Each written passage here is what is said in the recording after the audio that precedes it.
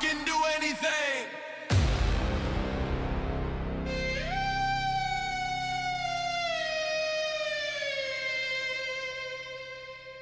The one,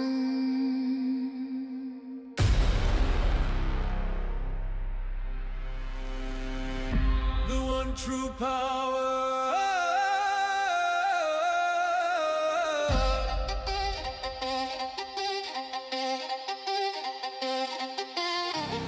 The one true power.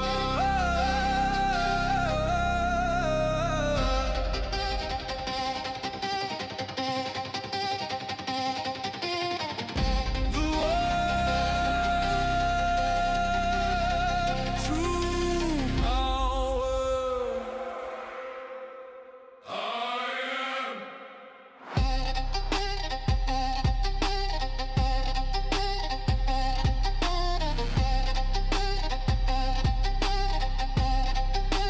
Raven King. I can do anything.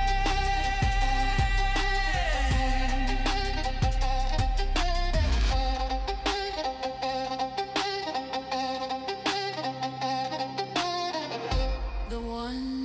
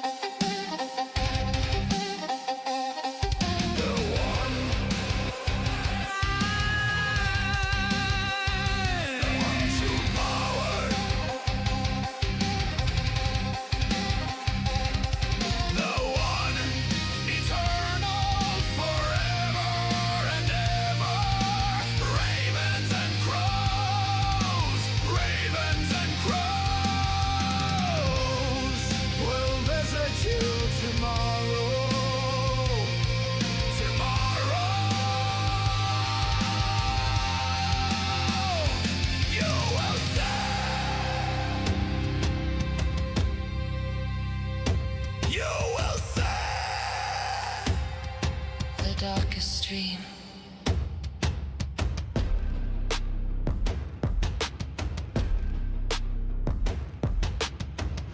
The one true power. I am the Raven King, your darkest dream. The power.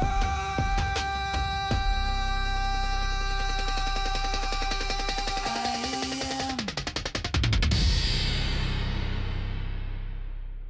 The one true power. The Raven King. The one.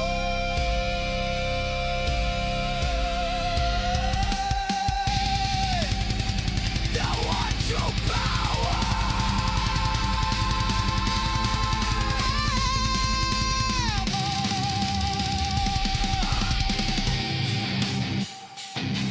There is no other.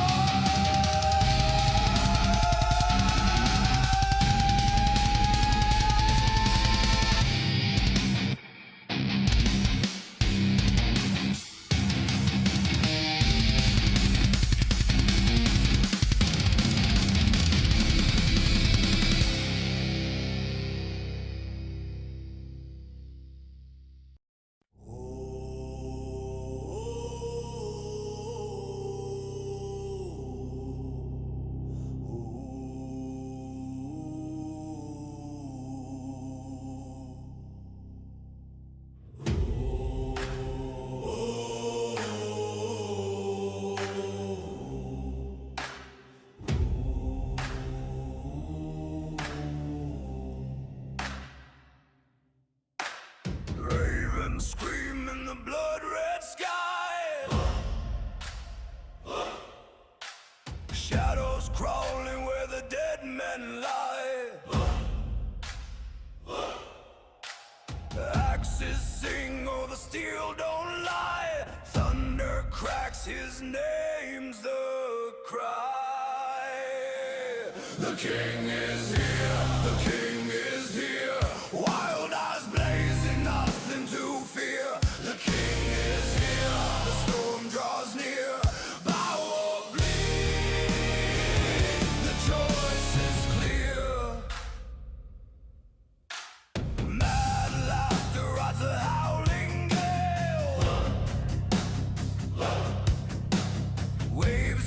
Bones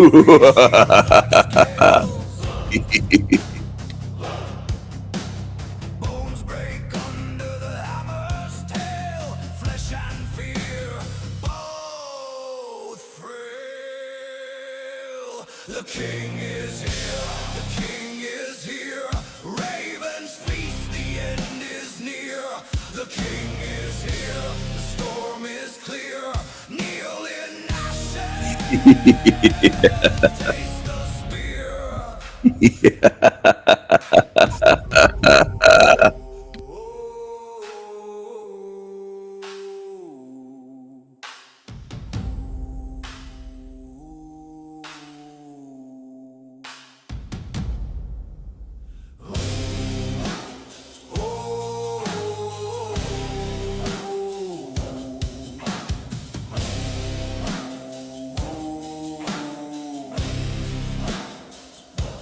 Crown of iron, dripping flame, carved by war, etched with pain.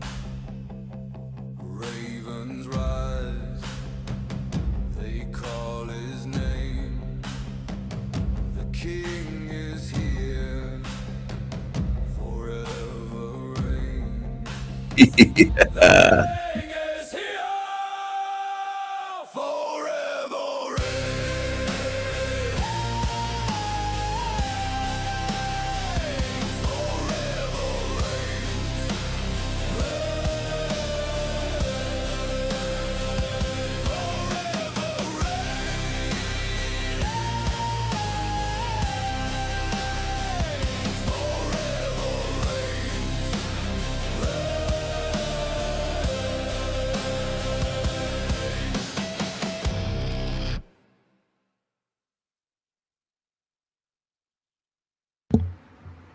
Hello, everyone. Hello. Hello. Hello. Hello. Hello. Welcome to the show. This is El Diablo Radio International, the greatest show in hell. Nobody does it better. Nobody. Hashtag winning. Smile. Smile, my tickets. Smile, my darkies. Smile, be positive. Smile, laugh, dance, sing. Come on, my niggas, come on. Oh, yeah. Oh, yeah. Oh, yeah. Come on, my niggas. Come on, there's the Shady Bunch, Team Evil. They're at this cheap motel where drug deals go down. One of the most dangerous places is in a motel parking lot at night. Avoid those places. They're full of drug dealers and pimps and hoes and thieves and felons, psychos, drug addicts, meth heads, creepy creatures, creepy creatures.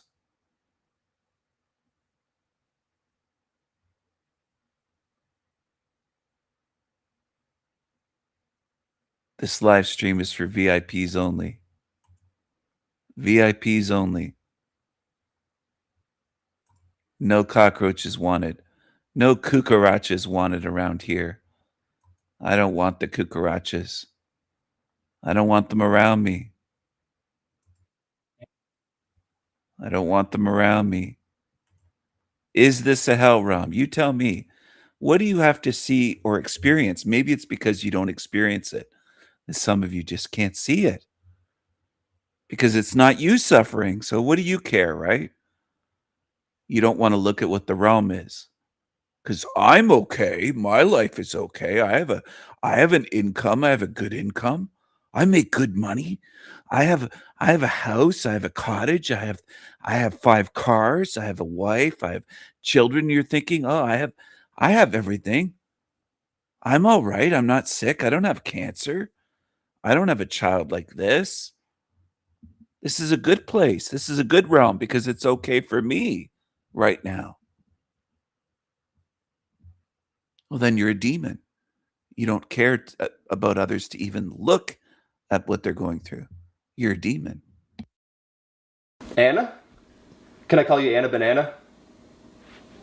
Anna Banana, you're not going to believe this, but I met you when you were 2 years old. Do you want to play? This is going to be so much fun, and I'm so happy I get to play with you. And guess what I brought? A unicorn! Do you like playing with unicorns? How old are you now? 6. What is it like being 6? I like to go places. What kind of places do you like to go? I like to go to stores, and I like to go to my grandma's house. This is an update video. I first met Anna about 5 years ago when she was only 1 or 2 years old. Did he fall? Oh my goodness!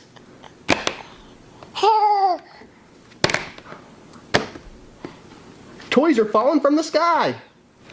It's raining unicorns and dinosaurs. Before we talk about all the great things Anna has done since then, can you give an introduction to people who are meeting her for the first time? Sure, this is Anna. Anna has a skin condition called harlequin ichthyosis. So her body doesn't transport a protein to the outer layer of her skin. So because of that, her immune system's trying to heal itself, and it makes skin really, really, really fast. So Anna takes a whole bunch of baths, right? And we use a lot of lotions and Aquaphor. But other than that, she is a typical 6-year-old. What's your favorite thing about your brother? I like playing with him. What kind of games do you two play together? We sometimes play Minecraft, most of the time Roblox, and then we play toys a lot too. And sometimes we used to play Zombie Apocalypse. How do you play Zombie Apocalypse? We made it up. Yeah, you build a fort and then you have pretend zombies. Yeah, and you had to hide when they come, or you had to fight them. What do you want other children to know about Anna?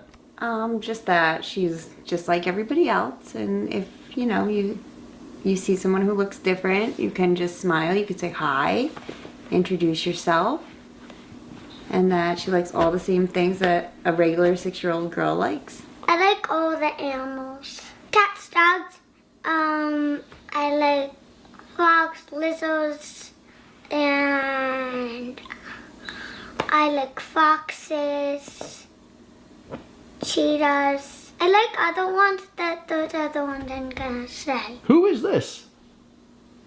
My dad. What do you like to do with your dad? I like to play.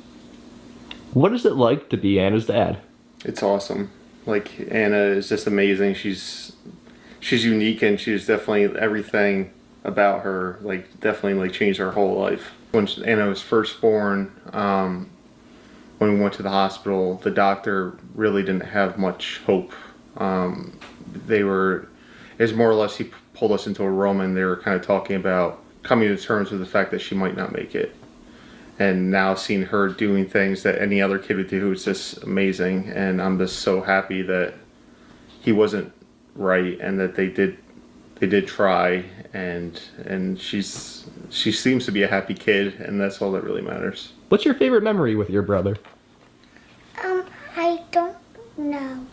I can't remember. That's a tough one, right? If somebody wants to be friends with Anna, what do you recommend they do? Just walk up to her and say hi. She's nervous at first, but she knows how to talk to you when you try. You don't have to just look at her or anything. You could go say hi. There's some kids at the store that is almost, oh my god, and just stare at her. I don't like remember that. Yeah, I don't like that. What was that like for you, Anna? Different, because I never had any guys doing it. What do you want them to know? I don't know. I actually don't know. Most of the kids that do, they're not inside her school, so they don't really know her. So they just stare at her. I think it's a lot for her because there's a lot of, especially if we go outside of our town, like anywhere, you know, a little bit farther away, you get a lot of stares. It's not just kids, it's kids, adults, everybody's looking almost on a constant basis. And I was saying that we try not to draw attention to it just because a lot of times she doesn't notice the adults because she's not looking up. So I don't think she's fully aware of that as much as the kids because they're face to face with her and they get really, you know, they can't look away almost like they're in a trance. So it's becoming more difficult for her as she gets older and starts to realize that they're staring. Do you ever teach your friends about your sister? I mean, yeah, because they always think that, like, it's a disease. So what kind of awesome God, as people call it, would put children through this with a condition like this where she has to bathe, I don't know how many times a day, but it's many, many times a day, and put lotion on her skin because she has this condition, Harlequin ichthyosis. I'm not sure if I'm pronouncing that properly.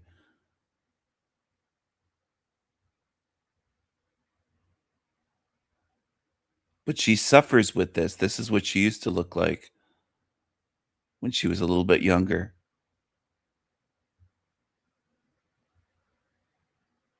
So is your God an awesome God? I want to know how awesome your God is.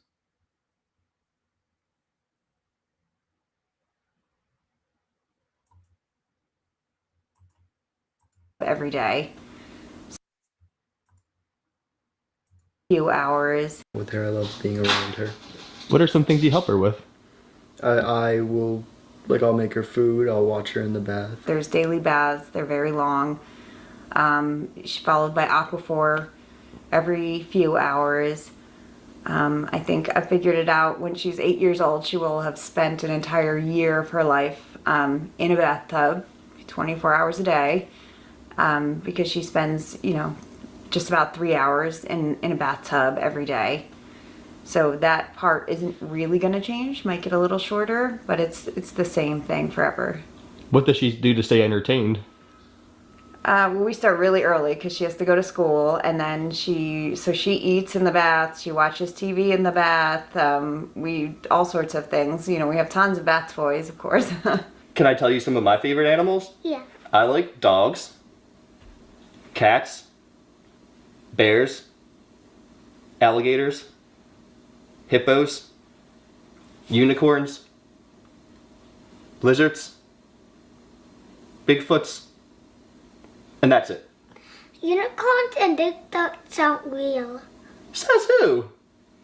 I just know that they aren't real. She wants to be known for what she can do that's not related to ichthyosis. Like when she took dance for a year and she did the dance recital, it was like the very end, and she came up to me and she was like, "Mom, now I love myself." You know, it was just like that excitement of I succeeded in something, and it really had nothing to do with ichthyosis. So she's definitely more interested in that stuff. I like dogs because dogs could be like big dogs or like a puppy. Puppies are cute. But are they cuter than kitty cats? I don't know what I would choose. I like cats and dogs the most. What about a cute little kitty cat that you can pick up with one hand who's like, meow? I don't know. It's too tough. Dogs or kitty cats, it's too tough of a decision. I like both of those. I like both of them too. Those two are my favorite. What are some things that Anna needs accommodations in because of ichthyosis?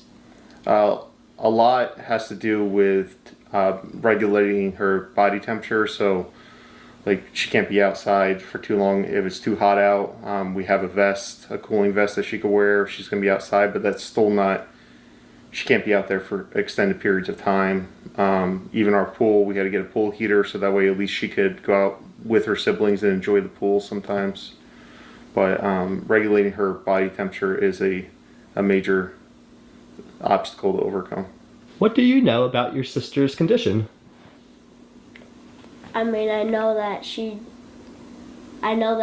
can't like really, she can't sweat, and like she can't get like goosebumps that really like keeps people warm when they're cold. I didn't know that arthritis was linked to ichthyosis. So when she was about 3, she got COVID, and it kind of started arthritis in her body. And so that has been a whole nother thing for us to try to figure out that we don't fully have under control. So yeah, no, nothing ever goes as planned, I think.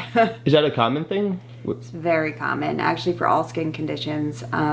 It's very much linked to, because it's all an immune system overreaction, which is also what arthritis is. So all skin conditions are usually linked to arthritis in some form. I usually play with dinos or like play with any toys. Wait, you have dinosaur toys? Yeah. That's amazing. And I dig long neck, dig T-Rex, and I dig blue one. If a T-Rex was here, what do you think he would say? I think he would start with that, then he might even say, That is actually, if he does a dig roll, then that's actually one of his attacks. A dig roll. a big roar? That's one of his attacks? So if a T-Rex was doing the big roar attack at us, like, what should we do to calm him down? We'll totally just slow onto the ground. What has it been like for Anna to start school and really engage with her peers? Well, if you ask Anna, she'll say she hates school, but it's not because of the kids. It's really just because she doesn't want to go to school every day like every other kid. But Anna has lots of friends, and she's adjusted really well to, you know, that side of school. She just doesn't want to do math or reading.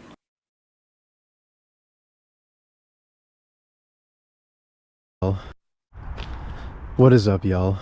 Today I'm on my afternoon walk, and I wanted to talk about a specific topic. And this video's inspiration is from A Life Outrage. He made a video a while ago, well, probably like a week ago, and the video was about not losing your inner child.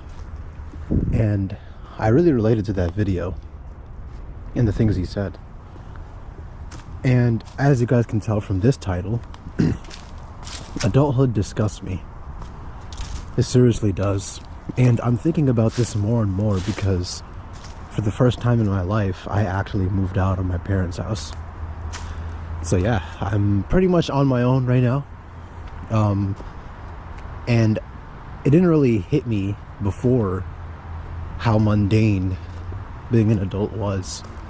I mean, I still was paying bills and, you know, buying groceries and stuff like that, but the way I see it, it doesn't really hit you that hard until you're actually involved in this stuff, you know, and you're doing it by yourself, I mean. And now that I'm alone, at first I thought it would be like the ultimate freedom, right? I thought I'll be... At first I thought it was alone. Alone. Now that I'm alone,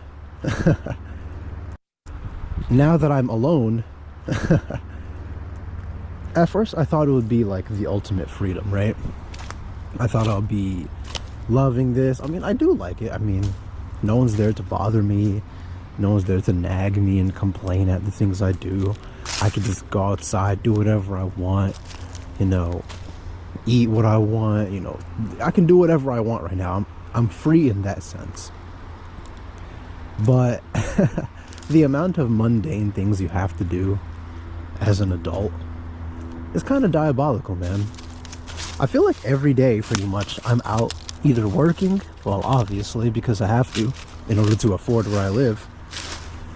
But it basically just comes down to working, buying things that I need, working, buying things, groceries. Don't even get me started on grocery shopping. Grocery shopping is perhaps the #1 most NPC activity of all time. I'm not even joking. I strongly dislike grocery shopping, man. I strongly dislike it. Yes, I get to eat, the things I want to eat, which is cool.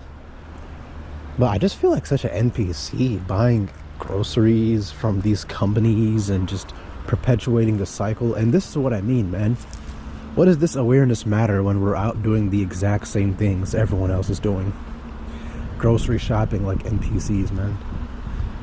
And I kind of had a random thought, man. Why can't we just be capable of hunting our own food? I mean, we always did that, in the past.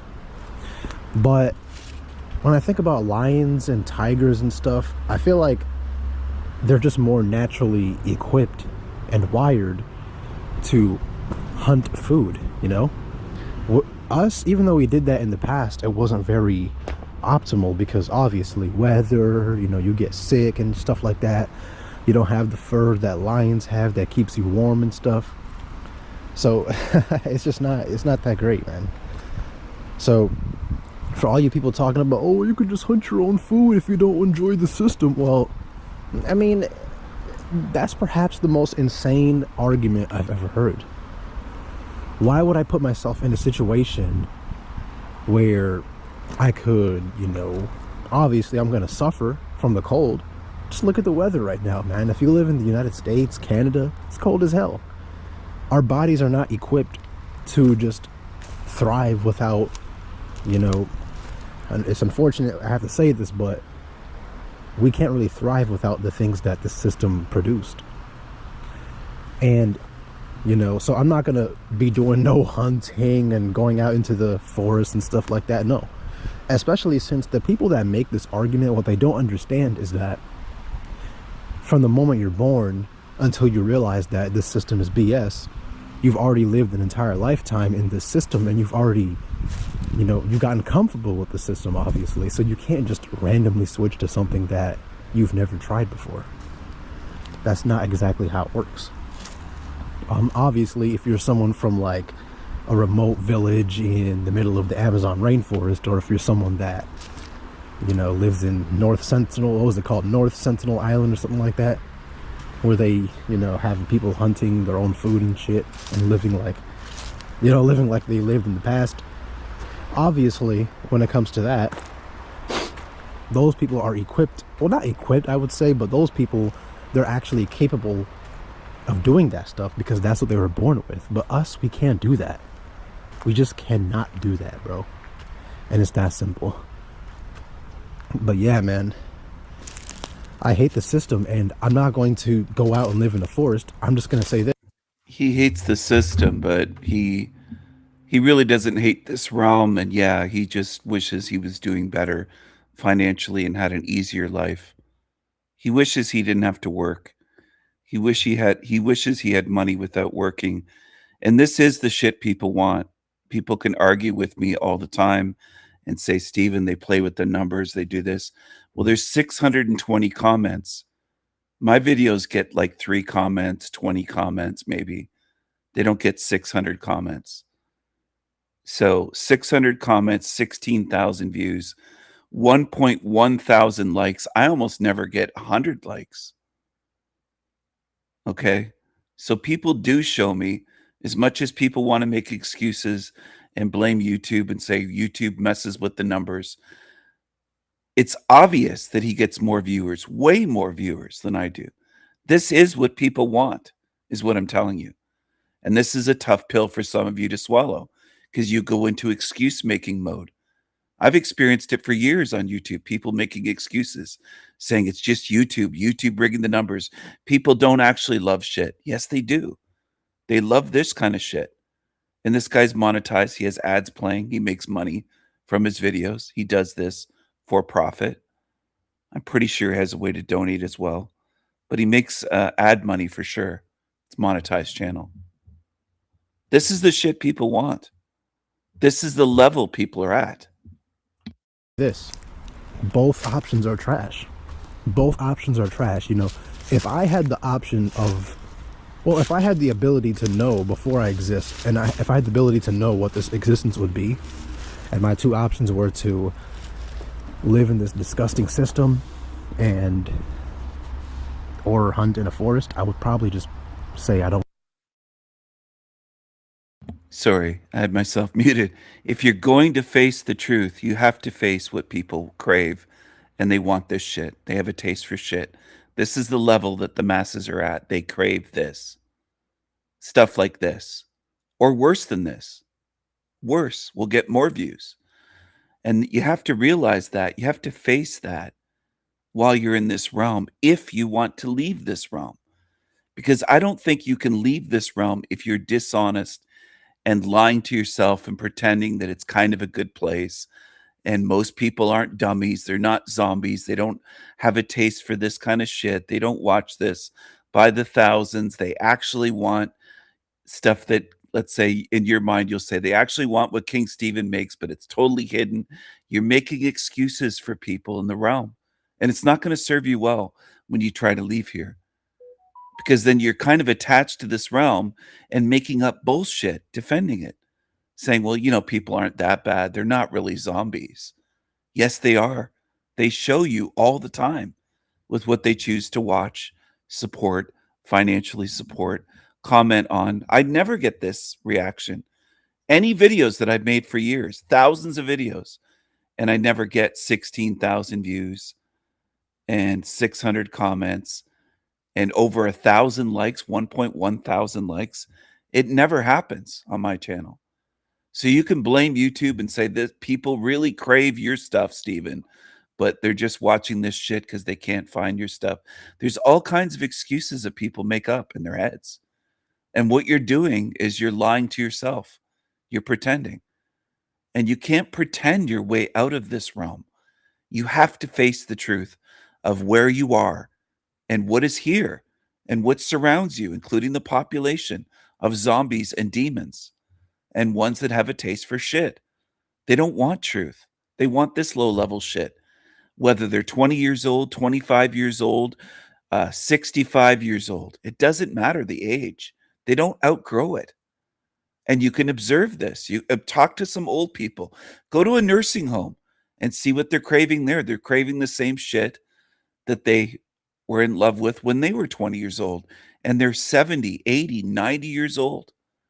They never outgrow it. Never. Never. And that's what you have to start realizing, because it shows you where you are and how this place works. It's about time you get really honest about where you are and go deeper than just saying, I know it's a hell realm, Stephen. I'm talking about the fine details, what people are, what they crave, how they never grow up, how they never outgrow their taste for simple shit. And how they would love this place if they didn't have to work and toil and they just had lots of money. If they could be a celebrity, they'd change places in a heartbeat. It's obvious, but you got to start facing it. And I don't believe that most people in this realm have, including on my channel. There's very few that have done that much that I can see. I don't want to exist. You know, it doesn't really sound very exciting to me. Let me turn my alarm off. But yeah, man, being an adult is it's just lame. It's just lame, man. You just work and work and you're just the same as everyone else, man. They talk about individuality, but no, you're just doing the same things everyone else is doing. Working, consuming, buying stuff, that's it. And it feels like half your day is just robbed, not only from work, but having to do other things as well. And once I moved out, I kind of realized there's always these minor things that I have to buy that I don't even think about until I realize, wait, I need this. Obviously, I'm going to get used to it, but it definitely is not fun having my day center around all this trivial stuff. So that's definitely going to be a shift. And I already know I'm going to get some comments talking about, oh, this is what it means to be an adult. I don't care, bro. I don't care. I know this is what it means to be an adult, and I'm saying I don't care about it. Screw it. I don't care about this human experience.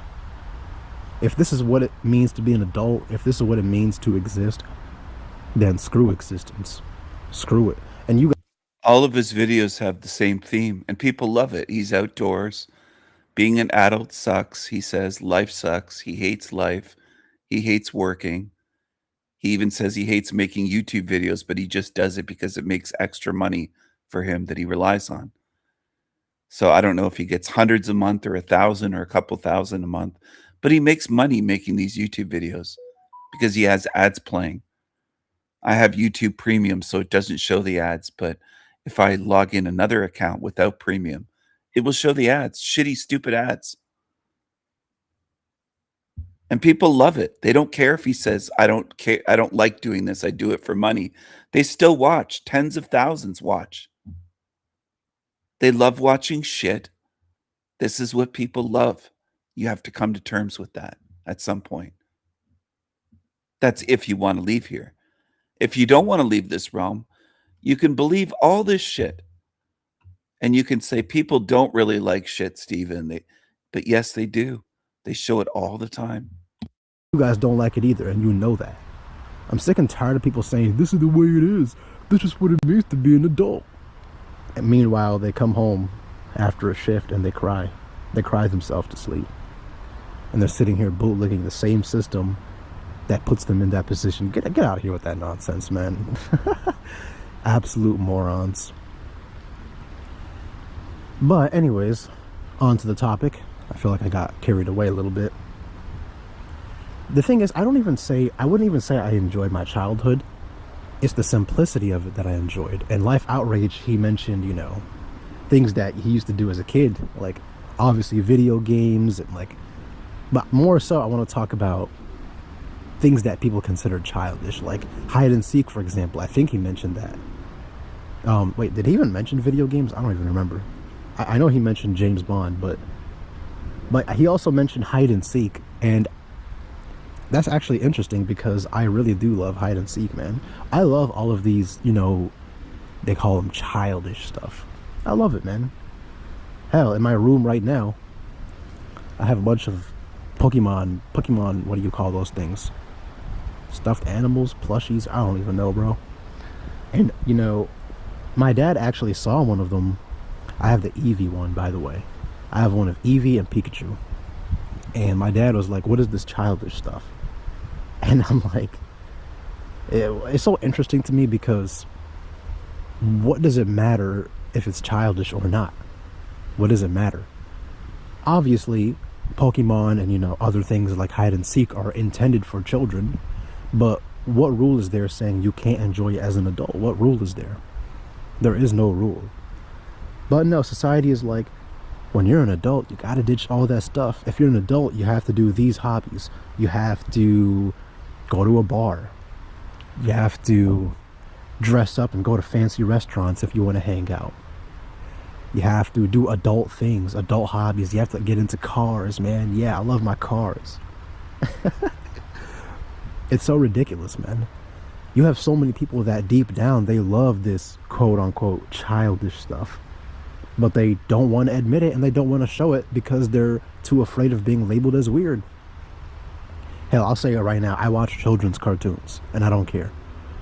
I don't care. I don't care what anyone thinks. Hell, I could even watch My Little Pony. Don't care. And I actually do like that show. I mean, I haven't watched it in a long time, obviously, but it's a good show.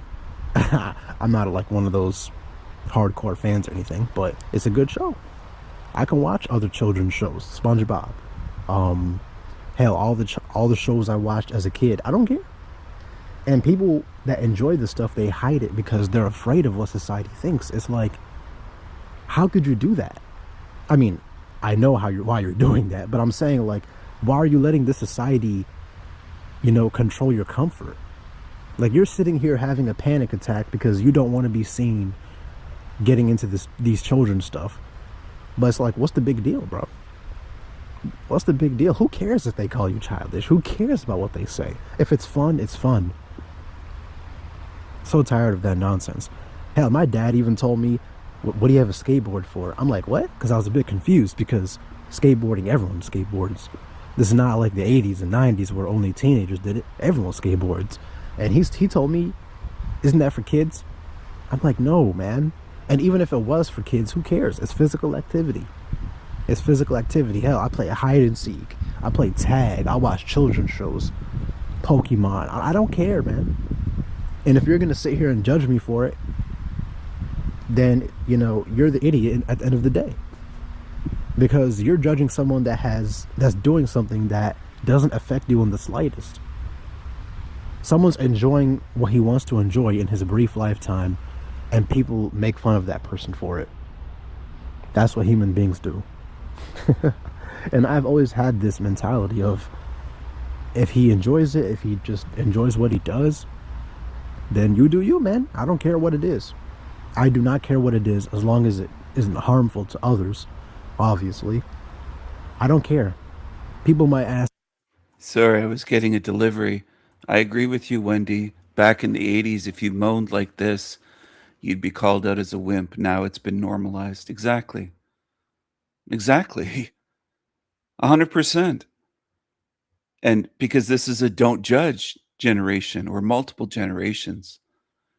And it isn't just the younger generations that accept the don't judge Gen Z. There's boomers that will say don't judge.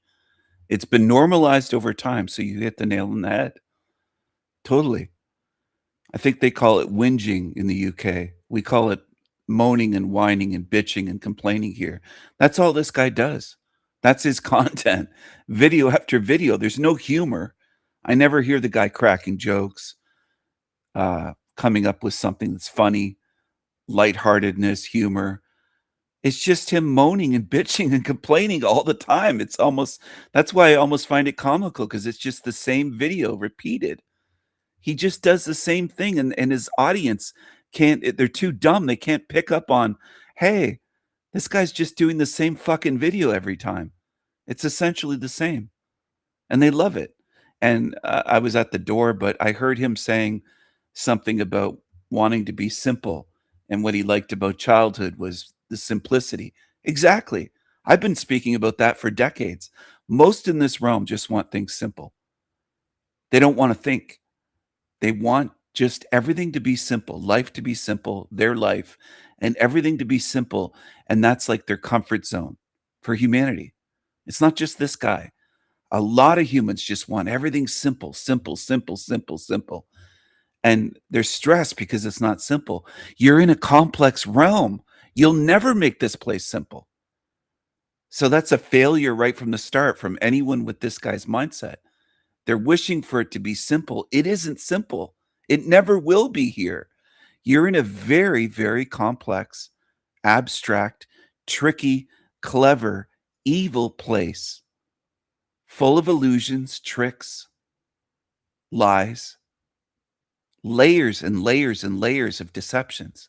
It's not simple. This realm is not simple. So the people that crave simplicity, you're going to suffer even more, because you're craving something that's not going to happen here. What you should start doing, and I don't believe most people can do this, is facing reality for what it is. I'm not saying you have to like it either. I'm not saying, oh, you got to love it. No, just face what's going on. That's a big step that most people, as far as I can observe, never take in this place. They crave what's simple. They crave their childhood. You're not getting that back. Well, unless you get recycled and have another childhood here. But you're not getting your childhood back. So these perpetual infants that want to infantilize themselves and watch My Little Pony, for fuck's sakes, and He-Man and cartoons for life, you'll never be a child again. No matter how much you do that, you can't go back again unless you get recycled. But then you're kind of living a totally different life, a different childhood, and it's all different. You get a childhood again, but it's going to be different from what you've already had. You have to come to terms with that mentally, emotionally, psychically, spiritually. And this guy, of course, doesn't come to terms with it. He'd love to go back and relive his childhood.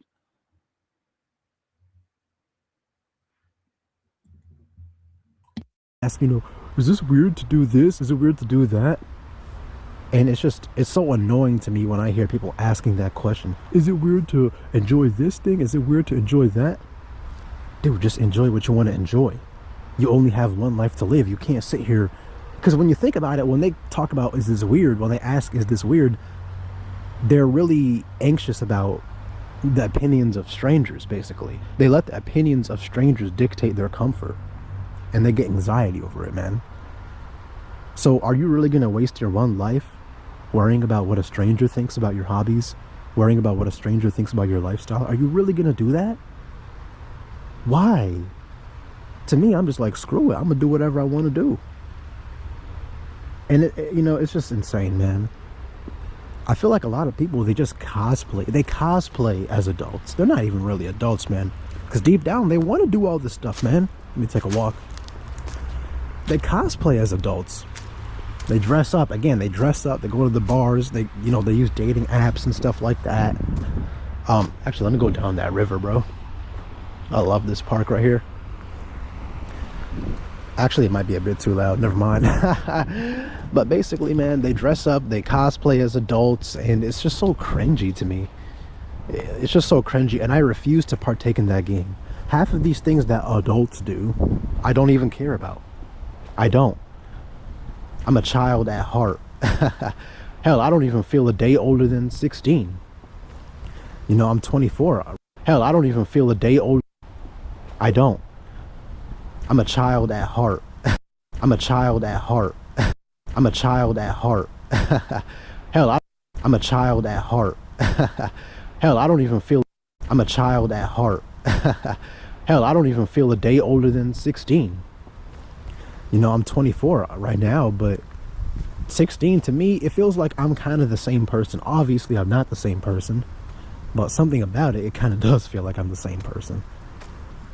I don't really feel like I'm getting older. And I even hear people saying the same thing, even in their 50s and 60s. They're like, I don't really feel like I became older. I'm like, that's going to be me eventually. But yeah, man, it's like, I'm not going to ditch all of these things that I enjoy just because other people might say, oh, this childish. Think about it like this, actually. Do you really want someone in your life to be judging you, right? People that ask these questions, is it weird to enjoy this hobby? Is it weird to enjoy that hobby? Does he ever talk about this realm or anything other than himself? It's always just about him. As R.I. said earlier, it's just a venting session. That's all this guy does. He bitches, moans, complains, vents on repeat.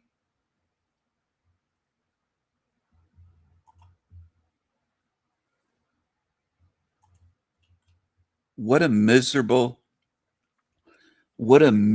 creature. What a pathetic existence. Does this guy actually research and watch other channels? I don't think so. Think about it like this, dude. For the people that would judge you and say that it's weird, do you really want them in your life? No, right? You obviously will not want them in your life. So if you're only surrounding yourself with people that think it's totally cool, then what's there to be anxious about? What's there to be anxious about? Oh wait, I know. Because the digital realm, that's why. People see other people's opinions online and they get anxious about it. Even if, those people don't know them in real life, people are anxious about it. Just look on Reddit, man. So many people on Reddit asking, is it weird to do this? Am I a loser if I don't do this, if I do this? And that's what people do on Reddit. There's someone behind me, so I'm just turning around. But Reddit is full of these people. And I'm like, dude, if you just close your computer and surround yourself with people that are cool with whatever you want to do in life, then you wouldn't even be asking that question. But the internet has made this, it's created this feeling within us that all of these strangers, their opinions matter when it does not. And perhaps, I've even seen a few people say, is this weird? And then, all of the Reddit comments say, yeah, it's weird. Nothing specific I can remember, but just as an example, even if, they say it's weird, who cares, man? It's just the internet. Close that computer. What's going to happen? Nothing. It's just a bunch of profile pictures and comments. But people let social media, opinions on social media dictate how they feel when they shouldn't. Who cares if everyone online thinks what you do is weird? Who cares? Keep doing it. Keep doing it, bro. Because at the end of the day, you should not be letting these people's opinions control you. It's as simple as that, man. Matter of fact, just stop using social media as a whole. Stop using it as a whole, because social media is a joke. But then again, that's kind of a video for another topic. Hell, I already made the video. It's called Social Media Disgust Me. Go check it out. But anyways, let's talk about adulthood, man. The interesting thing about adulthood is that the way society expects you to achieve all of these things by X age, by that age, by this age, it's so arbitrary when you think about it. Because, like, for example, people say, oh, if you're living with your parents at 30, you're a loser. But when you really think about these arbitrary milestones that society expects you to achieve, that when you really think about it, let's just say this. Let's just say you turn 30 years old and you're still living with your parents. What happens? What happens? Is there going to be a label above your head that says failure every time you go out into society? Is there going to be something attached to your, like a username or something on top of your head saying failure? No, nothing happens. Nothing at all. It's like they're like, oh, you're a failure. And then you're like, huh, okay. So what happens now that I'm a failure? Nothing happens. Life keeps going. And if you want to achieve something, you could achieve it anytime you want. So this entire concept of failure and all that stuff, it's a completely meaningless label. And even if you do succeed, guess what happens? Success. You're a success. What does that mean? Nothing. It's all just pointless labels, but people let these labels control their emotions. I'm a failure and I'm 30 years old. I didn't do this and this and this. Meanwhile, the only reason you have all that stress is because you care too much about these arbitrary labels, these arbitrary milestones.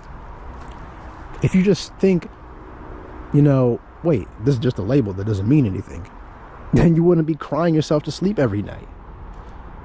Hell, my brother is 30 years old. He lives with his parents. And guess what?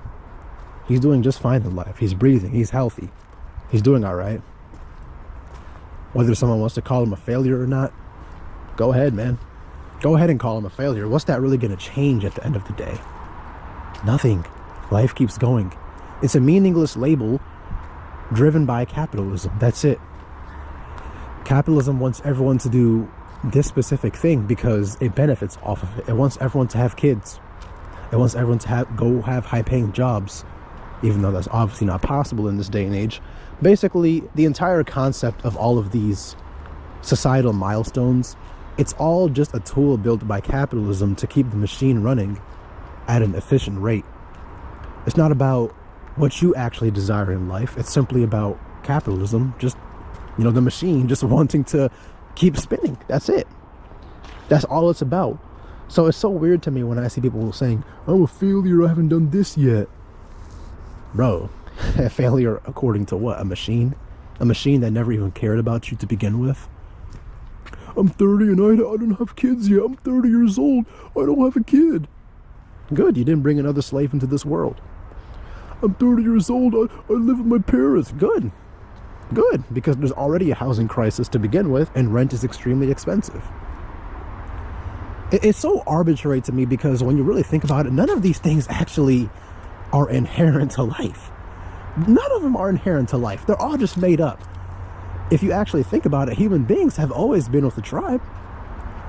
They've always been with a tribe. The human beings have never, until only recent history, they have never moved out and lived alone. They've never done that, and that's how you can tell it's not inherent to life. In most of human history, success was just basically defined as survival. If you were surviving, you were successful. But only in modern history, in modern times, we changed that to all of these things that don't really mean anything. And that's why I just don't really care about these things anymore. I thought there was a deer behind me. That's why I don't care about success. I don't care about anything this society tells you to do. This entire game is completely made up. I mean, I've already said that a million times, but You could even tell it's made up because the game just keeps changing over and over again. It keeps getting more and more patch updates. The game at first was very simplistic, you know, just survive. That's how it was for the vast majority of the game. And then now it changed to all this other shit. No, man. No. So it's just so weird to me when I see people saying, I'm 30 years old and I still live with my parents. So, you know, there's been billions of 30-year-old males that have lived with their parents for most of human history. So why are you so down on yourself, man? Oh wait, because you don't realize that this is just a made up game and it's all arbitrary. That's why. And it's truly tragic. It's truly tragic how people can't wake up to see this. And I get it, they're living in this timeline. They're not living in the past. So all they know is this timeline. All they know is this version of the game. But I really wish people could just zoom out and just see that this is what it is, a game. Who cares if you haven't done X and X by X age? I don't know. Who cares, man? Bro. Anyways, I don't really have much more to say. This is kind of like a very unstructured video. I just randomly decided to talk about it because I was thinking about it a lot after I moved out. But yeah, man, I don't really have too much more to say. Probably gonna just end the video now before I start rambling and shit. I kind of already did ramble most of the video though. But anyways, if you enjoyed the video, man, make sure to click like. Make sure to click subscribe. Yeah, man, I don't really have too much more to say. Probably gonna just end the video now before I start rambling and shit.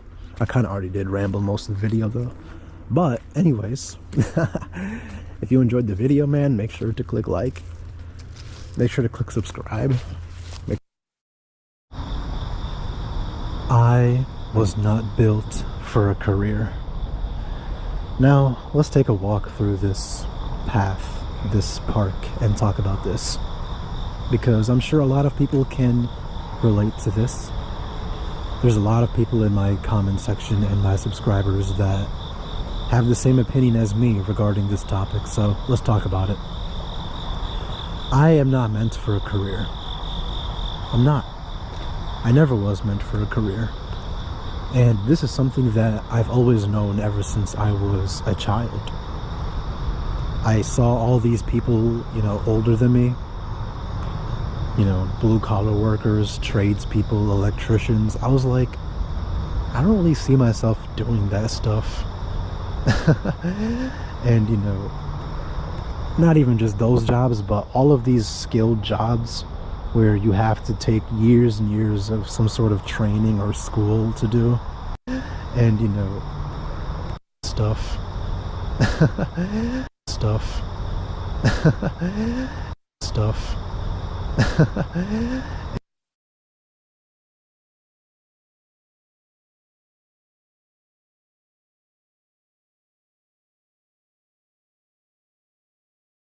Black African countries can't build successful economies.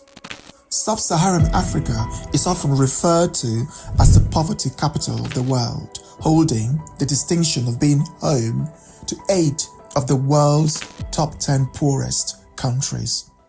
The continent produces or manufactures little of significance and faces significant challenges in education, weak and corrupt institutions, research and development, infrastructure, and governance.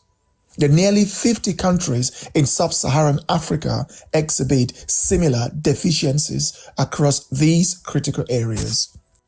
When Africa is mentioned globally, poverty typically comes to mind.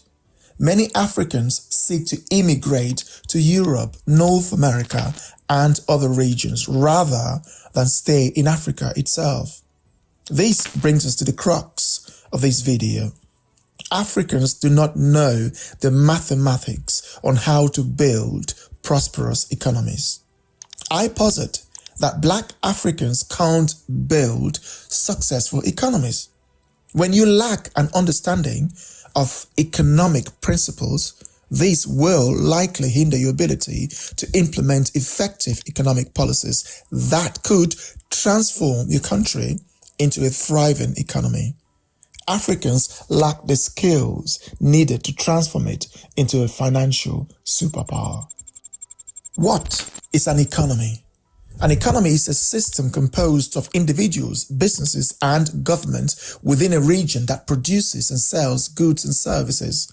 It reflects how a nation creates, distributes, and consumes goods and services, as well as its overall financial health and activity. For a country to have a thriving economy, it must have a government that ensures transparency and protects its citizens. An effective government does not own, produce, or sell goods. Instead, it must create a conducive environment for both businesses and individuals. This includes providing solid infrastructure and enacting enforceable policies that would enable these entities to flourish without fear.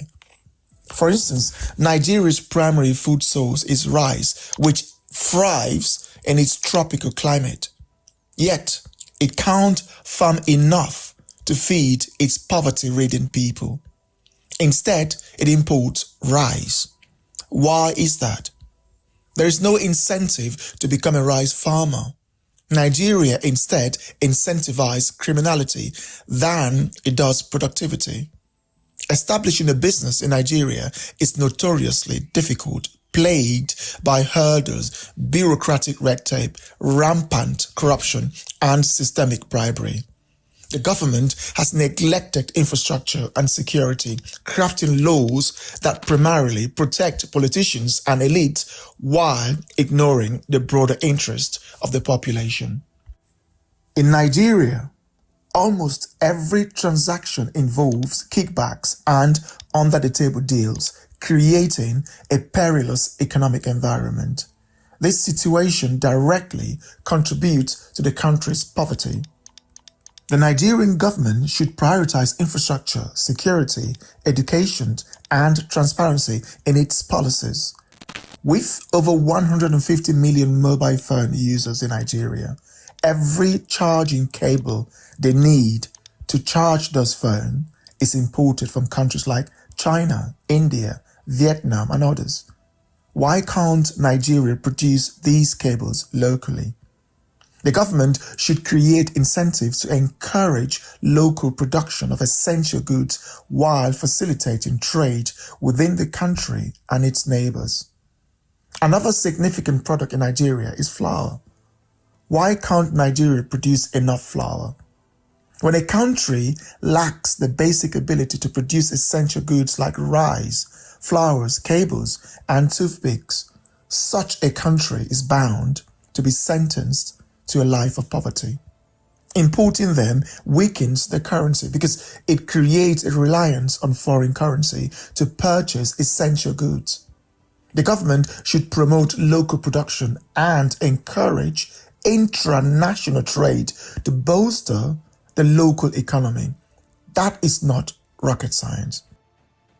For context, Taiwan, with a population of 23 million people, had a total trade of $869 billion in 2024, while Nigeria's trade volume for the same year was just $89 billion, despite having over 10 times more people. Interestingly, Taiwan's trade volume surpassed that of West Africa's entire population of 466 million people. If you still believe that we are impoverished due to some covert Western agenda, you may not be grasping the actual issues at hand. The reality is that we are not manufacturing or producing many of the basic goods we require. To develop our local economies, we must focus on internal trade and foster exchanges with neighboring countries. These will strengthen local currency, create jobs, and enhance government revenues. There is no magic solution to these challenges. The total intertrade among 16 West African countries, which have a population of 466 million people, was just $52 billion in 2024. In contrast, Switzerland, with a population of just 8 million, traded $127 billion with Germany in the same year. Singapore, with just 5 million people, engaged in intertrade worth $54 billion with Malaysia, while Hong Kong, with 7 million people, had an intertrade with South Korea totaling $45 billion.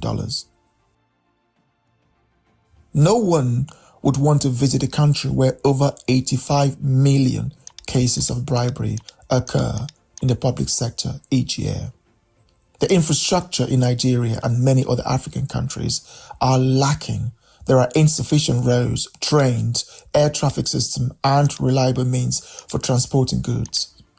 Institutions lack solidity and transparency, resulting in significantly low productivity. Some might argue that their road and trains flight. However, try driving from Benin City to Akure in Nigeria, a distance of just 112 kilometers, and you will see how many hours it takes you. You will also face around 50 police checkpoints, each one attempting to extort bribes, turning the journey into a nightmare. Additionally, you may encounter potential kidnappers, robbers, and other hazards like potholes and damaged roads. This situation is not unique to Nigeria. Countries like Ghana, Senegal, Cote d'Ivoire, Angola, Kenya, the Democratic Republic of the Congo, Cameroon, Botswana, and many others are similarly affected.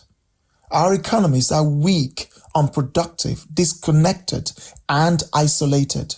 Our currencies reflect this weakness, as they are not tied to strong local production-based economies that are interdependent on each other and their regional counterparts. Another example. I like the title of this video, Africans Have Built Nothing. It's true. I'm laughing because it's finally coming out. Sorry, excuse me. I don't want to get too carried away here, but it's finally coming out of the mouths of darkies, admitting that they've built nothing. They're finally starting, just beginning, just the very few are finally, just a few of them out of the entire world population. It must be, who knows, billions of them. And it's just a few, maybe a handful, admitting, finally looking and saying, we built nothing. I mean, they're admitting to the obvious that some of us could see decades and decades ago. And they're just now, just a few of them out of the entire realm admitting that they've built nothing. It is comical. It's comical because they live in these countries and they can't look around and say, yeah, we haven't built anything. Look at the rest of the world. It's so obvious. Sorry, I have a laugh attack. You compare, excuse me, you compare Nigeria or Sudan or the Congo, wherever.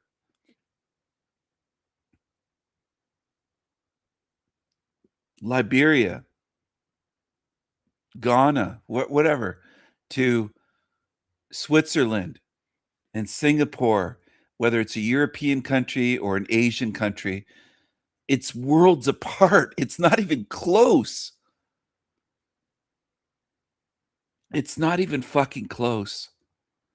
If you look at what they're building in Taiwan and Thailand and Singapore, in Asia and in China, Chinese cities, and compare it to the darkies in Africa, there's no comparison. Compare Japan. Obviously, that's an obvious comparison.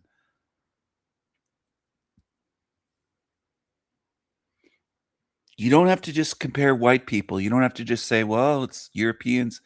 There's no comparison. And they're just finally starting to realize that they're in the Stone Age and they've built nothing. Of the challenges faced by black majority countries can be seen in nations outside Africa that are black majority, such as Haiti, Jamaica, Grenada, and Dominica. they all struggle with weak economies.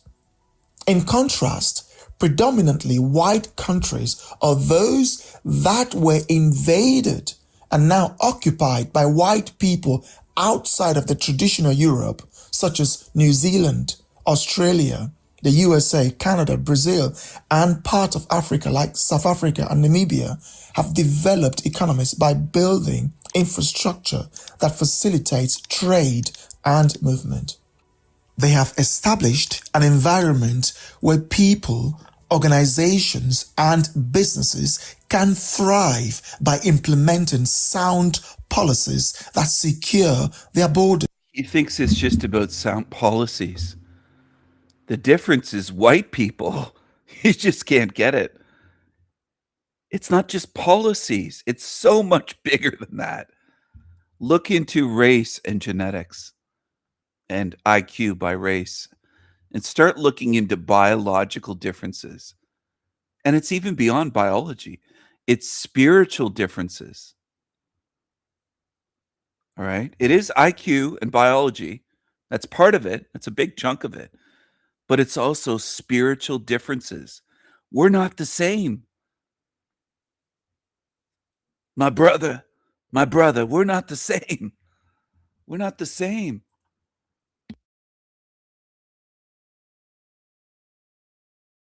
You're in the Stone Age. They'd love to have a truck like this.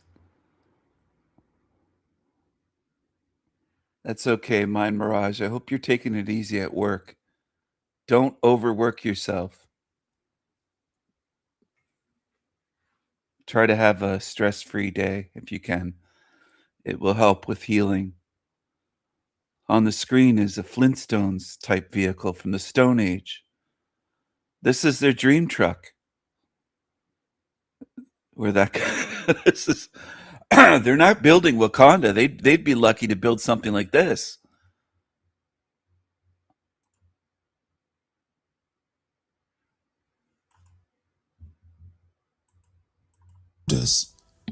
In 2025, many African countries still have less than 35% power coverage. In Nigeria, only 65% of the population have access to electricity, and those who do often have service only a few hours per day. Furthermore, 95% of Nigerians lack access to public running water. They must dig boreholes and treat the water themselves. If they treat it at all, who knows? This could be a contributing factor to Nigeria having one of the lowest life expectancies in the world. In South Africa and Namibia, the white population on average are the wealthiest people in Africa. They build infrastructure and policies that contributed to their economic development until the... I'm going to share some vehicles that they have built in the Congo. This is what they have there. And I'm not kidding. You can watch videos. I've shared them before, but some of them are copyright and I don't want to risk my channel. But this is what they can build. And they use machetes to carve the wheels out of wood. This is what they're riding around on. No motor. There's no motor on this, okay? So I don't know how they climb hills on these fucking things, but this is what they roll around on. No joke. And people will argue that there's many in this realm that will argue that we're all the same, we're all equal. No, we're not. Obviously, we're not. And that's something, if you're going to get out of this realm, you've got to stop with the lies and excuses. What am I suggesting? Stop completely with the stupid excuses and lies. And just face reality. We're different. And look at this and say, yeah, we are different. Because I could have done better as a school when I was in elementary school with my friends. We could have built something better than this out of scraps. There were kids I knew that built better soapbox cars. This is what you're looking at on the screen is retardation. And people don't want to face that. But that's what it is. They will never have factories there made by them, inventions made by Africans. Wendy said, "Ha, Flintstones truck." Yes, that's a meme I made, by the way. That's one of mine. That's one of mine that inflames the demons. Those call me racist. He's racist.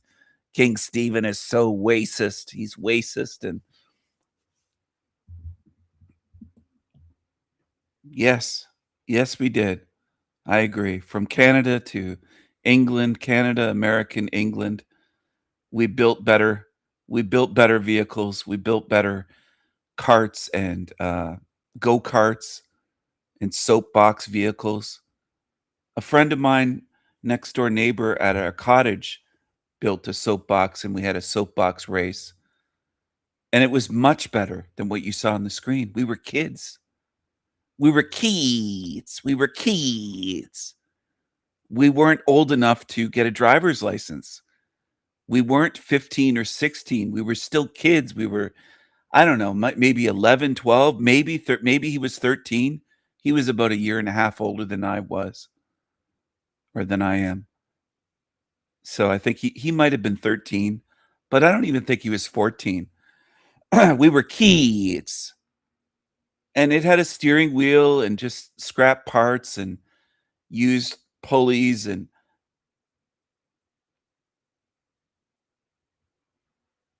anyway, it's remarkable that people can't see this. They can't face this because they're so programmed to feel sorry for them, thinking, well, I have white privilege. Those poor people over there, and your programmed white guilted people feel like, well, they were exploited. We oppress them. There's countries in Africa white people have hardly even set foot in to this day. Hardly a white person. They'll look at white people like you're an alien from some other realm or something. No, we didn't oppress them. We didn't. In fact, the few African countries that were colonized were better off colonized by white people than the ones that haven't been colonized. They'd be much better if someone like me came in as their king, King Stephen, and colonized the place and started building roads, building bridges, building some factories, putting these Tiggas to work, getting them to do something rather than lying around all day, being lazy. These fatties in their stretch pants and yoga pants like on the screen. Get their asses moving.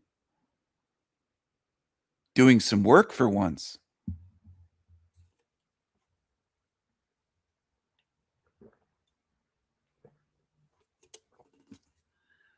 That's exactly my point, R.I. It can't be changed. It can't be fixed. You could pour trillions of dollars into quote-unquote education, even if it wasn't indoctrination, if it was a real, what we would consider, and I mean people on my channel, and white people, and European people, and ones that are, let's say, above average, at least above average IQ, would consider or be on board with calling it real education. It won't matter for the most part. You can't educate with money or with good teachers or with well-equipped schools a 65 IQer into being 105 or 120 IQ. It doesn't work that way. You can't overcome the genetics. It can't be fixed. It is this way. It's like saying we're going to fix water into being fire. Well, you can't. It's water. They are that way. We're just wasting trillions of dollars, just like in America, over the decades. Trillions of dollars, I'd estimate, have been wasted on trying to educate the Negro. I bet it's more than billions. I bet it's over $1 trillion. It's just a waste, a total waste. And that money could actually help others that can learn and that want to learn and that want to work and want to start businesses and are capable of being entrepreneurs. Like white children that might get a little bit of help instead of being discriminated against all across America?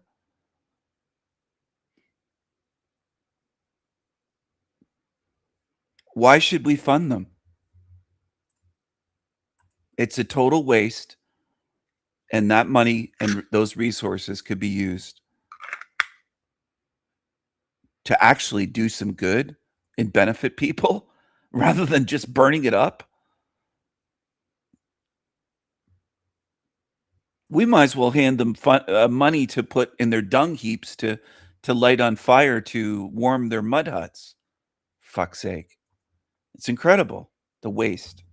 Blacks reclaimed control. While this might be a brutal truth to accept, it is essential to acknowledge that South Africa, under white leadership, despite its racial dynamics, was developed and more advanced than... It isn't just the leadership. That's what they're missing. Of course it was more advanced. Because there are differences between the white South Africans and the blacks. It couldn't get more obvious than this.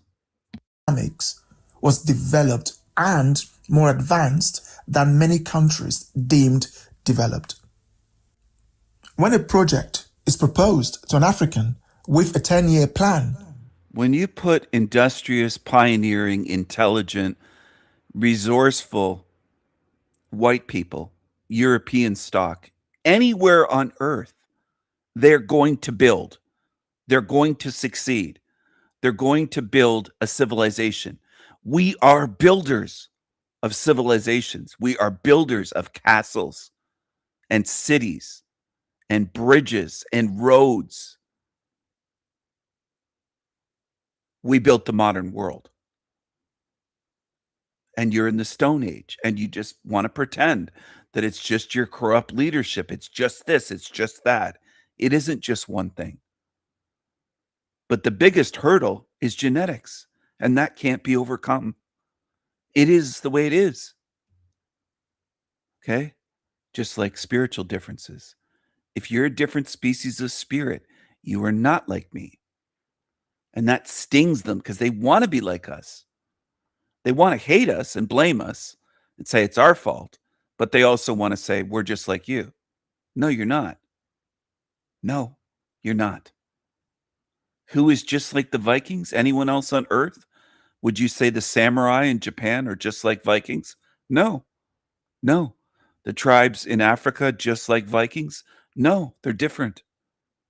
And this is a huge piece of the puzzle of this realm that I have tried to stress on my channels for years. To see the differences. If you're not seeing the differences, then you're not learning. And you're not seeing the realm truly. You have to notice the differences. And it should be second nature. Should be automatic. You should just be able to see. Should just be able to see it. The differences between you see a big hawk fly overhead and then you see a salmon leaping in a river. You see some salmon leaping in a river. And you say, well, they're different. A salmon is not a hawk. A salmon is not an eagle, like an American bald eagle. They're different. And you see one of those birds, a crane, standing there. It's different. It's not a fish. Now, I know the argument of idiots will say, we're not fish and birds. They're still human, Stephen. You're treating them like they're not human. Well, what does human even mean? I don't think we're all the same species. I notice the differences. And it isn't just skin color. Oh, you're just talking about skin color. I've talked about everything other than skin color for the past, half hour? Skin color pales in comparison to all the other major differences with race in this realm, like the IQ difference and the behavioral differences and the criminality differences. Their crime rates are sky high for violent crimes compared to white people and Asian people. Sky fucking high. That can't be fixed. It can't be changed. It's not just sky high rates in the Congo or Nigeria or Liberia. It's the same in the US. It's the same when they move to England. They act that way wherever they go on earth. It's biological. It's genetic. Okay? You can't fix it. You can't change it. You can't quote unquote educate it away or out of them. It is that way. No matter where they live. They could move to the most peaceful places on earth. They could move to Iceland if they let them in, which I wouldn't. They could move to Switzerland. They behave the same way on average. The exceptions don't matter. If you say, I know one black guy and he's a doctor and they're peaceful people. They're not thugs. They're not violent. Great. Exceptions exist. Everybody knows that. So the ones that try that argument, why even say it? It makes you look stupid. That's what it does. And that's the way liberals / lefties, Marxists are always trying to point to the exceptions. How about you look at the 99% instead of the less than 1%? How about you take a look at the majority of the darkies and their behavior? That's a good saying. They should add to that saying about the Boers, tack on maybe as a in the footnotes, and the darkies destroy and burn and riot and murder, grape and murder and torture and ruin civilizations that others built. They don't just leech off you. That would be bad enough if they were just leeches and lazy, but they destroy and they torture and they invade and they grape and they murder and they do horrendous atrocities. They do things that monsters would do. They do horrible things. Horrible things.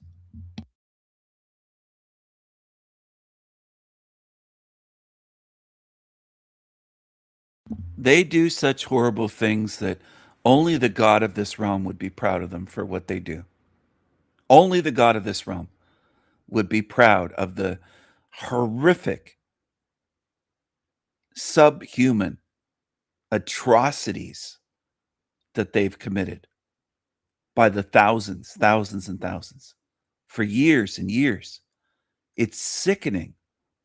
It almost turns my stomach, and I'm not even looking at it, but I've seen footage and pictures, and I've looked into it over the years, in the last decade or so, what has gone on in South Africa with these darkies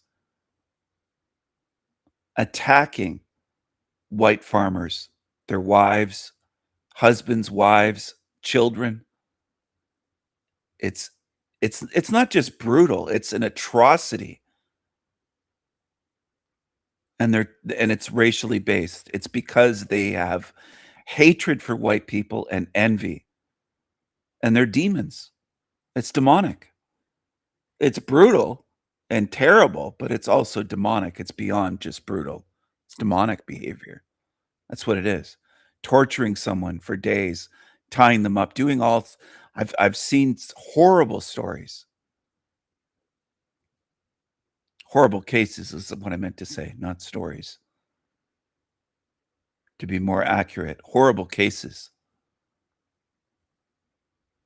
of monstrous behavior, demonic, evil behavior by the darkies in South Africa against white people, mostly white farmers, but not exclusively. It's not only against white farmers.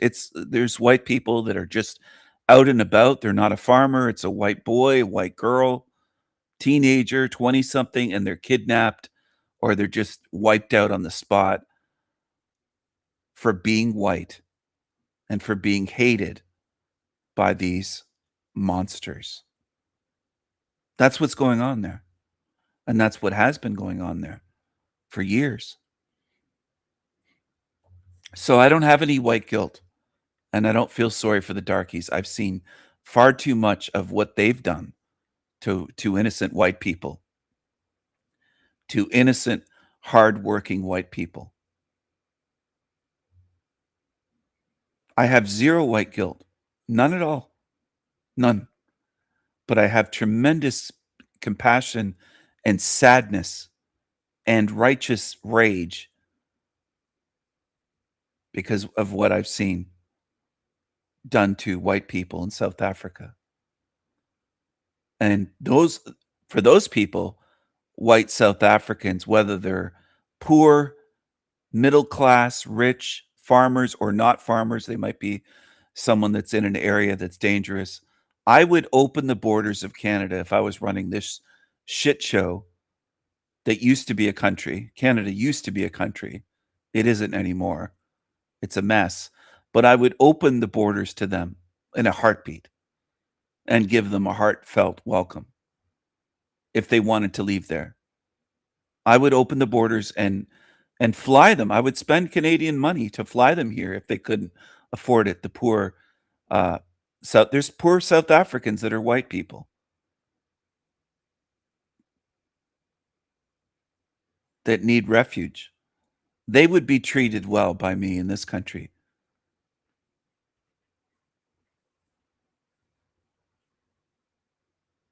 If they came here by the thousands. And I would deport many of the people that shit on this country, that shouldn't be here, that don't belong here. That's what I would do.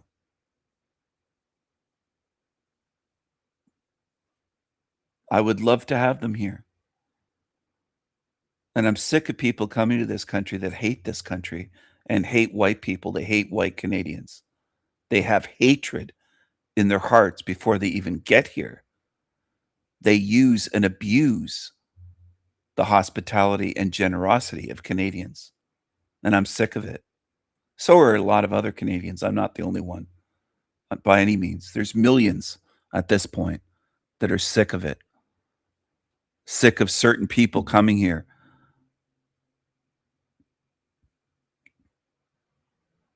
that are completely ungrateful, and they are disgusting.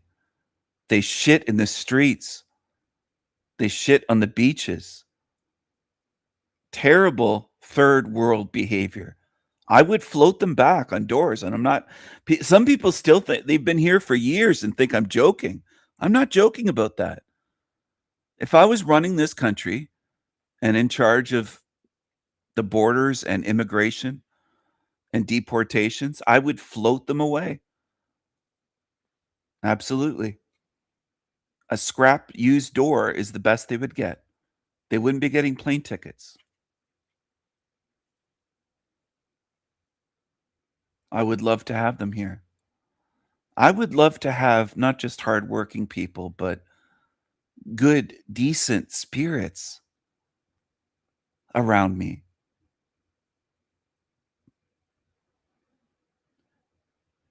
It's a crime against humanity what they're doing in Canada and United States and in England, teaching children, and in the rest of the UK as well, the entire UK, and all the way down to Australia, teaching white children that you're wrong, that you're bad, that you're toxic, that you're oppressors. They're brainwashing and abusing. This is a crime against children. They're abusing children by programming them and propagandizing them to feel like they're less, that they're bad, that they're toxic, that their ancestors are bad, that white people are bad. That's a crime. That's abuse. That's psychological abuse. That would have been considered abuse not that many years ago if you took a prisoner of war and did that to them as an adult, as a 25-year-old soldier, if you put them in a cell and you abuse them that way psychologically. That would be considered psychological abuse and a war crime. That's what's going on, happening to children. Children in Canada, United States, the UK, France, Germany, Australia, Sweden. It's a fucking crime.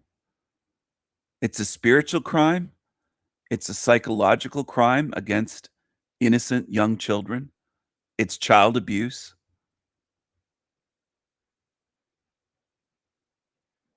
These creatures, these monsters that are doing this should be held accountable. And I know I've said this before, and these losers clip it and think that it bothers me, like Demon Slayer and idiots will clip it and say that, oh, well, he talks about how if he was running things, there would be public executions. I stand by that. There would be.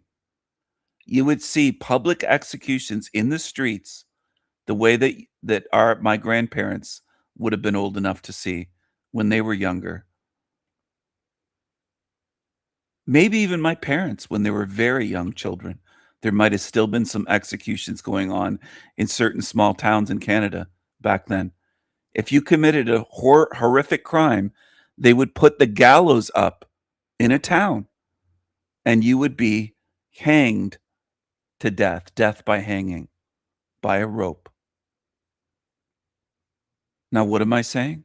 I'm saying these traitors and these abusers of children should be publicly executed in the streets, in the town and city squares, and publicly announced so that people can go, crowds can gather and view it, and you see that they're actually executed and it's not a fake Epstein type shit, and it's real.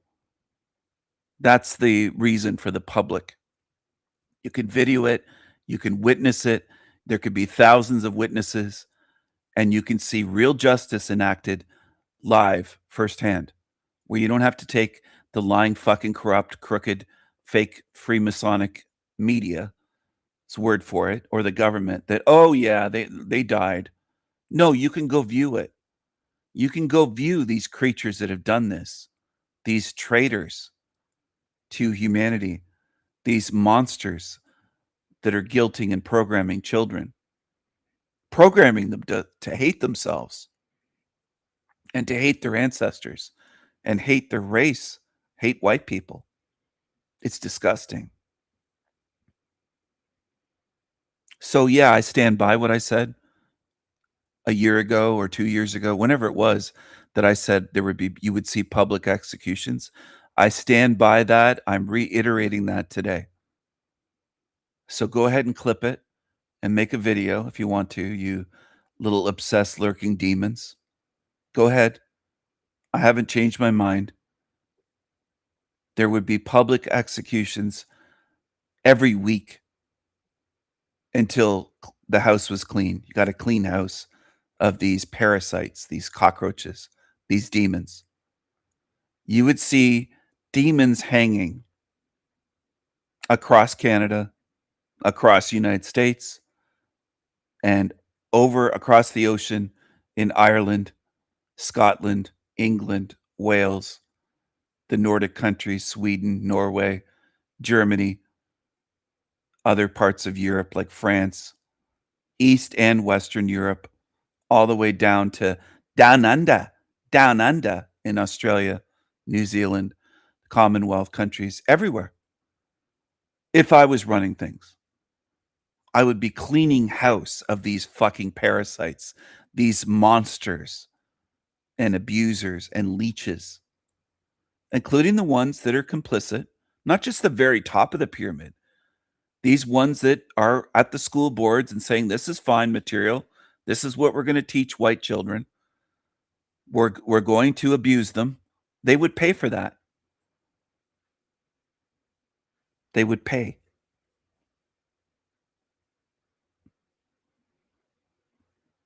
And they wouldn't get five-star hotel treatment before the hangings either. They'd be in dungeons, chained to fucking walls, shackled. They would be treated the way that they treated rebellious people in let's say in the UK hundreds of years ago that would rebel against the government. You'd be put in a fucking dungeon.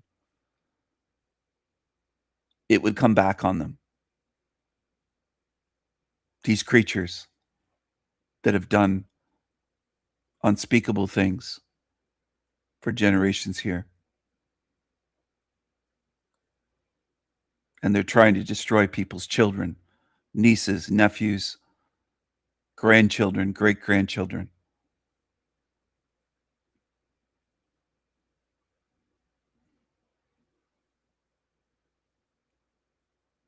there would be tremendous money saved, and there would be children's minds saved and spirits saved from the abuse. I'm sick of all the abuse in this place that people, I would say many people, if not most people, just accept as, oh, it's normal. It's normal. Oh, yeah, they're programming our children to hate themselves. Programming European children to hang their heads and feel like they're born bad and born guilty because they're white. That's sickening that that's happening anywhere, at any school, in any country. But it's widespread. It's not just happening in one or two places. There's a lot of things going on in this hell realm that disgust me and anger me.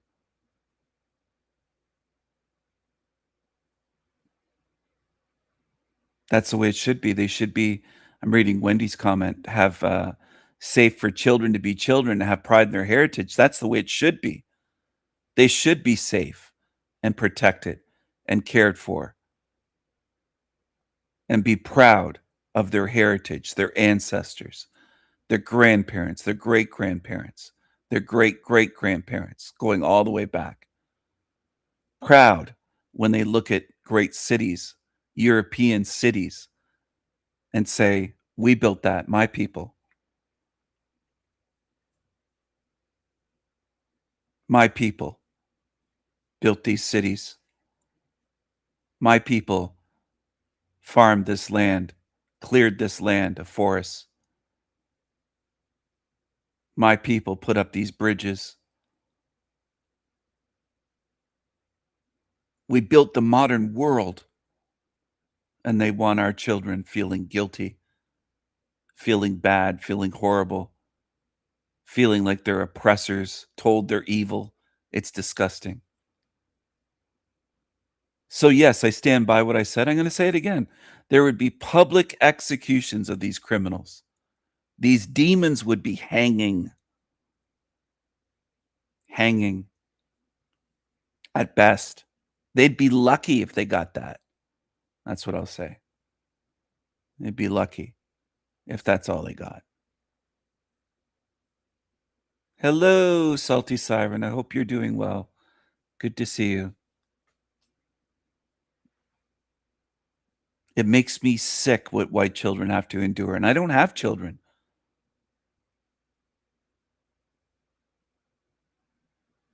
But they are my people. And they should be protected.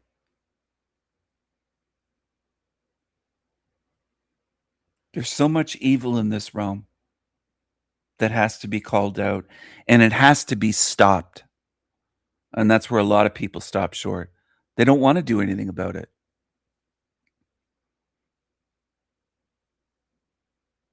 If they had, if these evil creatures had a gun to my head and said, stop speaking about it, I'd say, fuck you. And I'd keep speaking. I'd keep going. They're not going to silence me. They're not going to stop me.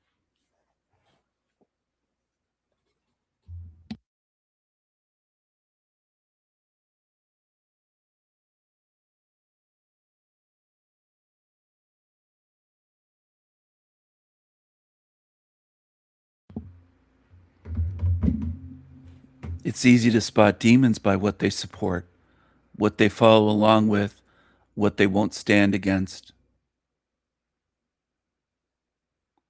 Oh, that's a great idea, Wendy. Thank you. Thank you very much.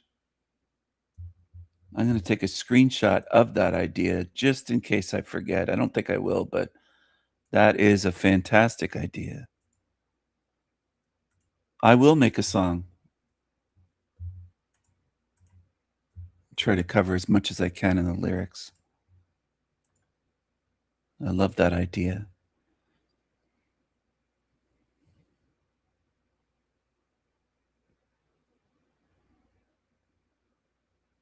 Hello, Anthony. Good morning. Good to see you.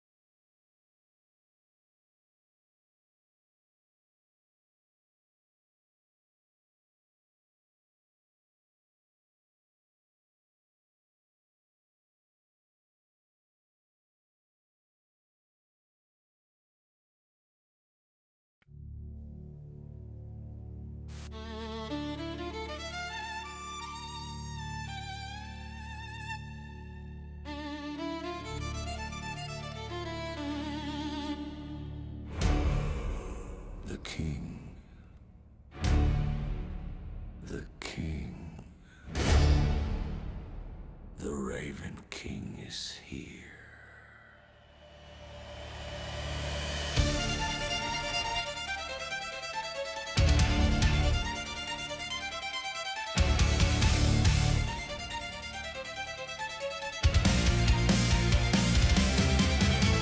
Count the dark days, watch the hammer fall. Shadows spiral, worlds collapse. It's against them all. Another door, a step in. Feel the air go thin. Another win or lose. It's me or you. It's me or you. Through the dark night, rise to the sound, pushing harder. No compromise. I am Viking strong power. Viking strong power. Bring the thunder. Viking strong power. Viking strong power. Strike 'em down now. Down now. Oh, fuck 'em. Ching chong. Ching chong. Ching chong. Ching chong. Ching chong. Ching chong. Ching chong. Restaurant closed. No egg roll for you, fool. Fool. I bring the ching chong beats, junk boats, lo mein beef. Ching chong gang, gang, gang. He high five, hop off on yeah, yeah, yeah. We bring the ching chong gang, ching chong gang. Chopsticks and kung fu. I bring you South China at who? Bruce Lee, kung fu. Team Evil don't fall. Kong kong ding dong. The witches will forever win my wrist. Twang gong gong. Lock your shop. Head it down. Ching chong. Team Evil is so what? So what? Gang gang gang gang gang. Get the ching chong. Gang gang gang gang gang. Ching chong.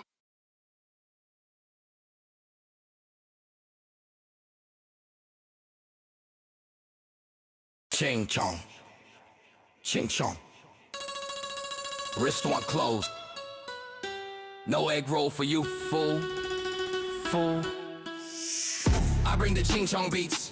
Chung bo's low main beef. Ching chong gang, gang gang. Hey high five, half a ham fong, yeah yeah. Hey hi yee, yeah yang. We bring the ching chong gang, ching chong gang. Chopsticks and kung fu. I bring you South China attitude. Bruce Lee, kung fu. Team Evil dumb fool. Hong Kong, ding dong. The witches will forever regret when my wrist won't call. I shut all this hell well down. Shut it down. Ching chong, ching chong. Team Evil is so wrong, so wrong. Fuck 'em. Gang gang.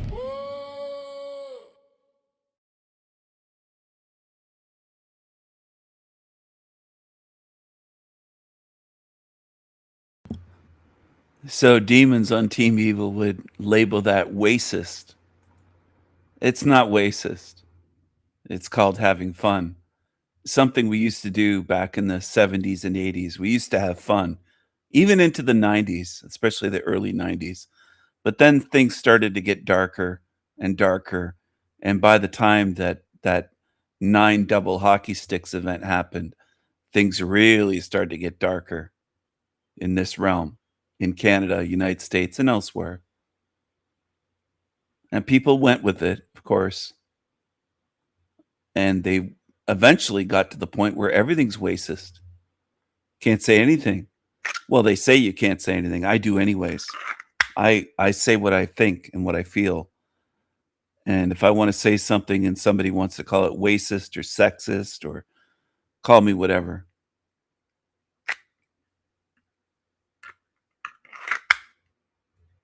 so long. Team Evil, so long.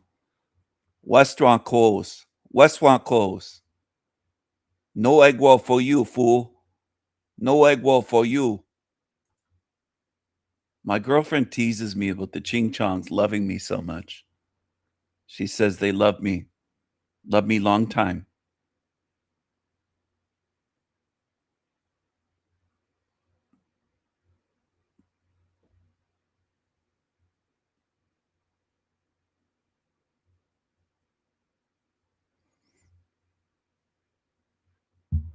They love me long time.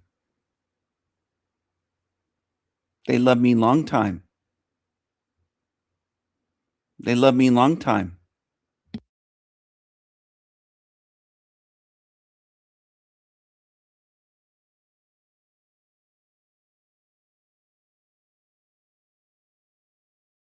Here we go. I am one of the only white people here at this school. This is a school that's 99% African American. We still have a white school and a black school in Orangeburg. One is public and one is private. OW to me is kind of, divided. Every person you see is, black. I wanted to make sure that you felt safe. I moved around my whole life. Her mom enrolled her at the school to fight segregation. So you're using your child. Mackenzie's mom has enrolled her at the school to combat ethnic segregation in the town. So she's basically a guinea pig / sacrificial lamb. Congratulations to the mother. Oh, what a great move. Is it a single mom? I bet it is, because it doesn't say the father. Mackenzie's mom. So it's probably a single mom raised liberal that's saying, we're going to fight against this. We're going to heal this. My daughter's going to go to an all-black school, and this is going to work somehow. And she doesn't think that she's endangering her daughter at all. Her daughter's going to stand out. They're all going to give her looks at a minimum. She might not even make it through high school.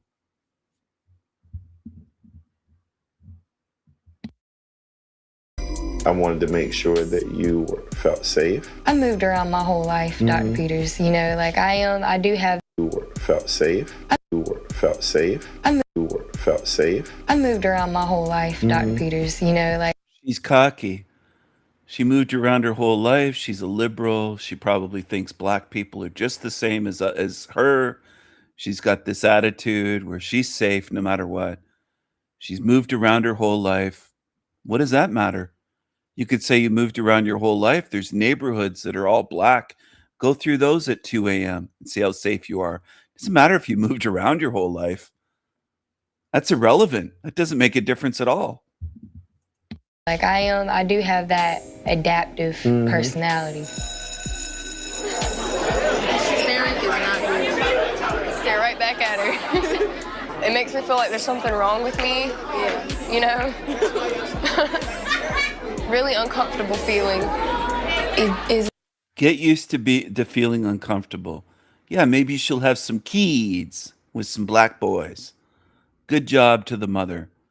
Really good. And I think it's a single mom because they don't mention a father. That makes sense.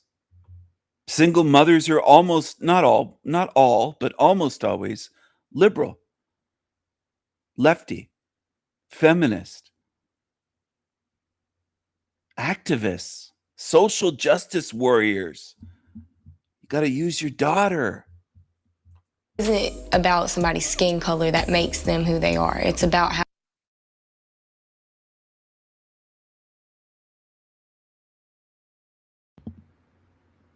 All right. I just remembered I shut it down because it could be copyright. And I almost forgot. I could get a strike potentially for if that's copyright. I don't know if it is, but anyway, I showed enough of it for you to get the gist. I don't know any man that would do that would throw their daughter into a jungle like that and say, go change things. You're going to a high school, kiddo. Hey, daughter, you're going to a high school. It's almost all black people, but you're going to make a difference. You're going to change things somehow.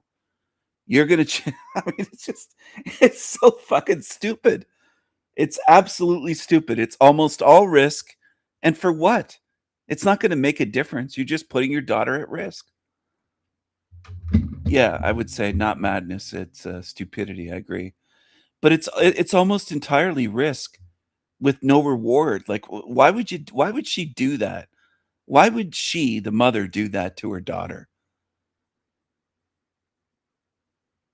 It's so fucked up. Just another example of what can happen in a hell realm, where someone will risk their young daughter in school and intentionally put them somewhere that's more dangerous than an all-white school. What is happening? Not much, I guess. This is that creature Reaper. Remember him? The guy that drives around in that creepy van. He used to call himself Ignorance is Bliss. He's buddies with Joshua, us, John, and all the same creepy creature group. Creepy, creepy creatures. Creepy, creepy little creatures.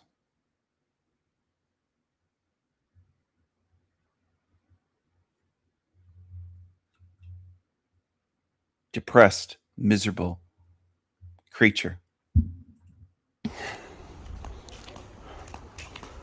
Why is there so much evil, bro?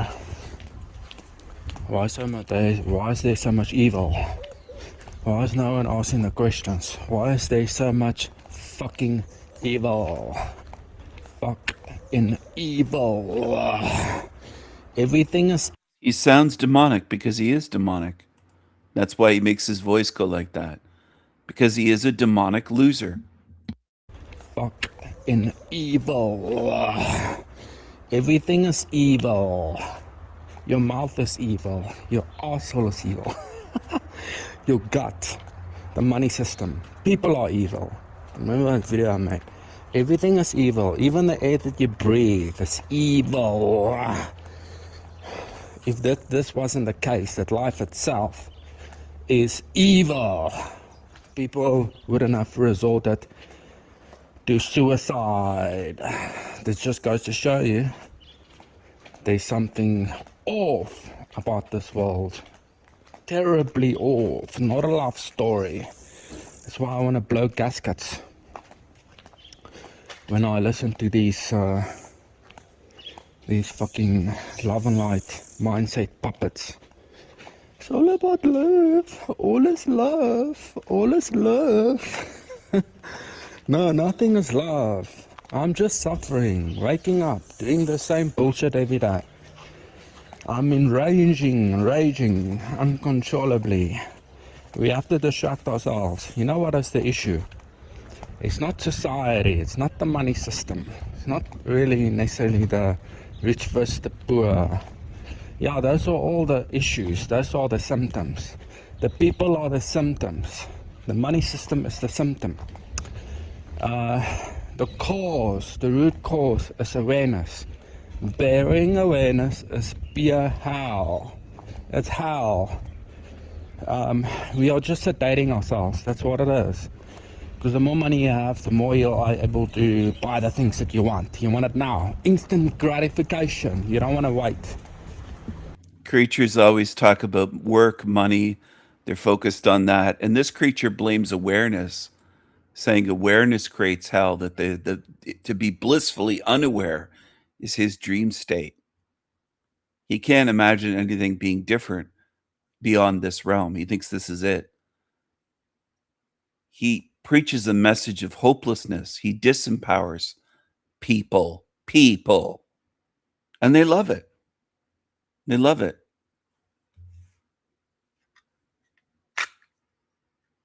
There's a lot of creatures in this realm working to make you think that you're powerless and that there's no hope.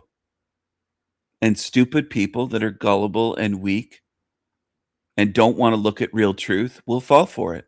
They'll follow creatures like the thing that's on the screen. That thing on the screen.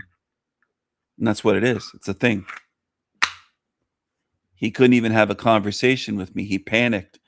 He couldn't figure out how to ban me when he went live fairly recently in the last few weeks or last month or so. He's a coward. Cowardly creature. I've exposed these creatures in so many ways that there aren't any excuses left for people that follow them.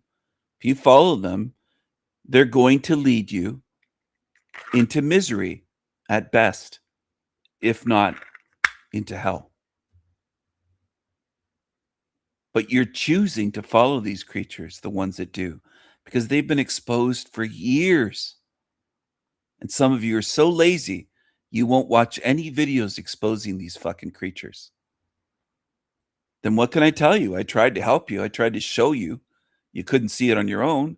And you were too lazy to even look at the videos showing what they are. They're going to lead you to misery. That's their role here. That's their role here. You don't want to wait to get the stuff like tomorrow, next month. Oh, I gotta save up like a poor little bitch. Like we all are. We all bitches. We God's bitches. Prove to me if I'm wrong. What the fuck are we doing in a slave system? We want instant gratification. Oh, we can't have this. You gotta save up like a poor little... We. He speaks, tries to group everyone in with himself. We. Bitch, and fucking, you know, in 6 months' time, oh, I can buy my little gratification. Oh, what the fuck are we doing in a slave system? We want instant gratification. Oh, we can't have this. You gotta save up like a poor little bitch, and fucking, you know, in 6 months' time, oh, I can buy my little toy, and the fucking thing breaks, and then you can't afford another one. Repeat, rinse and repeat, cycle. It's a vicious cycle. This shit never stop. We were not programmed to be content. We'll always have to chase, because like I said, and I'm gonna say it again, awareness is the issue. Consciousness is the how. Consciousness is the how. You know what I mean? If there was true free will, everybody would have been rich, and the system would collapse. Nobody would work shitty jobs. Why the fuck do anyone needs to work shitty jobs? Yeah, exactly. Because there was a fuck ass out there a couple of centuries ago, or even millennials. Some other fuck ass decided I'm gonna print paper, and I'm gonna convince people that this piece of paper holds value, like an IOU, because there's only so much gold in the world. For something to have value, it must be scarce. It's scarcity gives it value.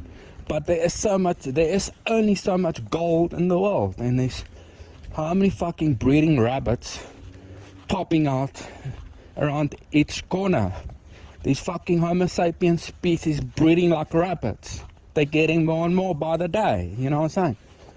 So they gotta come up with a plan to print paper and convince the mass that paper holds value, and that it's not scarce. They can print out of thin air, but only a small group of people's got the proper equipment to print it in a specific way, so that we can't make copies of that shit. Because you need equipment that costs billions and billions of dollars to replicate those pieces of paper with a watermark and whatnot. That determines a fucking paper that determines the quality of your life. It's fucking retarded. What am I doing in a retarded existence? As a sub-5 male, didn't choose my genetics, I didn't choose my parents, didn't choose my circumstances, didn't choose where I'm gonna find myself working. Okay, there's no free will. There's fucking gurus on YouTube, people running around looking for answers, but little do they realize that there are no free will. You didn't choose nothing. How many times must I tell you this? That this whole system is controlled, not necessarily by unseen force, by a force that's right in front of your fucking face. This God is a fucking monster that is prescripting, giving us shitty scripts. It's doing everything. It's beating your heart. It's controlling the signals coming from in your brain throughout your nervous system. Controlling your pleasure and pain levels, your perception, how you view this world. even your observation, what you see with your eyes, the sound waves that goes into your ears, how loud, how soft, whatnot, the thoughts. Man, motherfucker, think about this. If you don't control your gut, you don't control your white blood cells, red blood cells, platelets. You don't control shit. You don't control shit. No, and you want to tell me you control your thoughts? Motherfucker, you don't control anything of your body. Where's the hold of your thoughts, your brain, the receiver? Nothing is. You know what I mean? Do you control your heartbeat? No. Do you control the chemicals, your hormones? No. You don't control fuck all. The program is deluding into thinking control your own thoughts.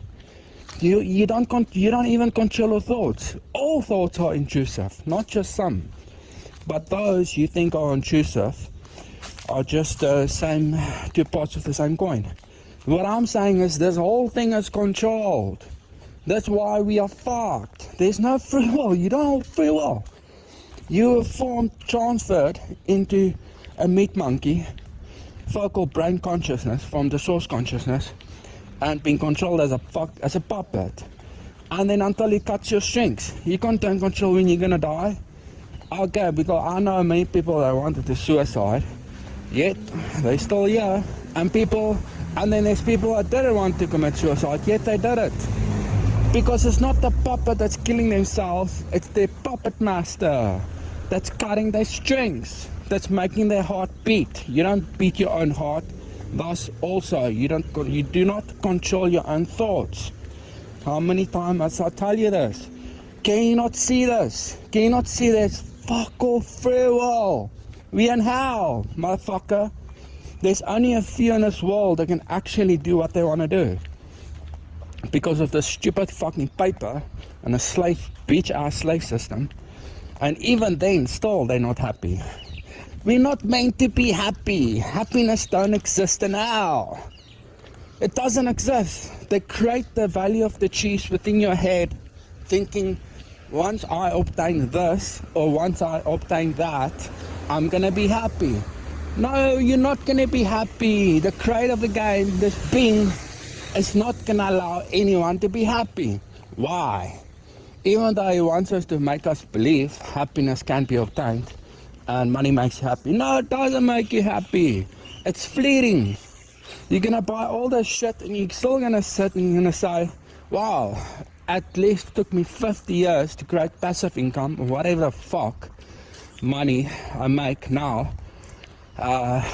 Even if you do make it, or whatever, no one's making it. You're still gonna say, oh, it's not enough. Why am I still not happy? Motherfucker, we're not supposed to be happy. Can you not see this? Your ass was dragged within this shitty game, and while he was holding the carrot in front of your nose, via that stick like a donkey. Yeah, we are fucking donkeys. Chasing your cheese. But the cheese, they create the value of the cheese within your head, thinking you're gonna be happy when you catch that stuff. But you're not gonna be happy, and we're not meant to be happy. I was never happy in my life. I'm 40 years old, 41 now, and I was never happy. I was never happy. Never. Ever. Ever happy. Maybe before I was born, but who knows? Maybe it was from one hell to another hell. It's just hell. Just hell. Because that's what I'm saying. Heaven don't exist. All my little happiness was just fleeting. It's fleeting. True human connection. I only actually experienced when I was blissfully ignorant. Once I realized, oh wait, there's something wrong. Soul trap. Nope. Oh, God is doing everything. God is the root cause of all your pain. The root cause of all your pain is not by mistake. That you're suffering every day. Loneliness. Nobody wants to fuck with your ass. Ugly motherfucker. You know what I'm saying? It's looks. Lookism. We live in a world of lookism. It's very simple. He was never happy in his whole life. What a big surprise. This miserable creature that I've called miserable for years They hate that I can see what they are. I saw what he was years ago on my channel. He's a miserable creature. He's never been happy in his 40 years on Earth. Never. Just a miserable fucking creature. Superficial as well. Let's a miserable creature, and he makes miserable thumbnails and miserable images for his videos like this. This is what he chose. This is what he calls awareness. A demonic, sickening, gross image. And he is gross. He's a fucking gross creature. This thing is gross. Miserable, creepy creature. Listen, we animals. Humans are animals that pretending that they are not. They are a bunch of fucking animals. And you're gonna ask me, okay, why do I hate Homo sapiens species more than life itself? It's because they fake. Humans are fake. I fucking hate these motherfuckers. Okay, and if I had a choice, if I had to come back, I would come back as a monster, as a creature. You know, like a creature out of those horror movies, or how can I say, like, I remember the name, but a four-legged creature rips people's guts out in broad daylight, ripping their guts out continuously, torturing people, because I can't stand their fakeness. I don't like people. There you go. He hates people. He wishes he could come back as a monster or a creature. That's the way a lot of these so-called truthers are. Rebellious Meth Puppet, This Creature, Reaper, Joshua S. John, Chrissy Pissy, Green Wizard. They hate humanity, and I've called it out for years. I've called it out and shown you. They are hateful creatures. If I had to come back, I would come back as a monster, as a creature. You know, like a creature out of life itself. It's because they... And you're gonna ask me, okay, why do I hate Homo sapiens species more than life itself? It's because they fake. Humans are fake. I fucking hate these motherfuckers. Okay, and if I had a choice, if I had to come back, I would come back as a monster, as a creature. You know, like a creature out of those horror movies, or how can I say, like, I remember the name, but a four-legged creature rips people's guts out in broad daylight, ripping their guts out continuously, torturing people, because I can't stand their fakeness. I don't like people. I don't like existence. I hate existence. I hate life. I don't want to exist nowhere. I don't give a fuck about God. I want to get my hands on his neck and twist it. I want to impose the most evil, sadistic suffering upon these ignorant motherfucking NPCs, garbage life and God himself, and even reality. Consciousness is the issue. I want to fucking get my hands on everything. He's a complete, miserable, evil creature. An evil, miserable, demonic creature. And there's a lot of people watching, not his channel, but lots of YouTube channels like that, run by demons. And they believe them to be quote unquote truthers. You're following demons. How long does it take people to see that? Most of these YouTube channels are run by demons. Everything. And if there is any way I can destroy existence, I would do it. Because I fucking hate life, motherfucker. I hate the fact that I have to deal with this bullshit every day. I don't want to... I fucking hate existence. I fucking hate existence. I fucking hate that I need to breathe. That I need to put shit in my mouth. I need to obtain paper and trade that paper in for shit. To put that shit in my mouth just to shit that shit out. And tomorrow I have to wake up to do the same thing. What the fuck? Who can say in their right mind this is good?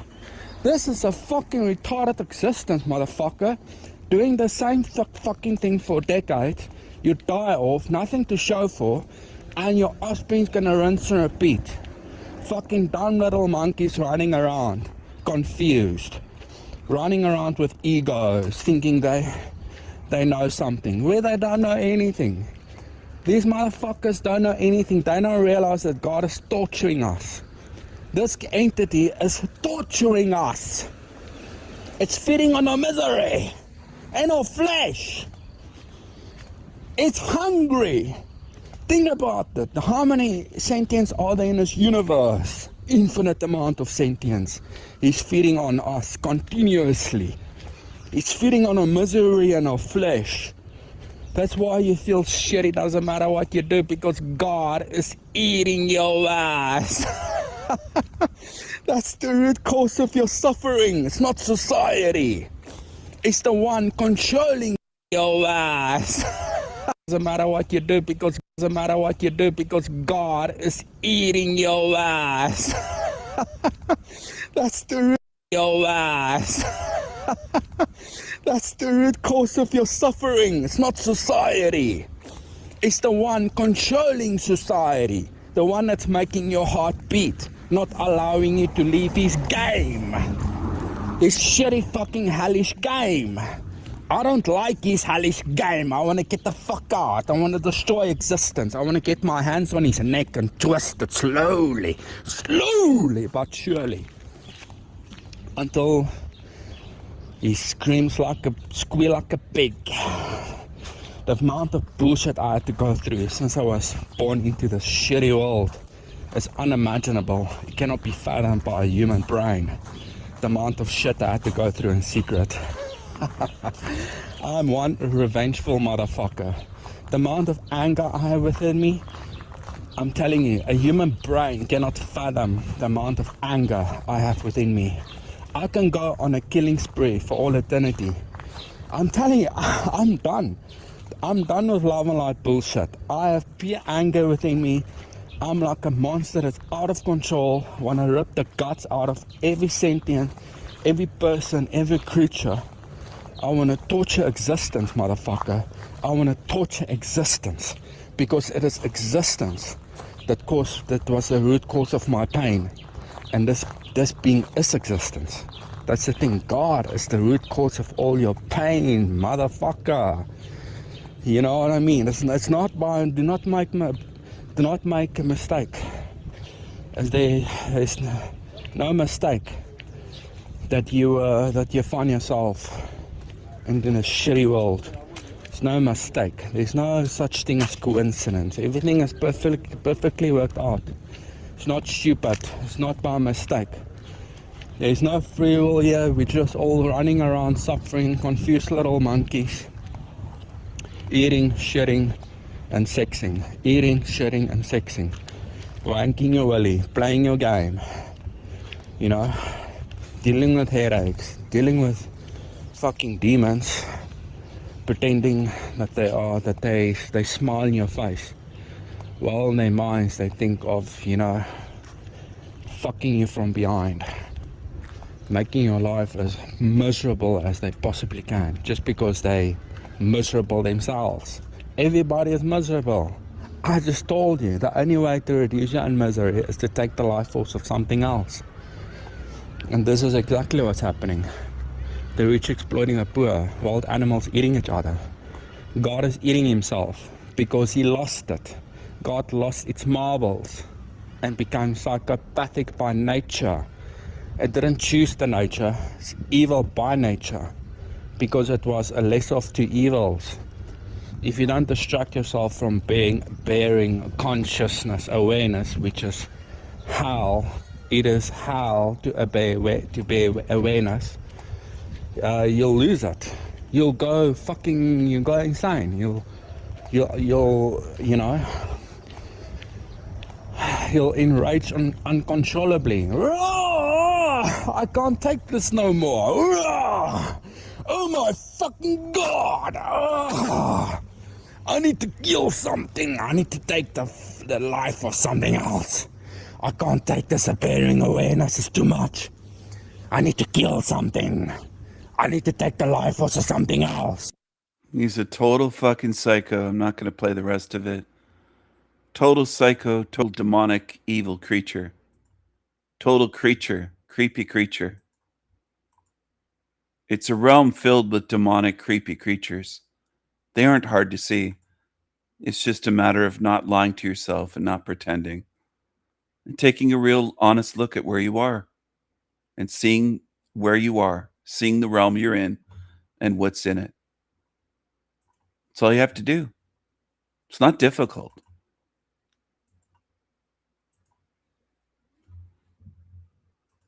Conversations in line with the scripture and the identity and the relationship with Jesus and our Father, our God. Right? Oh, the games are starting already. I'm going to bring one that I think I can trust a little bit. Oh, you can trust me. You can't do anything else but my God me. Well, do you really think you're winning out here? No, like, I'm not. I've got a Landry signal out to see if he wants one more chance to communicate tonight, but I'm not gonna scold him for that stream where a bunch of fake intellectuals talk about what a jackass you are. You're actually the poster boy for fake guru now, and that's alignment in these streets. How did that happen? Because you've sat out here for 4 years looping the same nonsense, and it's kind of obvious. Actually, this is a perfect segue. And here, whoops. It's kind of sorry. Amateur. I'm actually getting a feedback from you too, Tom. No, that's us. It's not a feedback, that's us. Oh, you're watching Jack while on Jack. Oh, I told you, I'm gonna go in on you. All right. You're a bastard and a liar, and Paul's your daddy. Well, here, please, I wanted to share and promote, okay? You don't need to. Anybody that knows who you are knows who the fuck I am. And keep in mind that people don't even say I'm obsessed with your daddy anymore. They say I'm obsessed with you. You are. Big deal. I like to keep one target at a time. Big fucking deal. Okay, so where I was going with this, I chose to owe me a lot more money than what you sent yesterday. I chose to promote Tommy, and for those who are interested, you've also chose your daddy every time for 3 years, and I've found all this shit. I've found all this shit where I confronted you about fucking me over, stabbing me in the back. Right, you say you're so honorable, you're so trustworthy, you're loyal, you're a liar. Come on, we'll get to that. Just a moment. Hey, be present in the now, Jack. Do you know what that means? Because see, whenever you've said that for fucking years to everybody as a deflection, I've always wondered what that actually means. And one of these fake gurus that was trashing your name on Landry, he was saying it's when you're present and real, and you're not just grabbing the same word patterns as a reaction. And that's you.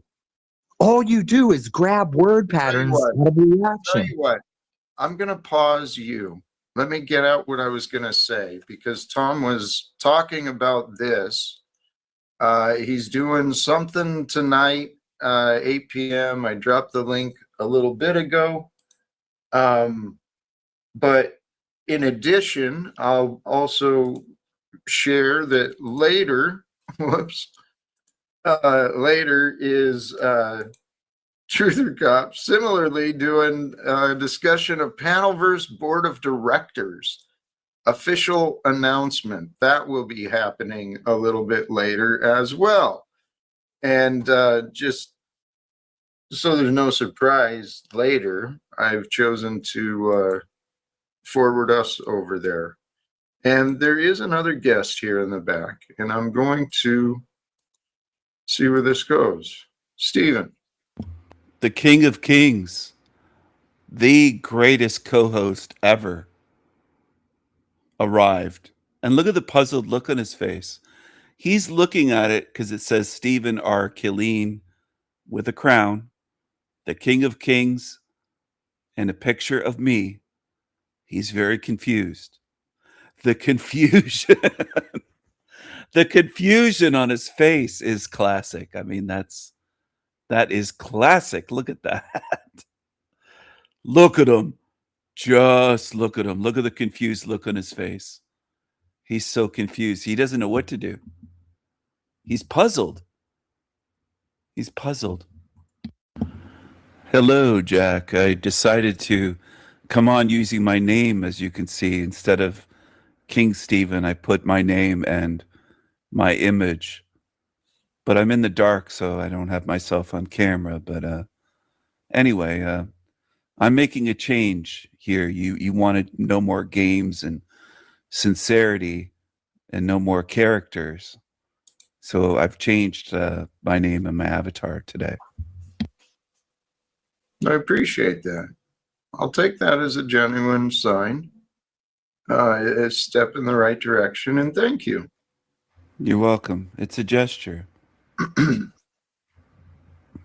Well, the truth is, we... Oh, I'm sorry. That was... Go ahead. What were you saying, Jack? I'm sorry. I heard something. Yeah, I heard something as well. And every day is a day.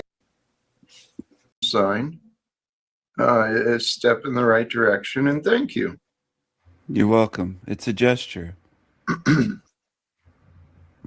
Well, the truth is, we... Oh, I'm sorry. That was... Go ahead. What were you saying, Jack? I'm sorry. I heard something. Yeah, I heard something as well. And every day is a day for people to start over. Yes. If they choose to. Yes. But it seems that people are afraid to be wrong. I'm not afraid to be wrong. Are you afraid to be wrong? Why would you... I don't know where that stems from, that idea. It was kind of inspired by thinking about you and yesterday, your patterns of denial, not just you. Maybe it wasn't yesterday, but it was recently between you and other people I faced. You think I'm afraid to be wrong? Is that what you're suggesting? Yeah. Wrong about what or in what ways?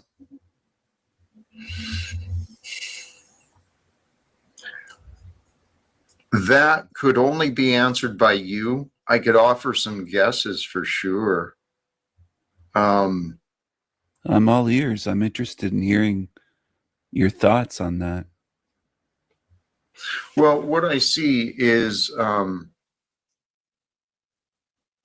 when I have confronted you with things of the past, you're quick to want to just sweep them under the rug. And then when I've tried to present, or not just myself, but when you've been confronted and said, no, what you're saying is not right. You're not listening. You're just quick to argue, deflect, turn it around, compare. It's a pattern of insecure minds. I think I'm quite secure, and I owned up to what I've done. I admitted to the videos. I've also apologized various times on here, live on your show. I've owned my behavior. I'm not sure what you're getting at. I'm just confused by what you're saying because it doesn't quite match my memory of events. I realize. And actually, I can actually empathize with that. I can understand that, because what I suspect has happened, there is something unique that is happening with me. Okay. I see patterns in people. I don't know. I pick up on things, and I'm usually, when it comes to people, well, Stephen, sometimes I've outsmarted myself as well. Okay, I've thought I was doing better than I was. And then it wasn't until I actually looked at things differently and I was like, oh, shit. Now I see what they were saying. And I think that is going to happen with you. Tommy is in the back. That's definitely going to happen with Tommy eventually. Many others. But it's part of this path that I'm with. People don't like to be wrong, but with me, I'm kind of an exception to policy. I'm a little bit different than others, and people who have gotten away with things, many others, but it's part of this path that I'm with. People don't like to be wrong, but with me, I'm kind of an exception to policy. I'm a little bit different than others, and people who have gotten away with things. How do you feel different from others? You just mentioned. I'm interested in that. What do you mean? You said that you're different from others. How so? In what ways do you view yourself as different from the average human? Everywhere I have gone,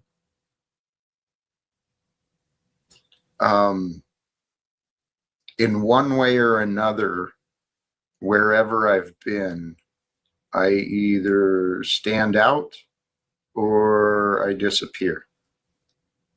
Well, considering this is my stream, I know I'm here to stand out, so I'm not here to disappear. So the people who join me that want to mock me and take advantage of me, I played those stupid games before. You're not going to win against me. And I wish to God you'd stop playing games against me. Not Is just that you. what you think? No, is that what you think I'm doing? You think I'm just here to mock Jack Talcott and play stupid games? Is that what you're saying, or? My answer is related to prior to today. Okay, because today I'm trusting you're here with authenticity, and I'm trusting this is a genuine conversation that's newly happening. But in the past, yeah, Stephen, maybe it's not just Jack you're not taken seriously, but you're not, yes, you're not taking Jack seriously in the Do you past. think I don't take life seriously, or is it bigger than you, is what you're getting at? Actually, I'm glad that's probably a proper interpretation, yeah, because that's what I see mostly in the world. Most people, especially in this Western world where everyone's comfortable or they've got a routine, they lost sight of their bigger purpose. That's what these YouTube panels are really about. It's a bunch of lonely people who are gathering because they don't have a better purpose for their time. I heard you and Tarek yesterday say I was lonely. You said I'm lonely, Tommy's lonely, Snafu. I can't remember if you mentioned Margot, but it was a group of us that you said were just lonely people. I don't really feel like I'm lonely, but my girlfriend's mother actually said I'm too serious. For a couple of years, she said, "You're too serious. Stephen got so serious." And I'm just getting my sense of humor back at this point. I think maybe I was too serious I think it was accurate what she said a few years ago, that I had gotten too serious but I was stressed out. I think the stress of life was causing me to be too serious. And I think a sense of humor is good. Laughter's good medicine. For what purpose? For feeling good and healing the body. And what? Waste time? No, it's not. Laughter isn't just a waste of time. Right. But this is what I'm talking about. When we can have fun while getting shit done. But what I see people doing is imagining battles, imagining enemies, right? I mean, admittedly, Stephen, it's fascinating. I got a comment in yesterday's video from, what's that guy's name? The Demon Slayer or whatever. The one whose whole channel is about you, it seems. Yeah, he's a little bit obsessed with me for the past 2 or 3 years. It's hundreds of videos about me, only about me. He's very obsessed. Yeah. Right? Yeah. But he's behaving just like he's accusing you of doing. That's what I pointed out to him in my comment back to him. There was a reason I brought it up, and now I lost sight of what it was. Sorry. Forgot where I was going. Tommy has been in the back for a little bit. I think you're mentioning seeing a comment from Demon Slayer. I think you're about to call him an obsessive, deranged little pissant. But did you know that Demon Slayer is a drag queen? They do drag queen shows. Doesn't matter. Okay.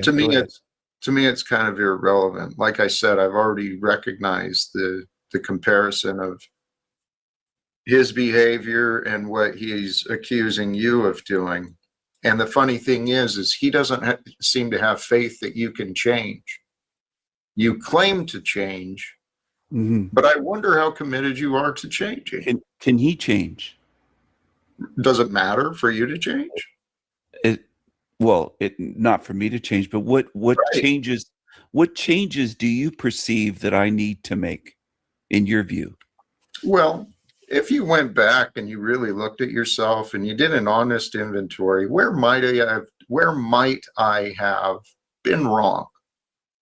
You know, maybe take down some of the videos, maybe go back and offer apologies, maybe actually do what an honest man might do.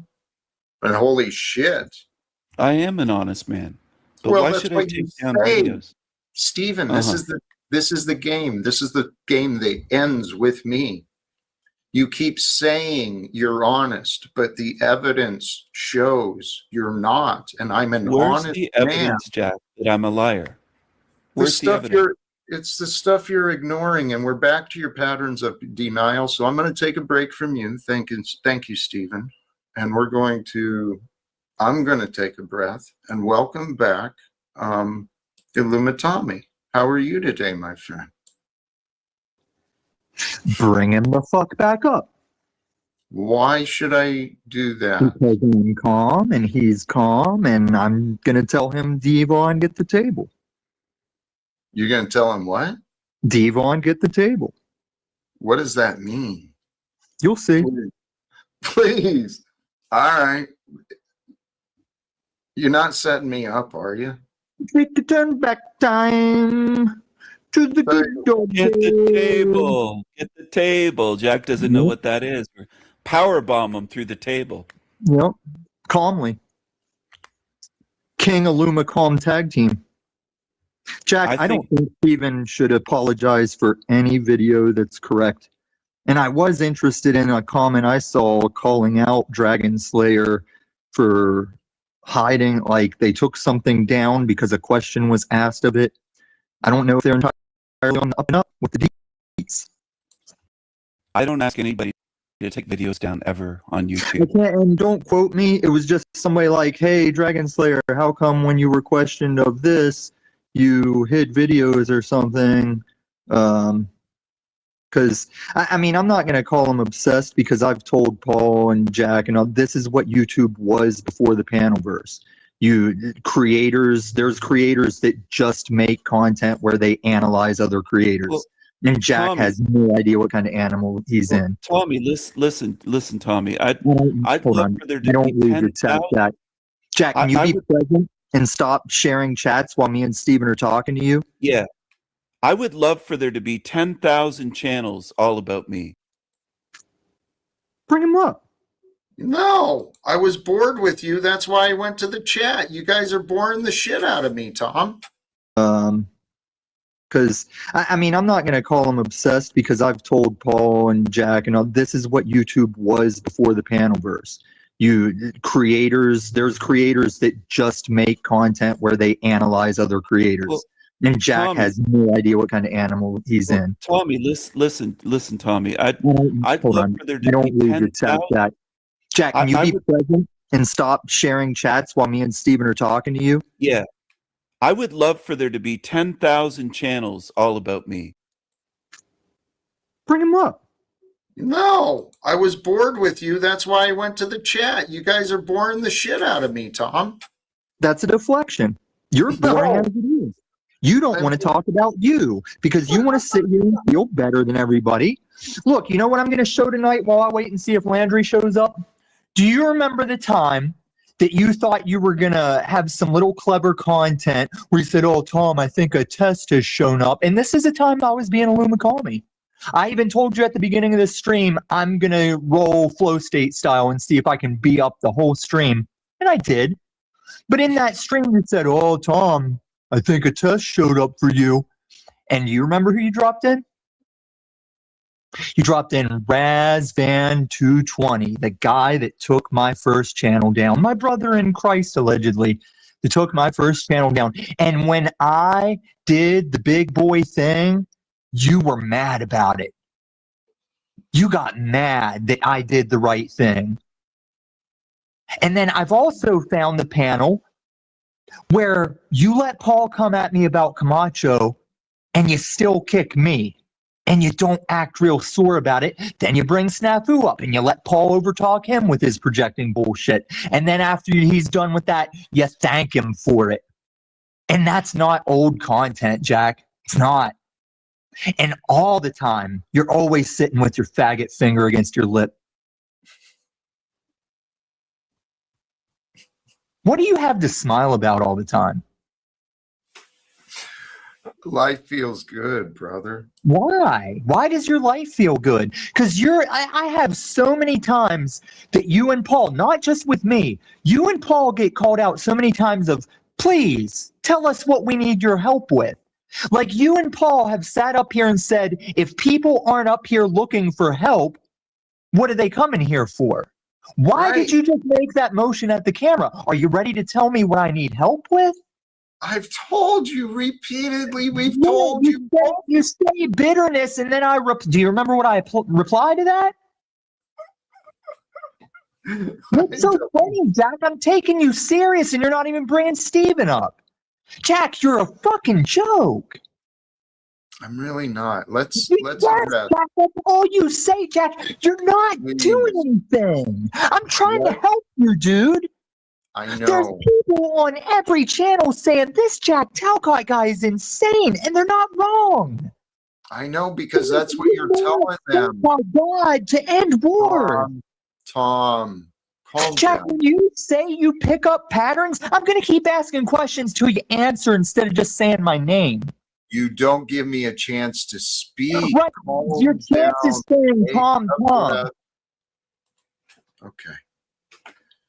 I can have a conversation with you like this, Tom. I can keep throwing you in the back when you ask me a question. Like who was the guy? Who was the guy from Welcome Back, Kotter? Who did John Travolta play? Oh, yeah. Anyway, forget about it. You're going to sit in a chair like I'm the principal putting it to you.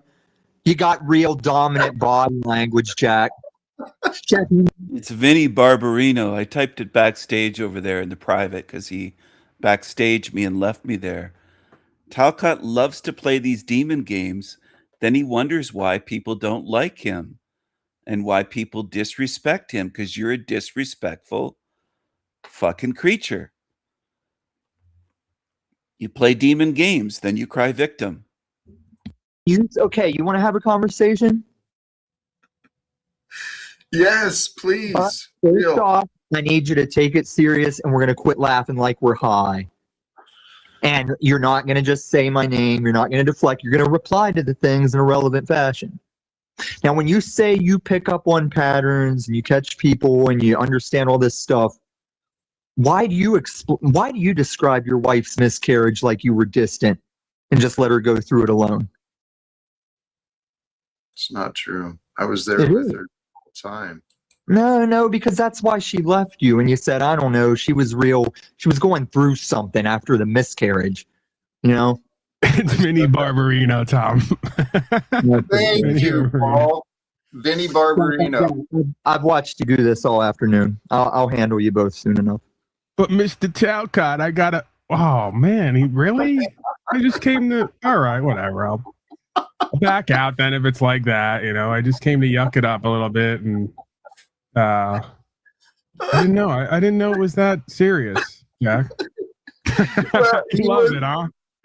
In that defense, he did say, Jack, let's get serious. And we were just getting serious when you showed up. But you know what? How he ran off. Oh, you know what? No, I thought it was one thing. It's actually something else. He's saying you're not worthy of or ready for Tom and Paul. You don't deserve that over here. It could be right. I'm not worthy of. All right, I'm gonna go in the back now, and then you bring him in, and then maybe like try to butter him up, apologize to him. You better get on his good side so that we can have Tom and Paul on Jack Talcott Central. Because right now you're not. He might be onto something. You know, I didn't really see it that way. You might not be worthy of this interaction. Like what? Tell me and Tom and others why you deserve me and Tom on your channel right now. I'm at the mercy. See, can't even think of anything. Tom took off, but we've got Steven in the back. Any interest in that one? Steven's been polite, nice, and kind to me. Have I ever done that? Have I ever done what Jack does, Landry? Ask someone else on the panel if they should bring me on. Isn't that incredible? He can't run his show when Paul's there. He has to ask.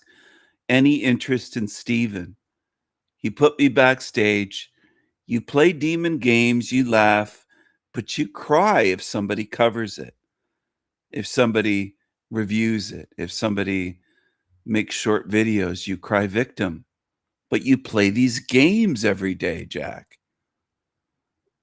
Well, if you play with fire, you're going to get burned. It's that simple. He showed up on my channel the other day, you know, gave well wishes, he season's greetings. And he left when I told him I wanted to move on. So I don't know what else he's doing anywhere else. I just know his interaction with me, and I don't really have any issues. Yeah. All right. I think you might let some things slide with him. And me, I've been calling him out on his bullshit. He's a slippery one, that Steven. Well, we've learned, Jack, that we have to let things slide with a lot of these people, because if not, then we get into this interlocked death battle, like simulation over the internet, right? Where, you know, it makes it more difficult for us to choose what we're going to do, you know, individually or together. So, yeah, whatever. Let them say and do whatever they want to do. They're going to do it anyway. And, you know, as long as it doesn't interfere with what I'm doing or affect me in any way, you know, who really cares? I get it. Hey, and out of respect, because I know, who am I to think that I could have Paul and Tommy on my panel together? Holy shit, that is just a lot. Crazy sauce. Yeah. How are you on time? I do have a couple guests in the back. I want to bring them up, but I want to share respect with you. Yeah, no, do your thing, man. I was going to come in and kind of, you know, kid with Tommy a little bit, but he says you don't deserve it. So I might have to defer to him today. Well, we'll roll with what we've got. And Steven, welcome back. Thank you for your patience. Hello, thank you. Welcome back, Cotter, Mr. Cotter. Vinny Barbarino. Hello, Paulie. Hello, I wonder Paul. who Hello. we are. Like Cop. Who's Epstein? Who's Horshack? Tommy should have went further with that. Should have given us the whole. Yeah. Well, yeah. he got kicked off. Bring him back. Bring Tommy back. We can. No, he left. He didn't get kicked. He left. Jack, yeah, he says Jack doesn't deserve the Paul and Tommy show. I didn't know that he left. In order to butter up Tommy a little bit, he is the host of the People's Open Panel. He's been to 2 nights in a row, by the way. He's on fire. He's doing his part for the panel verse. Thank you very much, Wendy. Thank you for the compliment, saying you are the best co-host ever. I like to rub it in over there at Talcott.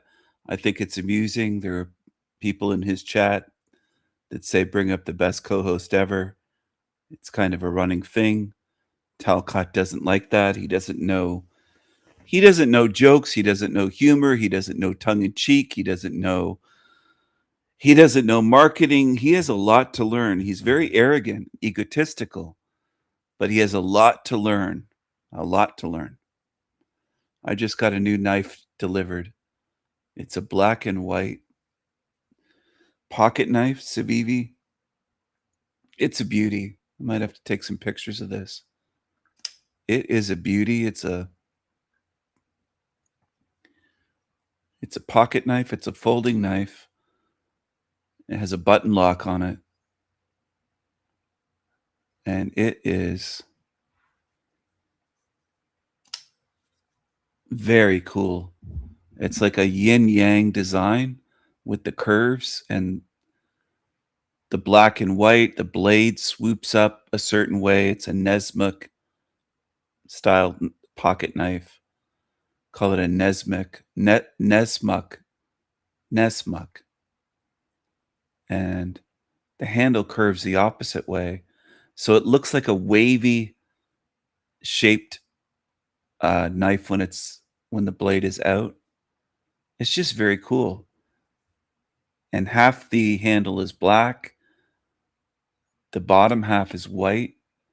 The black and white, it's the first knife that I've had with a black and white handle. I tried to order another one time and it was out of stock. Anyway, this is very cool. It has, I think this is either a satin finish or stone wash, but it's a very nice finish on this blade. It's a very thin blade. It must be a slicey blade. I'm going to have to test it out. I haven't sharpened it. It has a factory ground sharpening. I think it's a flat grind for the blade. And I'm just admiring it in my hand right now. It's a beauty. And it just arrived during this live stream. It's just delivered. And I just got some knives days ago. I spend so many hundreds of dollars on knives a week. I must be very poor, like Team Evil claims, that I get a check and I'm able to collect the... It's hilarious. The liars on YouTube. And a lot of people believe it, hundreds. And it shows me what this realm is. And shows me what level people are at. The average being is duped by obvious liars. And they're just duped. Yeah, it's quite something. I'm going to have to take some time at some point and start making some videos of these knives rather than just taking pictures. It's perfectly centered. I'm looking at the centering of the blade. You look at the bottom of the handle, the butt, and that's where the tip is of the blade on a folding knife. This clip is very strong. Hopefully that's not going to cause any issue. But everything else with this is just the fit and finish that they're able to do on modern knives like this. Civivi's always great at their fit and finish. I can't even remember what I spent on this one. The reason I'm mentioning that is because it feels in my hand, it's so well made. And the fit and finish is so well done. There's no sharp edges, and it's all pieced together perfectly. Whatever I spent was a deal, I think, on this one, if that makes sense. Has a flipper and a button lock. And this is one sweet, cool little knife. I'm going to have to carry this one around with me for a while. My pocket.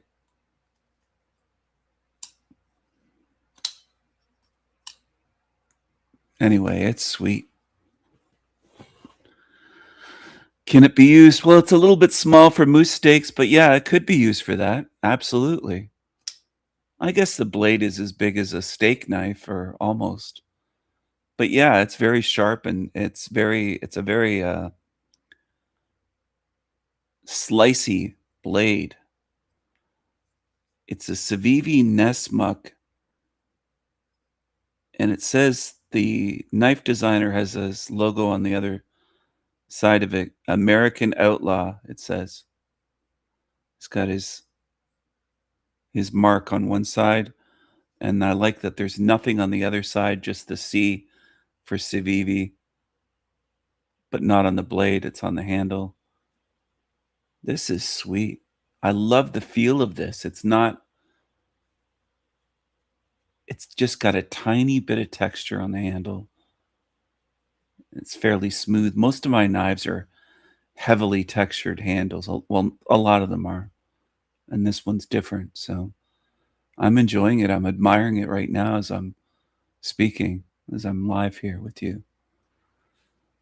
And it's a deep carry pocket clip. There's barely any going to be showing out of the top of my pocket when I put this in my pocket and have the clip on my pocket. So it's deep carry pocket clip. Reversible clip, it looks like. Yeah, I think it is. Yeah. This is sweet. Glad this arrived today. It's a nice surprise. I hadn't checked the tracking. Anyway, it's a little beauty.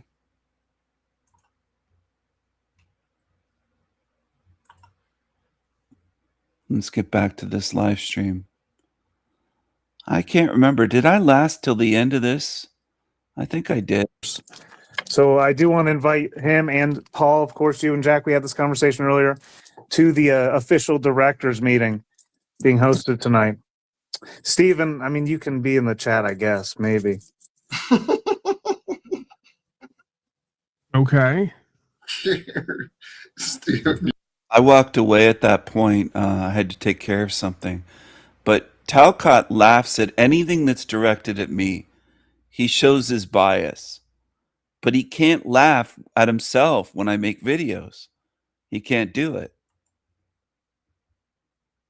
It's just very cheap and it's very petty and it just is. Corpse Cod is looking really old. And do 2 nights in a row, by the way. He's on fire. He's doing his part for the Panelverse. So I do want to invite him and Paul, of course, you and Jack, we had this conversation earlier, to the official directors meeting being hosted tonight. Steven, I mean, you can be in the chat, I guess, maybe. Okay.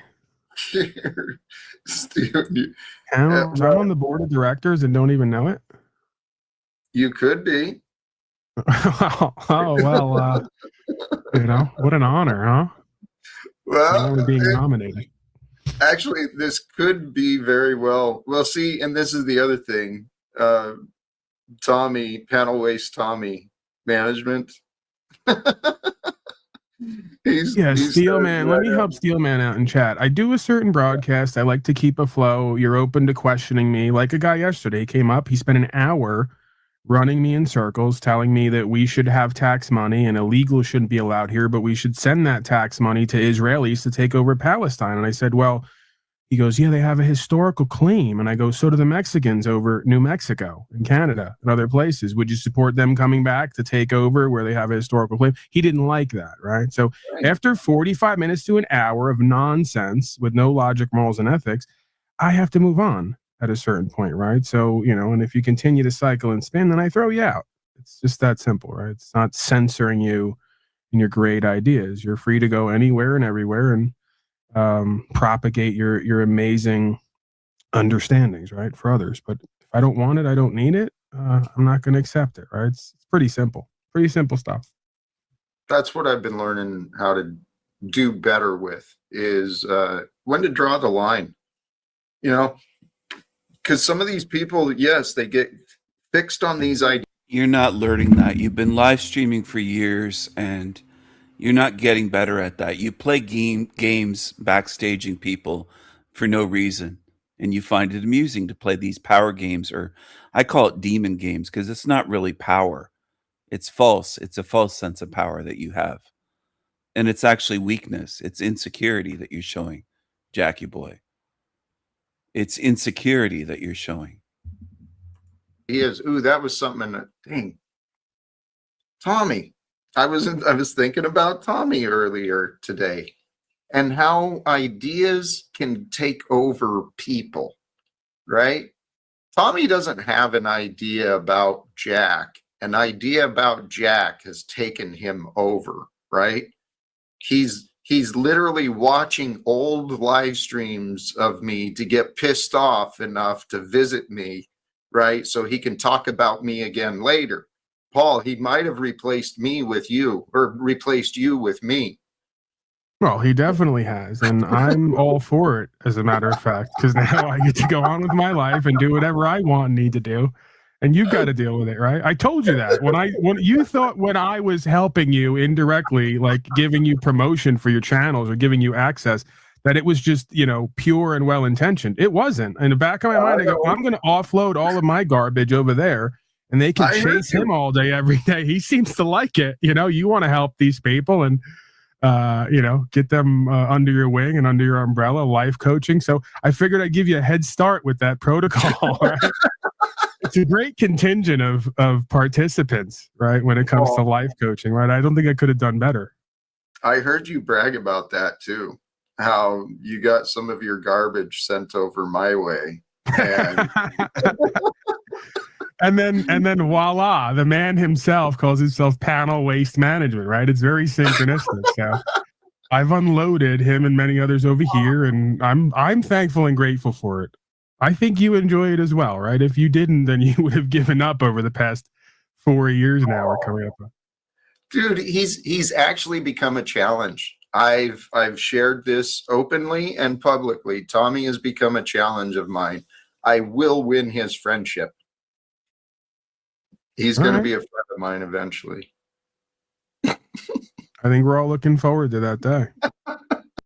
American, I understand insanity. It surrounds me.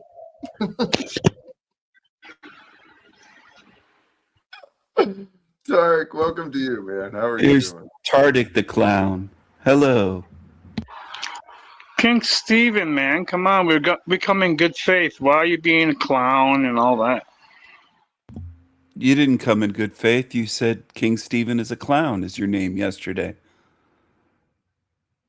You're not coming in good faith. You're a fucking loser. You don't fool me, Tardik. I have a memory from day to day, you fucking moron.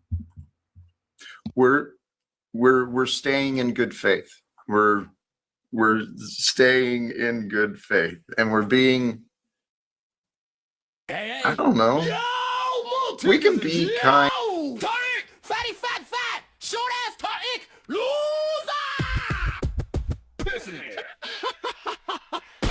Little bitch! No balls except on your chili, chin. Loser! You can't buy a win! Little bitch boy. Tarek, ugly ass, cockroach mouthful of ick. Smack those lips, mouth always full. Tarek! Little bitch. Hell realm, sewer matrix, piece of shit. Tarek! Little bitch. Shut the fuck up and burn. Fat demon, monk, cowardly demon, you back talker, shit talker, fat, ugly ass, tired piece of shit. Sewer matrix, demonic shit. A dick, blood,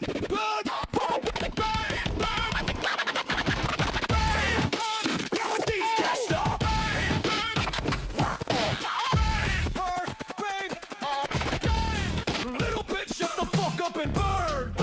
Burn.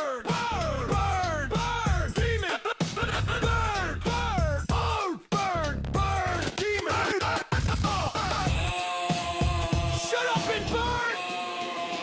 Shut up and burn. Bitch, boy, Tarek, loser. Tarek, loser. Tarek, loser. Tarek, loser.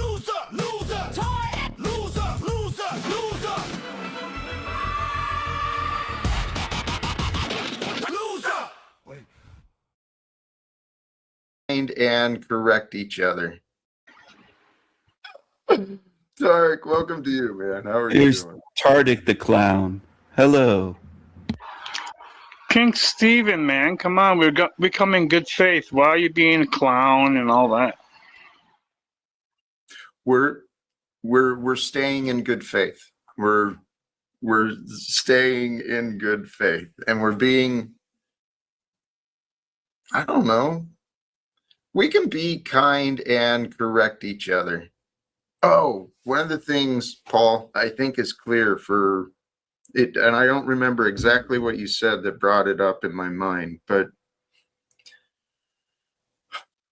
I have personally been realizing firsthand how important it is to be able to communicate with people. Because when we get angry and people get their emotions involved, man, people do not understand. And I think that's what's been going on with our buddy Tommy.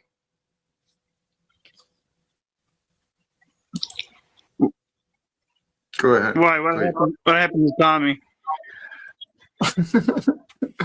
Well, he showed up and I think he was having fun in his way, but then he chose to go play elsewhere. He didn't like it when Paul showed up. Well, we were having fun. I think we were having fun. Yeah. Well, this is the thing about Tom is he has fun yelling and complaining. And it's not as much fun when you're on the receiving end of that. I don't think he was yelling today, though. I think he was pretty chill. He was in a good mood. Yeah, he was fine. There was nothing wrong with today's interaction, man. It was all fine, I think. He just took off and Paul can't. What? He was just being Tom. He was calmly attacking and insulting today. I got to give it to him. He was calmly attacking. And by the way, whatever that fucking character you have over your shoulder where you look like Mark Levin, it's just like, I am captivated by that. It's drawing me in. I'm almost missing whatever else is going on here. He's so overweight in that animation. Yeah, Wait, like the what? onlookers. He has onlookers in that. Oh, you mean in that? Yeah. There's a different iteration of Talcott every It few is, days. man. Yeah.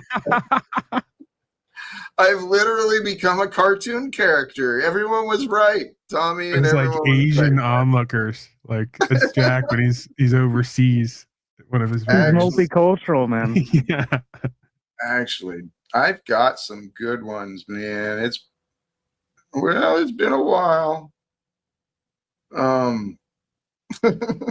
That's gonna annoy Tommy, I think. Maybe don't bring. Oh yeah, that's you. Me Oh, there and I am. Trump, Yeah. with Paul and Midlife in the back there. Who am I? PD Vance in that one? I don't know. And then there's Jack and Paul in 20 years. Okay, that's kind of creepy. Interesting, though. I've got other ones, man, but they disappeared. Holy Did cow. you have one of you with Tarek in Korea eating a dog or something? I saw one. Or did someone There else we make that? go, King Stephen. Come on. Oh, You know what's wrong Steven, with come on. You know what's wrong with King Stephen? This is why you're not he's getting a the- nomination tonight, dude. Yeah, King Stephen's attacking me lately. You know why? Because I've been attacking him because he's been cupcaking with Snafu, Bax, the whole people that he does his thing with. That's all. I don't cupcake with anyone, with Snafu, Bex, or anyone. That's bullshit. Hey, Jack. How's it going? Good. Welcome back. Well, I just Hector, wanted good to see you. Thank you. Thank you, Tarek. I just wanted to test out the concept that I laid on you about there is no argument amongst truth because truth has no argument amongst itself. So, me being who I am, let's demonstrate and see how effective that theory is about truth having no argument with itself. How do you propose we demonstrate this? Just 'Cause by I'm me being here. You'll see. Now, we had a very enlightening conversation yesterday, and there was no opposition. There were three different faiths. There were three different perspectives, but there was a united truth that come with that had no argument. Now that I'm here, let's see if the truth has an argument. And it will prove my point. Because you stand firm in your truth, You believe your truth. That is your truth. And you're going to stand on it, stand by it, and you're not going to deviate from it.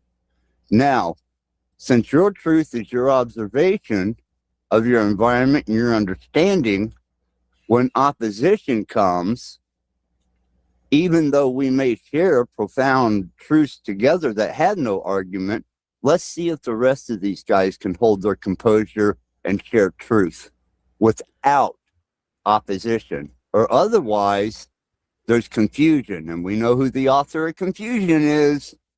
Mm-hmm. Who? But King Stephen will be one of them. Well, Not at all. Lucifer, Satan, or Yeah, Glenn. the Nakash. Let's bury the hatchet, Glenn Monday.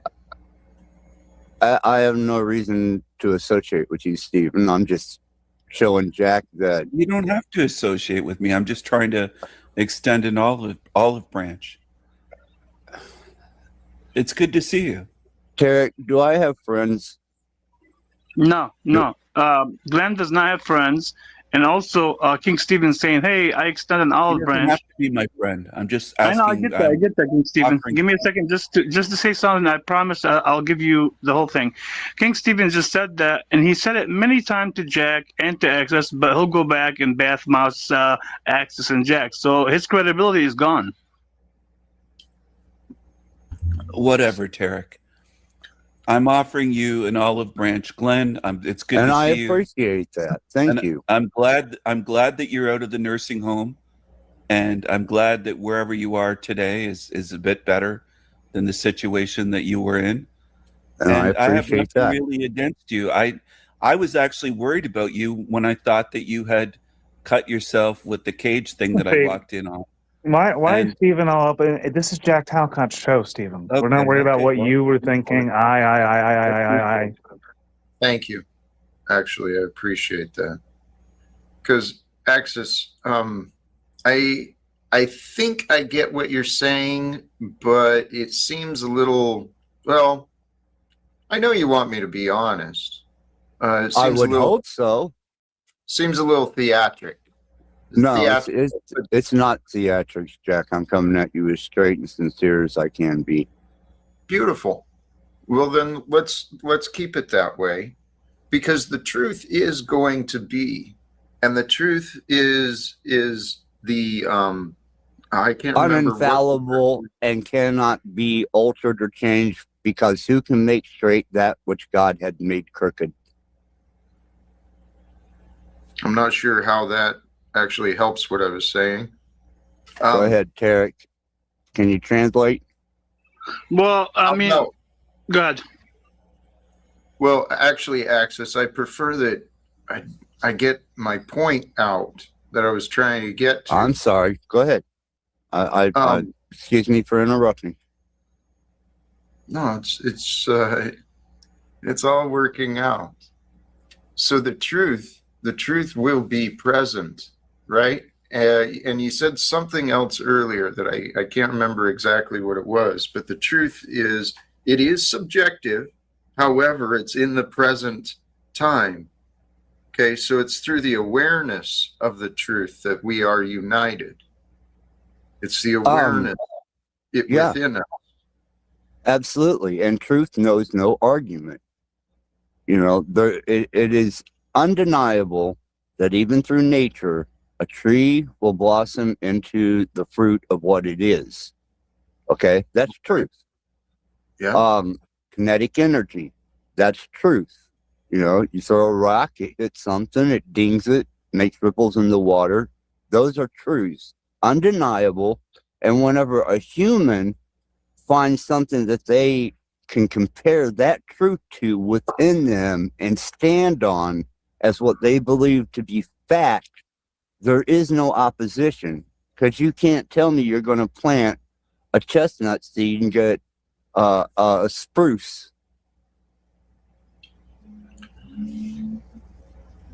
It seems to me you're not talking with me, Axis. No, I'm speaking in general. I'm Right. trying Can to we relate. have I thought you and I were having a conversation. No, I'm just speaking in general. I'm here just to observe to see. Okay. I'm just here to see if that fact that I brought up, that truth has no argument. So if you know the truth, there will be no argument. Okay. It is what it is. Yeah. And you seem to have an understanding of truth within you. I just want to see how the adversarial forces come up against what you deem to be an unarguable truth. You are creating battles for no fucking purpose, and you're talking yourself into circles. You're here in the right place at the right time. The truth will be the truth. There is no argument with the truth. That's what I'm saying. But I'm not sure what you're doing, to be honest. I mean, I love how everything is going. This is a beautiful opportunity for me. It just is. I'll sit back. I'll be quiet. I'll observe. And if you have any questions, I'd be glad to answer them. I love that. Thank you, my friend. And to Freak for the contributions to validate my truth. Thank you. The truth is a mystery, guys. We all have a relationship with the truth. Right? The truth that we know, and then there's the truth that we don't know, and each of us has an individual relationship with that. But one of the things I heard previously, this path of knowing yourself, know who you are. We must look to the place where perception originates. Right? So look beyond the labels, beyond the perceptions, beyond the identities. Look into the origination of perception, which is within you. And that is the awareness of your awareness. And if you can stay aware of your awareness of yourself, right? Being the observer of how are you feeling? How are you moving? What's going on around you, being the observer of it all. Amen. That makes sense. That's why I'm agreeing. But Jack, that ties back to the Oracle of Delphi. Know thyself. Know thyself is from the Oracle of Delphi. And did you know that the Oracle of Delphi was a dolphin? It wasn't a person. It was a statue that they worshipped. Oh my God, that was a great joke. It wasn't a joke. Of it all. Amen. That makes sense. That's why I'm agreeing. But Jack, that ties back to the Oracle of Delphi. Know thyself. Know thyself is from the Oracle of Delphi. And did you know that the Oracle of Delphi was a dolphin? It wasn't a person. It was a statue that they worshipped. Oh my God, that was a great joke. It wasn't a joke. It wasn't a joke. Well, the thing about the past, and especially the distant past, is there's many versions, many stories. But if your truth doesn't match someone else's truth, how do we resolve that, Jack? Is I'm asking. I suggest the first step is acceptance. Okay? Accept that there may be a different perspective to what you both see as true. Does that make sense? Yeah, I agree, Jack. The other day, Jack, I looked up what the truth definition is, and it says truth means to define a true state, right? Whatever true state you're in. And then that would be also subjective, like we all know. So if it is subjective, correct?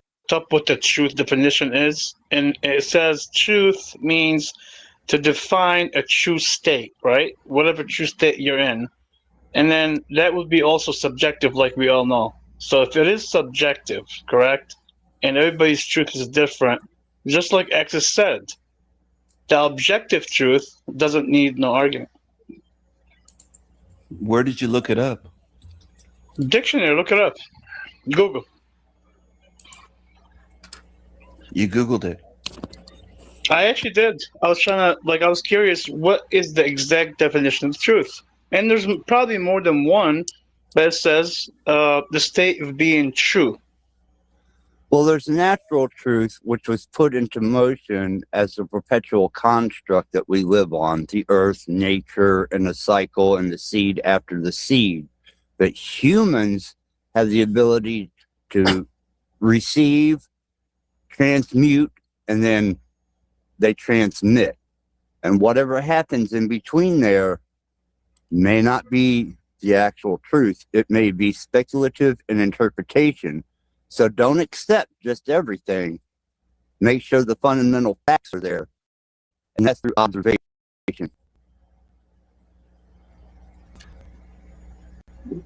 Here. 69. Well, this is from earlier. The perspective, right? One sees a 6, one sees a 9. Who's correct? Everything is relative. Everything is based on perspective. But if we think our perspective is more important than the other human being, we're fucked. There you go. Because the beings, the people, we are what matters. And guys, I'm actually pretty excited. I don't know. I guess that is the definition of faith. And well, the topic today, the title, how belief can prevent or lead to knowing. I truly believe that we are living at this time of history where we've got everything we need. All the answers are here. The solutions are available. We can totally transform this world like that. Amen. And Jack, you said we are what matters. That's why we're in a realm of matter. Because we do matter. It ties in synchronistically. And only for a time. Things matter for a time, and in the end of time, they matter no more. Time is fleeting. I mean, we age and we grow old, and our bodies decay and die. So it is only for a time that we're in matter. Mm-hmm. Now, I saw some profound introspective observation of being in this realm at you, Jack. Please. Before you were born, you were eternally not here, dead, whatever. You're only here for a short amount of time as a conduit, a physical conduit to a higher force to experience this plane of existence. Then when you die, there's a potential you go back to where you were before you were born, but we do know that when you die, everything that transpires here no longer has significance, just as it was before you were born. Just like what you said earlier, Axis, about the tree with the fruit, yes. And then the seed, the tree, then it produces fruit. It's a cycle, is what you're saying. It circles around. Yeah. But wouldn't you agree, Jack or Steven or anybody on the panel, that we live in a social construct, right? So whoever holds the key of the information, and just like Axis said, the conduit of the the information going through, that's where the truth will get in mud, and people will have different information. No, I don't think this is just a social construct, and whoever runs it controls the truth. Is that what you're saying? Well, that case could be made, at least to some degree. This thought, I was thinking about this last night, and it just reoccurred to me. The distinctions and connections between materialism, right, the material world, the physical reality, idealism, right, the ideas of the energies and the power beyond the material, and the connection to mentalism. So materialism and idealism join together within mentalism, and within the mentalism, that is where the truth may be. Well, there's a lot of mentalism in the chat room here quite often. There's a lot of mental static and chaos, man. Mental, yeah. Mental. Totally mental. Totally.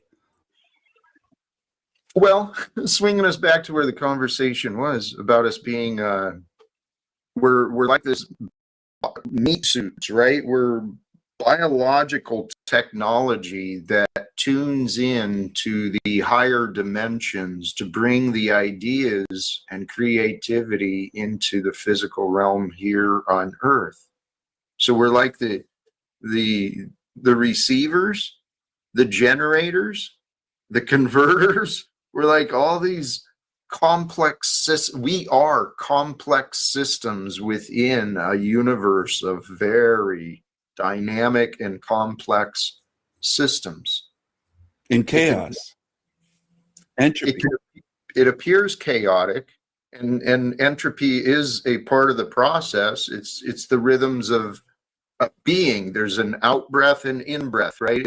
It's a constant balance of perfection. But who we are, man, we are here to lead the world. We're leading the future. We're the human beings at this time. We're leading humanity into the future. What we choose to do affects those who come after us, just like those who came before us set up this charade of Hollywood and Washington, D.C., and all the banking rules and the commercial rules and all this nonsense that everyone believes in.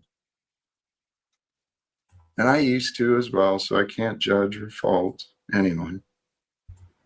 Trexty likes when you say meat suits. He says, say meat suits again, Talcott. Meat suits. Yeah, she doesn't appreciate it.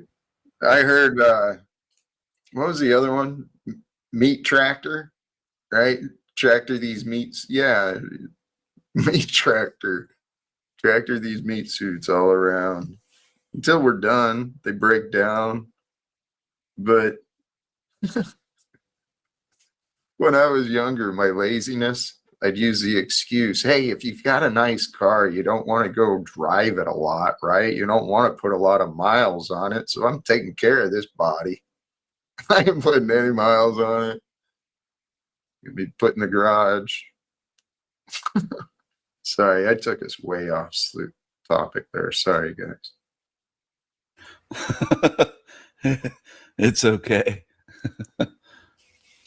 Well, if there is this idea, well, it's not an idea. It is the reality.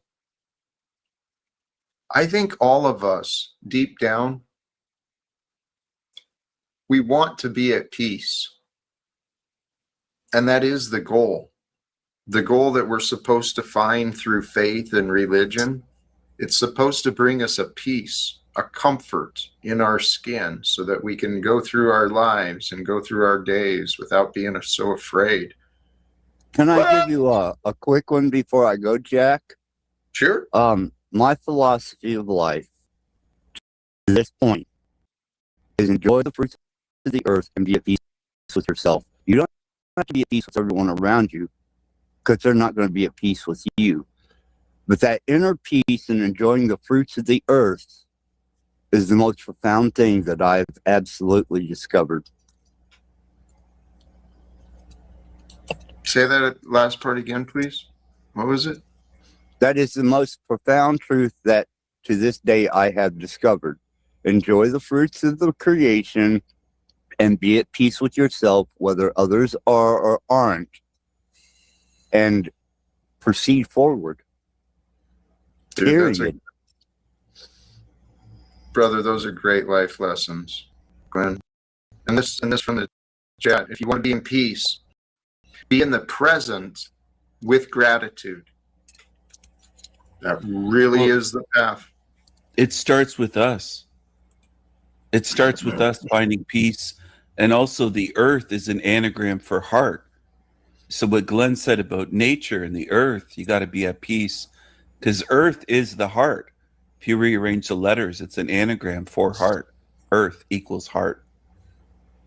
And it's And the same Stephen, thing. that's true. And with that, if you're in harmony and balance with nature, the nature doesn't go out of harmony and balance.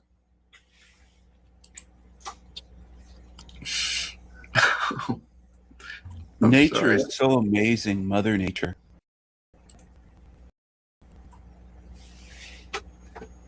It's when man falls out of balance with nature, mining, industrial, core drilling, oil, mass commerce, even laying pavement down for streets that deteriorate. These all are things for deforestation.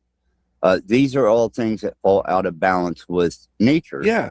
So We're therefore, attacking our man, yeah. So therefore, man, at any point in time, being out of balance with nature, cannot find true balance with nature. Maybe not with self, because that's a different aspect. You can be at peace with yourself, but you can still absolutely destroy that which sustains you. The earth, nature.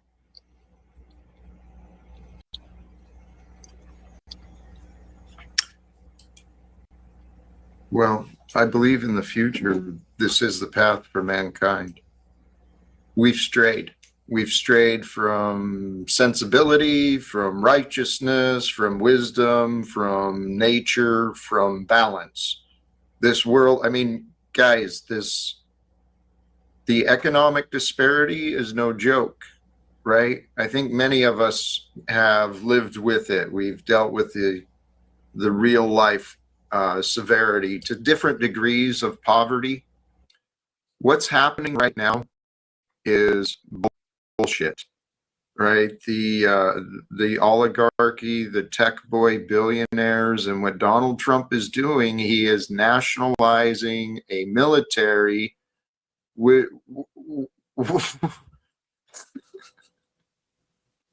and ruining the earth. He's hijacking these oil tankers, taking them over, I think, in Venezuela or Oh yeah, somewhere. thank you. Yeah, That's right. yeah. Drop bombs in Nigeria on Christmas Day to save the Christians. Going to go drop some bombs in Nigeria. Yeah, he's Fuck bombed the here. Nigerians, and And then we've it's- got. I mean, just the other day, I saw floods back in my home state of Washington. There's mudslides in California. There's natural disasters. There's human beings are dealing with so much. There is so much going on. If we stop competing, if the world stopped competing and fighting against each other, we could slow down, right? We could actually pause and think about what we're doing. I was just thinking of interactions with cops. well, Trump is also attacking the earth. There's a lot of attacks on the earth, including drilling for oil and things like that. And I wanted to ask Jack, we call it Mother Earth and Mother Nature. But what I want to know is, do you think the earth could be seen as a daughter of God? Like Jesus was the son of God. Could the earth be seen as the daughter of God?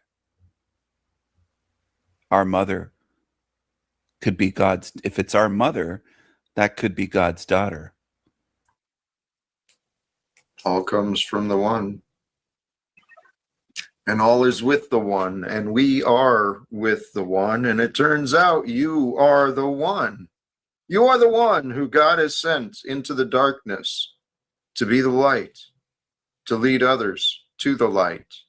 Right? Because in the thumbnail, the scripture today, I've had issues with the common church interpretation of this scripture for a long time.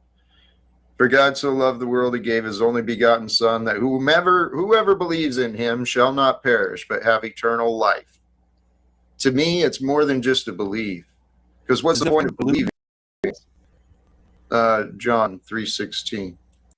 And the Sermon on the Mount, he said, you will go on to do greater things than I. Yeah. Yes. But here's the part that I like a little farther, right? and it explains whoever believes in him is not condemned. And I'm not sure the original language or meanings were, but it says what it says. But whoever does not believe stands condemned already, because they have not believed in the name of God's one and only Son. This is the verdict. And this is the point. Light has come into the world, but people love darkness instead of light because their deeds were evil.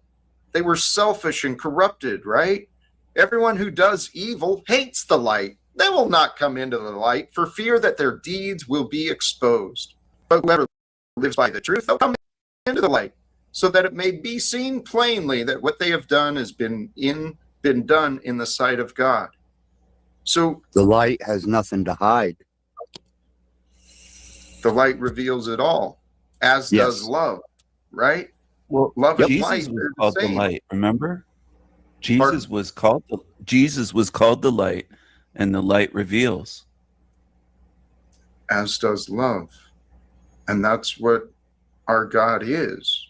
Our God is this source and power of love that is beyond our imaginations. It's expressed in the diversity and the abundance of nature. I mean, if you seriously go look at the grocery store shelves, go open up your cupboard and look at your pantry. Look at the seasonings you have. Look at all the ingredients that come together for you to have what you have. Other people had to learn how, which plants, how do you harvest, how do you prepare, how do you preserve, how do you do all these things for all these things to come together. And here we are, man, we're bitching about the stupidest things, and we're fighting about stuff that really... Jack, would you not say that each person's description of the incomprehensible falls short of what God truly is? They try to humanize God, they try to define him, put him in a book, but he's incomprehensible. And if you think you can comprehend God, there's a verse and a chapter on that too. Were you there when I laid the foundations? Okay, but Axis, that is a truth, right? But compare that to yourself as well, right? Oh, I don't claim to be nothing but pure evil, No, Satanist. stop. That's bullshit. Stop. That's bullshit, and you know it. And it's time for you. I said that's what I claim. I know. He claimed one time to be an enema in a colostomy bag. The point on a live stream. The point is, I'm not trying to argue, Jack. I'm just sharing a truth with you. Now, True my story. character doesn't matter. Who I am and what I represent does not matter. I just shared a universal truth with you. Let's discuss, okay? Because to some degree, the character that you have does not matter. There is a truth to that. However, there is an opposition to that as well. There's an untruth in that. Your character. Well, everything has an opposite. Good, bad, left, right, up, down, creation, non-creation. Everything is a season. Yeah, God exists by the nature of his law to define sin. So, yeah, my character doesn't matter. It's only the truth that I speak that does. But why do you put yourself down? Like, why do you describe yourself? Because I am a character actor. I'm an entertainer, and that's all my channel was ever meant to be. But I do have profound truth when I'm speaking as Glenn Monday. Well, I'd like it to be Glenn here. Well, that's who you got. I mean, Well- I've been direct in my statements, tried to be coherent and as, interpretable as possible, and I've tried to share my understanding and aspect of the truth, not my character. Mm-hmm. So Glenn Monday is different from Axis Rat Blood. You're playing a character on YouTube. Yeah, I have a disclaimer, and that's been the way it has been for how long, Terry? Oh, Terry. No, but I mean Terry. here, not on your channel, like right here, Axis on Jack's show. I'm Glenn Monday. I'm not playing a character here because I come up to have a serious conversation with Jack. It says Axis Rapla though. So which is it? Are you Well, a character? that's how people identify me, the persona, the face, the image of who I am. If I come up here with Glenn Monday, nobody's going to recognize where this message is coming from. Right. So, here's what I do want you to realize, though. Here, I'm not a character, and I do want Glenn, the not character, to be here because that's who you're dealing with. Well, I'm kind of pressing back on what you said, because you made the statement or claim that the character has no relevance or importance. I don't remember exact words you said, but it's just like watching a TV movie or an entertainer, which I did throughout my life on stage, performing shock music. But when I got off the stage, I was not that person anymore. Right. And I so was a here and character now, entertaining. Right now, you're dealing with backstage Glenn, the one that just got off of performing, and you're dealing with the real deal. and that's what I want. Okay. Because what I want you to realize is that character that you assume, it has had an influence in the world. It's influenced you. It's influenced how others treat you and know you. Right? So, well, it reveals the worst of people's inability to forgive, and it shows the hostility they have in them, whether it be some psychological situation, but they just cannot allow a person to enjoy themselves. The same as Kiss, Motley Crue, Alice Cooper. They were worldwide influences. Do you not think that they came up against mass opposition to see who truly got the message and who didn't?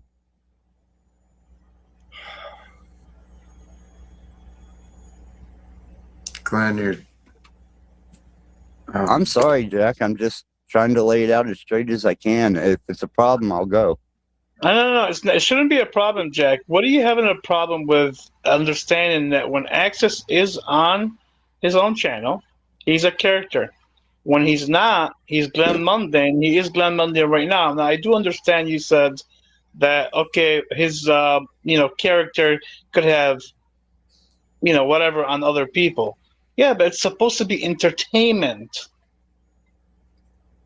I'm not finding this entertaining. Okay. And what I don't want you to leave, but, and Tarek, please, I don't need you to explain Axis. I mean, I can ask him questions if I have questions, but I'm trying to get a statement out. And every time I try getting to a point, I get interrupted, and then I'm sitting in the back and it's back to, okay, I guess I'm listening. I apologize. Go on. They're not reading the room. They're not reading Jack's body language. Full attention, Jack, right now. Well, I don't even remember where I was going. We were discussing the image of my character, the effects it had on it, and me being able to speak the truth. And your discernment between the character and the actual Glenn Monday who plays the character. I do have a question. I do have a question for you, because all of us, to some degree, we do have our characters, okay? Whether we're online or not, we put on different characters at work, at whatever, in different places. Am I freezing up? No. Okay, thank you. We develop these characters usually for a reason. Most reasons are for protection, right? And these characters protect us from the environment, from the situation we're in. But the question comes, at what time, at what point, when should you change your character when should you let the old character die so that a new one may be born? Okay, Jack, I can answer that very quickly. I have within me the wounded child, the neglected child. Then I have a spiritual aspect that mediates what Axis is. And Axis is the protector, the profound, monstrous projection of myself to keep people away from the wounded child. But in between there is a spiritual mediator. Behind it all is a stillness and a silence. Yes. And that's Axis where you is just a are. big, scary fucking thing to keep people away from my wounded child till it heals. Oh, okay. Perfect. So you recognize what it is what it is. So what prevents your inner child from healing? Lack of cooperation. I mean, I did come to peace with myself and my inner child. That's why I'm childlike. I told you that. But it's the other people that are surrounded me, or whether it be, social media or other, they want to continually bring up harm, disruption, and contempt. And my inner child is not going to be able to withstand that because it doesn't know hatred. It doesn't know opposition. So wisdom in between, the spiritual wisdom, kind of gives comfort to the inner child, but still recognizes that Axis is needed to be there to protect that inner child at all costs. No. Okay. I'm sorry to disagree. In your current state, in your past experience, I get that. You're absolutely right. I can relate to those ideas that only Jack can protect. But here's what I realized. When I surrender fully, God takes that responsibility. So there's an opportunity to grow in a relationship with a God for you. And I encourage you. And I'm not saying there's not, but I'm saying you found a peace in you and you're willing to share it. You're comfortable with it. You grow with it. Well, in me, there's still that need for protection against a vulnerable inner child that is truly innocent in its nature because it doesn't know any better than to be vulnerable. Right. But you're old enough to know by now. And so there's ways to integrate and to heal, to bring some healing. And part of it could be just a change in perception, to realize that maybe the wounds were there, but they're no longer as sensitive or as, as relevant as they used to be. Because sometimes we outgrow all sorts of things. That includes some of our old painful memories. We can. No, this isn't a memory. This is the essence of my being I'm protecting. That's a story you're telling yourself, brother. You can change your story too. No, I'm not changing Jack, I have the a question story. for you. I'm saying Jack. you do the same thing, Jack. Jack, do you have a wounded inner child? You said you moved around a lot when you were growing up and you felt like you couldn't get close to people because what would be the point if you're going to be moving again somewhere else? Do you still have that wounded inner child, or did you manage to heal yourself at some point? I think this is a real relatable question for people that are watching. It actually is. Because truthfully, with what you said, Axis, I can relate. And what Stephen is saying is true. Moving around a lot, I grew kind of calloused and numb, and I wouldn't let myself get close to people. And then I created these stories that I was protecting myself and I was protecting others, right? That way nobody got hurt by me. And it created me to be pretty lonely. But part of that loneliness was I was left alone a lot. I spent a lot of my life alone, even as a kid, right? So many of us, and this someone said earlier, calling me out, Jack, you're nothing special. Yeah, I know. I'm just like everyone else. You're special to you. Thank you. We come up with these stories when we're younger and through our lives about who we are, about what hurts, about what matters, but we're not always right. What I found so much freedom in the willingness to just surrender to all that is. Which is not the life that led by Jesus. Jesus did not conform to anyone. He was at peace with himself. Yes. And I think that you have that. It's just that people don't understand that you have found that for yourself. Jesus was a rebel. In reality, he was a dissident. He was a criminal. I have a question, though, for Axis, and this is asked with all due respect. Axis, do you think it's possible that you're hanging on to protecting that inner child so that you don't have to heal your inner child, like your trauma from your childhood? And then no, the inner child is healed. I'm at peace with me. I love me. I like me. I'm happy with me.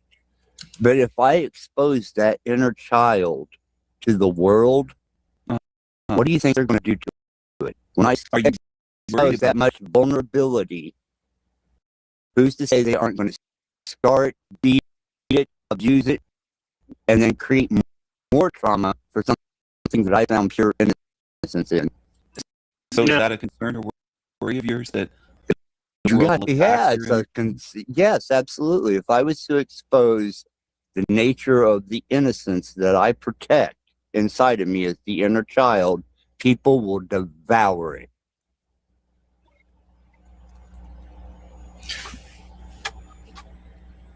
I'm sorry, I got distracted. I wanted to catch this, though, for some reason. Are you expose that much vulnerability? Who's to say they aren't going to scar it, beat it, abuse it, and then create more trauma for something that I found pure innocence in? So is that a concern or worry of yours that the world will look after yes, absolutely. If I was to expose the nature of the innocence that I protect inside of me as the inner child, people will devour it.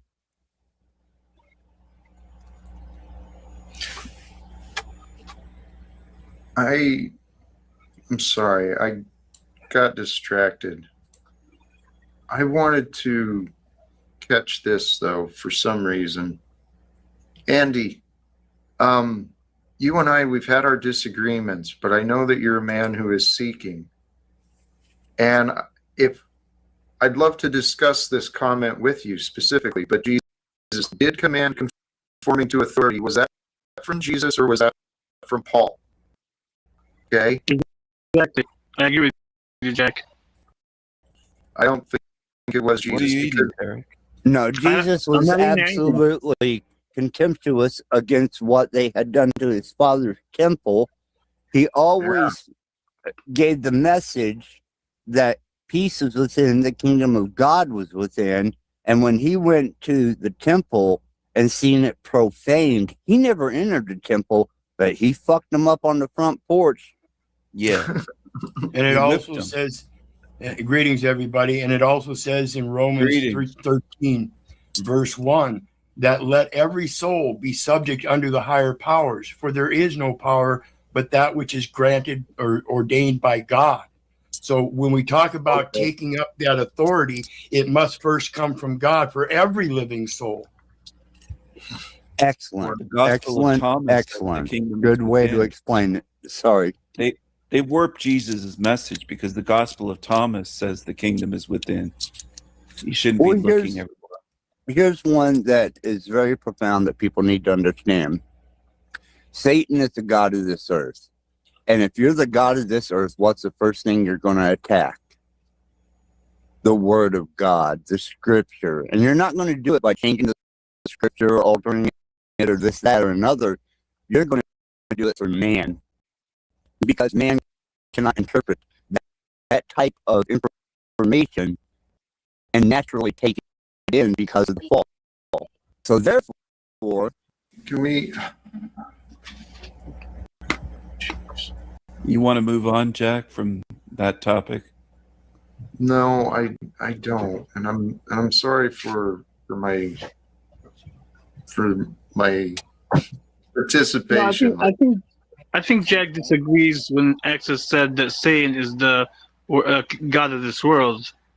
Right. Well, I mean, the case can be made, and it is in the scripture. Even Jesus pointed out, right, that the spirit of Antichrist, not Satan, or? The spirit of Antichrist had been upon the world even before the time of Jesus. And Jesus, and that scripture that Lippy brought up in the chat pointed out, it is God who is moving all, right?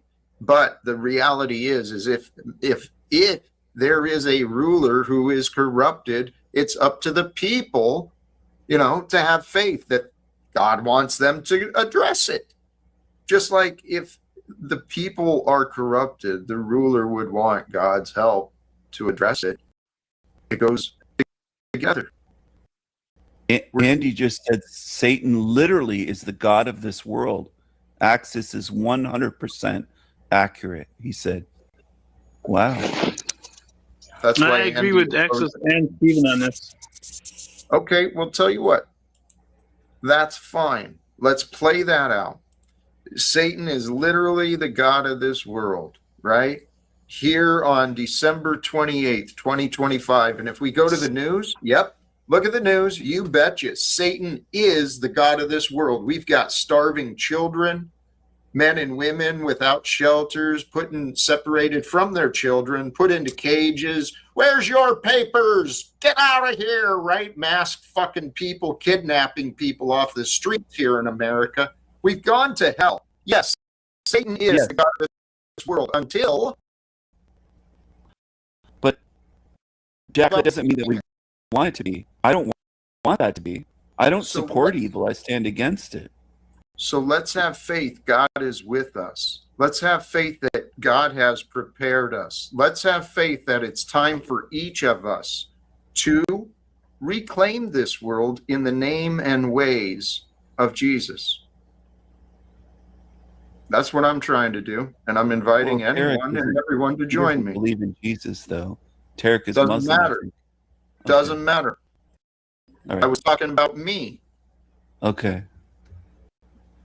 But I thought you said we should reclaim the world in the name of Jesus. Yeah, I was you thinking, did say we. That's correct. The name and ways. I said all are invited to join me. Yes, But I do agree. you know anyone who's willing to join me, Stephen? That's what I'm looking for. Yes, I do. I do. I've been promoting you in videos. Here's an Reaching interesting thousands one. of people.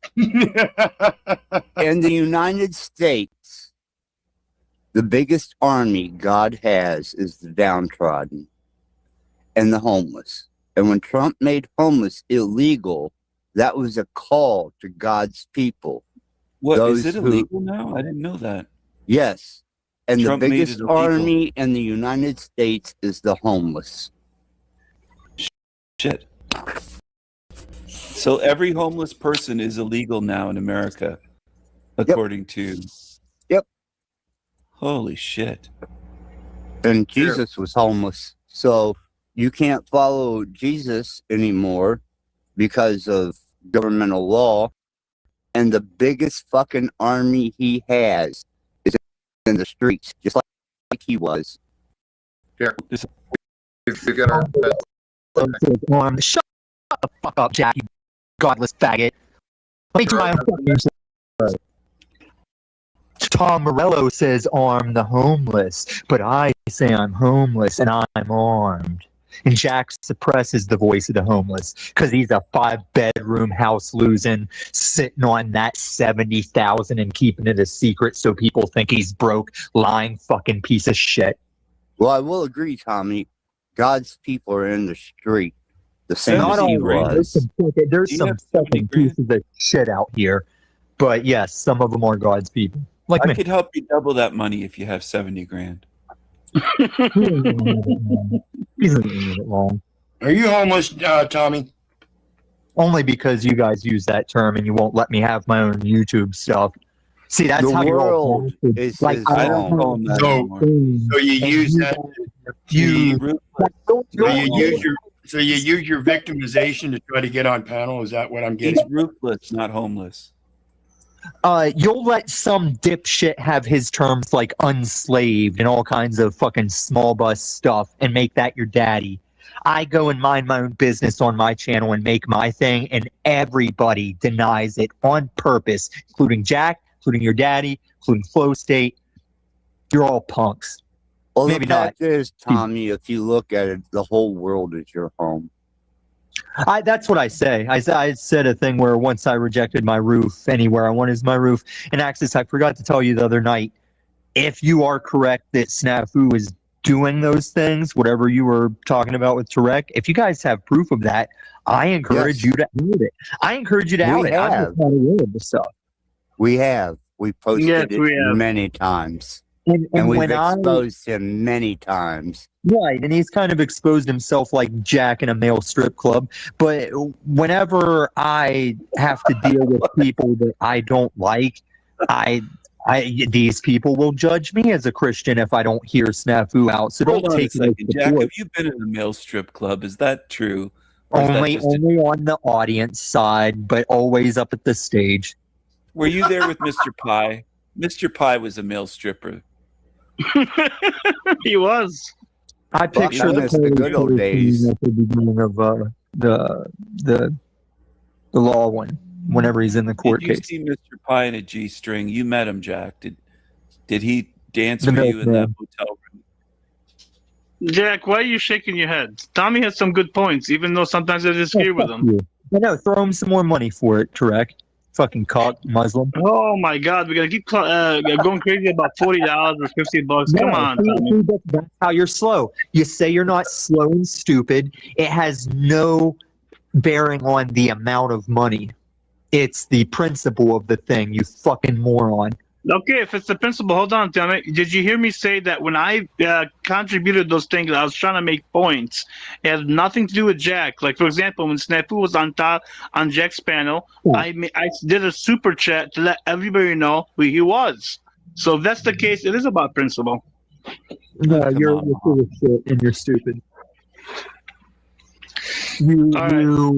You are fueling a guy that doesn't need money. You're making him think he's doing a thing, and I have years of footage of you showing that you know he's not doing a thing. That's what I don't respect about people, is that you show that you know, and then you go back on that.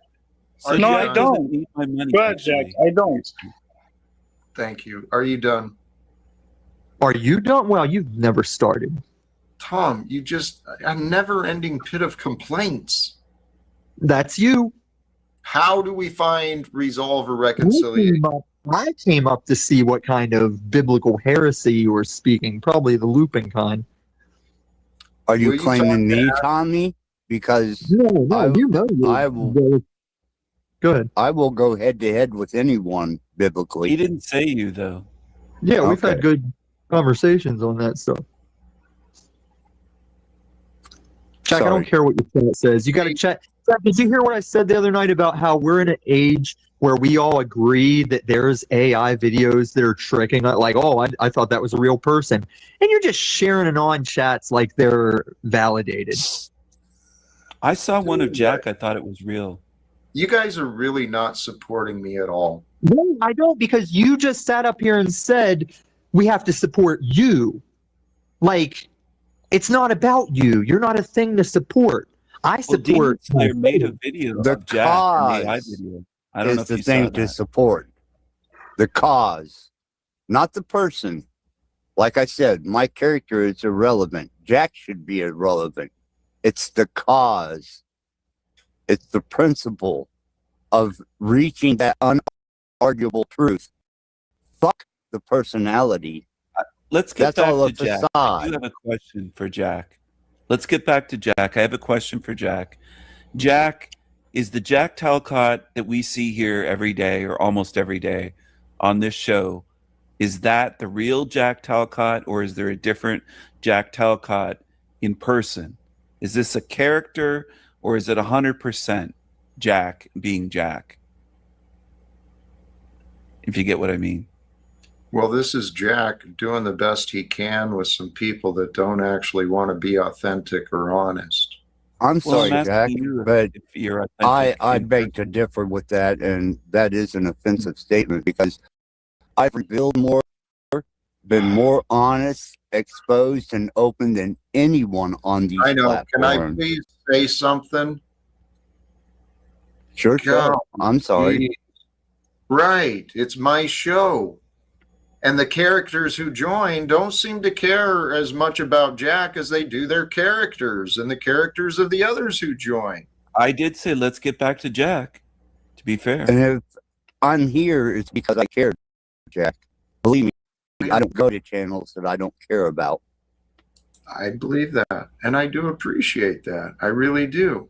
Part of this, though, is my frustration is I haven't been able to say much online. At the same time, I've got bullshit comments being made about me in the chat. So, Miss Brenda, you can please go find something else to do with your time, all right?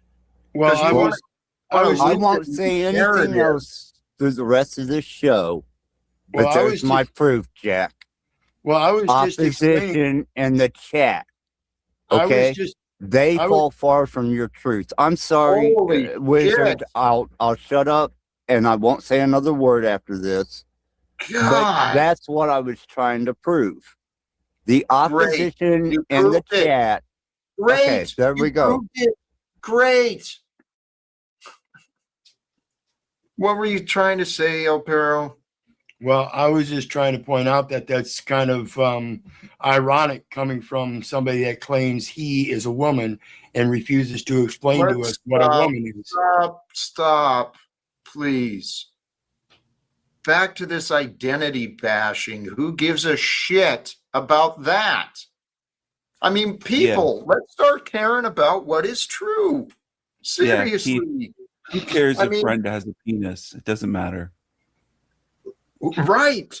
It does not matter. I don't care about any. Stop, please. Back to this identity bashing. Who gives a shit about that? I mean, people, let's start caring about what is true. Seriously. Who cares I if mean- Brenda has a penis? It doesn't matter. Right. It does not matter. I don't care about any of your genitalia. Not one of you. Who cares? Whether you're on the line or in my chat. I don't care. It's what Brenda was saying. She was kind of needling Jack this whole time, I think, with comments. Part of it. That was part of it. He's he's trying to wind. Brenda is trying to wind you up. That's what I think this whole time, I think, with comments. Part of it. That was part of it. He's he's trying to wind. Brenda is trying to wind you up. That's what I think it is. I'm sorry, Jack, but let's get back. Let's get the show on the rails again. Don't let them derail with the chat room comments and.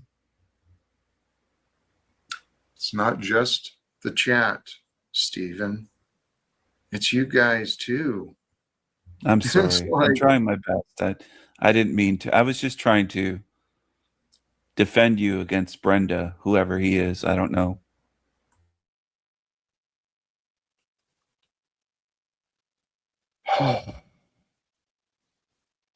Guys, we're living at a time we have such incredible opportunities. If we stop arguing and fighting about what we think we know, and we actually try to figure out, hey, what do they know? What do I know that might help them? We start figuring that out. Guys, we can seriously. Line or in my chat, I don't care. What were you trying to say, El Perro?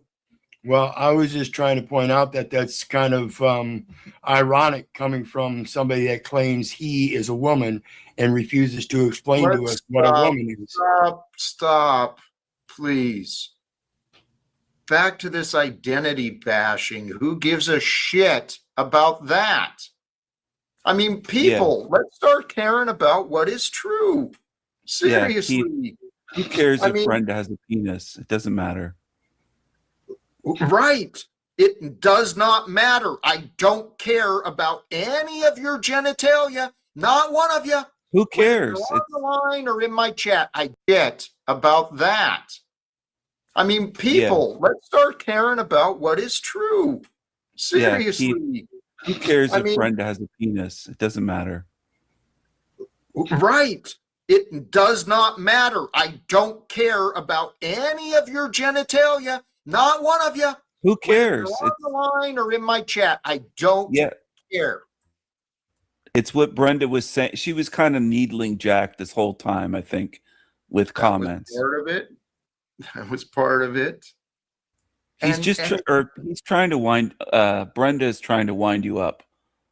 That's what I think it is. I'm sorry, Jack, but let's get back. Let's get the show on the rails again. Don't let them derail with the chat room comments and. It's not just the chat, Stephen. It's you guys too. I'm sorry. I'm trying my best. I didn't mean to. I was just trying to defend you against Brenda, whoever he is. I don't know.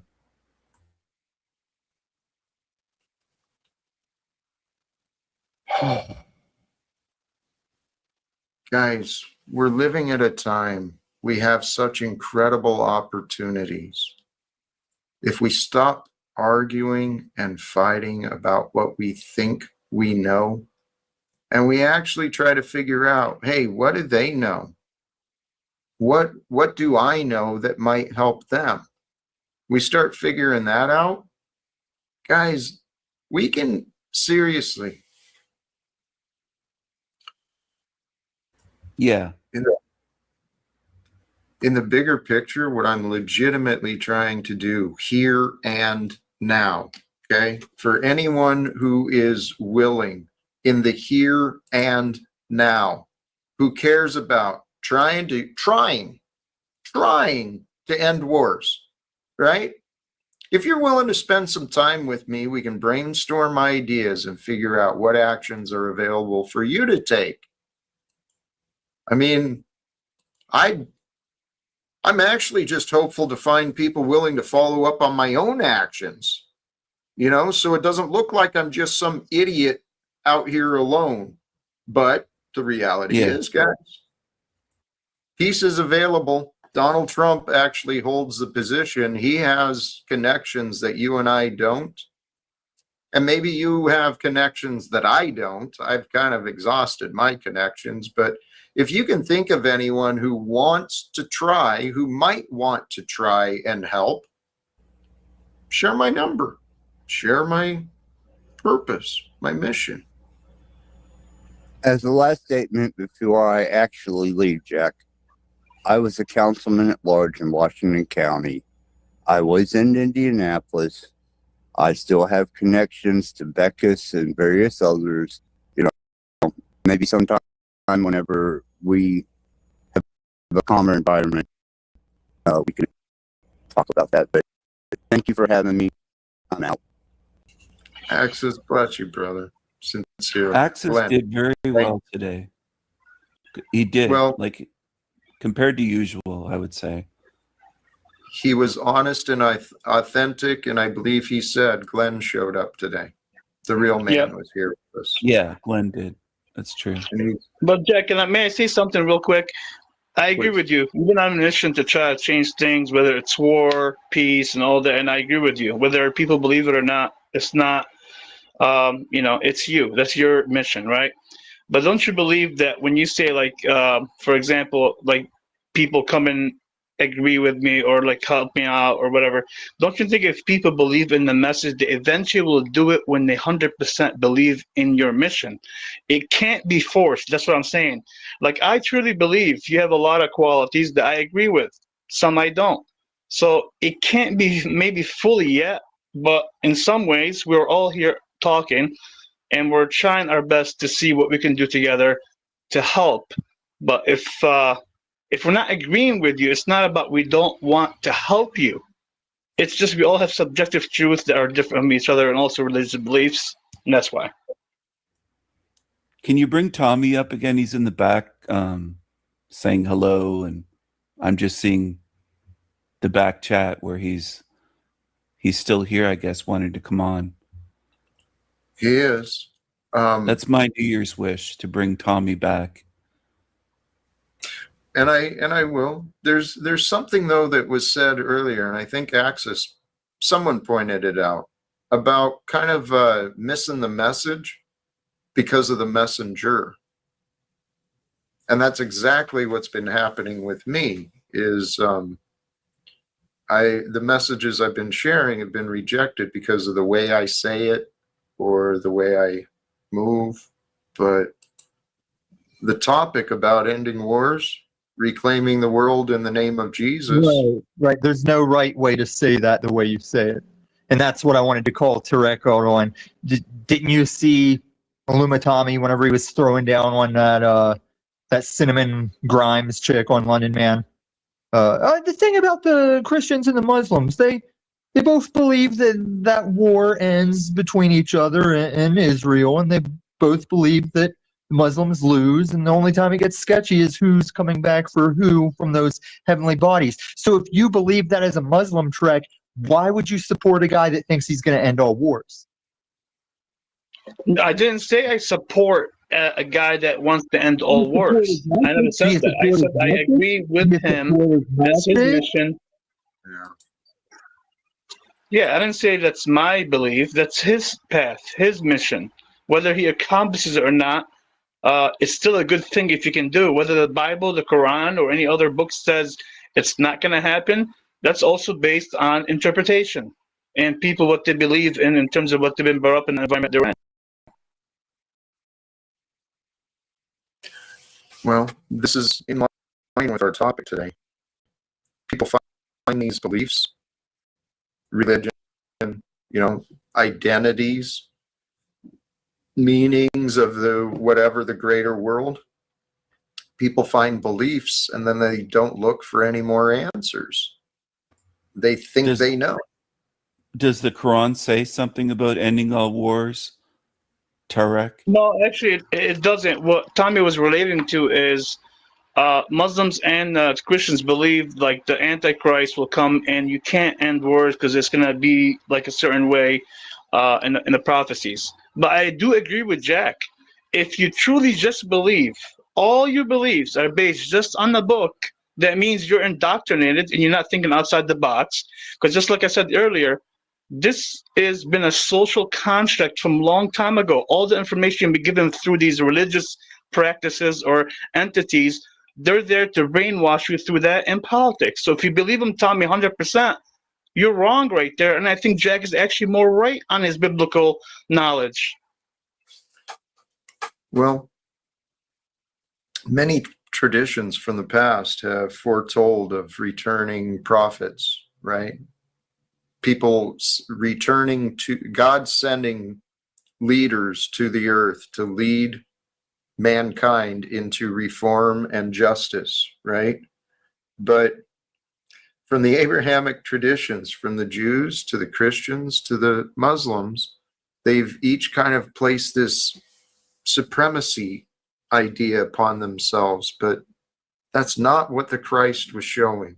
And what the Christ was showing, what Jesus was showing, was to glorify the will of the one, right? The great Father, the Father absolute. So what Jesus showed us was mercy, grace, perfected love brought to the world. And that's what we're here to follow. And if we follow that, guess what? We're not necessarily going to conform to corrupted systems. That's the whole point. So earlier in the conversation, we brought up how Jesus was kind of a radical, which he was. And if we follow him, we are leaders, right? We're leaders of men as in our own regard. Yeah, he was a radical. That's for sure. I do agree with that, that Jesus was a radical. I wanted to ask Tarek something about what did Muhammad actually have a child bride that was age 7 when he No, married that's her? all. No, man. Jack does have limited time today because he does have to come over and accept his directorship nomination over there. We have important things to get to, so when you got like Jack, I know you got to close this down soon to preserve your energy because we got a lot to talk about. Whenever you want. But. We do. And Chuck, thank you. Chuck's Did you here see for- my message? I just noticed it. Okay. Yeah, that's the Chuck, only reason are you I came interested in up. sponsoring the directorship awards? It's a $5,000 investment. You get lifetime sponsorship. What? Whoa. Say that again. I'm sorry, something got lost in the translation there. Oh boy, Chuck is here. We'll now. talk.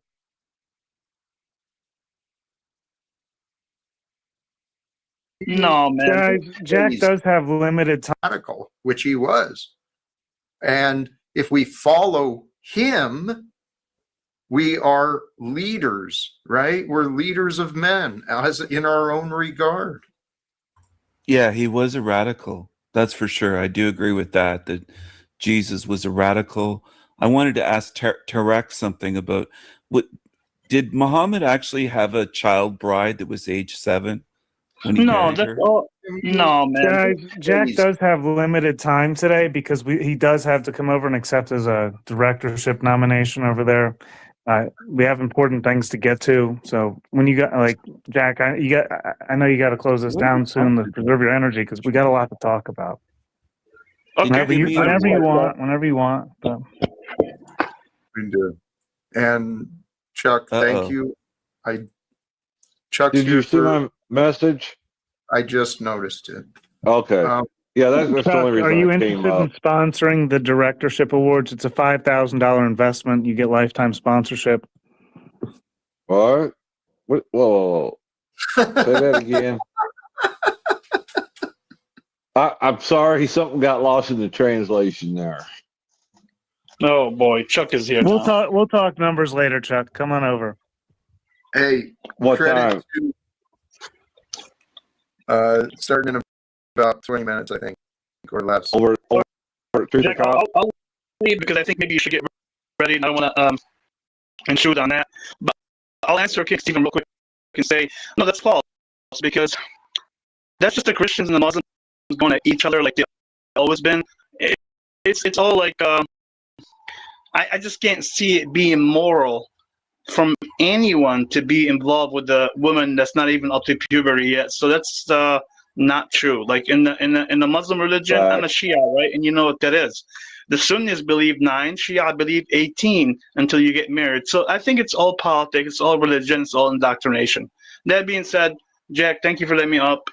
So you T-Reigns are a Shia Muslim then, Tarek. I am a Shia Muslim, but I don't practice all they do. That's why when I say I don't believe in everything they say, because I'm not indoctrinated like they are, and that's why I give Jack credit, because even as a Christian or whatever he wants to label himself to be, he doesn't have to believe what Tommy believes. Tommy is very indoctrinated. He follows the book by heart. That means he does not have an open mind.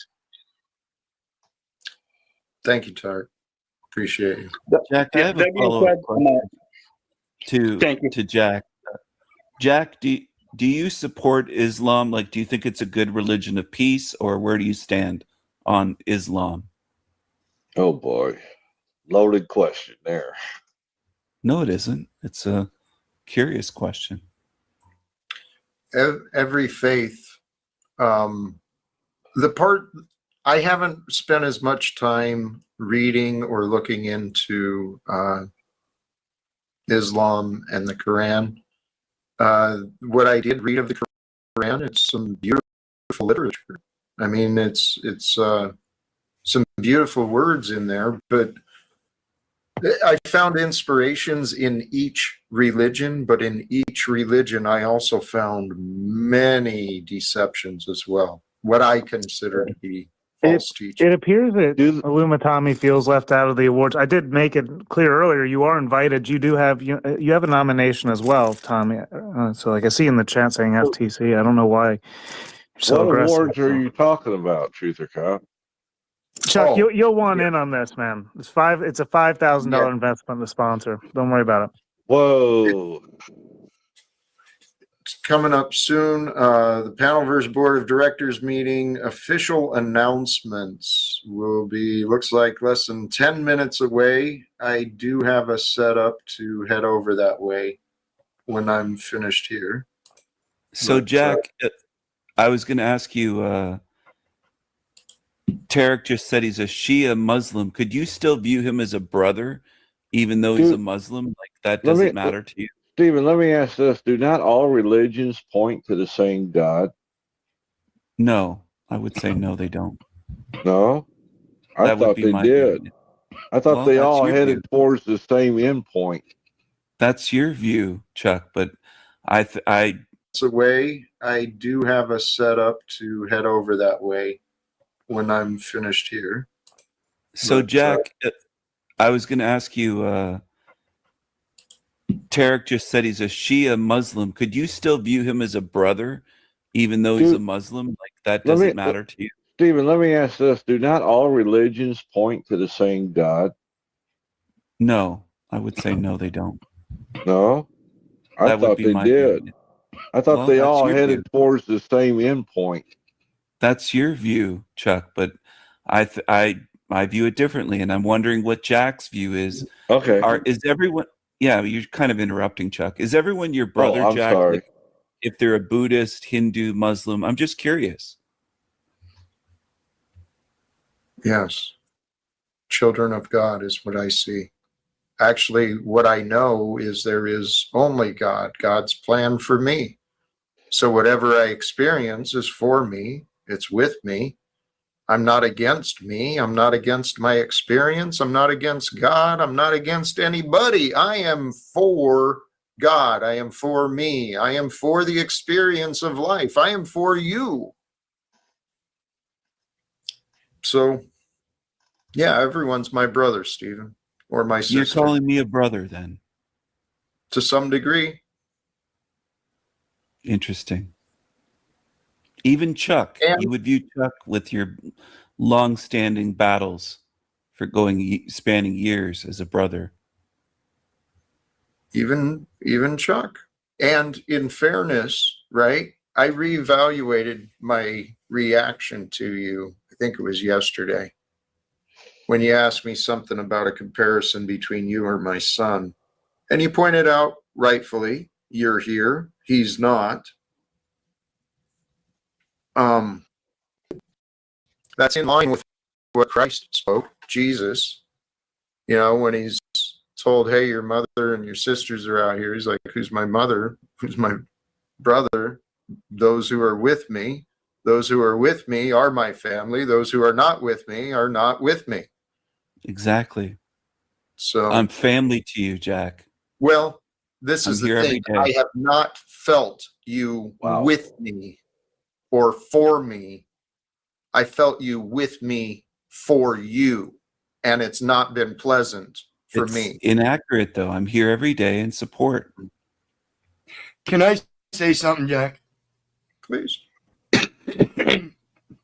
Because when we talk about this word family, I think it's a skewed version. Because I think you and I will both agree, like you said, you moved around, you didn't have a lot of friends, you learned how to self-validate. And in these modern family structures that we have, I can only hope that that will be a redundant thing that we start seeing, is that people will start learning how to self-validate themselves without the foundational family, so that they can find out that that foundational family isn't the inherent family. It's the family that we find around us in those observances you were talking about earlier. Yes. Knowing thyself and being able to observe other people of the same feather, not ones that are classy and have a stature, but those that truly speak the truth, no matter where they're at in life. And I think that's the foundation of what we're looking for here when we speak that term family and community. Just saying. That's kind of what I'm getting at, Keith. That's actually what I was getting at. But And in the same token, Stephen, you can't replace another person. You can come I'm not in as a replacing different. anyone. I'm not talking about that. I'm not. Okay. I'm not trying to replace anyone. But you are my family. I'm embracing you as brothers, Jack, Keith, Chuck. Maybe not Truth or Cop, but at least 3 of you on panel. I'm embracing you as brothers. I find that, Stephen, as hard as I try to dislike you, at the basic core level, we're all children of God. Don't try to dislike me, Chuck. Just embrace me. I'm a very likable guy, lovable even. King Stephen, you know what? I was hesitant to extend this off. At least 3 of you on panel. I'm embracing you as brothers. I find that, Stephen, as hard as I try to dislike you, at the basic core level, we're all children of God. Don't try to dislike me, Chuck. Just embrace me. I'm a very likable guy, lovable even. King Stephen, you know what? I was hesitant to extend this offer to you. But I'd like to extend the same offer to you that I did for Chuck. $5,000, lifetime sponsorship, the director's meeting. I'll extend that offer to you. Channel, Truth or Cop. I've never been on your channel. I don't know what you're talking about. Well, tonight might be the opportunity. Well, Jack, we are brothers. I'm extending my not offer, but brotherhood. I'm here for brotherhood. And I'm here to help the wounded and the ones that need healing and the ones that need friendship, that are lonely. You were talking about loneliness earlier in the stream. Your talk is cheap. Your words have proven to be not of value to me.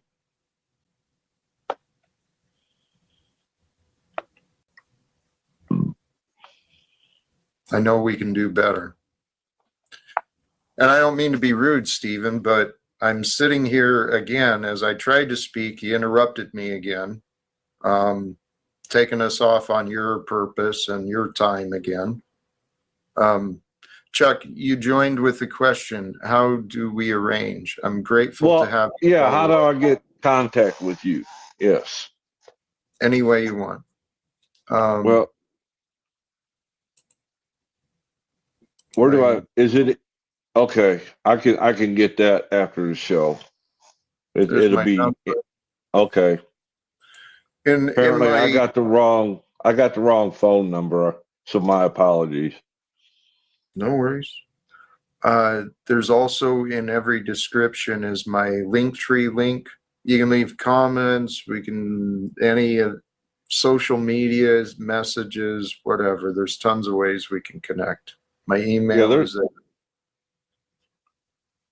There's a few subjects that I really want to delve in with you. And I think we're in common agreement on probably most of them. And I'd really like to explore that. I'd appreciate it, Chuck. And when, what was his name? OG? Is that his Orthodox guy? Orthodox guy, yeah. I actually respect and I appreciated what he showed up with, and his offers. Because that's where we were, that's where it was going, right? So I'm with him. Basically, yeah. Because he's a good kid. All right. I appreciate it. Yeah, Chuck, please let me know. We'll put something together. I'm real flexible. Yeah, and it's not a hit session. It's for me to get to know Jack and for Jack to get to know me. And maybe we can reach a commonality that allows us to move forward instead of living in the past. That would be nice. I support that. Yeah, I'd appreciate I'm talking to Jack Stevens. And a great first step is that $5,000 investment. Once again, Chuck. Oh, there you go, grifting. What do you have against me, Chuck? Well, I got 250 grand. How much you need? Just $5 grand, just 5 G's.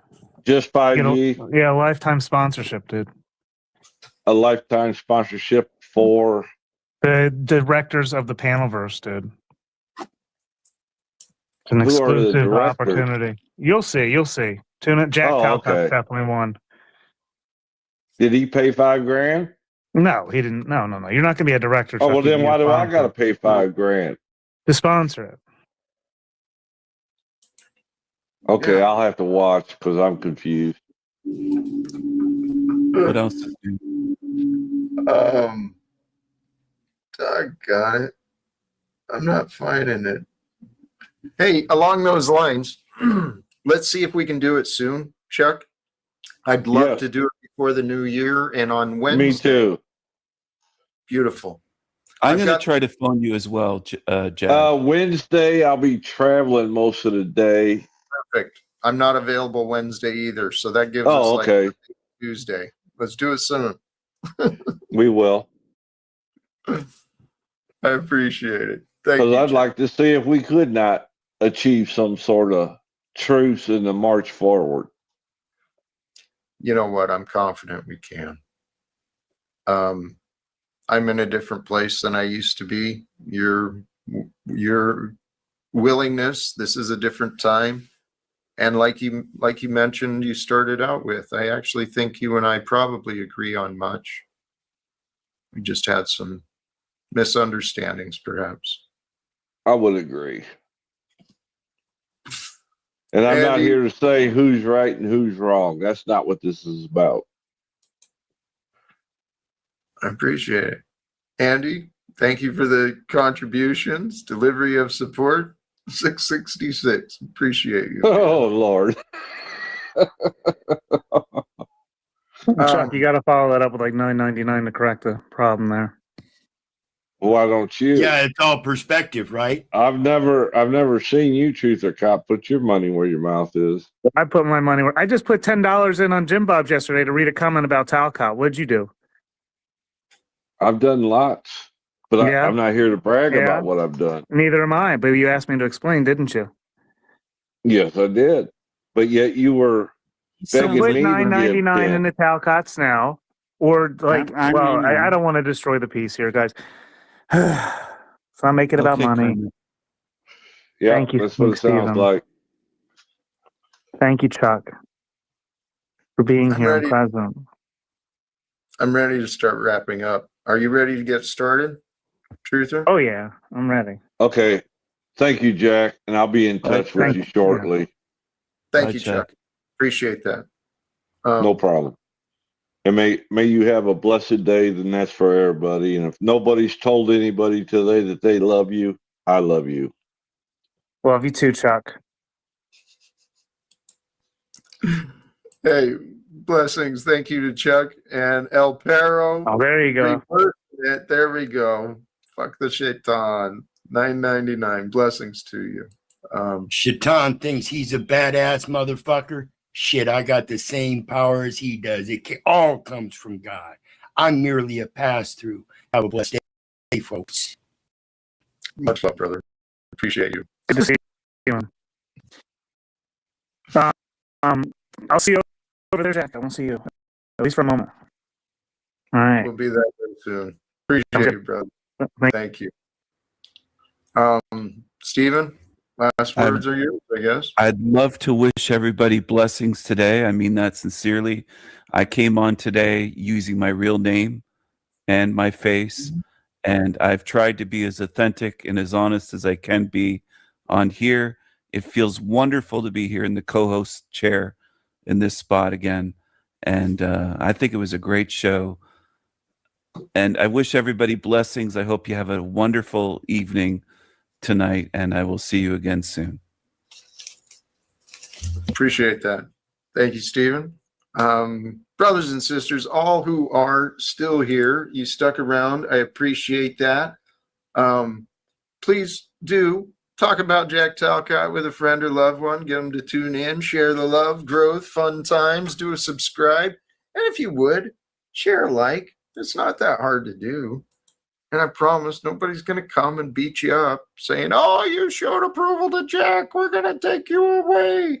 Well, then again, if Tommy catches you, which, by the way, I promoted his stream earlier for those who were caring about it. It looks like he took it down. So we are going to still forward over to our friend Truther Cop tonight once I wrap this up.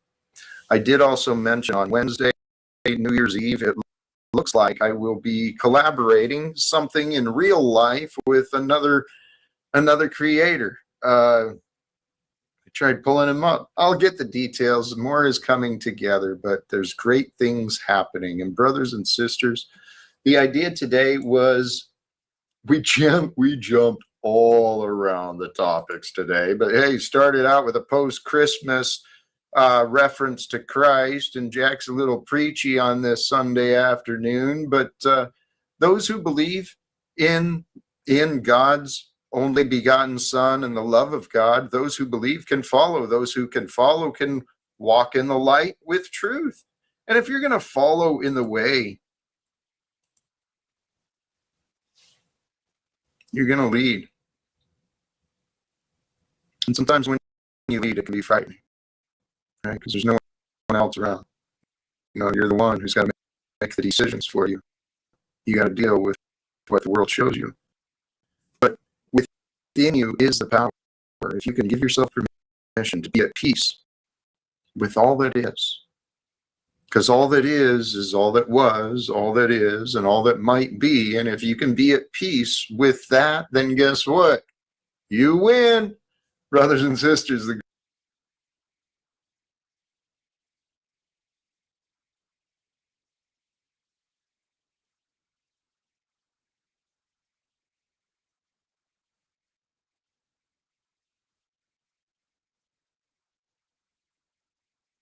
We all end up being, in a certain way, a part of each other's remembering or awakening. And for me, that happened with Scarlett telling me kind of a harsh truth that nobody really else was telling me. Because most people are too uncomfortable to say stuff like that. Yeah. And so she kind of outed something about me to myself. And once it was out in the open, it was profound shift in my life that has changed everything. So we're going to be talking about that today. But before I do want to hand it over to you and give you space to introduce yourself, you know, however that makes sense to you. Yeah. Well, thank you, Nathan. It's such an honor to be here, you know, like on this video with you, on this path with you even, you know? Yeah. So on this wild ride. But my name is, I am Scarlett Isabella Starr. I am as part of it because that is the name of God, which we all are. That's a different topic, though. I don't know if you want to go all on that topic, but you can say anything that you want, anything that comes through.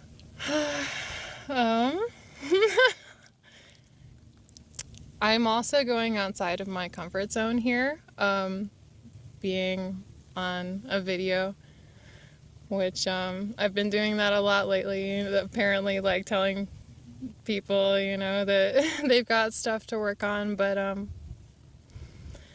it's like a test for me and it's a test for the other people, so it's kind of like a co-creative endeavor here that I'm putting my toes into. Yeah, this is definitely new, huh? This is Spring, by the way. Yeah, they can't, I don't think they can they see can't. her head. I thought they... Yeah, but they've seen her before and seen my dogs. Yeah, I love Spring so much. Yeah, Spring really likes Scarlett too.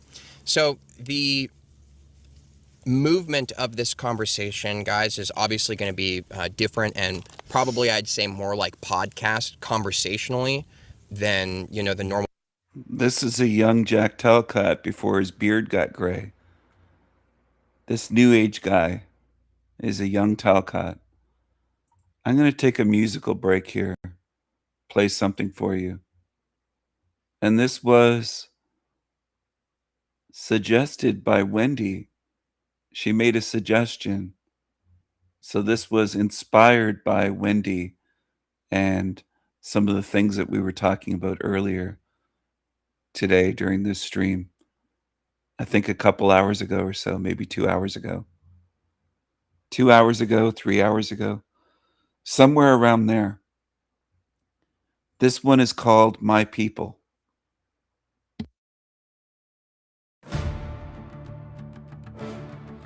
My people,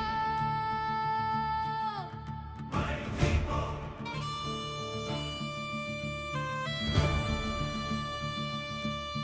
my people. We built the modern world. We are builders of civilizations. We are warriors. We are poets and painters. My people. We build music halls, ornate cathedrals. We created symphonies of civilization. We invented ballet and the printing press. We are builders of castles and magical palaces. My people, my people, blood and soil.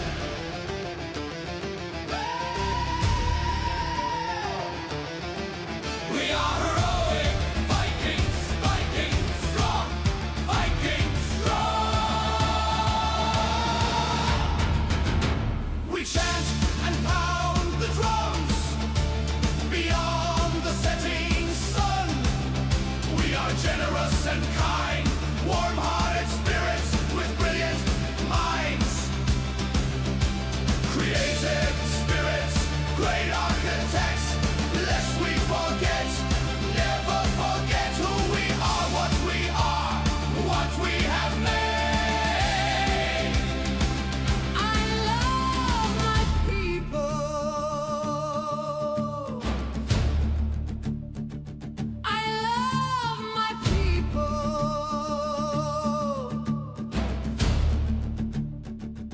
We built the modern world. We built the modern world. Behold our resilience and beauty. Behold and cherish. Respect to our ancestors. Blood and soil. I love my people. I love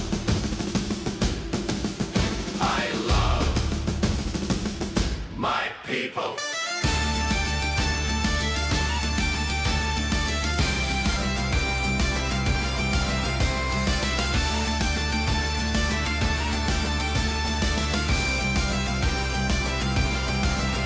My people.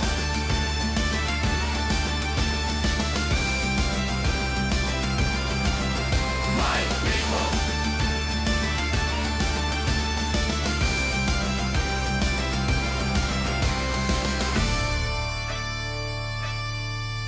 My people.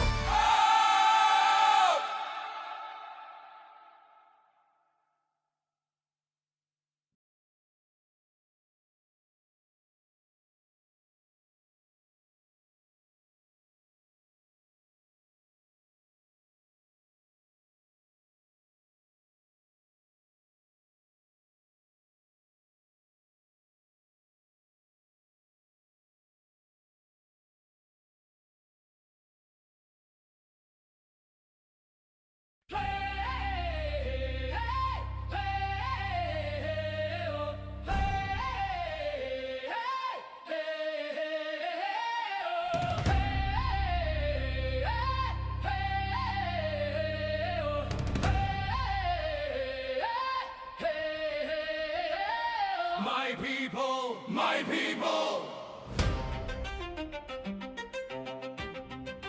We built the modern world. We are builders of civilizations. We are warriors. We are poets and painters. my people. We build music halls, ornate cathedrals. We created symphonies of civilization. We invented ballet and the printing press. We are builders of castles and magical palaces. My people. My people. Blood and soil. We are heroic. Vikings. Vikings strong. Vikings strong.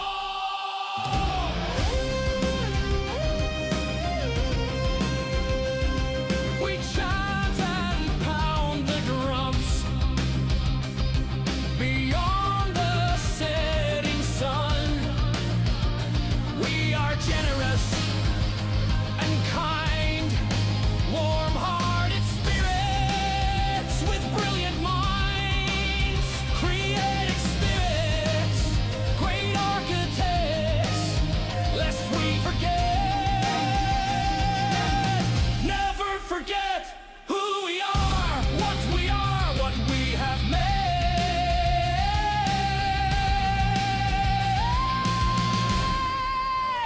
I love my people. I love my people. We built the modern world. We built the modern world.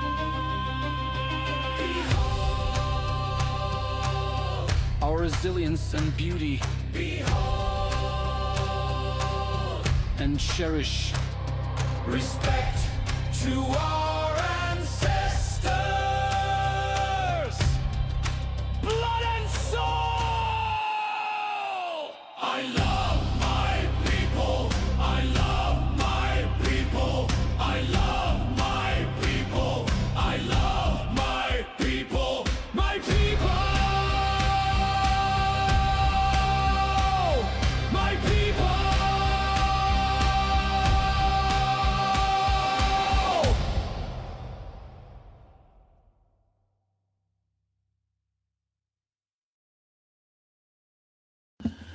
All right, so I've been working on that for hours in the background, making different mixes and making revisions and tweaks and trying to create something powerful and moving, emotional and accurate, honest, truthful.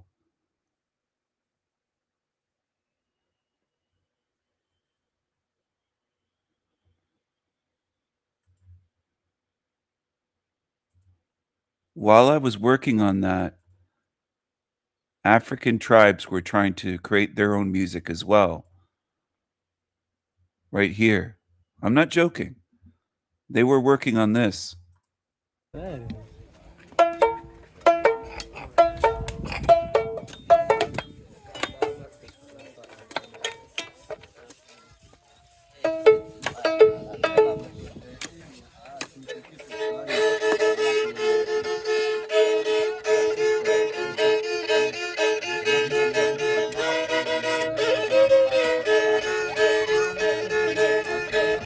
So this is African music compared to what a European mind can create. I'm not sure what he's trying to do. I'm not sure that this doesn't sound in tune at all. This sounds horrible to my ears. Maybe to the darkies this sounds good, but to me this sounds just awful. This sounds bloody awful. What is this? This is they're calling this playing beautiful songs. What kind of song is this? What are they talking about?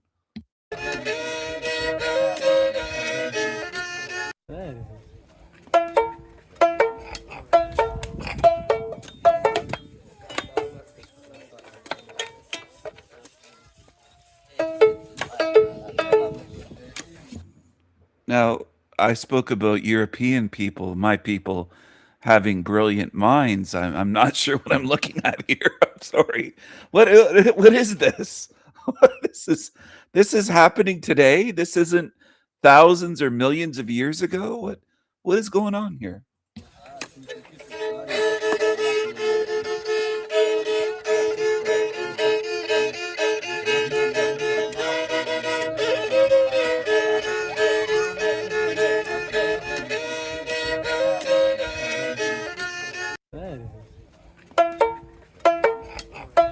Jesus Christ, remarkable, isn't it? Now, in terms of art and culture and manners and etiquette, and well, let's take a look. I don't want to put these people down. They in our Western society these days, they claim that all cultures are beautiful and equal. I don't believe that. I think that we're different. I don't think we're equal.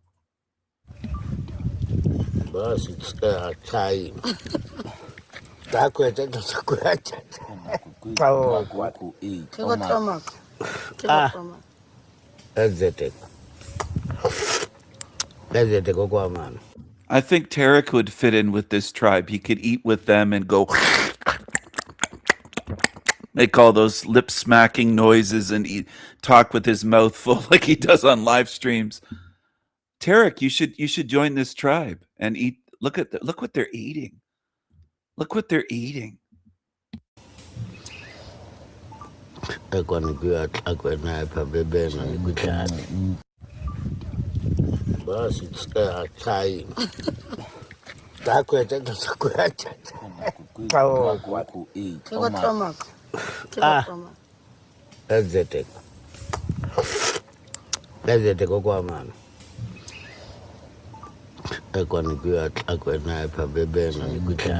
It looks like a monkey or a bat or something. It almost looks like a bat. It doesn't look like a monkey. What is that? Is that a bush baby? What is he eating here? And they just boil it and eat it with their hands. They're all eating with their hands, and they don't have furniture. They're squatting down, as you can see. He's in a squat position. Filthy dirty. Looks like he hasn't showered in years. And I mean, and this is going on today.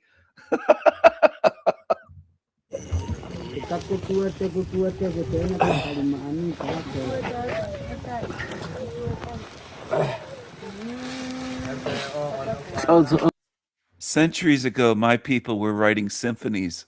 Mozart was writing symphonies. And today, this is what we have. I mean, my goodness. Look at this. Look at this. Who would want to eat with them?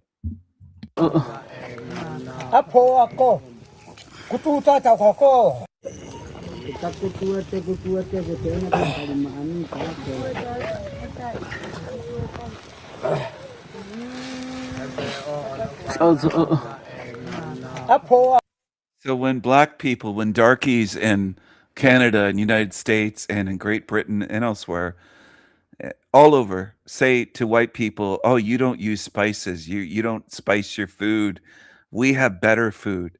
This is what they're eating over there. They're just boiling anything they can catch, it looks like. Oh, Jesus. Filthy dirty.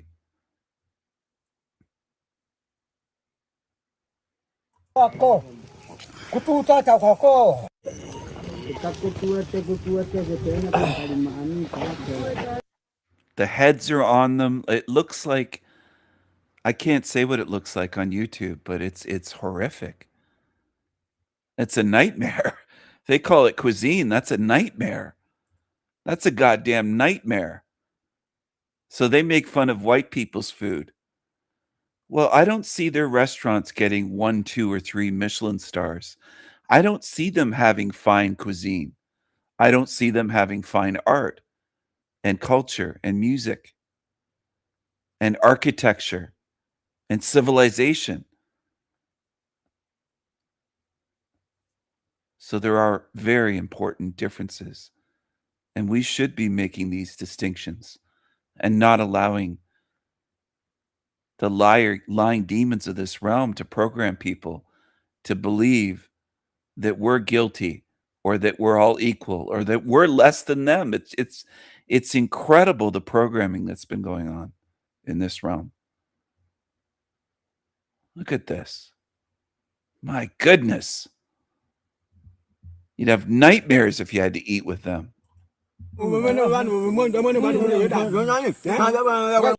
What was he saying there?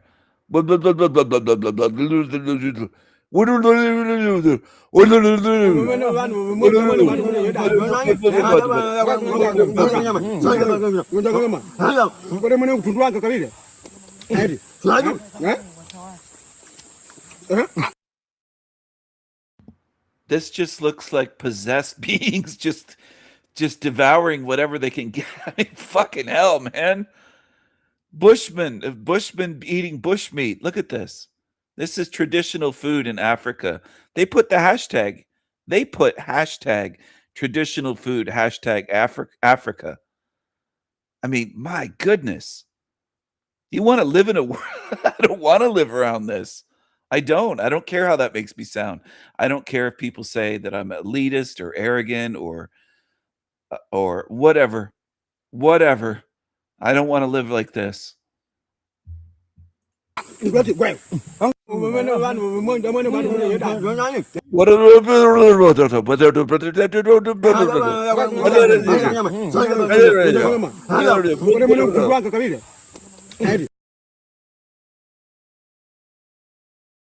Fucking hell. I don't want to be around that. Yes, we don't have to overly spice our food because it's fresh. Exactly. They're overly spice their food because they're eating quite often rotten, spoiled food that's not refrigerated. It's just stored and it starts to rot. You leave meat out, it will get rotten. Leave any type of food out, it will rot.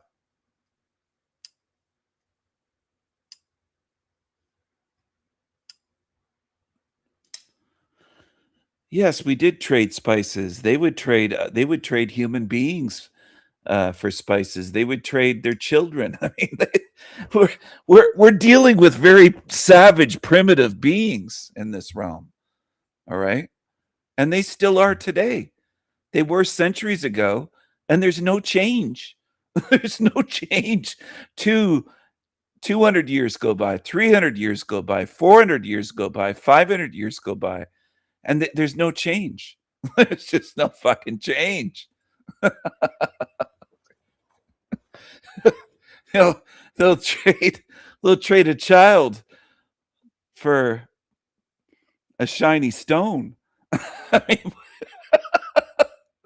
you could hand them a shiny little spoon, and they'll trade you a bus full of children. Or I mean, it's just.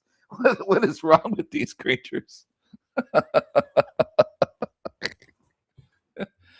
Oh, well, Tyler, hello. You missed the music. I played some music that I created while live streaming, and then I showed some African music, the best that they could put out, and it's just incredible.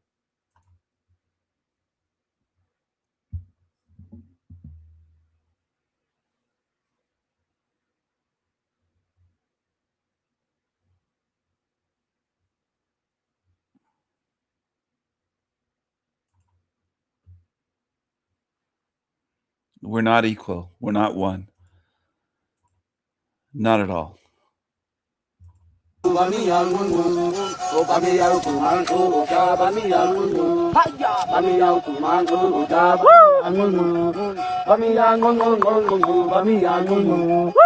There's the clicking sounds. Do more of the clicking.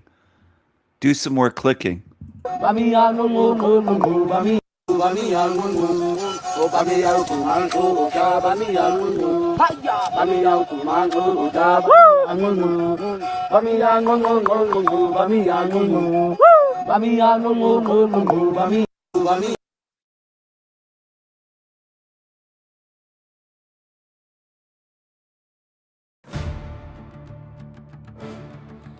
My people,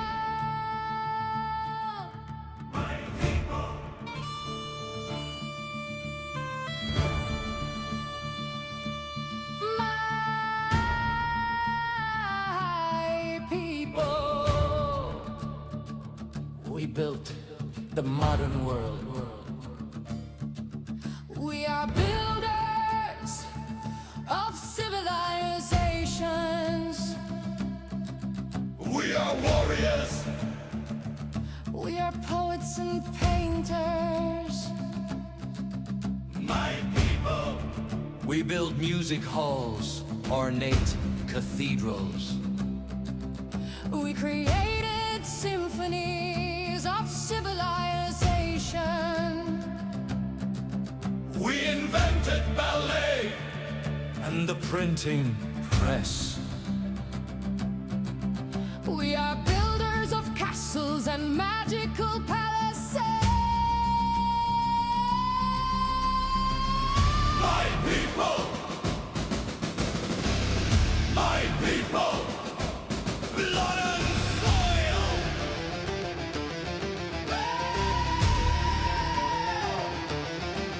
We are heroic Vikings, Vikings strong, Vikings strong. We chant and pound the drums beyond the setting sun. We are generous and kind, warm-hearted spirits with brilliant minds. Creative spirits, great architects, lest we forget, never forget who we are, what we have made.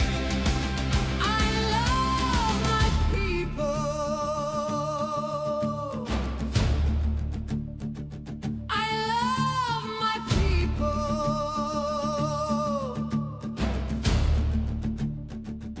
We built the modern world. We built the modern world. Behold our resilience and beauty, Behold, and cherish respect to our ancestors. blood and soil. I love my people. I love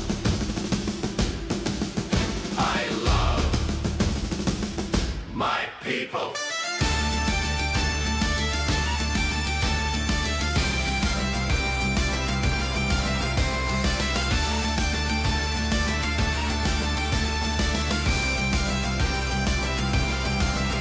My people.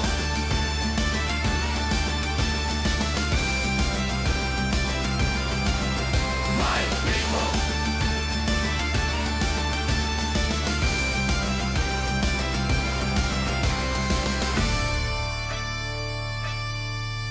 My people.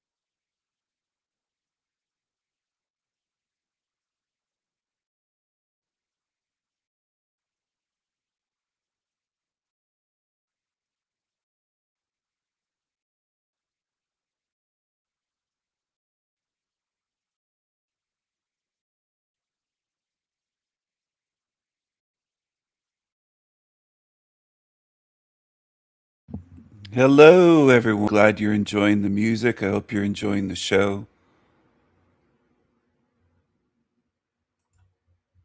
Welcome to the greatest show in hell. This is El Diablo Radio International, the hottest show in hell. Nobody does it better. Nobody. And I've been live now for over 5 hours. Time is flying by yet again. One more mix. I'll play one more mix of My People that I was just finishing up. My People. I made a whole bunch in the last few hours. Cue the music.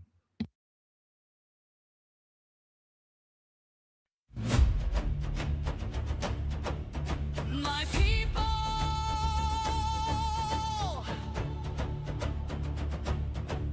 my people,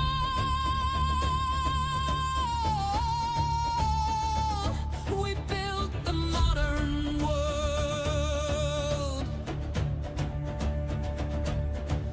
We are builders of civilizations. We are warriors. We are poets and painters. My people. We build music halls, ornate cathedrals. We created symphonies of civilization. We invented ballet and the printing press. We are builders of castles and magical palaces. My people, my people, blood and soul.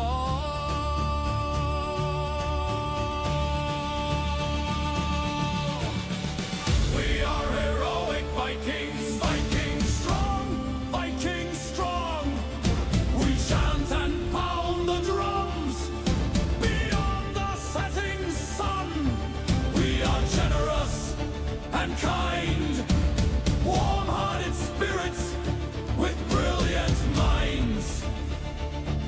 Creative spirits, great architects.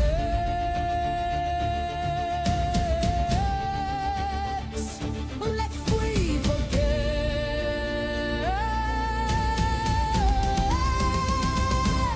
never forget who we are, what we are, what we have made. I love my people. I love my people. We built the modern world. We built the modern world. Behold our resilience and beauty. Behold and cherish respect to our ancestors.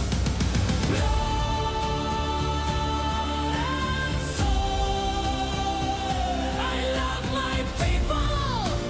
I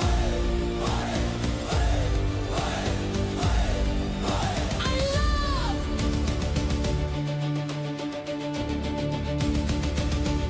I love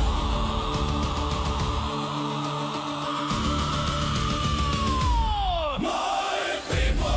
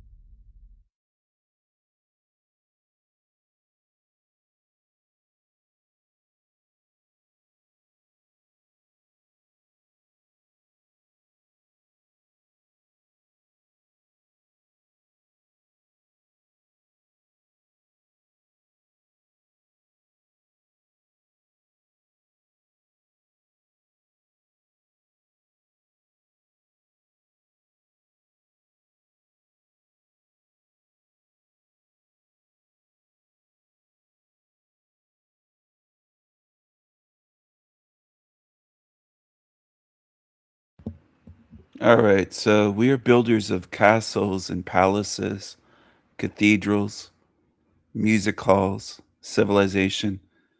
What are they building over in Africa?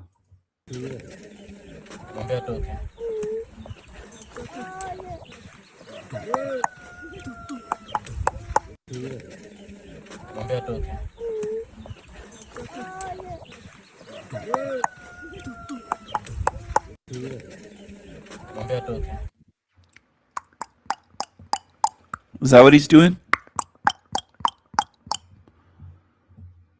Is that supposed to be eloquent and articulate and amazing language? I'm not just I don't know what this is supposed to be, but this is reality.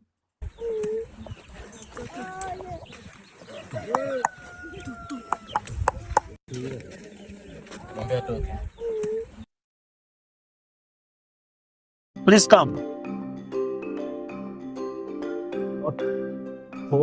This is the compound. This is my living room. This is my mother's room. This is my mother's room. This is where I rear my fowls, my chickens, and in fact my guinea fowls. And then, please come here. This our kitchen. This is where they cook our food and then do everything. You see this? We call it pistol, or in Gabana we call it tole. That's where. Wait a second. Is that Callie's bathtub right there? Is that Callie's African bathtub? That bucket? I think I found her bucket. Callie, he's got your bucket. He's got your African bucket in Zambia. He has your bucket. They pound either fufu or any kind of this is something that needs to be pounded. All right, so come follow me. See, this is our washroom. That's where we urinate. We also take our bath there. Yeah, please you can check inside, see how it looks like. That's where we bath, we urinate, we do everything there, and then this is our store. What? You can't make this up. This is their bathroom. This is where they bathe and they urinate in this. What is this? What in the world? And he's so proud.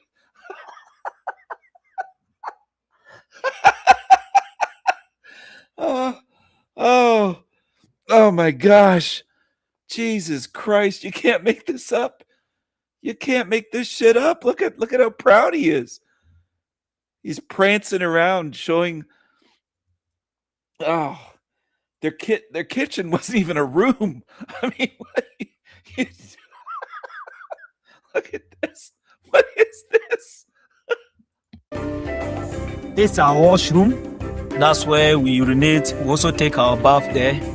That's where you take a bath and where you urinate. What is that?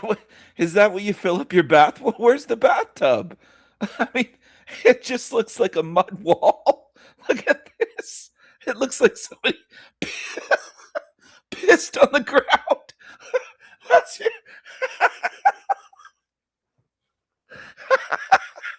What are you talking about? That's your bathroom. What? Oh my goodness. Now I gotta play it again. I can hardly believe this. Oh, it's almost like bad acting, but it's real. It's real. See? This is our washroom. That's where we urinate. We also take our bath there. Yeah. Please, you can check inside. See how it looks like. See how it looks like. It looks like some corrugated scrap metal pieced together. I mean, where's the bathtub?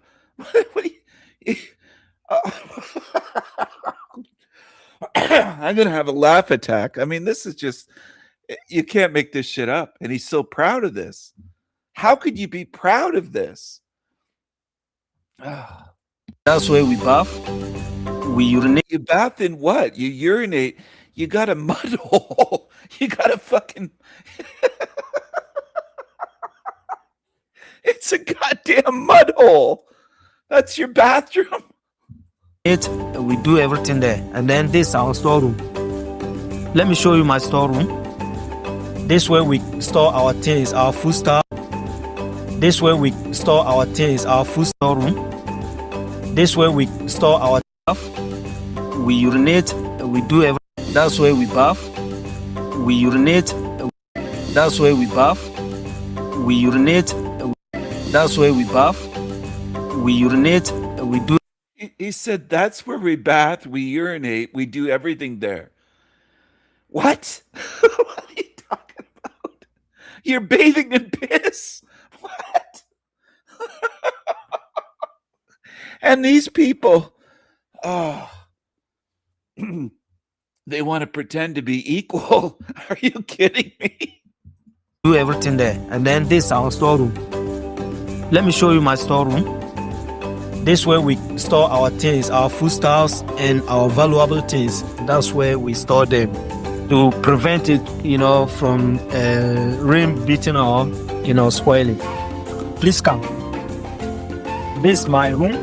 That's where I sleep when it's night. I didn't know, but I found this guy owns a mansion in Africa. This is a wealthy Negro. This darky has a big mansion. He has a private bath. I mean, look at this.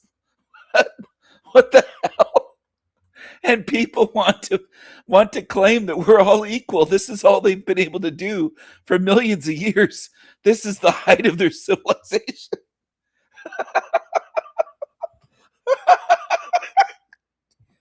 Oh my goodness. Oh. Please come. This is my room. That's where I sleep when it's night time. Please, you come and check inside. Come and see the interior. Assalamu alaikum. All right. So you see how it is? You see the roof? Let me on lights. You see the rooftop? We call this ones wara, and then. Yeah, I see the roof. It's a bunch of fucking branches. It's sticks. I did better than that as a child building shelf. What are you doing? We call it we say mopele in our language. You understand? This is how we roof it, and then this is the one that holds everything. Without this one cannot stand. You understand? And in our language, we call it dantara. You understand? So this where I live. They call that an African mansion, if you can believe it. My goodness. Here we are, Europeans, building castles and palaces and cathedrals and music halls. And we've had symphonies for centuries. We've had cities hundreds and hundreds and hundreds of years old, and universities in Great Britain, for example, and in Germany. And what do they have? I mean, look at how they're living. And you think that, is there anyone here that thinks that you could fix these people and make them, I mean, what do you, they're bathing in muddy piss water baths. I mean, what? And they want us to feel bad for being European and having our European heritage and culture and our inventions, our creations, our art, culture, music, architecture. All that we've done, we built modern civilization, obviously. It couldn't be more obvious. Oh, my goodness.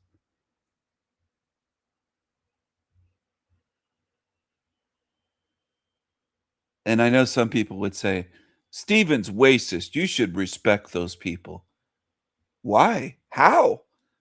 How can I show them respect? I mean, they're in the Stone Age. That's reality. And they'll pretend that they're not. That's the other part of it. And they'll hate white people and envy white people and be violent towards white people.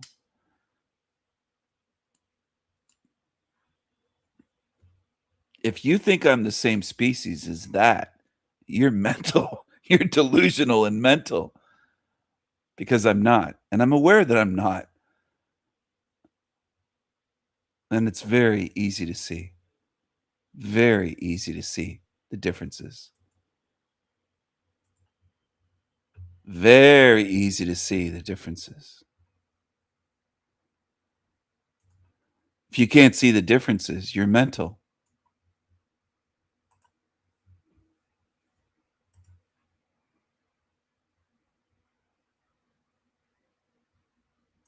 You don't want to be mental, do you?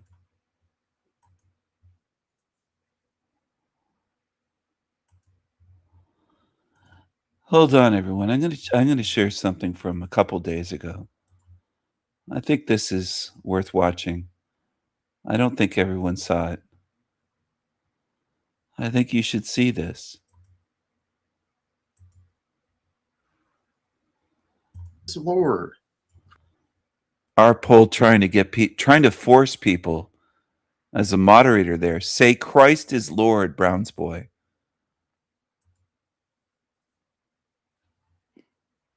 Trying to force people to say Christ is Lord.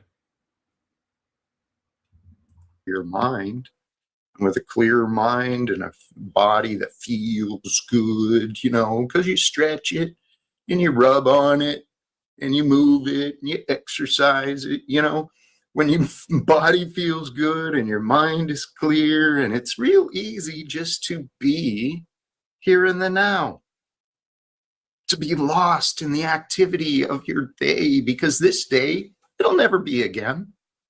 If it's a struggle, let it be a struggle, right? Some days are, but you'll get through it, or you won't. I mean, it's 50-50 every day. Who knows? Who knows what the future's going to bring, man? None of us know anything, man. Hey, you know what? I have not been know anything, man.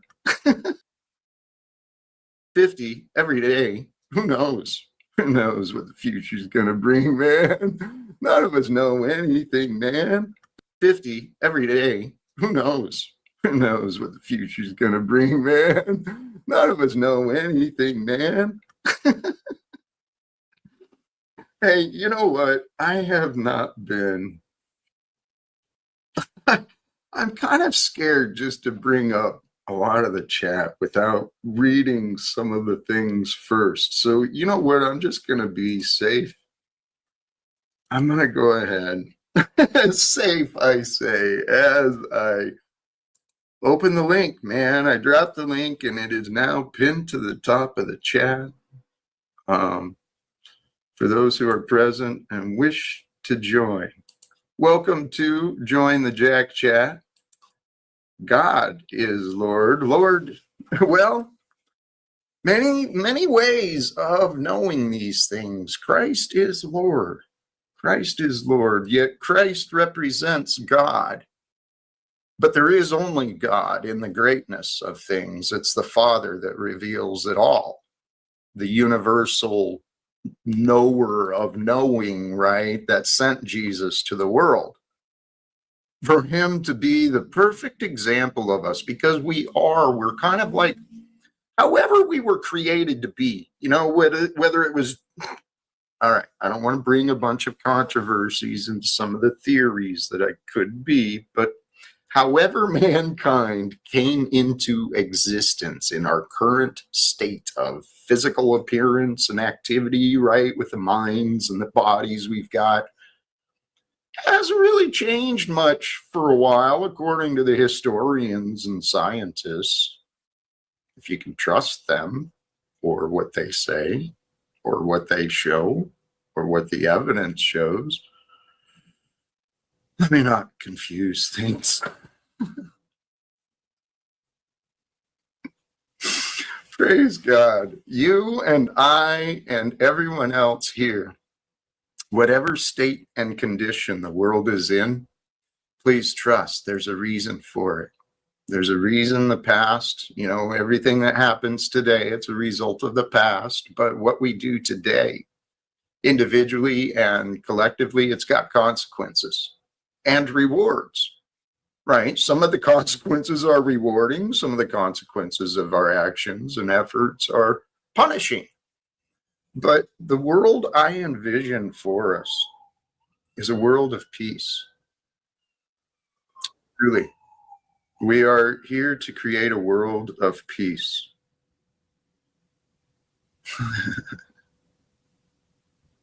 I have some notes. I just remembered. I have notes at the same time as a guest returns. And I'm curious.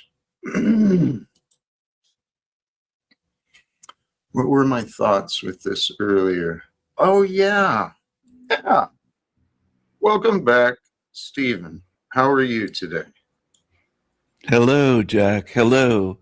God sent me, actually. I had a dream last night, and he told me to go to Jack's show today.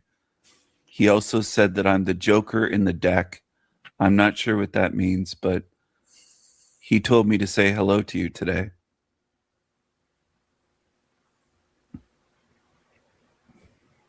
That could be. And it could be just you being a joker because that's what you think you want to be. But regardless, you're here. And in some regard, I do appreciate it. In another, I'll be honest, I don't know what to do with it. Well, I do. Wait. Okay, go I ahead. noticed. Yeah. Sorry to interrupt, but I did notice.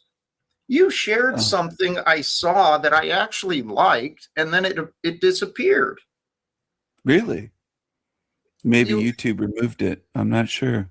Well, you had a post, right, with that image there? Yeah. Yeah. The Joker? Well, you had the post with the image of the narcissistic fraud Jack Talcott there, right? Where who created Galukians? Jack is another copycat fraud. I liked the post, but the post disappeared, and now you got a damn hour-and-a-half narrative video on this? Where's the post, dude? I didn't remove the post, so maybe YouTube took it down. I'm not sure. Here's the image I posted at Backstage, the Galukians. And also the Joker. Yeah. Yeah. Who created Galukians? This is the image. Yeah, that's what I wanted. And also the Joker in the deck, Jack. That was in my dream. And then that card was on my floor when I woke up today. So I took it as a sign from God, because I don't know where that card came from. I don't have playing cards. So I don't know where that came from. Maybe it was the devil. I don't know. That's an interesting. It's all open to interpretation, and it is through our discernment where we find the truth or fiction. But I recognize the value, and I do give credit. I think you came up with the Galukians. I absolutely did. Yes. Yeah. Right. So me and my support, we. What support? Who created that? Who put that there? The one who helps me. Well, who's that? Name them. No, why is it a secret? You're against secrets. Let me get to the point before you continue interrupting me with your interrogation. Secrets. Go ahead. Go ahead, Jack. So what we'll give you the credit, the Galukians. I mean, you're showing up with, let's remember where it came from. It was bizarreness. But so let's look at how we took it, right? If we're going to make up scripture, we'll run with it. And maybe I could have given credit for the Galukians to you, but I didn't. So we ran with it. For Jack so loved the world that he gave the last 7 years of his life in pursuit of a world without war and government secrets. But Jack, you isn't that true? Jack, isn't that true? Can I respond? You replace God with Jack. It's for God so loved the world, not Jack. Not in Galukians 3:16, right? It's I created Galukians. That's not part of Galukians. It's imaginary, dude. No, it's not. It's a real book. It is. It's a real book, Galukians. No, See, oh, this is another. Okay, well, here's another clarity for you, dude. Your legitimacy, it's imagined. You do not have the authority or discernment or credibility or respect that you think. It's imagined. It's imagined. It's imagined. It's imagined. It's imagined. He's losing it. It's imagined. He's losing it. Not, it's imagined. Look at him. It's Look at imagined. this. Look at this. Not. It's imagined. He's losing it. Not have, it's imagined. You do not. It's imagined. It's imagined. It's imagined. He's breaking. It's imagined. I'm breaking down Jack Talcott. He's breaking. He's losing it. He's losing it. You do not have the authority or discernment or credibility or respect that you think. And I would love for it to change, Stephen, because I know you can do better. I know you can. Are you saying, Jack, that deep down you love and respect me?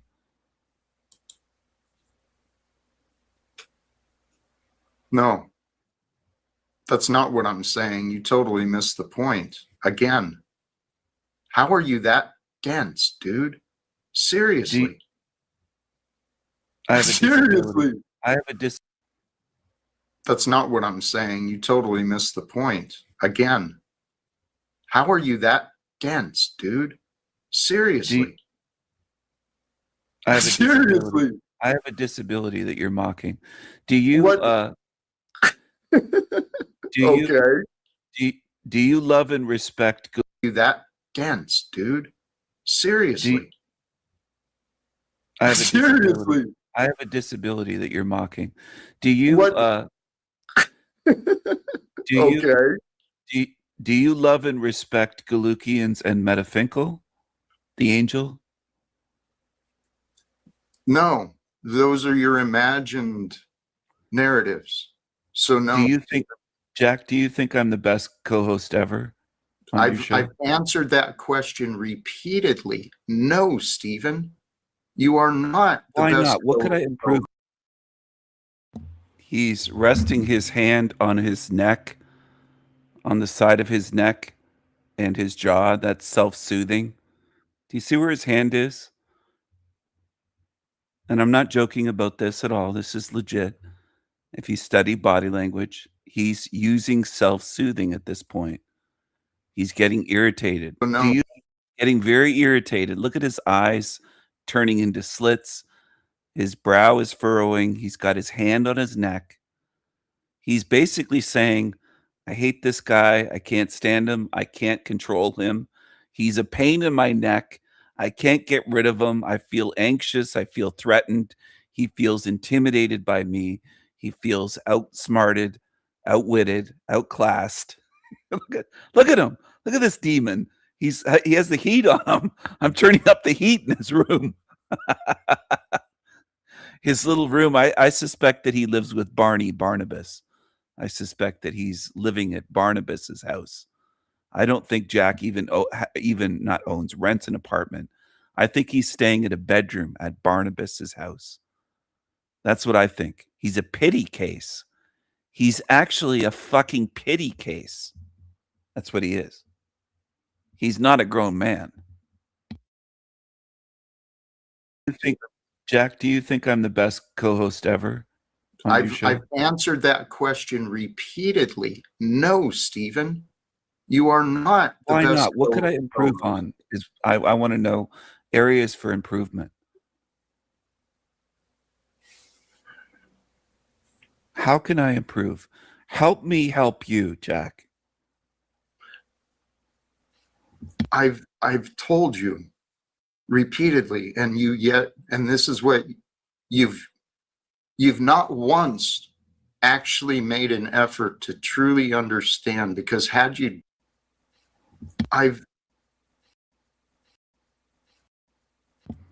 Great big tongue flick right here. Take a look at this. Great big tongue flick. Look at his tongue. What are you doing? I've told you repeatedly. No, Stephen.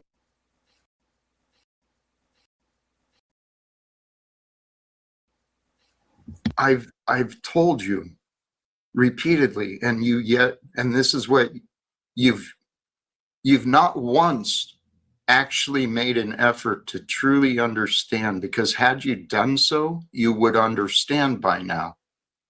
So this charade you play, it's like this sick fucking game, dude. That's how you can help me. Drop the clown show, please. Authentically, you can be a good man. Charade you play, it's like charade you play, it's like charade you play. His shoulders get so hunched up. He's so stressed out. Keep in mind, he's on edibles. He gets stoned before the show. This is him taking something to relax, and he's still this anxious and stressed out with his shoulders up to his eyeballs. Look at his shoulders. Look at him. He feels extremely intimidated and anxious around me. Nervous, anxious, threatened. Jack, you can't control me. Don't you know that by now? It's like this sick fucking game, dude.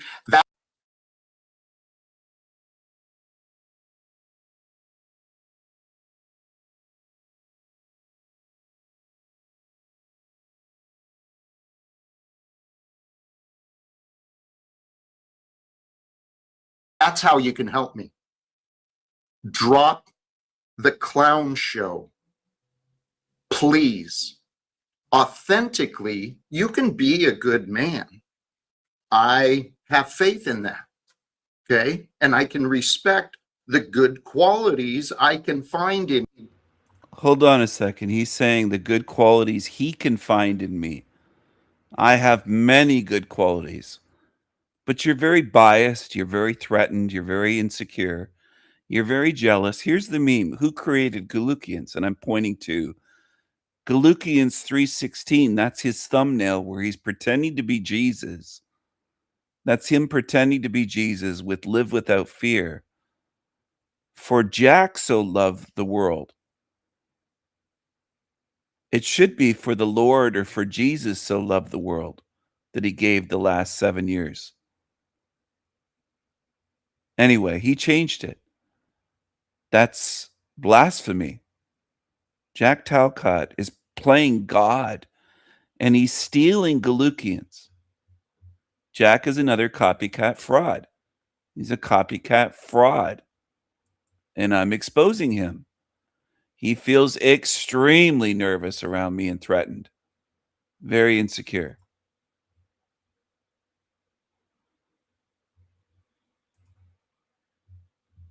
Why the big secret? Who makes his thumbnails for him and his images? Who does all the graphic work for his channel? Why the big secret? Why the big secret for years? But who are you working with? Are you paying them?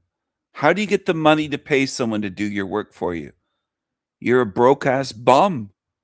You haven't had a job in almost a decade. I look despite, right, how you actually treat me. You feel like I've treated you poorly, is what you're saying. You don't feel respected by me, and you think that I should be more of what? What would you suggest? Because this isn't an act. This is who I am. So you're asking me to drop the act, but this is who I am. You're better than that.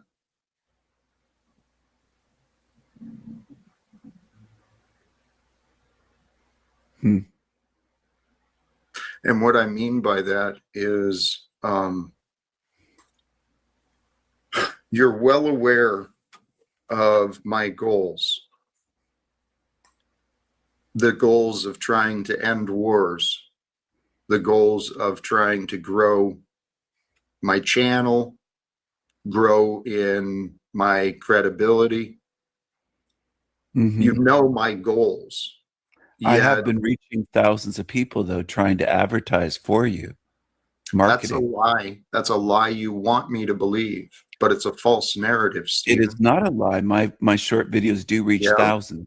I know, and it does not highlight me. It's not done to make me look good. Jack, Here, I'm going to. Hey, sorry to have you in the back so long. Thank you. No, you're fine. Please, that's a lie you want. That's a lie That's a lie you want me to believe, but it's a false narrative, Stephen. It is not a lie. My short videos do reach thousands. I know, and it does not highlight me. Do reach thousands. I know, and it does not highlight me. It's not done to make me look good. Jack, Here, I'm going to. Hey, sorry to have you in the back so long. Thank you. No, you're fine. Please speak. Look at the kiss ass. You're fine. I hate when people say that. It's so gross when they say you're fine when they're kissing up. They pretend to have manners, but he doesn't. He has bias and jealousy and envy and insecurity. You're a loser, Tarek. He went on the shit show with King Stephen as a clown, and look at Jack getting his giggles because someone's coming on to help him out, to attack me. Now, does Jack allow me to come on the show with names like that? No. Can others come on mocking me? Yes, he allows that all the time. All the time. With avatars, with names, whatever mockery. He allows it because he's biased. So he cries victim, but you can't take it when I punch back at you. If you're going to swing at me, then I'm going to hit you in the jaw with a right hand and knock you out. Don't play these demon games if you don't want to get hurt, Jackie boy. Jack, what I want to. And by hurt, I meant through comedy, through videos. Watch this. I farted right at Tarek. Have you in the back so long. Thank you. No, you're fine. Please speak. Jack, what I want to say to Stephen is, I know he's farting and all that.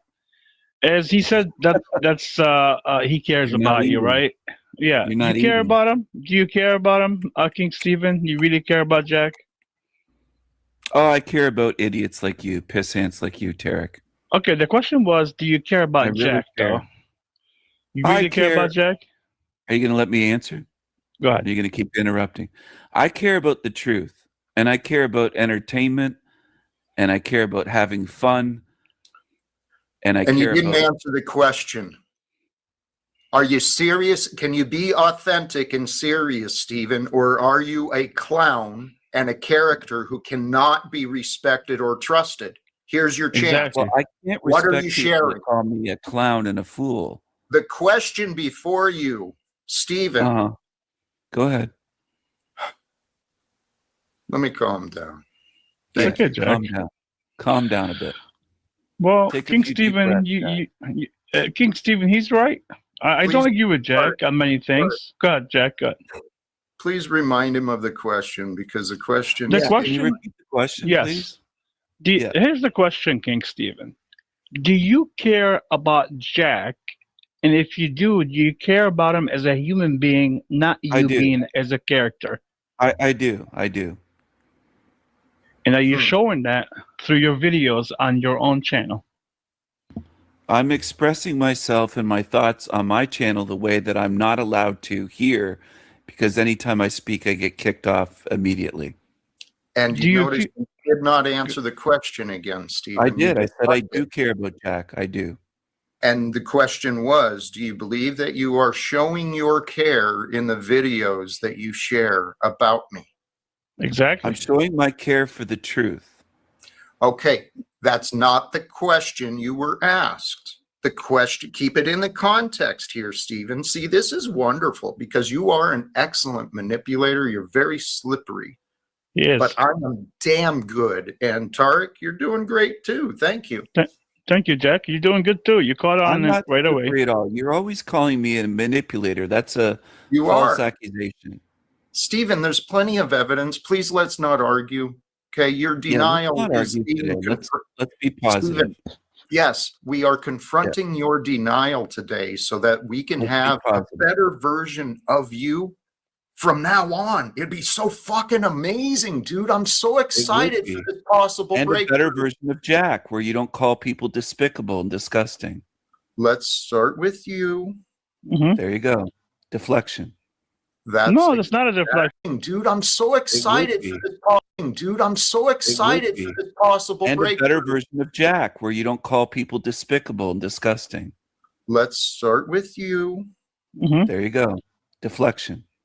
No, that's not a deflection. What you're Yeah, it doing, is. Stephen. We were discussing you and your You've never behavior. discussed your own behavior here, So Jack. again, Go back ahead. to where the conversation was, Stephen, please. The question before you, right? You made the claim that you care about Jack, and then it was followed up with a question. Stephen, in your videos that you're sharing, is your care for Jack being shown? What do Yes, you because I'm honestly speaking truth. I'm showing truth. Yes. you believe? Okay, so how is that helping Jack? It's helping you see a side of yourself you don't want to look at. But I'm not looking at what you're doing. You are watching the videos. No, You're mentioning them. Stephen. You've been Stephen, tagged in them. Stephen, I don't care. I don't click play Well, because then I what's don't your issue with the support you. videos? What's your issue if you don't even watch Oh them? my God, you are What's your such an idiot, dude. My issue is I'm not an idiot. You are. Not at all. You're Very arguing. high, I'm very high Stephen, IQ. I'm not Stephen. an idiot. That's false. Okay, here's the reality, brother. You might be smart, but you've done the worst thing possible. You've outsmarted yourself into believing you know things others do not. Okay? Get off of your high horse. Stop arguing so we can have an adult conversation today. And who knows what we could do from there. I'm here attempting that. You brought on Tarek. The other day you had Denizen. It's always 2 or 3 versus 1. And I'm still winning. Even if it's 5, 10 versus 1. This I'm is still not about winning. winning. This is not No. about winning. No, it's not about winning. That's the thing. And who knows what we could do from there. I'm here attempting that. You brought on Tarek. The other day you had Denizen. It's always 2 or 3 versus 1. And I'm still winning. Even if it's 5, 10 versus 1. This I'm is still not winning. about winning. This is not No. about winning. No, it's not about winning. That's the thing. We've got a fool that wants. Put me backstage to call me a fool. Why was I put backstage? This is one of the issues that I have with this creature. You're a coward, corpse caught, coward caught. You're a coward. What are you doing? Put me backstage. For what reason? High horse. Stop arguing so we can have an adult conversation today. And who knows what we could do from there. I'm here attempting that. You brought on Tarek. The other day you had Denizen. It's always 2 or 3 versus 1. And I'm still winning. Even if it's 5, 10 versus 1. This I'm is still not winning. about winning. This is not No. about winning. No, it's not about winning. That's the thing. We've got a fool that wants to compete instead of actually cooperate and be authentic. How many chances do I give? I don't know, Jack. The question would be to King Stephen, like he said earlier. He said he's showing the videos because he wants to show you something, right? Something about you. What do you? Here's the question for you, King Stephen. What are you trying to show about Jack? Please let us know. I'm showing criticism of Something, right? Something about you. What do you? Here's the question for you, King Stephen. What are you trying to show about Jack? Please let us know. I'm showing criticism of Jack that he doesn't allow here on his show because he backstages and kicks people like me, Tommy, Snafu, and others. I don't have an association with those people, but I Yes, think you they do. have a right to have. No, I don't. Yes, you do. I don't talk to them outside of here at all. I have no association with them. I'll explain after you get to your point. I'm sorry for the interruption. I do think they have a right to express their criticisms and their opposition or their different viewpoints, and Jack doesn't allow that here. Same with Margot and others. Andy, Margot. There's a list. And that's of a lie. Can I interrupt No, him it real is quick, not a Jack? lie. Okay, It's the let me say truth. something real quick. It's the truth. You said that you believe that Snafu, Tommy, and others are not allowed by Jack to express their feelings. And me. Okay, and you. Here's something for you, King Stephen. Do you accept Snafu, the one that keeps making the Jack tales about a Jack, which most of them were false, the grape accusations false, Tommy that we have been on nonstop. He's been on Jack's panel. Jack told him personally, I'm not a Bible thumper, but Tommy is coming on his channel because he wants to promote his channel to get views because his channel is down. And you're also promoting other people like Margot, which Margot's been on record lying many times. Like she said before, when she asked me personally to get military records about Jack. Eric. You're taking us on a long journey. Oh, I'm just telling you the facts. Hold on a second. That which is made a great point about Young. I am showing Jack Talcott's shadow in the clips and in my criticisms, and I think it's healthy. I don't see anything wrong with it. Okay, right. And this is what I want you to consider. Please try to find the wrong in what you are so confident you are right about, because you've deceived yourself. You think you're not making any mistakes. You think all the blame is Jack Talcott and everything Stephen does is justified. Well, no, you're I never wrong. said I didn't make mistakes. Stephen, No. please just understand me. But you're putting words in my mouth. I never said I made no mistakes. I am asking you to understand me and stop. Stop defending yourself. Start accepting what is being shared. I'm not lying to you. Words in my mouth. I never said I made no mistakes. I am asking you to understand me and stop. Stop defending yourself. Start understand me and stop. Stop defending yourself. Start understand me and stop. Stop defending yourself. Understand me and stop. Stop defending yourself. Start accepting what is being shared. I'm not lying to you. You just want me to accept what you say. That's what you want. Stephen, isn't it? I want you to accept what is true. And you have not. Tell you what, let me not presume. So in your videos where you feel justified in allegedly showing the darkness of Jack that is so important, it must be shared with everyone.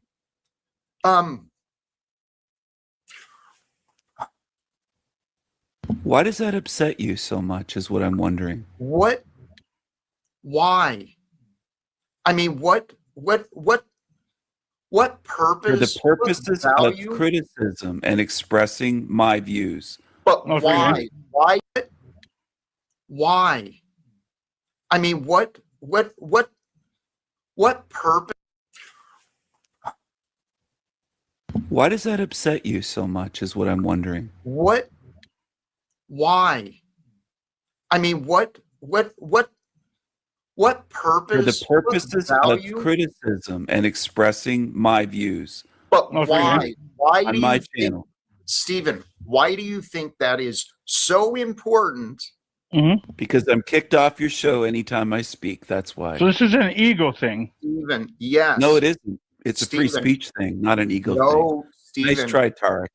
Actually, Stephen, you're like a juvenile child. No, I'm who can't stop arguing. Can you stop arguing, Stephen? Is that possible?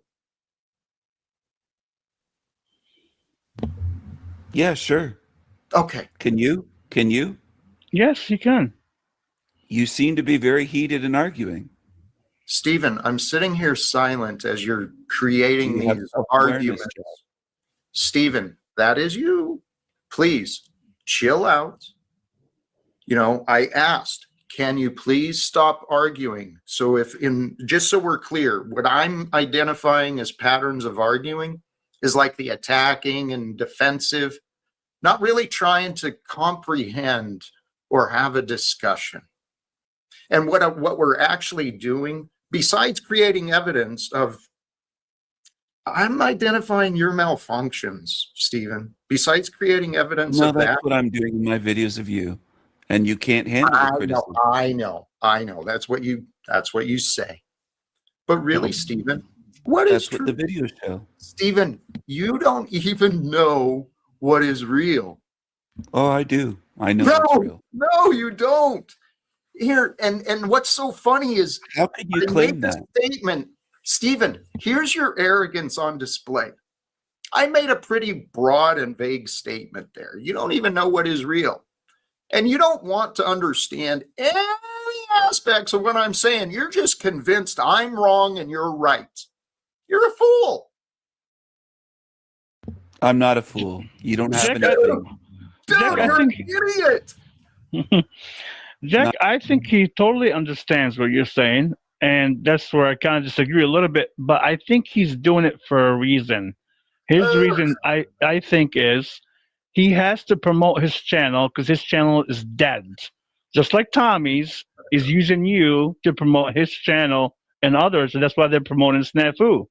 Now, if you take Snafu, for example, he went after King Stephen many times. Now he's promoting Snafu. They're all getting together, him, Snafu, Tommy, and Margot, like the usual, coming at you again. This is what's going on. I know. They're fools, dude. And they don't even know what they're doing. It's been a fascinating adventure for me, but I'm truly to this point where I know God is with me, because that's all that there is God. I'm convinced of this. Here's how I know, right? God's awareness is here with you and I. It is in you and I, the awareness. Look at your world. Look at now, look at the future, look at everything that was or is from your perspective. Look from the place where perception originates. Be aware of the awareness.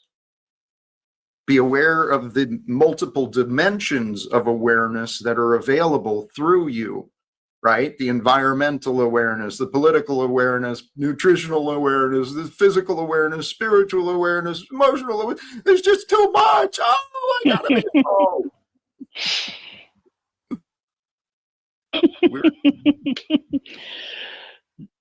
The question, Jack, would be, why the consistency of always coming at you, right? Like, just say, okay, he came at you, and let's just say for whatever reason he proved you wrong, right? Even though that's not really true. What's the reason that he keeps doing it for a year now? What does he get out of it?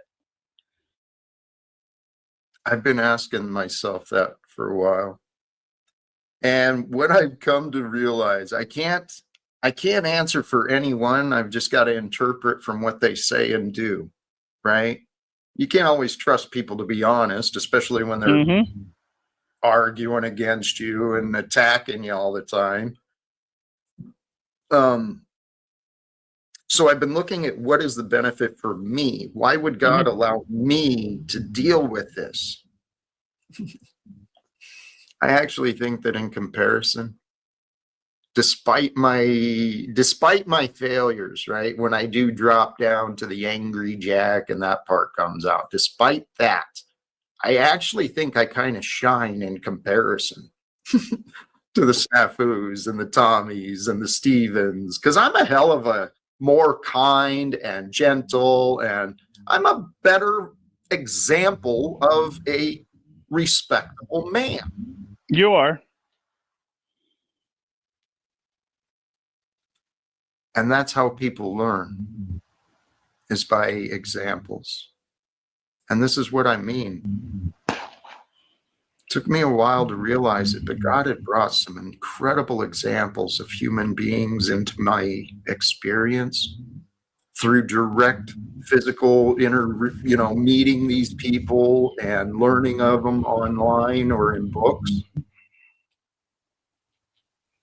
That's what I realized. That's what Jesus was, the perfect example for all of us. What are you feeling, Tarek? What I'm feeling is this, Jack, is King Stephen, I believe, just like Snafu, for example, and him, and even Tommy, they're all lonely. They need some type of validation. Yeah, they need it. Yeah. And they need to pick on someone so they can be seen. Even though King Stephen, like I said before, like even Denison said, he's bright, he's funny. King Stephen, I'll give you that. But at the same time, to keep doing this for years and years like Snafu now, it's not good. Not good and not fair and not moral. You know what? It's not up to us to decide necessarily how long is enough, and yet to some degree it is. But here, we've got someone in the back I want to bring back. Margot. Hi, Jack. Welcome back. How are you today? I'm well. I'm confused. Which part? Well, Tarek, where did we become ops? I mean, we've got along for, gosh, probably over a year, and I'm here making my lunch and I'm listening to Jack, and I keep hearing you use me in a very negative way. Okay, can I reply? Of course. Margot, me and you are still fine till now. I respect you to a certain degree, but just because I respect you to a certain degree does not mean I can't be truthful about the facts. Like, what I mean by the facts is when you went after Jack, there were situations where you were over the line, and I mean you spoke. Margot's a fool. Tarek says he respects her to a degree. He shits on Margot. If you think that Tarek is your friend, you're a fool. He's a friend to no one. He's never demonstrated that he's a friend or loyal to anyone. Tarek will throw anyone under the bus. Anyone. Spoke about it even on Jack's panel. Now, there's things that you said that were true, and I agreed with you. So for you to come up here, for example, ask me like, hey, mean you're good, why are you saying that? I don't think you're being truthful about some of the things that you done to Jack that were not good. That's all I'm saying. Well, haven't you done some of the same detrimental things to Jack? Yes, of course. Here's the thing, though, about me. I admit them, like I said yesterday to Denison. So do I admit them. Like I said, if I go on my channel and oh no, I'm not. If I go on my channel and say I don't agree with Jack's delusion, he is a delusional psycho. He's delusional about how he's going to create world peace, end all wars, end all secrets. He's a hypocrite. He's a liar. He won't even reveal the secret of who makes his thumbnail images and who does work for his YouTube channel. He's a liar. He's a fraud. He's a psycho. He's a narcissist. He's an abuser of his son, Dominic. He's definitely an abuser. And I want to say this. I've said this before, but I'll say it again today. It's worth repeating. Boys and young men, and Dominic was 15, as I understand it, when he wrote off Jack Talcott. Almost a decade ago. Dominic was 15. He's a grown man now in his 20s. Boys do not write off their fathers for no reason. They don't go no contact and write them off out of their life for no reason. That doesn't happen. Boys don't do that unless their father is an abusive piece of shit. And Jack Talcott is most definitely an abuser. He's an abuser. He's a child abuser. He abused Dominic when Dominic still had any contact with him. That much is obvious to me. It should be obvious to everyone at this point. He doesn't want people to defend themselves. He wants to be able to sling insults and then call others juvenile. He can't, he'll say that others are arguing. He wants to be able to argue. He's a control freak, narcissistic psycho. I suspect that he may potentially have multiple severe things wrong with him, including possibly narcissist MPD, and I think he might have antisocial behavior, personality disorders, and perhaps other things. He has issues. He has screws loose. He has mental issues. So he's tried to claim this about me, but Jack Talcott has mental issues, and he's a child abuser and a wife abuser. About world peace, right? I don't still come on Jack and every day try to demonize him and make him look bad and all that. I don't. I know what he's about, and I admit that, but King Stephen and others don't admit it. That's my problem with them. I admit it. I admit it. If Jack has a question about something I've said and he asks me, I will honestly admit it, or I will say I did not say it, and hopefully we can move forward. And hopefully Jack can heal from the three on the stage are foolish demons. I've admitted to all I've done. I've tagged Jack Talcott in my short videos. I've emailed him links to my videos. I'm not hiding anything. Jack Talcott was sent everything and knows what I'm making about him. I want him to know. I want him to watch those short videos, to be faced with what he is. Okay? I want that.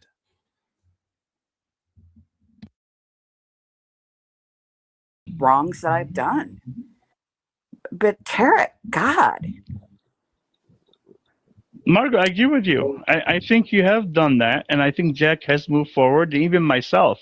Then why I mean, are you bringing up my name? Well, I just brought your name up to relate to as a reference. Yeah, and it is in relation to the patterns. I mean, Margot, you've been a part of the patterns that Jack Talcott has experienced. But when I'm enjoying my afternoon and listening to you, and I keep hearing Tarek throw me under the bus, it's like, well, it's toxic. It's toxic. Margot, we're here in the now today, trying to have positive, Christ-like conversations, and when someone's throwing you under the bus, it's not pleasant. Margot, can you see it differently? Can you see it as not throwing you under the bus, but can you see the bigger picture of what it was? It wasn't all Margot focused. I know that's how you might hear it, but I understand it was not all Margot focused. But it wasn't. I promise you it wasn't, Margot. And I have nothing against you, I promise. No. Can you kind of work on that, Tarek? I'm trying to move forward. Jack and I are trying to move forward. Tarek, I'm just saying, stop. Margot only went up because she heard her name. She's not there to defend me, Tommy, anyone else that she says, oh, I love you, Snafu. I love you, Tommy. I love you, Stephen. She just went on to defend herself. And just like Bex, she would probably say, well, I'm not about to defend you. I'm a woman. But they can only talk up for themselves. All right. Now, a true friend defends people when they're not there. I wasn't allowed back on the stage. I was kicked off. Similar to Bextra Lard and others. They don't defend me behind my back. I'm aware that most in this realm are not loyal beings. I made a video about that recently. Most are not trustworthy and most are not loyal. Most won't defend me at all. My girlfriend would and does. And I know that to be a fact when I'm not around.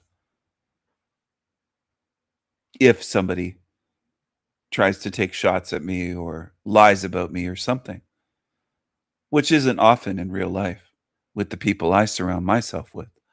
But on YouTube, this is common.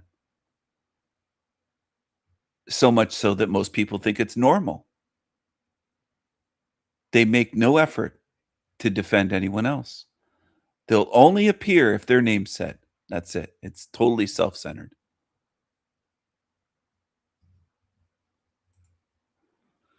Well, Dominic made one good move, and that was getting rid of Talcott, getting him out of his life. not dealing with Jack. Please. Well, Margot. Yeah. I actually think what Tarek is doing is pretty healthy. What he's telling you is, Margot, I can respect you and care about you and appreciate you, but there's certain things you do that, yeah, you're wrong. Which is considered unsolicited advice. And Hey, I'm not- Margot. Right. It might be unsolicited, but only those in denial will care, right? And the denial is a pattern of the ego. And the higher mind is God that reveals the truth to us every day. And sometimes we Jack, learn I'm going to things. stop you because I understand what you're saying and you're just No, Margot, wasting your breath. please let me finish and then consider the point.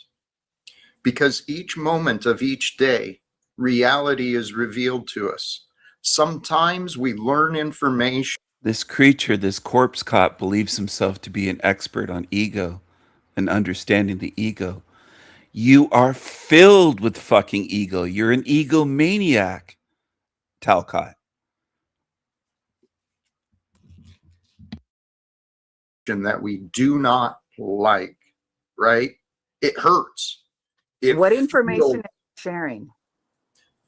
Well, Margot, you heard something and it kind of stabbed you. You felt something. So you chose to join and address it. And that's why we're in this conversation now. Let me ask you a question. When you're hanging out at a party with some friends and you can hear a conversation behind you of someone talking negatively about some things that you said and did in the past, just because they're trying to make conversation, is it enjoyable? Do you want to stick around and listen? Exactly. Margot, you chose to join. Okay, you could have turned it off. You could have found something else and distracted yourself, or So you want people to go someplace else when they come to your show to listen to your content, Margot, and they hear negativity. Margot, I love you, but you find a lot of negativity. You find a lot of reasons to feel offended and afraid. No, I do not get afraid. I do not get afraid. And Margot, you're a drama queen, dude, and you are in such denial. I love you, my friend, but good Lord. I respectfully disagree with you. I know. Jack. Well, you haven't been respectful, so I'm grateful that it's finally, your disagreeable is finally to the respectable level. Well, thank you. Well, I thank you, because it was bitter and nasty. That's your perspective. It was the reality I was subjected to. Good night to you, Wendy. Hope you have a good night. And it's always good having you here. Take care. Mad love to you. Bye for now. Margot. He was. This is what I mean. Margot, you've got a pattern, and it's so obvious, I think, I believe it's obvious to many, and you're not alone, okay? You want to have this selective memory. You want to sweep things. My experience, Margot, shows you have a very selective memory, just like here in the now. Jack, it is impossible to determine someone's memory. Here in the bullshit. Let's get into that discussion at another time. But here in the now, when you selectively choose what words I say are okay, right? You disagree immediately before even considering, where's Jack going with this? What's he trying to communicate with me? You're not allowing the new day to be different, but you can. Jack, that is what I'm referring to. It's a new day and it's different. And Tarek is bringing up things from who knows how many years ago. Margot, please stop. Jack, I'm asking you to open your mind right now. Margot, please stop looping back to your argument, right? That's what moved you here. Please open your mind so you can try to understand my perspective. Margot, I have. Now, I do not believe you. What would prove to you that I do? Because here, what I heard from you is that you were listening, doing your lunch thing, and you had me going in the background, and I do appreciate that. Thank you. But then you heard one of the guests here bringing up your name in a way that you didn't appreciate. And so Well- you chose to join and address it. Am I wrong?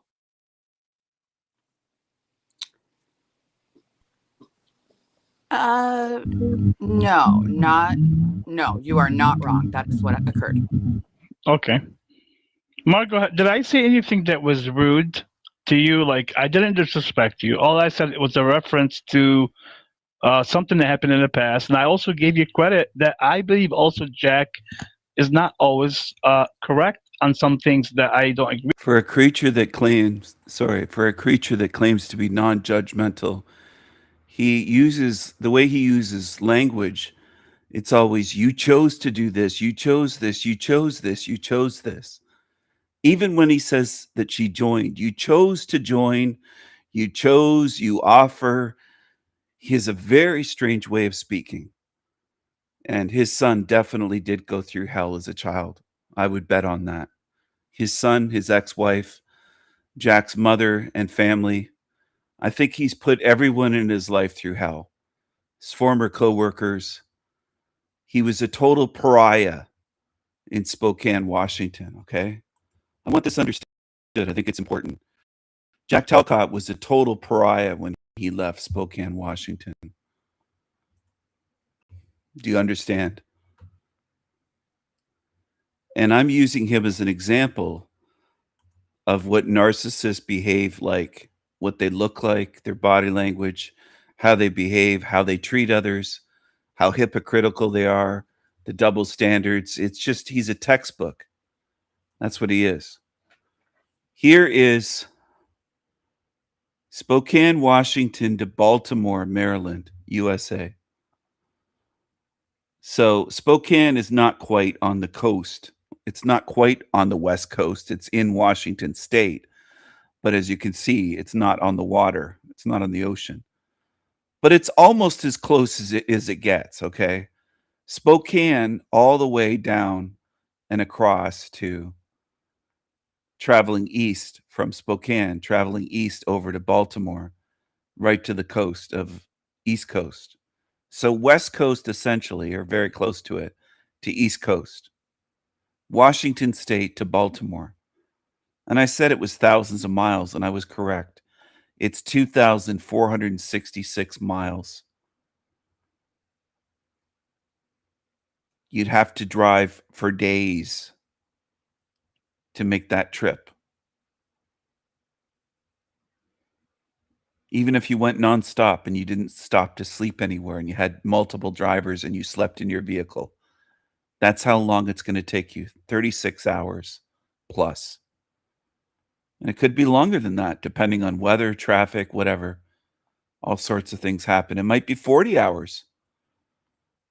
Do you understand how far away he moved? Now, why would he do that?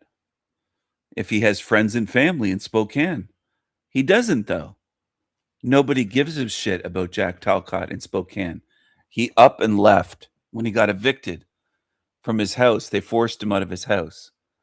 So I'm trying to show people here.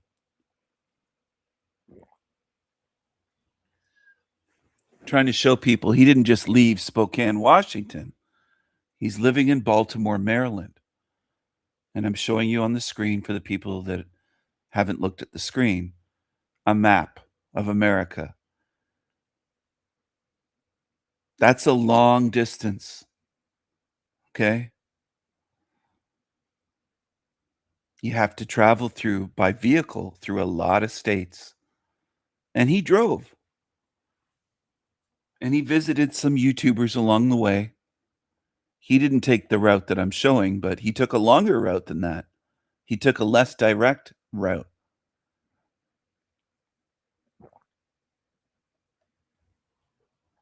I think he went from Spokane, Washington, down to either Idaho or Oregon. I think he went south. He started off. And then he went somewhere, I think, to Missouri to visit with Flo Gay. So he took a convoluted route.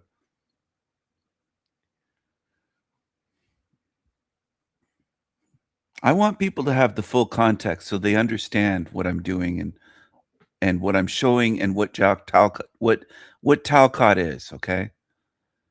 Now, where does his family live? Well, they live in Spokane, and some of the family that was, I guess, estranged from him most of his life, a sister and a father, I think they live in Idaho or Oregon, somewhere south of Spokane.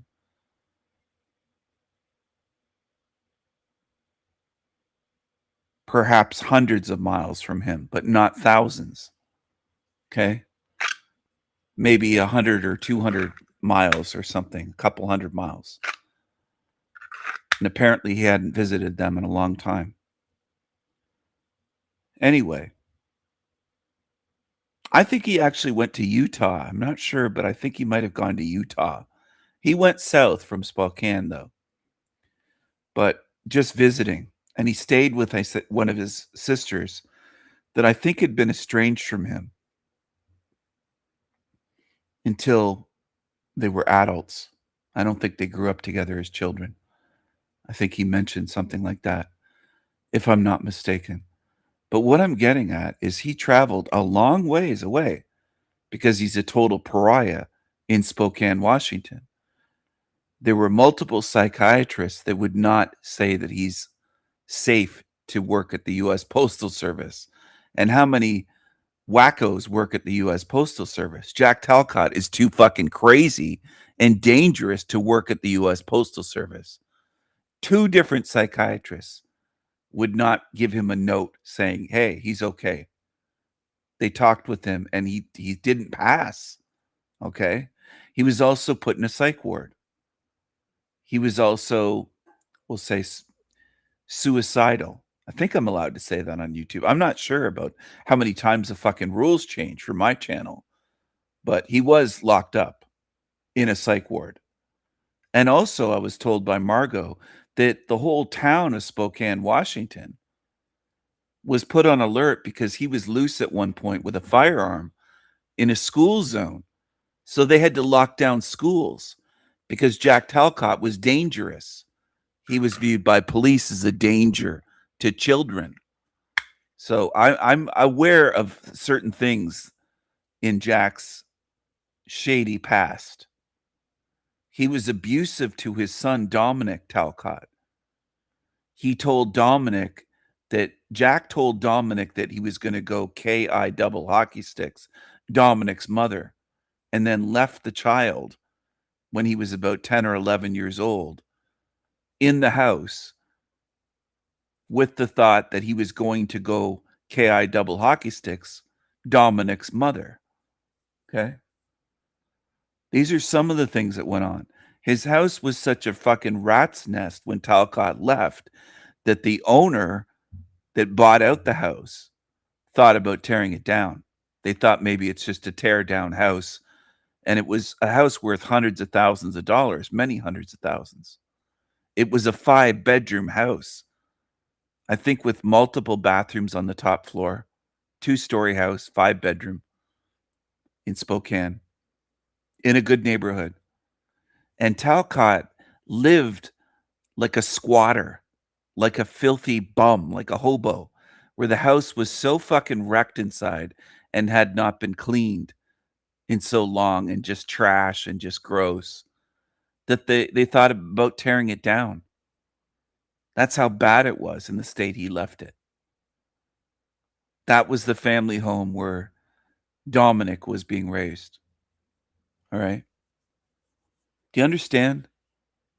Starting to get a picture here. Jack Talcott's ex-wife had a miscarriage when they were together, and Jack didn't give a shit. Jack Talcott might have multiple families with multiple children. He has a very shady past. He might have even SA'd a woman. SA, okay? You can imagine what SA stands for, I think.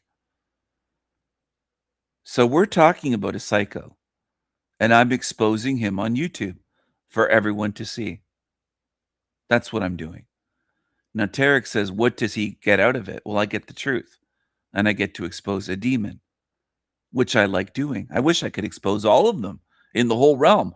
And I also wish people could see them without me having to spend hours, days, weeks, months, years. I wish people could just spot them and see, well, that's a demon, obviously. I wish, but that isn't the case in this realm. Most people can't spot demons. Even when tremendous effort is put into exposing them, most people still can't see demons. They can't do it. They just can't do it.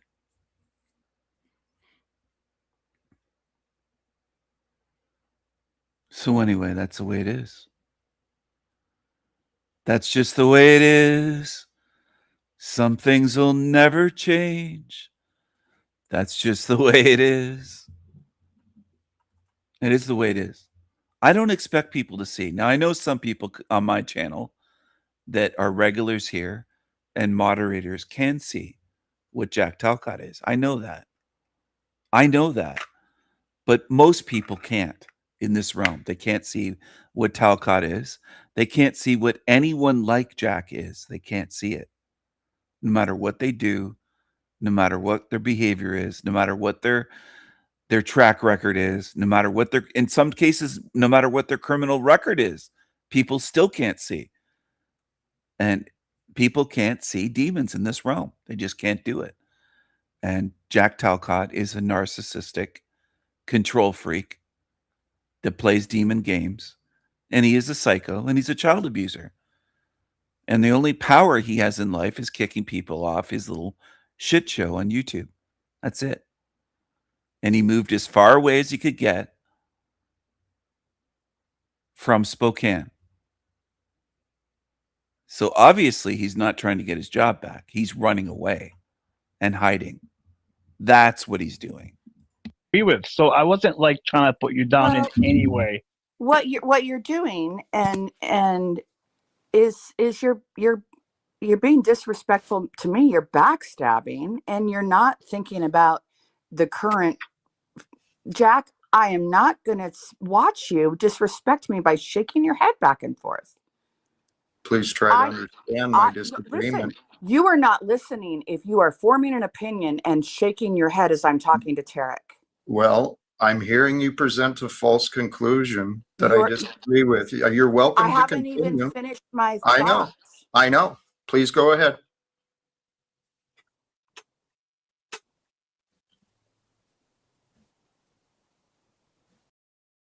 I have to wonder why she's trying to make up with him and why she cares what he thinks of her, etc. Margot, you definitely have some issues.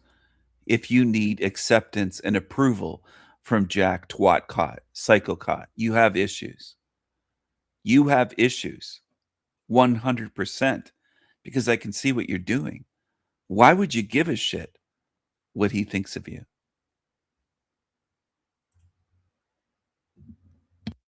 I know. Please go ahead.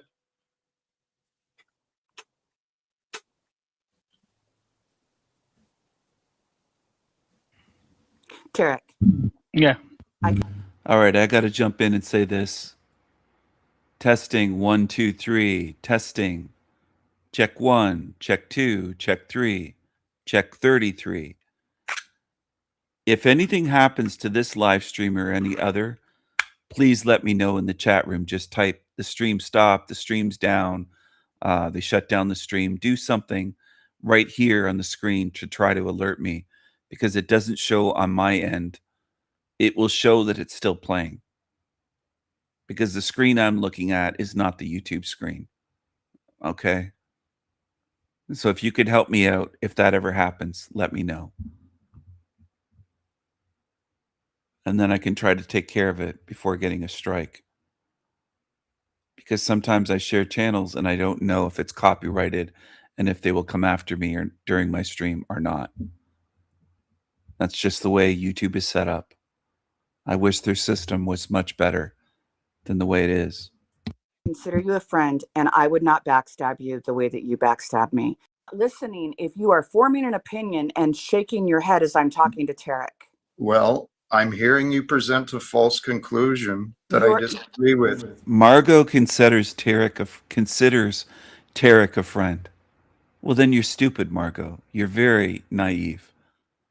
You're a grown woman. Why would you consider him to be a friend? Why? How? Do you always choose disloyal, two-faced pieces of shit, rats, as friends? Seriously? You're welcome I to haven't continue. even finished my I know. thoughts.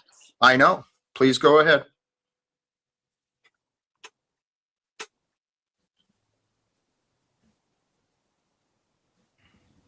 Tarek, Yeah. I consider you a friend, and I would not backstab you the way that you backstab me. So I guess where I was wrong was my expectation that was you and I were under good terms. Therefore, I wouldn't backstab you, and I'm asking you not to backstab me. There goes Jack again. Okay, I'm out of here because I do not feel like I'm with a man that claims. Go hide your head in the hole, Margot. What's up with the backstabbing here? Why is she using the word backstabbing? Did I backstab her, Jack? Like, let's be honest here. Did I backstab her? No. No, you did not. No. No. No. What's up with the backstabbing here? Why is she using the word backstabbing? Did I backstab her, Jack? Like, let's be honest here. Did I backstab her? No. No, you did not. This is the thing. Hey, sorry to leave you in the back. Welcome, Little Lippy. No, that's fine. I came up, I was in the middle of exercise and I had to drop what I was doing, come up because Margot flippantly with her mouth was talking about bringing stuff up from the past. Now, isn't that ironic how she wants to talk about people disrespecting her because they're shaking their head, yet won't address bringing up facts or bringing up things from the past from decades ago and claiming that you were a rapist, and then that somehow isn't disrespectful to yourself? That is the irony of the blasphemous fucking shit that comes out of people's mouth. They will honor themselves with all this integrity, and how dare you disrespect me by not agreeing with me and shaking your head as soon as I start speaking and bringing up shit in the past. How dare you? Fucking pathetic people. Have a good day, Jack. Thank you, sir. Tarek, something happened to your audio. It sucks. Can I ask you to try and reconnect or something? Or is there something you can do? Yeah, no, I fixed it. Go ahead. It's my earpiece. Okay.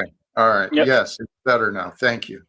You're welcome. No, let me know next time, please. Because I just bought a new one, and for some reason they keep going bad. But yeah, go ahead. I have a question for everyone. Why does Tarek sound like a Muppet with a sock stuffed in his mouth? Or a mouthful of garbage? What's wrong with his voice? Why does he sound like that? He has a terrible Muppet voice. Or is there something you can do? Yeah, no, I fixed it. Go ahead. It's my earpiece. Okay. All right. Yep. Yes, it's better now. Thank you. You're welcome. No, let me know next time, please. Because I just bought a new one, and for some reason they keep going bad. But yeah, go ahead. No, did you have anything you wanted? Yeah, I mean, I don't really usually agree with Wizard, right? But like, how dare you? Margot's like saying, how dare you bring my name up even though we're at peace? Margot, we're still at peace. But Right. the truth is the truth. When you and Snafu and others went all together on Jack, and even my co-host that I respect so much, Lena, was part of this, and she even apologized to Jack, I would have to say the truth there. That at that time, you all joined together as a group to make Jack look so bad for whatever reason. Now we're moving forward. I get that. But the truth is that's what happened. That's all I was doing, the reference. Tarek, I love it. I love it because it is the truth that is the utmost importance. We've created this society where people want to, oh, we got to dance around the feelings. Oh, you can't say that. You can't say this. Oh, it's not time to do this. It's not time to say that. People are playing this bullshit game of enabling, and everyone's walking around depressed and angry because no, it's not time to say that. People are playing this bullshit. Tart. Tart. Tart. Tart. Tart. I love it. I love it. Because it is the truth that is the utmost importance. We've created this society where people want to, oh, we got to dance around the feelings. Oh, you can't say that. You can't say this. Oh, it's not time to do this. It's not time to say that. People are playing this bullshit game of enabling, and everyone's walking around depressed and angry because no one seems to know how to fix anything. Nobody's got any clear minds. No one's paying attention. But I am. And I'm not alone. I shouldn't say I'm depressed and angry because no one seems to know how to fix anything. Nobody's got any clear minds. No one's paying attention. But I am. And I'm not alone. I shouldn't say nobody because there's many people. Alone. I shouldn't say nobody because there's many. Alone. I shouldn't say nobody because there's many.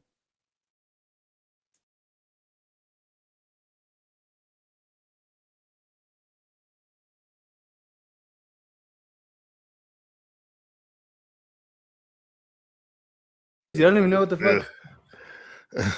Look, you dropped something. Oh, it was my mouse. You dropped something. Yeah. I was like, I thought it was like my phone. Okay. All right, man. That's the way the Saturn return was when I was 27, 29, 28, 20, 27, 28. Did I already say Saturn return, or are you just reading my mind? No, we mentioned it. Okay, I was like, dude, that's trippy. If you fucking just read my mind. Okay, so I was at this place. Oh man, so I was at this place. It was downtown. I've been there a bunch of times. It's this building, it's kind of boring, but it's the big giant convention center. They're about to demolish it, and I was standing in there because I was just downtown. I was filming. That's cool. I like the aspect, but I actually want a community. I don't think I'm trying to figure out who are the people to fill. Yeah, I have video games to play. I have a paperwork to push. I can build up on my own the way I want to. Help people with their backups, because with all this AI stuff rolling around, people are going to need to recover very soon or yesterday. Amen, brother. Amen. New to Reno. And shout out to all the true fans out there, right? Two of you. But no, for real, like, say that though. So many people, dude, all the time, always. But like, if this he guy, seems like he's putting on an act. This guy seems like, exactly. So do you think that's why he's so paranoid about it? Because he's just projecting? Yes, absolutely. Exactly. Because I see, this is what I mean though. Whenever this guy, so let's say this is a pretty successful truther, right? Mm-hmm. And I have a genuine question for him. I'm like, hey man, what am I shilling? What does shilling mean? How am I shilling? I just want to get one answer, and then this is what I get. I mean, just to find shill, right? I just don't know what you mean by that. So let's not beat around the bush. You tie back to Jeranism, and Jeranism is a fucking shill. Okay, so you meaning he what? Takes money for to lie? He pretended to be a flat earther for 10 years. Don't fuck with me, dude. And then he flip-flopped on the moon landing stance after he flip-flopped on the flat earth. Yeah. I didn't know he did that. What regular guy? See, he's like playing it up. He's putting so much energy into it. He's like yelling, and I'm just asking questions. Serious? Like this and is he didn't define his term. He didn't define his term. He just pointed fingers and accused. This is the problem, though. This is what me and Jaron have in common. Like, we can't get past this, and we disagree about things that, I mean, we were already getting into disagreements just planning the show out. I was like, well, what about this and that? And he's like, well, this thing, and he showed me this video. I was like, that's fake. He said, no, it's not. And then we just started like arguing about it. He's like, no, this is good for the show. We'll do this on the show. Because we disagree, and it's good to disagree, but we can't, like, I can't bridge this gap with people where I'm like, I know conspiracies are real. There's a lot of things that are true, but if we can't like engage in a way that where it seems like you're being honest, then what are we going to do with it being all the world a stage? Yeah, there's plenty of confirmed conspiracies. Like the RAM price is going up because OpenAI is buying all the RAM on leverage. That's a confirmed conspiracy. But conspirators don't want to define their terms because they want to be a victim. It's very annoying. Gold Yeah, pumpers. this guy right here, Chibaba, he's just depressing. The guy in was he in Cambodia. When you see him on panel, you just see he seems kind of like interesting, but he's a chat warrior. Becomes a flat earther, starts doing the Baby Truther show with your fucking dumbass and Dave Weiss. So he threw the first insult there. See, I love that face. Oh, that's a great freeze frame. We use that as a thumbnail. That's divine timing right there. That's very, very good. He needs to be in these 3 thumbnails a year for sure, and with that face. Hey, will you join Hank? Will you join the first show that me and Jared do on the? They call that divine timing. Meanwhile, Jake the Fake makes that face all the time with the Sanpaku eyes. He does it every so many seconds. They're just retards, and there's so many of them in this realm. So many fucking tards.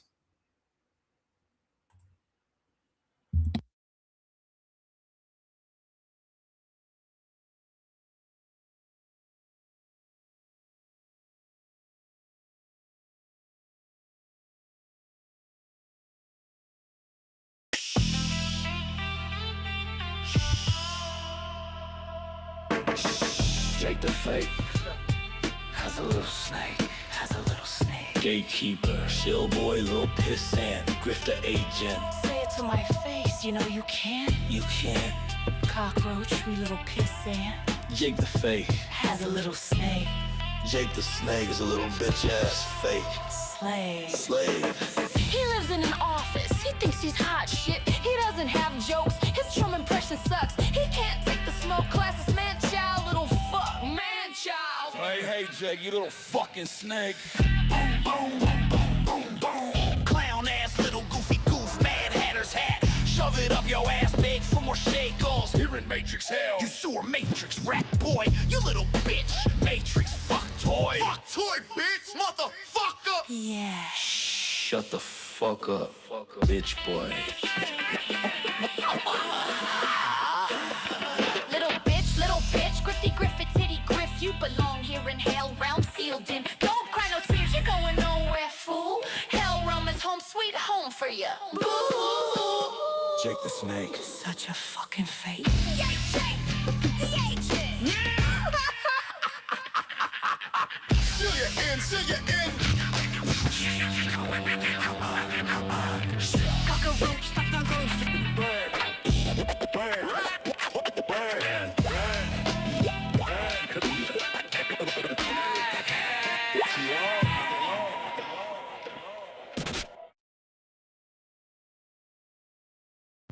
I think Landry's wife probably doesn't want Landry. I think Landry's wife wants me.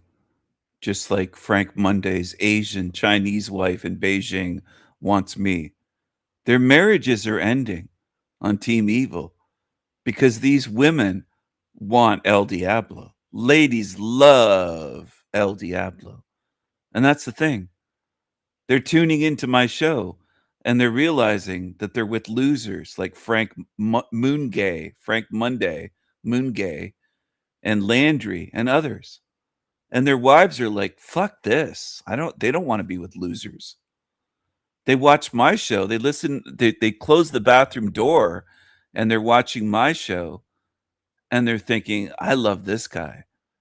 I love this guy. I love El Diablo, Radio International.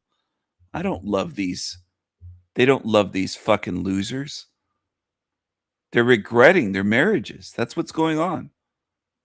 True story. That is what's going on, everyone. Ladies love El Diablo. And these Team Evil losers are losing their wives.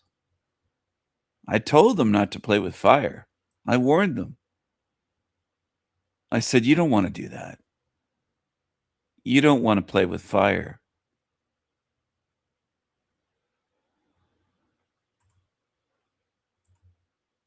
Ladies love El Diablo. And this one here, this meme.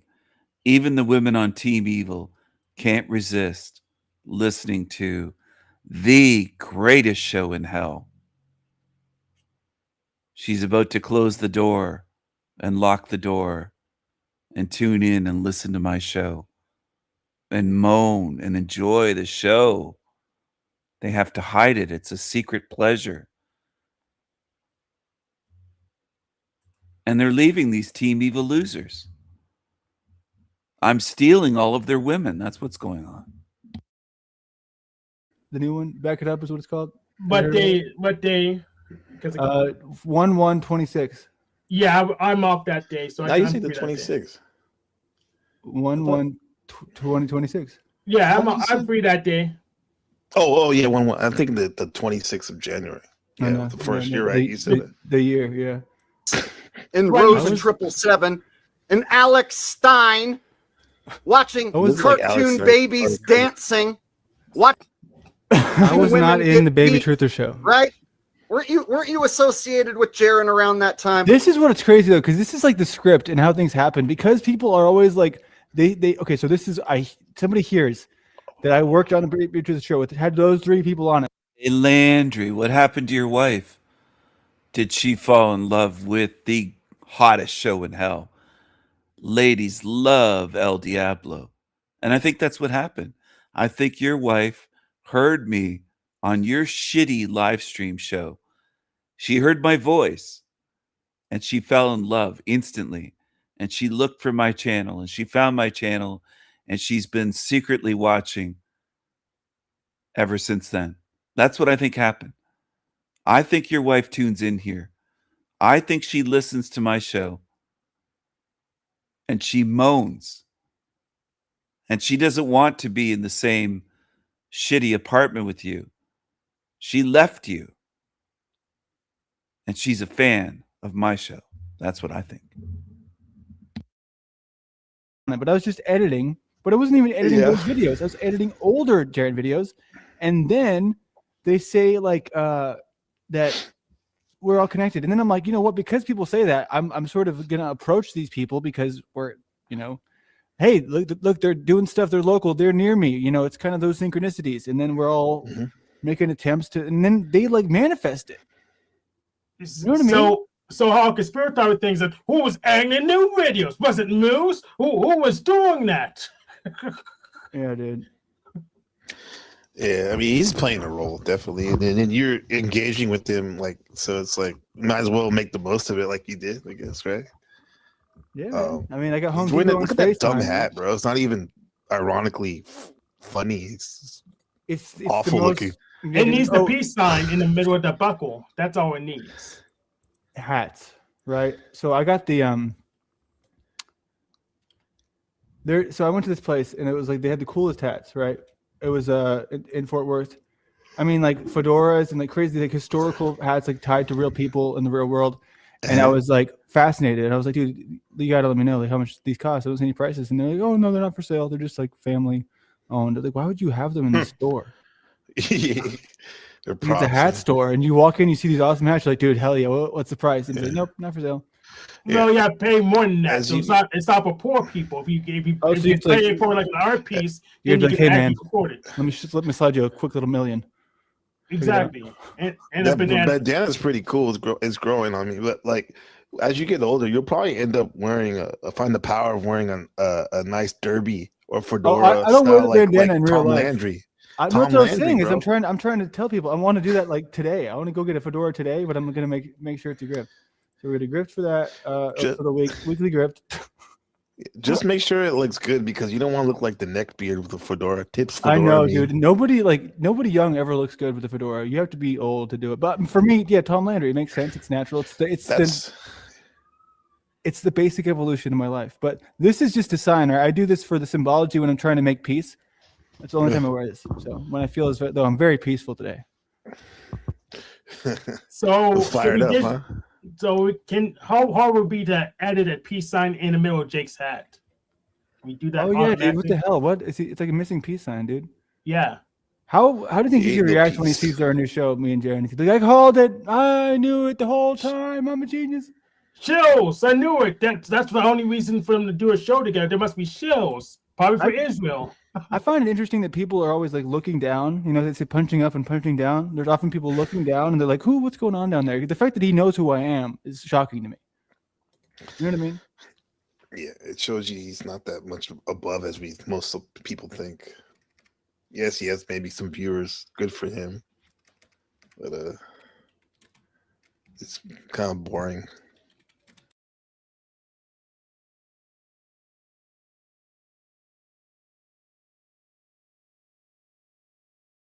If you could change one thing in the world, what would you change? I would change the sadness to make it happy. So everybody that in the world can be happy and not sad. How do you feel when people smile? Sometimes I almost make happy tears, and sometimes I might just smile. Tell me about your mom. She's smart, she's kind, and she's cute. Tell me about Autumn. She's strong. She's starting to become more and more independent. She's funny. Very loud. Anytime I sing, I'm loud. Yes, every time she sings, she's loud. What is your favorite thing to do with your dad? I like to bake cookies with him a lot. What kind of cookies? Sometimes chocolate chips, and I like to help him make banana pudding cake. That sounds delicious. It is. How would you describe Autumn to somebody meeting her for the first time? Wow, I would say a bundle of joy. A bundle of joy. A happy kid. She loves people. From the time she was able to talk and we would take her to the supermarket, she just talk to anybody, hold the conversation. How do you feel when somebody frowns? I would help them or something. I would almost do sad tears, and I might just pop out and say, "Hey, do you want to play?" It's okay if they don't let you play, because you don't really have to listen to them. Do people always let you play? Not always. Some people don't let me play because of the way I am. How do you feel when people don't let you play? I feel sad. I might tell my principal or something. It's hard. When she does encounter other kids that are her age, they think she's a baby. And she gets very defensive. She's like, "I'm not a baby. I'm 6 years old." I get mad. Yeah, you do get mad. And seeing her around like her classmates, like she's so much tinier than they are, but she deals with it. She's okay with it, right? Sometimes I get sad. And sometimes she gets sad. How old are you, Autumn? 6. How old's your brother? 2. What's it like to have a younger brother? It kinds to me. Sometimes if he moves, I like. Autumn, do people ever think that you're a baby? Sometimes they look at me and they're like, "Oh my God, is she 2 years old and talking?" This year and last year, it's been coming out a lot more how she felt about herself and everything that she's going through. She's cried a lot, stating that she wished she wasn't the way she was. But we have to explain to her, it's okay. I feel sad when I don't have any friends to play with during gym. Because a lot of my friends have friends that they want to play with. So you do have friends, but it's just tough for you to play with them? Mhm. Anytime I ask them, they say no. I'm already playing with somebody. If they ask if they want to play, I'll say no. It's okay. Do you hope your friends include you? Yeah.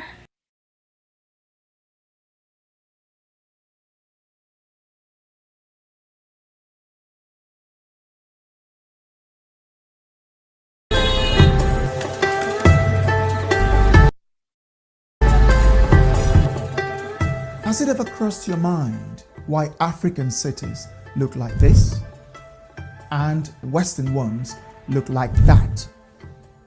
Have you also ever wondered why African cities are littered with rubbish and have open gutters while Western and other cities outside Africa appear clean and well maintained. Does a country have to be wealthy to have well-planned, litter-free streets? In general, why is urban planning in Africa so poor compared to the West and East Asian countries, or even the GCC countries? Take a look at your cities like Onitsha in Nigeria, Kano, Enugu, Abeokuta, Ibadan, Nairobi, Abidjan, Accra, Luanda, Yaoundé, Douala, Kinshasa, or Kampala. The haphazard urban planning in these cities, marked by open gutters, rubbish-filled streets, inadequate infrastructure, resembles something designed by the same architect. There is often a noticeable absence of trees, pavement, and a structured urban planning when compared to cities outside Africa. Do we need to be wealthy to plan and maintain our streets? How is it possible that we have leaders running the various African countries who see this mess but seem to do little to address it? The average age of most African countries is 60, which makes them older than Qatar, the UAE, or Bahrain. Those countries are way younger than we are, and just 25 years ago, those countries were underdeveloped. The irony is that in the 50s, cities like Lagos, Nairobi, Accra, and Douala had impressive urban planning while under European rule. So what happened? Have we retrogressed while the GCC countries have progressed? So it seems, isn't it? Is it possible that black people can't manage or run countries? Because even black countries and communities outside Africa exhibit similar traits. Do we lack the funds or capability to build, manage, and maintain, or even run ourselves? Well, Rwanda is the exception.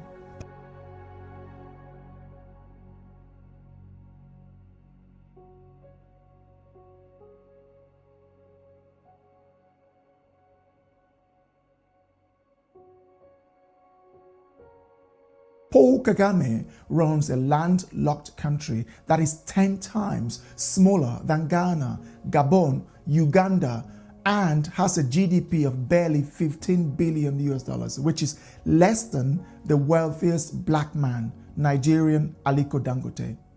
Yet, he has transformed Kigali into a clean, disciplined, and well-organized city. So it isn't necessarily about being wealthy. Every major infrastructure in Black Africa was built by non-Africans. Kenyan motorways, Angolan airport, Nigerian, Tanzanian, Ghanaian, and Senegalese trains, motorways, and every other major infrastructure in Black Africa were built by non-Black Africans. So why is it that after over 60 years of independence, no Black African country has managed to construct a 50-meter bridge or a 50-meter high-rise building? Our streets suffer from a lack of trees, poor maintenance, chaotic driving, pothole-ridden roads, and an overall sense of disorder. What are we doing wrong? Is it corruption, tribalism, or a perceived inability to manage our resources? I ask these questions because I have visited many of the cities mentioned here, and they share similar struggles. It took the UAE, Qatar, Bahrain, and others less than 30 years to fix up their country. Why can't we do it in 60 years? While others build infrastructural marvel, we are busy fighting ourselves over what tribe is superior or what version of the foreign religion, Islamic Muhammad or Christianity Jesus, is the correct one. While other nations develop robust educational systems, we are busy complaining about racism and how everyone else hates us. The disrespect towards Black Africans is in many ways self-inflicted. No one can respect people whose cities look like this. It took Japan and Germany less than 30 years to go from the brink of total wipeout to fully developed economies. It took China less than 40 years to eradicate absolute poverty, while it took us less than 20 years to inflict absolute poverty on ourselves. In the 80s, Cameroon, Nigeria, Kenya, Zimbabwe, Gabon, and many other African countries had higher GDP per capita than South Korea, Indonesia, China, and many of the GCC countries. Black Africa has had over 60 years to prove the world wrong. Unfortunately, it has proven the world right by reinforcing existing stereotypes. Of course, disrespect is bound to follow. Only in Black Africa do we see cities devoid of trees, sewage system, pedestrian-friendly pavement, reliable electricity supply, quality buildings, parks, decent roads, hospitals, and other emergency services. Yet, no other region has a higher birth rate than Black Africa. What infrastructure and resources are in place and rate than Black services? Yet, no decent road, hospitals, and other emergency services. Yet, no other region has a higher birth rate than Black Africa. What infrastructure, emergency services? Yet, no other region has a higher birth rate than Black Africa. What infrastructure and resources are in place for the endless baby production? What do you have to offer them? The Ghanaian President John Dramani Mahama said in his speech at the United Nations that 25% of the world would be African in a few decades, and that the future is African. Can someone tell him that simply having more people doesn't equate to wealth, a better life, power, or prosperity? Can someone also say to him that Switzerland has a population of only 8 million, but it is greater by all metrics than nearly 500 million West Africans? Can someone also tell him that those Africans who like to brag about their numbers, that one American, Elon Musk, is wealthier than the entire region of Central Africa, which comprises over 230 million people? In other words, Africa is multiplying its already poverty-stricken situation to the point of total exhaustion. This is why Black Africa is disrespected. Your skin color isn't the problem, but your inability to use your brain like other races do. Just having more people doesn't equate to wealth or productivity, because we've seen Nigeria, 200 plus million people, Switzerland, just 8 million, produces more, manufactures more, is 3 times richer. 8 million versus 237 million. Taiwan has just 23 million people. Taiwan is richer than the entire West Africa, a region hundreds of times bigger than Taiwan and more people than Taiwan by over 200 times. Yet Taiwan, tiny Taiwan with no natural resources, produces more than the entire West Africa. Numbers mean nothing. If you think we're wrong, if there's anything you want to add, please leave them in the comment section below. Thanks for watching, and also don't forget to like, share, and subscribe.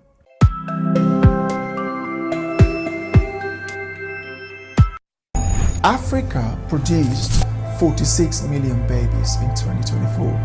That is more than Canada's population, more than Poland's population, and about twice the size of Australia every year.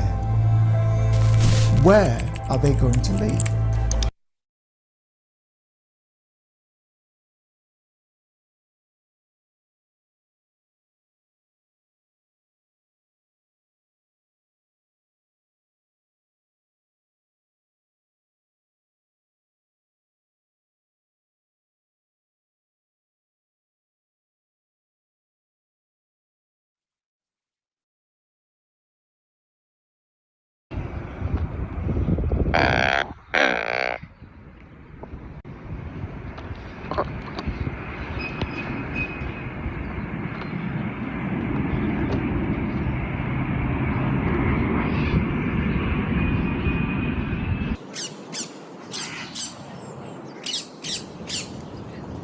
Loki Loops.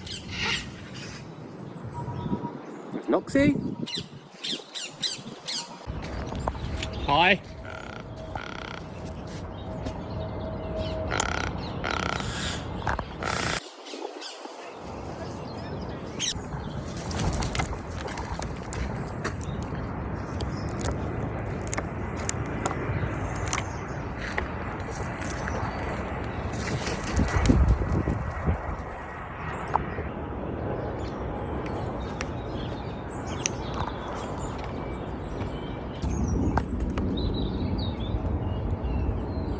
Why are you breaking stuff?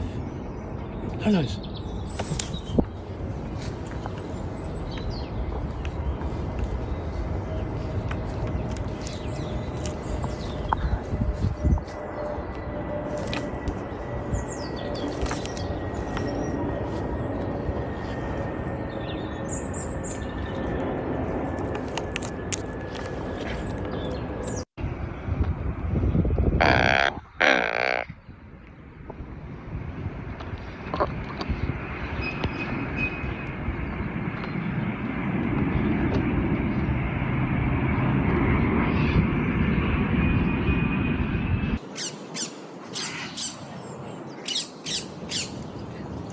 Floaty loops.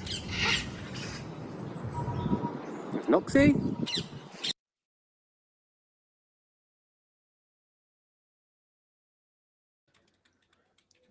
Okay, hold on. Sure, but I was not a part of that show. I mean, I was just. Sure. You're associated with Jaren, and now you're sticking up for him, acting like he's not. Am I right? Am I sticking up for him right now? Have I stuck up for him at all? You insinuated he's not a shill. I asked you what a shill was. I asked you to define it. I haven't heard that word in a long time. I consider anyone who works on behalf of the government or some entity and lies and puts on a fucking show.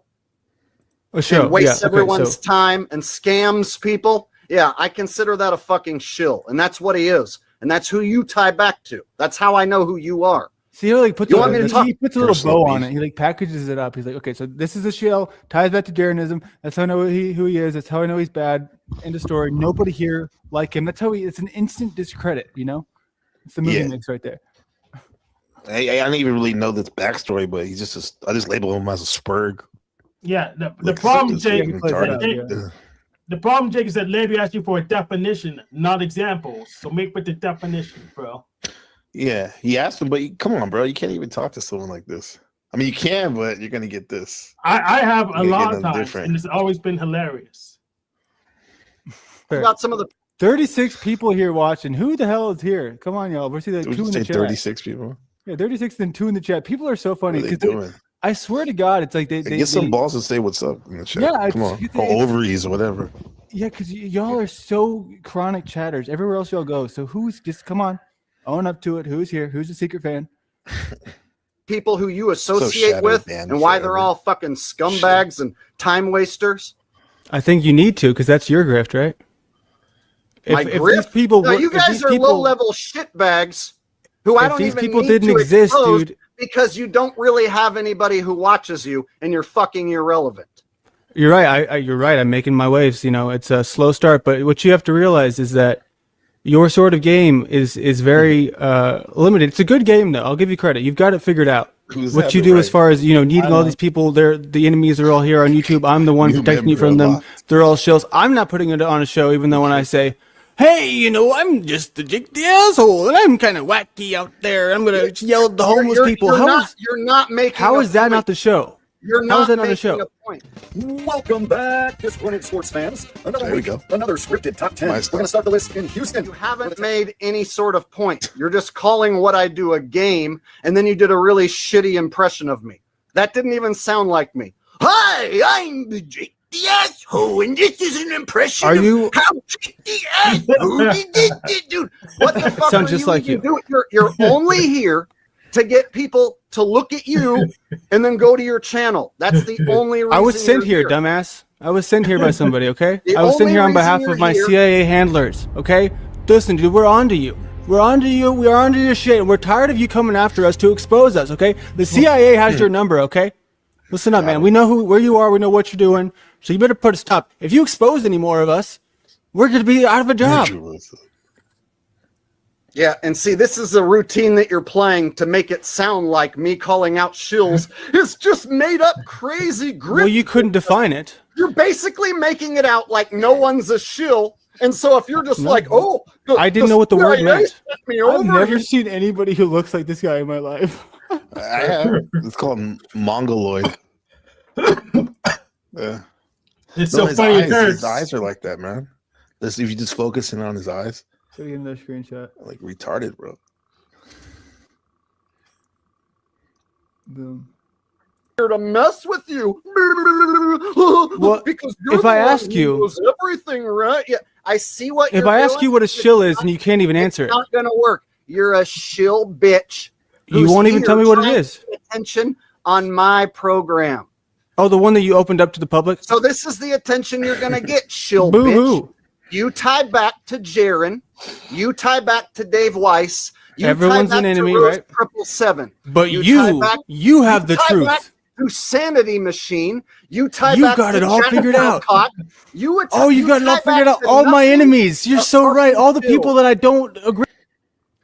So he ties back to nothing but fucking shills. The favorite part coming And he up. came here to do what? What was his purpose here?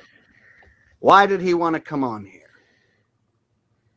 So he can say that I play my game good. You play a good game. Oh, your game is good. Oh, I'm Jake the asshole. I'm gonna do an impression of Jake the can't wait- asshole where I wait say enough that to I'm give him Jake a the compliment? asshole. Yeah, it's like that. All right. Next, What's going on, man? Moose. How's it going? It's like Andrew It's Wilson. good. Hey, I know that you didn't really like that last guy, right? No, he's a fucking shill. Yeah, it's kind of weird because like I met him, right, and I started making videos with him and doing some stuff, and then I found out like yesterday he was working with Jaren. So how am I supposed to feel about that? So here's the thing. His face, he's like setting him up. He also will go on Sanity Machine's program, a cyberbully who streams for 12 hours a day. And then he goes over to Jack Talcott, and they play this game like we're enemies. Jake is obsessed with me. He talks about me with every guest that shows up. He mentions the Sanity Machine when Landry's on there, when Moose is on there. Jake, you can't stop mentioning me. You can't. I'm living rent free in your head, you little man child.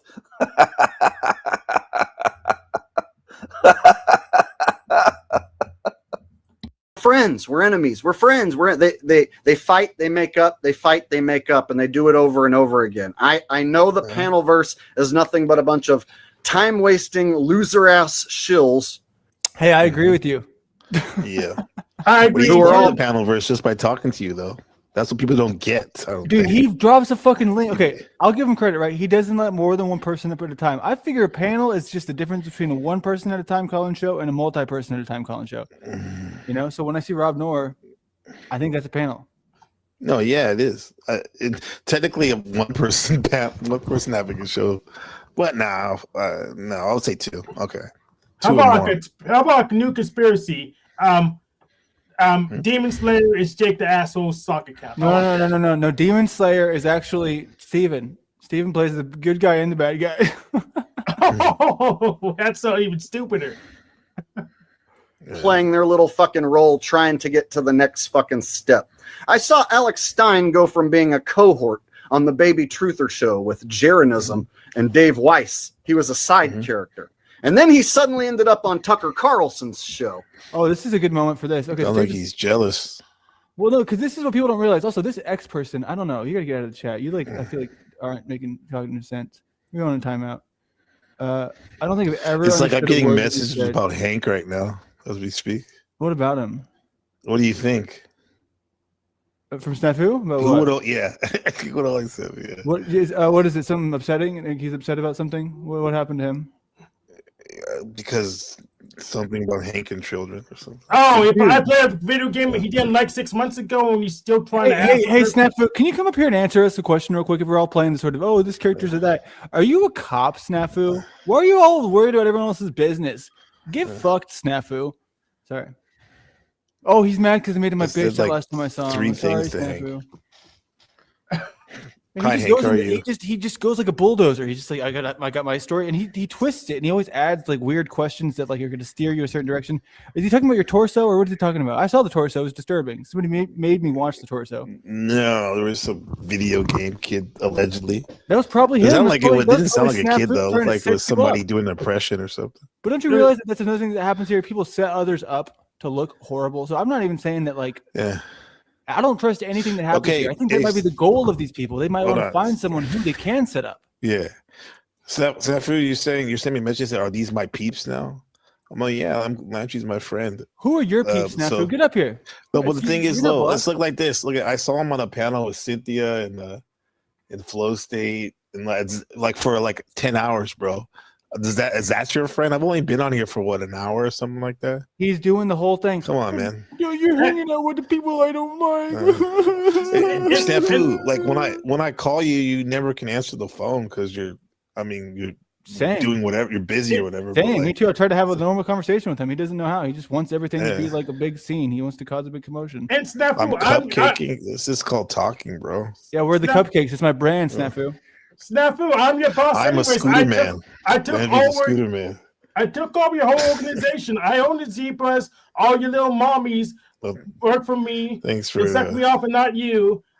Thanks. And the other one's freaking banned for the internet for a year.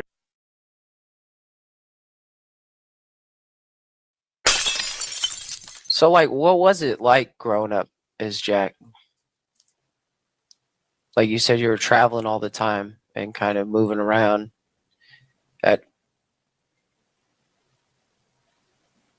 I learned that relationships were temporary.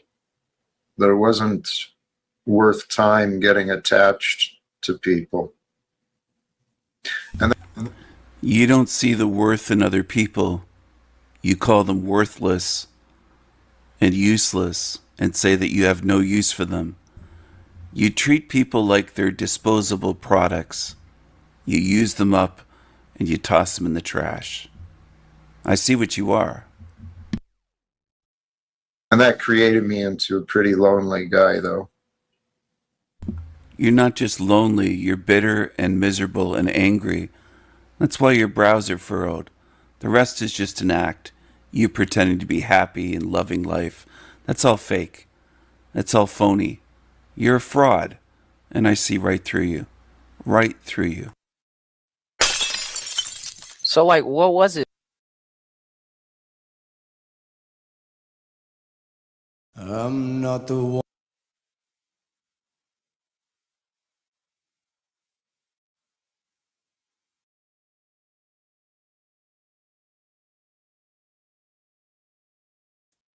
Many people. Yeah. And you know, Jack, here's the funny part, right? Like when I'm depressed and angry because no one seems to know how to fix anything. Nobody's got any clear minds. No one's paying attention. But I am. And I'm not alone. I shouldn't say nobody because there's many people. And you know, Jack, here's the funny part, right? Like when I say, for example, to you, and I said it many times, and the reason why I say it is to let people know I'm here being honest and good faith. I don't agree with Jack on many things. But why is it when I say something about Jack on his own panel, he doesn't get emotional like you do, Margot? He doesn't get emotional like Tommy does. He knows what I mean when I say I don't agree with some of the stuff he said. You don't see him getting emotional. You are. What's up with that? Well, this is what I mean. Guys, not to single anyone out. Margot, I love you, sister, but you're describing yourself. You are spot on crazy. All of us are in this life adventure together. It's God's story, guys.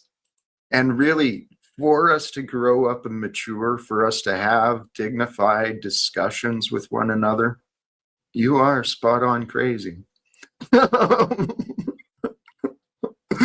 All of us are in this life adventure together. It's God's story, guys. And really, for us to grow up and mature, for us to have dignified discussions with one another, it's up to each of us. We've got to do a better job. This, I think, is what Tarek was pointing at. I think you were complimenting me on, is that if we do a better job of staying present, review the behavior from the past in order, right, with a purpose, we're reviewing the past for the purpose of moving towards a better future. If we can keep that in mind, then the problem's solved. But if hearing people discuss what you did is triggering, well, it's because you know the thing you did. It's what's uncomfortable. That's very true, Jack. I'm glad you said that. Because if it's not triggering, Jack, right? Let's just say it's not. Margot or anybody should not have a problem with me if I mentioned her name for a little bit, and now she's saying I'm backstabbing. What I say I'm not. I like Margot. I think she has a good personality. I think she's funny. And she even admitted herself at times when she gets on panel, she likes to be in character. So I respect that, you know, if she comes up with something. So why can't we all just get along and move forward, but stay truthful? And you know what? We can. I didn't see the earlier stuff, but you know what? We do this sometimes. And if Margot's saying that, a brief lapse in judgment, maybe should have just taken a breath, eaten the lunch first, right? This is what I mean. All of us, we're learning how to be people as we go through life, right? And when we meet different people that are triggering and complicated, man, that's when shit gets a little crazy. So, you know the I would say the funny part is, Jack, is like you said, we've been through this for like 3-4 years, right? And I think Margot is smart, and other people like King Steven is smart, and they all have a brain. So why can't we move forward where we're not taking this so seriously? Where I'm backstabbing you and stuff like that. We just said it, let it go, and we all made mistakes. I made mistakes before. I admitted I did, and I apologized. And let's just move forward, being happy and having a better day. That's all. You know what, Tarek? That is a big part of growing up. But here's the thing, and this is what I've been trying to communicate with some of the people who I've been facing. And you know what? Praise God.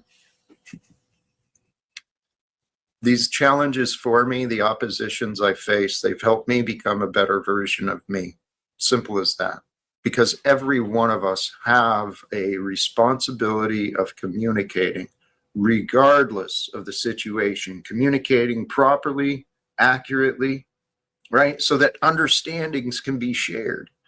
And I've had emotional issues my whole life, man. I've been working on me. And I encourage, and I properly, accurately, right? So that understandings can be shared. And I've had emotional issues my whole life, man. I've been working on me. And I encourage, and I've witnessed a lot of people, while they may not be as open about it in this online experience, while they may not be as open about it, I see a lot of people who are doing work on themselves. They're showing themselves to be better people. We're a part of something great, man. Yeah, I just wish people can see it sometimes a little different. But, you know, I guess like every day is a new day, Jack, and then we move forward and try our best and go from there. But Margot, I'm at no disrespect to you at all. Zero, I swear to you. If you can't hear it in my voice, I'm at no disrespect at all. I just brought you up just to bring back a reference to King Steven so I can be truthful about the situation, about the people that attacked Jack. And yeah, I just wish people can see it sometimes a little different. But, you know, I guess like every day is a new day, Jack, and then we move forward and try our best and go from there. But Margot, I'm at no disrespect to you at all. Zero, I swear to you. If you can't hear it in my voice, I'm at no disrespect at all. I just brought you up just to bring back a reference to King Stephen so I can be truthful about the situation, about the people that attacked Jack in bad faith or whatever the case may be from a long time ago. That's all I was trying to say. I wasn't saying you're a bad person or we didn't move forward.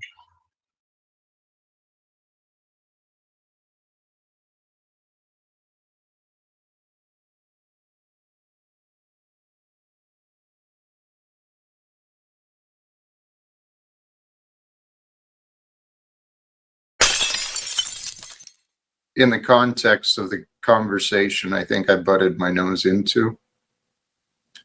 I encourage you to listen to others. See, we've got a lot of prideful people, especially men, particularly men. It's just,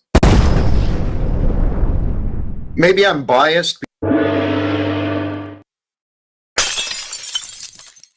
In the context of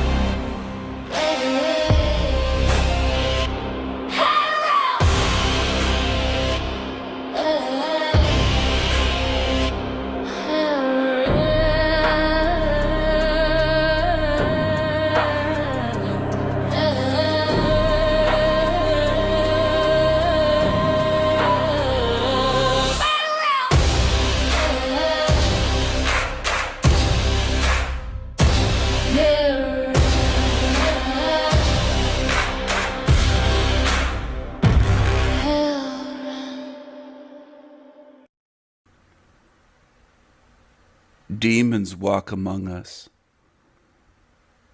Hello, everyone. Hello. That's David Icke on the screen.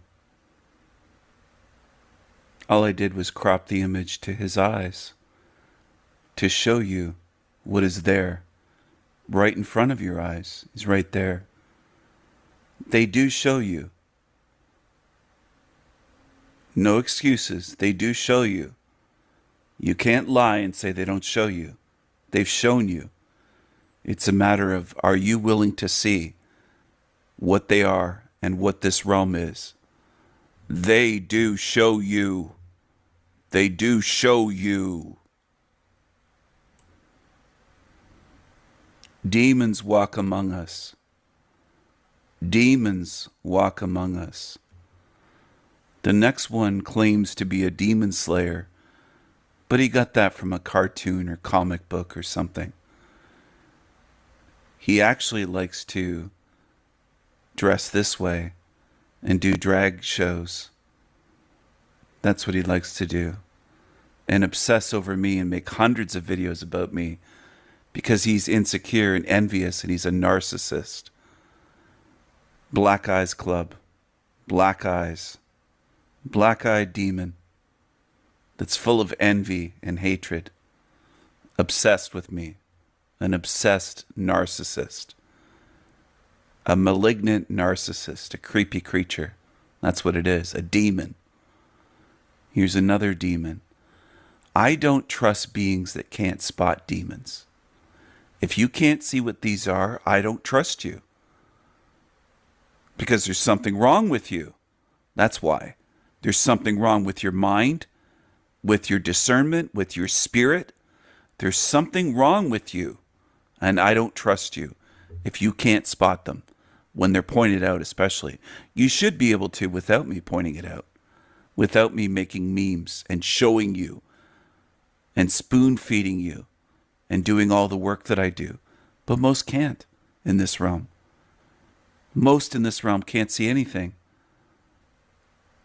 They can't see evil because they're with evil. They see nothing wrong with these demons. These hateful, rage-filled, lying cockroaches. These creatures, creepy creatures, these lying felons. these sex offenders. There's something wrong in this realm. I don't trust you. You're not trustworthy if you can't see these creepy creatures for what they are. I don't trust you. Look who this is. Look at the eyes. The eyes show you what it is. It's right there. It's right there to see. Now, how many in this realm see? How many in this realm can see? How many are honest? How many are trustworthy in this entire realm? How many are trustworthy? I don't trust creatures that can't spot the fakes, frauds, phonies, the narcs, the liars, the demons. If you can't spot evil, if you can't spot the two-faced creatures, the creepy creatures, then I don't trust you. I don't trust you. I don't trust most in this realm. I don't believe that most in this realm are trustworthy. Most people will say, I'm your friend. I'll be by your side forever. I'm loyal to you. And then they backstab. They betray. They do what some have done on my channel. I mentioned the 3 witches, and there's others. It's common. And some of you see this pattern. You see it happening to me over and over again. And you think, well, that's just to Stephen. No, they represent this realm. Most in this realm are not loyal. They are not trustworthy. They are not reliable. And they prove it in time. They show what they are in time. They always do. They always show their true colors in time. Two-faced, turncoats, ones that betray, stab in the back, gaslight, spin things, claim that I abandoned them. I didn't abandon anyone on my channel. I still have multiple channels. I still have a group. No, they abandoned. They walked away and blocked. They reversed it. Okay? The vast majority are demonic. I can't trust them. Now, some can play and pretend. Humans are great pretenders. Pretend to be a friend. Pretend to be loyal. Pretend to agree with my message and understand my model. Pretend that they will be loyal and by my side forever, and say the words one day, or for days, or months, or years even, and then disappear and break their I'll be by your side forever. They won't be, because they're gone. And I'm not crying about that. I'm sharing it to say that I'm aware of where I am and how this realm operates. I am in a hell realm temporarily, and I know I'm surrounded by demonic creatures and beings that don't know the meaning of being truthful, a true friend, honest, loyal, honorable, kind, loving, reliable.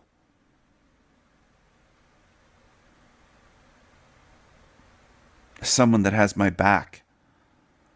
I know where I am. I've been hurt. I know where I am. I've been hurt hundreds of times.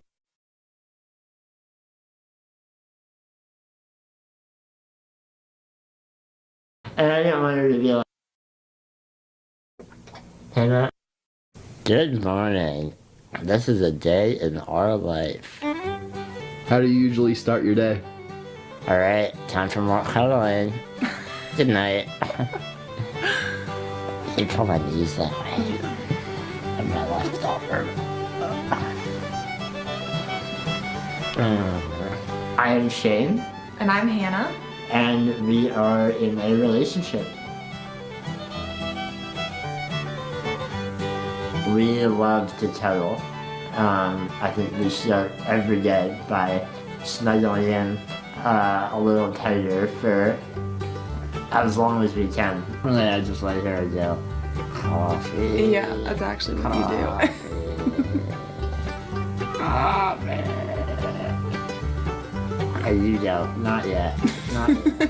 Not yet. Yeah, not yet. No thanks. I was born with a disease called spinal muscular atrophy that basically makes all of the muscles in my body extremely weak. What do you want to wear? I'll do those like light gray jeans and like black long sleeve shirt. Is it cold today? Probably. Yeah, it's freezing. It's winter in Minnesota. Is it Very cold? I'm Shane's girlfriend and also his caregiver. So we live together and I help him with just day-to-day activities, getting up, getting dressed. She makes sure I don't die. Yep, basically. keeping him alive. Imagine if this was the one time that you like Broke your my arm. putting my shirt up. Day in the life in the emergency room. I view caregiving as just a normal part of our relationship. Before Shane, I had zero experience with it. But Shane made it fun, and now it's just so natural that I don't really think about it. Actually, I want a different shirt. Oh my god. That's too late. The caregiving was always part of our relationship. From the first day that Hannah and I spent together, I need help with stuff. Alright. All set. And now, she left. We left.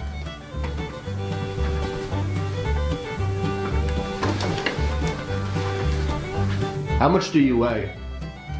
I weigh about 65 pounds, so I'm small.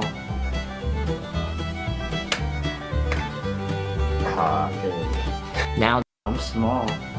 I'm small. Weigh.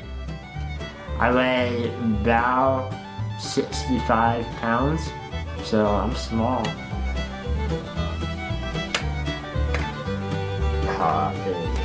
Now that I'm in my chair, I am mobile and independent within our own home.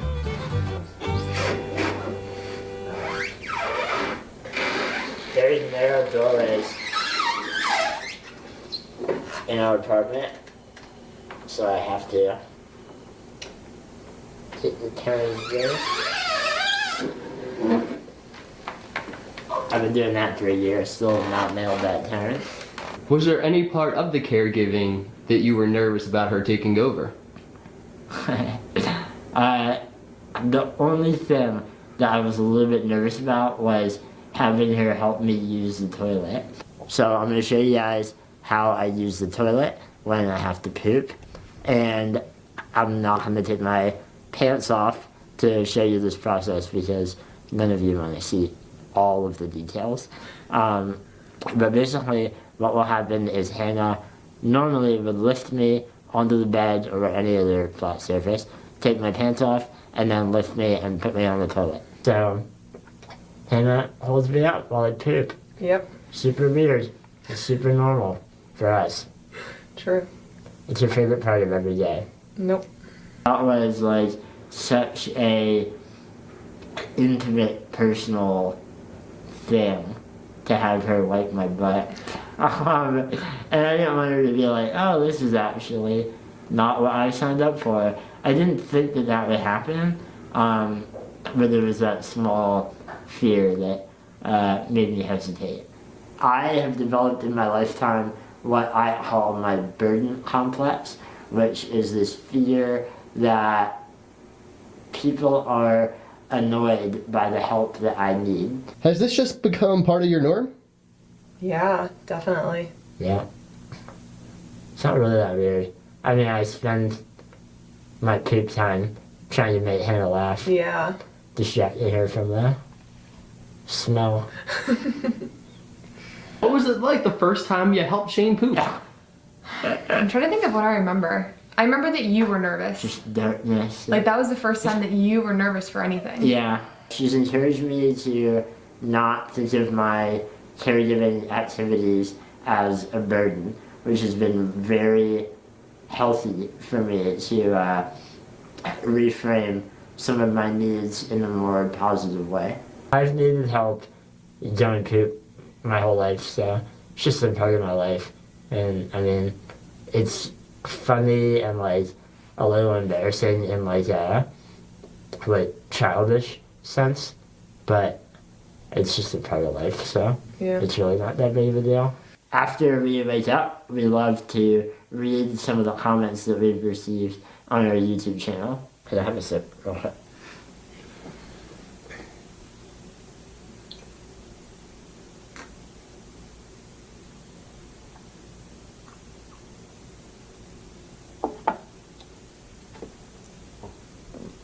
Thank you.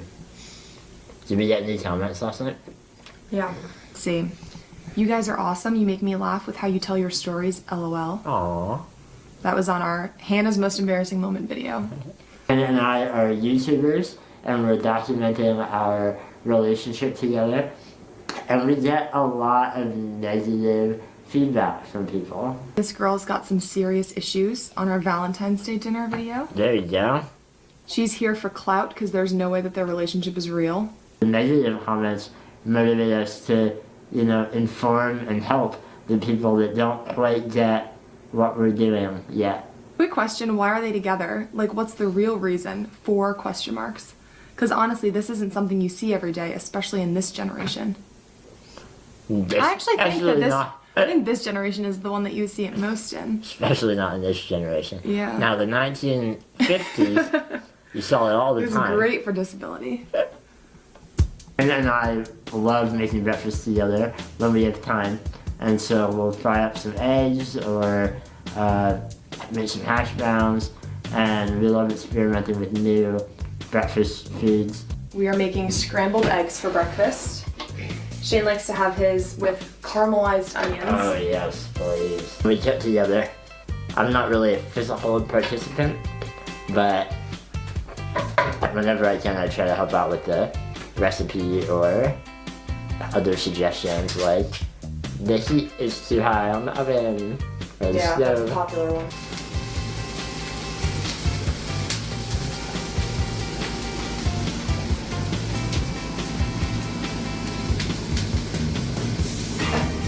You're the head chef. Since when? No, I'm the head chef. Did you feel good though for that one second that you thought you were a head chef? What are some adjectives you would use to describe Shane? Funny, kind, cute, loving, smart, handsome. Hannah usually helps me spoon or fork my food into my mouth. Yeah, if we're eating at the same time. And then I use my hands to assist myself with chewing. So I have like this real specific position that I get into where I put my arms up and in a little bit more. Okay. Good. Uh-huh.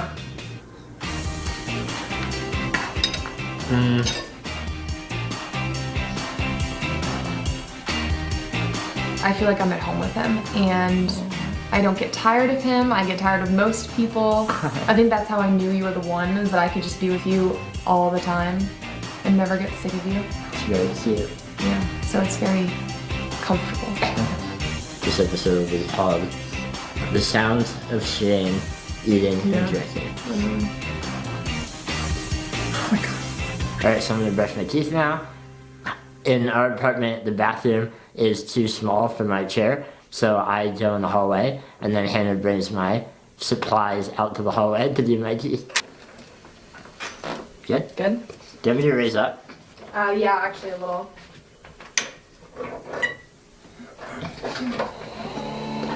I go up so that I'm more on her level while she brushes my teeth.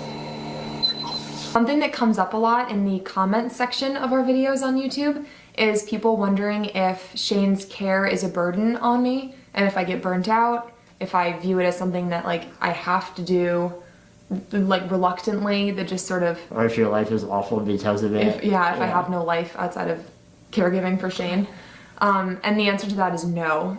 It's also not that easy to get into your tooth area because your mouth doesn't open very wide. So circular motions, there's not really room for them. I sort of do what I can do. You do a perfect job. Thanks. I don't like your hair, okay? is not a burden. It is really like a seamless part of our day. It's not something that jumps out. It's not like... Doesn't take a lot of time. It doesn't take a lot of time or not effort. hard. Yeah, it's not difficult. And we're lucky that it isn't difficult. Shane is like small and, you know, like I can lift you really easily. Like it's not a... Every day along, it's still like... Yeah. It's not like I'm demanding or like... Yeah. I don't think Well, that's I wouldn't be with you if you were just had a terrible personality. Oh, my hair. Oh, yeah. I don't know if a brush is going to help that. I can wear a hat. I think it's beyond brushable. That's not a brush, that's a comb. This is a brush. Oh, yeah, that's a brush. I always forget. Is Hannah your first girlfriend?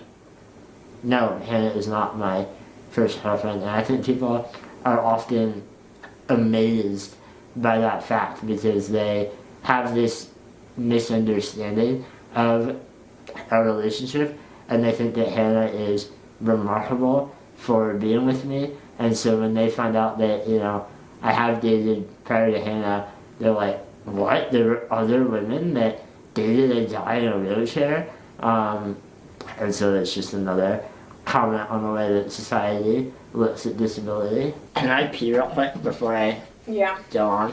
Alright, now I'll pee, and then I'll do my speech. Okay. This is Shane's pee jar. It's what he uses when he has to go to the bathroom. So I'll pick him up and lay him on the bed, and then he'll pee into this, and I'll dump it in the toilet. Nice and simple. Yep. There we go, nice and easy. It makes it a lot easier than having to put me on the toilet every time I only have to pee. Yeah. So, and it's good for going like when I'm out and about too. I just have to find a place to lay, flat surface to lay on.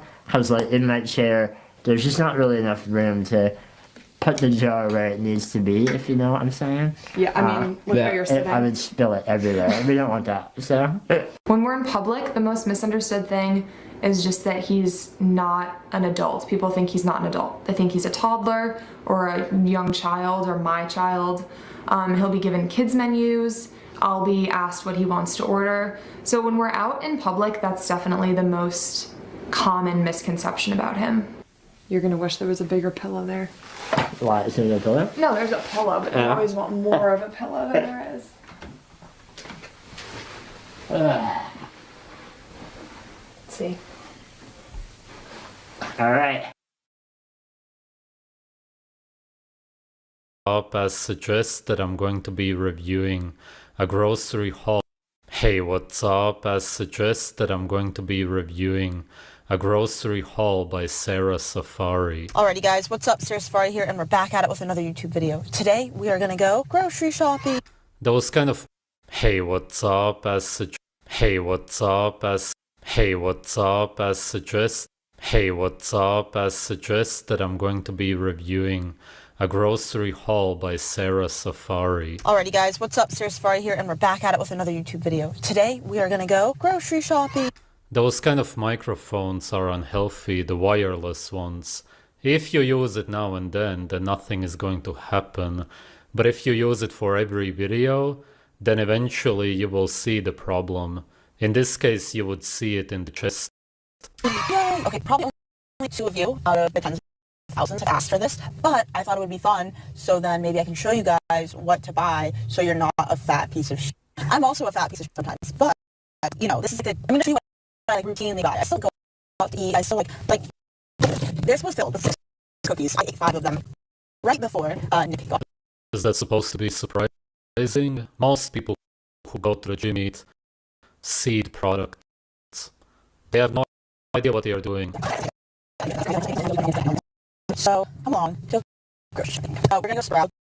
I was in Costco, but sadly, Sprouts is pretty expensive, but making people unhealthy pays well.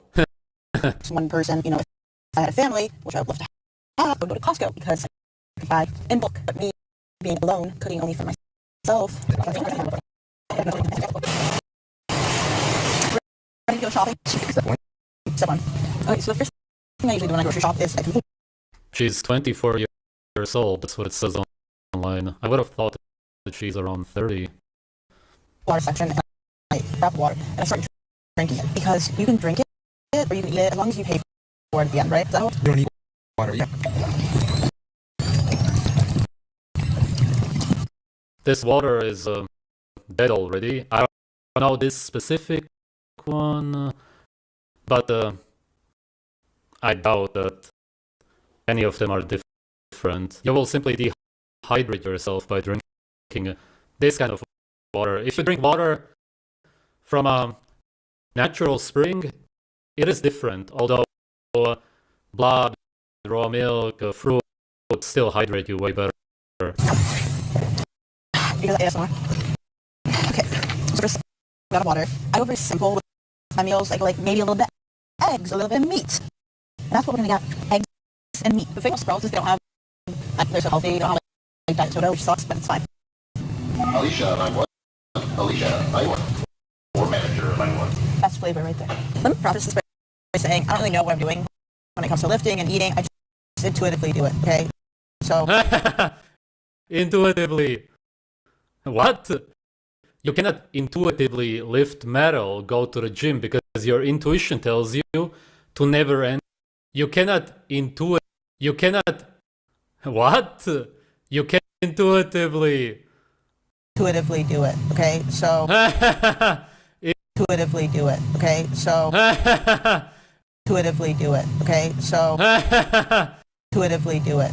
Intuitively do it, okay? So... intuitively do it, okay? So... Intuitively. What? You cannot intuitively lift metal, go to the gym, because your intuition tells you to never enter the building. That's why you feel so good when you leave again. That's why everybody says the best part about going to a gym is leaving the gym.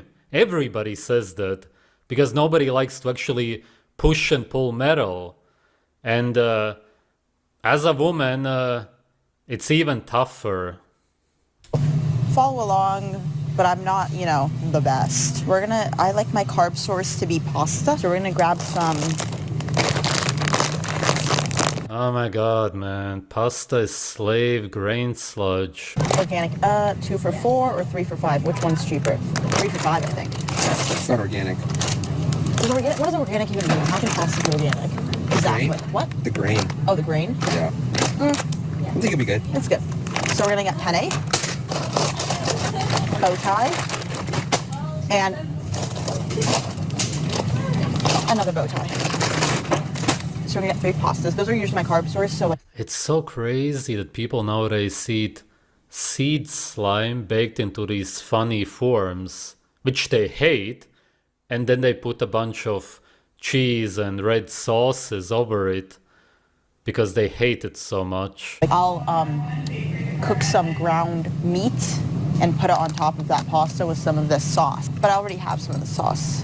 Yeah, exactly. Meat and a red sauce over it. The best one of this sauce is the carbone one. Oh, this one. Oh, yeah. Yes. I use this, the pizza sauce. You make pizza? Yeah, they're like these healthy pizzas. They're so hot. Healthy pizzas. Oh my god, this video is way worse than I thought.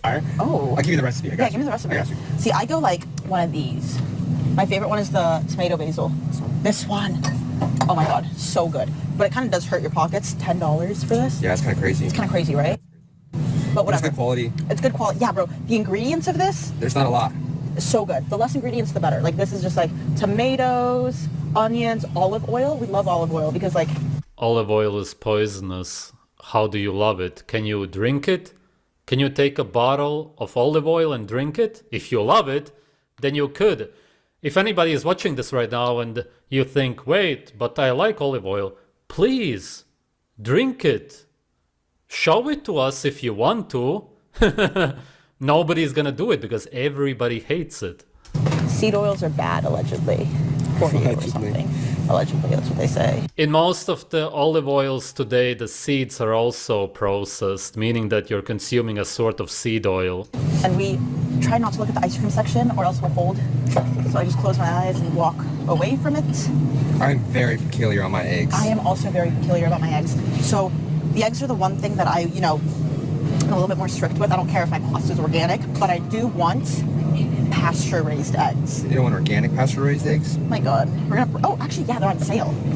Oh my god, they're on sale. They're $2 off. They're actually cheaper, or they're the same price. We get organic pasteurized eggs. Look at that. Ooh. every once in a while you get some poop on it too. Really? No, I'm just kidding. Oh. No, these look clean. Actually, I gotta say, those eggs taste pretty good. I've eaten them raw many times and I had no problem. Not suggesting eating eggs raw from a supermarket, but that's my experience. These are the best eggs to get because you can tell when you make them, the yolk is so vibrant. Yeah. Like it is neon yellow or orange. Like that's how you know that the chicken was well taken care of. And then what I do is I get egg whites, organic. You hear that? We get 2 of these because we mix a cup of egg whites and 2 whole eggs every morning and eat it like that. Have you ever had? That's so weird. The egg clear, the so-called whites, it's, if anything, what you should throw away. You should only eat the yolk. If you like the whole egg, then eat it. Cats, dogs, they also don't like the clear. They like the yolk, obviously, because that's where everything is at. The clear is basically just supposed to protect the yolk. To actually buy the clear separately is super strange. They're like regenerative. To actually buy. His voice is so robotic and weird. He's very weird. Eggs. I guess that some people simply thought we only use the yolks for a lot of recipes. What do we do with the clear? Let's just sell it to some bodybuilders. Because a lot of bodybuilders buy it. Bodybuilders are actually the best waste product consumers. Really, they are. In a way, I guess that we should thank them. Because they eat all the garbage. They don't eat real... We should thank them? He's such a fucking weirdo. Total weirdo. Creepy creature. And people in this realm love creepy creatures. Thousands and thousands and thousands love the creepy creatures in this realm. They love the creepy creatures. They're in love with creepy creatures. They can't get enough. In this realm, they love creepy creatures. They love creepy creatures. They love creepy creatures. I'm just giving it away. So, for those who wear the badge, sincerely, that's a sign of you, and I appreciate you. I really do. Where was I going today? Oh, the thumbnail. We'll just get started with a little bit. Here we are. We're nearing the end. What is this? The 28th now. 29th. 29th of December in 2025. Guys, I don't know if you guys remember, but Our poll is such a kiss ass of Talcott. What a kiss ass loser. What a kiss ass loser. Kiss ass loser. That's what our poll is. at the beginning of the year, I was talking about, hey, 2025, this is our year. We can do it all. Yeah, let's do this. That's what I was saying at the beginning of the year. But we only got like 2 days left, and the wars and stuff are still continuing. Oh, man. Wearing it proudly, our poll. Golly, geez, 23 months. Our poll. God. Oh, man. Wars and stuff are still continuing. Got like 2 days left, and the wars and stuff, but we only got like 2 days left, and the wars and stuff are still continuing. We only got like 2 days left, and the wars and stuff are still continuing. Oh, man. Yes. That's what I was saying at the beginning of the year, but we only got like 2 days left, and the wars and stuff are still continuing. Oh, man. Wearing it proudly, our poll. Golly, geez, 23 months. This is El Diablo Radio International, the greatest show in hell. Nobody does it better. Nobody. Live now for over 8 hours. Over 8 hours. And I still have more energy than this vegan after he's been streaming for 1 hour. 8 hours. And I've streamed before for 144 hours. Viking strong, not wimpy like Jack Talcott.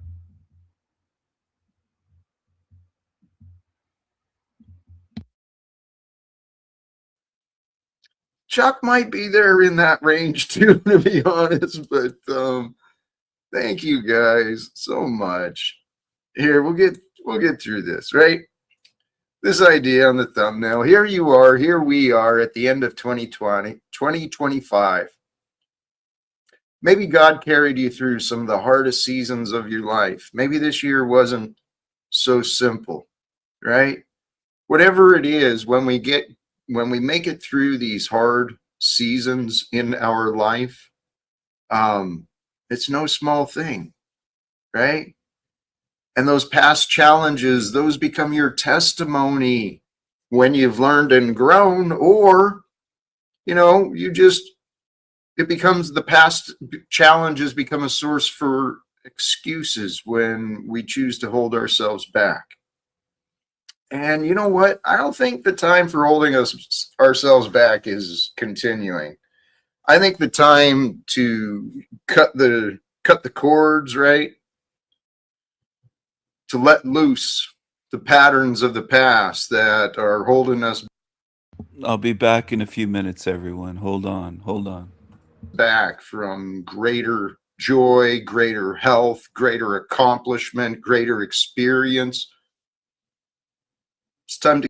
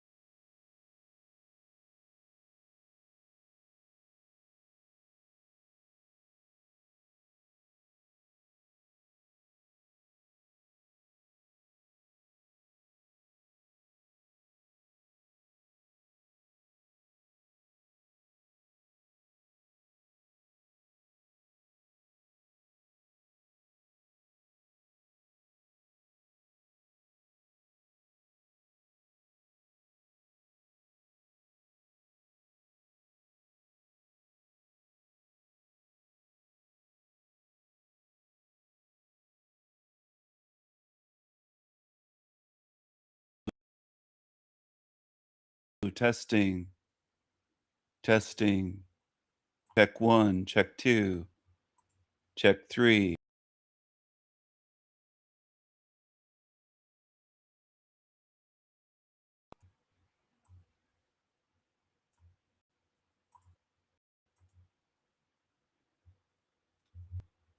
Hello, everyone. Hello.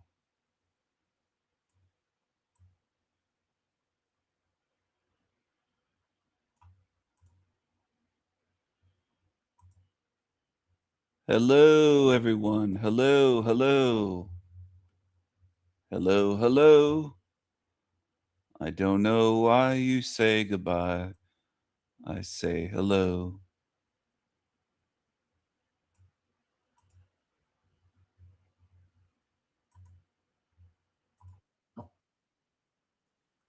I get to be, that I get to become, because you are for me, and the greatest story that I get and question yourself, or for tomorrow. Take a look at what you've got scheduled for tomorrow, whenever it is you hear this, and ask yourself, is it really what I need to do? In the bigger picture of this one life that I get to live, is tomorrow's plan what's best for me and the greatest story that I get to be, that I get to become? Because you are a story who is becoming. You're like the star of your story who is becoming a star in your story, or whatever role you want to play. But here's what I realized. There's many people alive today in our nation. They're pointing out the problems, the hypocrisy, the criminal nature of the corrupted governments. The systems are broken. And the media and the government, they're actually actively working to divide all of us, you and me. We're not supposed to get along, right? Because the more divided we are, the more we have to rely on others to tell us what to do to keep us safe. Oh, God, someone might hurt me. I remember being afraid, so I don't mean to make fun of anyone who's afraid. Took myself off with my silly voices again. Sorry, guys. It is fun to be me, though, sometimes, because there's a lot of silly voices inside of here. They come out all the time, too, and that's what I mean. When I hang out by myself all day, I have so much fun. I am laughing all day. That's why I figure I may as well go online and share some of this, because hopefully other people can laugh with me. There's a lot who like to laugh at me, but they're just foolish. They're silly. They don't get the punchline, right? Punchline is the truth. And the truth is we live in a corrupted world. And if we want to overcome the corruption in this world, guess who's got to do it? You and me, right? Can't count on anybody else. So I hope you're with me, whoever you might be. And you know what? Along those lines, I'm going to go ahead and drop the link, man. It looks like we got a few people showing up. Starting to get the party rolling a little bit. I'm feeling good. And it looks like my favorite fans are here. Heavy voices. This is not going to be a Tommy and Jack stream, though. Again, it's not going to be the whole Tommy hour. But it could be. It could be if we got along better. The topic today, re-examine your reasoning. What is the reasoning you do the things you do? Do you even know why you do the things that you do? Or you just do them because you used to do them? Do you do the same things today because you did them before? It's up to you. You got to pay attention, right? Because if you don't pay attention, you're like, you'll lose control of you. And if you lose control of you, you will see you do the things that you don't want to do. You'll overeat, you'll cheat, you'll steal, you'll lie, you'll do things that you're not supposed to do. You'll make excuses for yourself. You'll self-sabotage you. If you give your power away, that's what comes true. I'm speaking from experience, okay? So whatever it takes, that's the story you got to tell yourself. Whatever it takes, I'm taking control. If you want to be in control, that's what you got to do. But the only thing you can control is you, right? But self-control is the path to self-mastery. You master yourself, you help heal this world.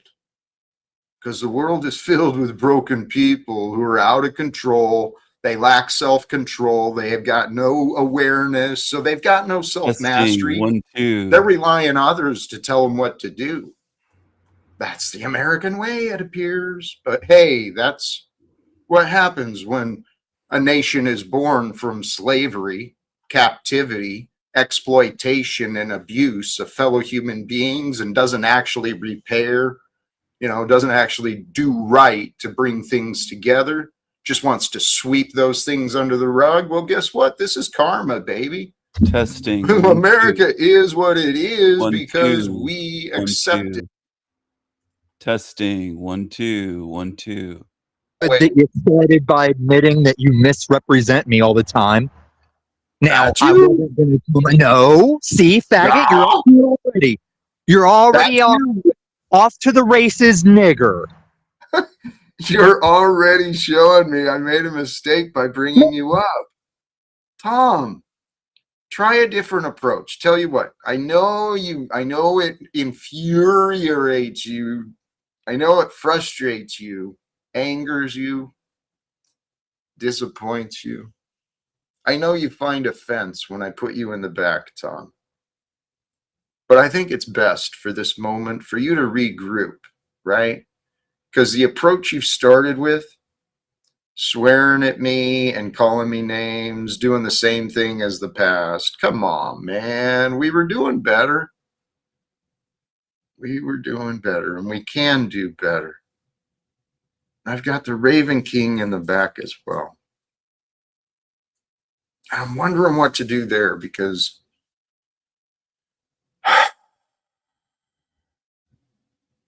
you know, apparently I'm guilty by association with both of these men. Stephen, how are you today?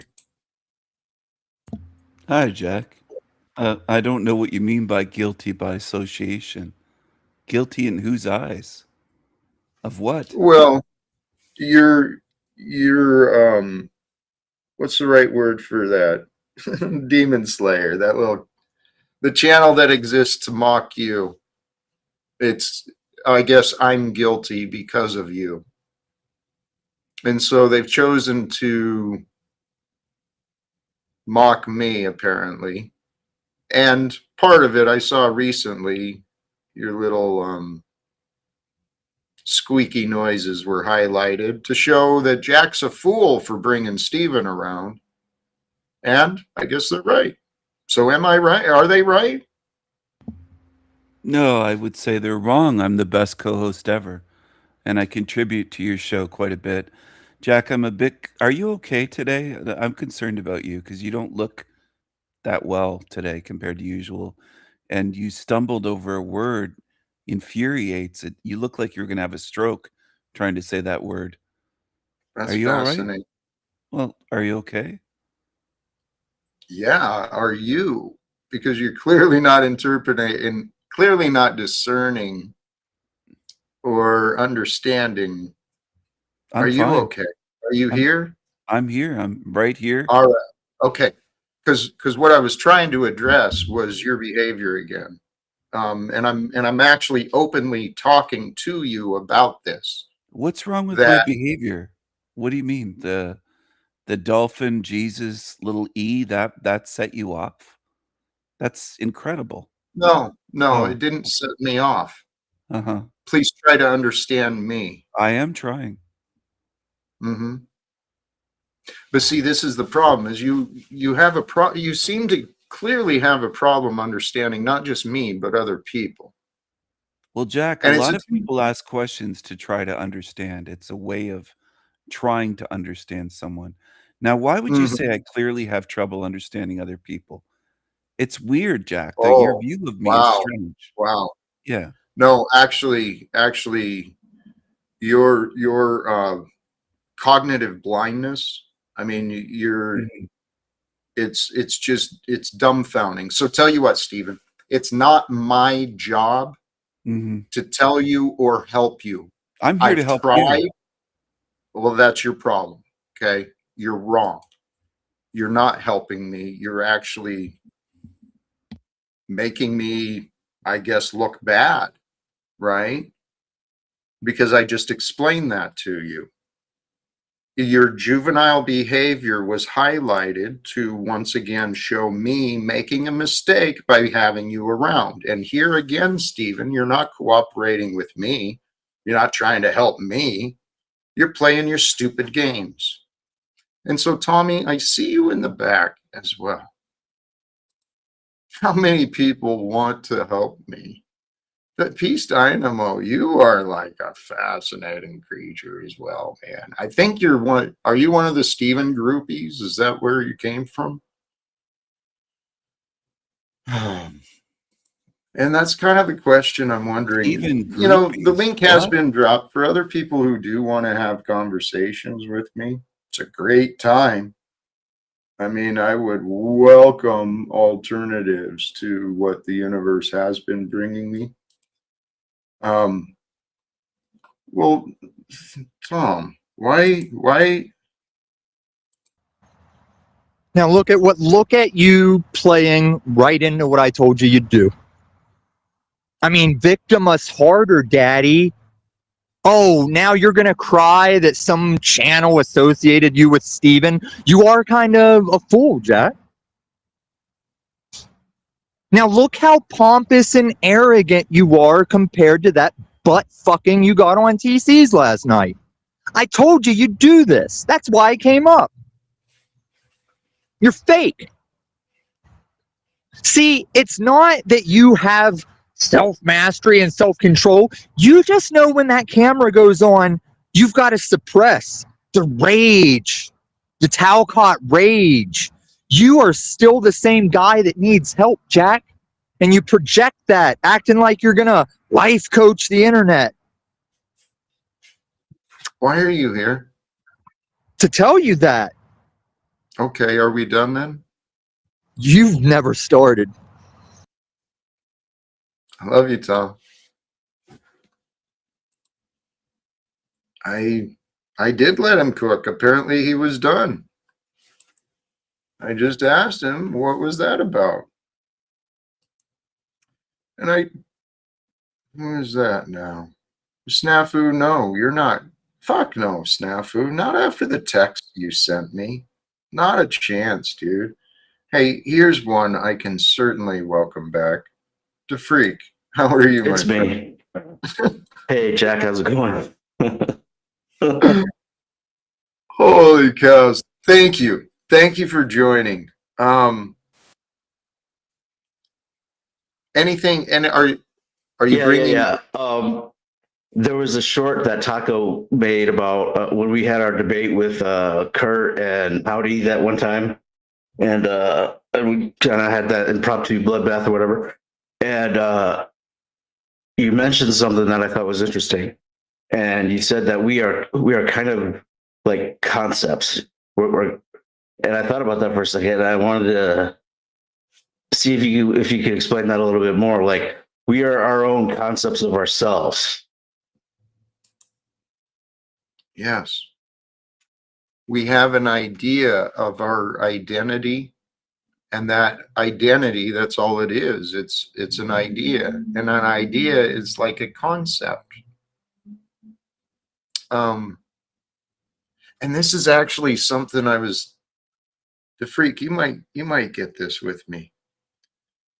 The Hermetic principles, the first one of the seven, as I understand, one of the seven basic Hermetic principles is the law of mentalism. The all is mental. Well, the all in the mentalism is the realm of consciousness, which is also where the realm of idealism is.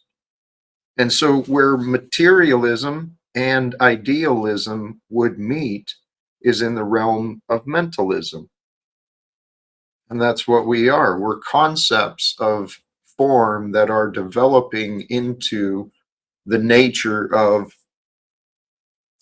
I guess, our quality of being. So if we are concepts of ourselves, how do we kind of hack into the better concept for ourselves? If that's a coherent question. I think it is. If we are a concept, if we are a developing concept, how do we tune into the highest concept that we can? Exactly. That is the goal, is to discover that which we might become. And to discover what we might become, we must put forth the effort. We must be willing to take the steps, to take the actions, to sacrifice, to commit. But what we might become, man, there's a ton of variables involved in that. So, for me, I like to have the cheat codes of a video game, and I like just being able to hack right in. And I'm wondering if there's a backdoor hijack or a hacking way to get to where I want to be. I believe there is. And if you can accept it, it could be that you are exactly where you're supposed to be. And the backdoor secret is just to surrender deeper into where you are and who you are so that you can feel those answers for you. Can you follow that? Does that make sense? Yeah, that's good stuff. Okay, here's another question. Sometimes we know what we need to do, and we feel like, you know, we're putting in the effort, but time is starting to move too slow. And how do we get the idle time more productive? Or I don't know if I'm explaining it right, but how do you, when time is moving too slow and you want to put in more effort, how do you fill in that space? That is literally, I think that is articulating one of the challenges I'm facing myself. I see I see the calendar going. I see time continuing. It's ticking. I'm like, what do I do? What do I do with this thing? So there's a fine line, right? We don't want to get anxious. We got to recognize that what will be, will be. And there is an order to the timing that's beyond us. So the only time we can control, the only thing we can control is ourselves. And this is where the test of faith has been coming in for me, DeFreak. Learning to trust that I will find the right time to do the right thing. Right? And then as something feels like the right thing to do, I do it. And I try not to second guess too much. Does that make sense? Yeah, and I think you hit it right off the top when you said, you know, the anxiousness. I think that's what is getting me at this point. So I need to kind of reel that in. But you know, another thing I wanted to say was, you know, during that debate, like I even said it during the debate, you were dropping gems like here and there that were just, I mean, they were just gems. And I don't know if anyone else really picked up on it, but if I should have grabbed the link before I came in, but during that debate, like you had a lot of just, you know, off the top of your head gems that were pretty significant. So if anyone wants to bother to go look at that, it'd be probably worth their time. Dude, thank you very much. I really do appreciate that. No problem. So another thing is, I think I've actually created a, well, you know, part inspiration, of course, a syllogism that the atheist cannot refute now. Please. So, all right, so here it is. Necessarily, all law-governed things are created. Necessarily, the universe is law-governed. So necessarily, the universe is created.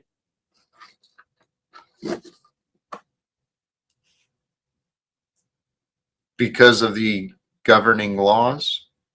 Since the universe is subject to the laws of physics, then the universe had to have been created. In accordance with those laws. So I think it's pretty airtight. So I'm going to run it back to them tonight and see what they say. I love it.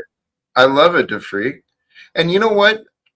This is something I have been learning. There's actually true. I've been learning. There's many methods and perspectives to the proper use of logic, right? Particularly in the style of debate. It's a beautiful. You know what? It's so perfect. God is so perfect. The way everything works. The way everything works is perfect. There's no disorder. There's no chaos. It just appears that way. If it didn't work, if there was, if it wasn't perfect, it wouldn't work. Life, that is. But since life works, then it's complete. I don't know. There's something in there. Now there is it's the chicken and egg fallacy or whatever it's called. if the universe created the laws of physics, or did the laws of physics create the universe? So that's the Right. chicken and egg logical fallacy or whatever. But if they say that the universe is not subject to the laws of physics, that's the supernatural, that's God. So there's really no way out of it for them. But what you were saying is everything works perfectly and whatnot.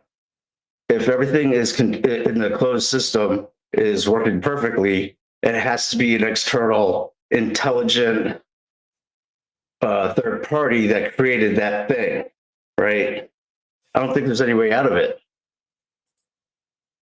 So now they have to consider God, and now they have to consider Jesus Christ. Yes. Here, we got another guest I'm going to bring up, the Freak, because I want to continue these talks, and I think Joe can be a good part of it. Welcome, Joe Cool. How you doing, brother? You're muted. And Joe you just Cool.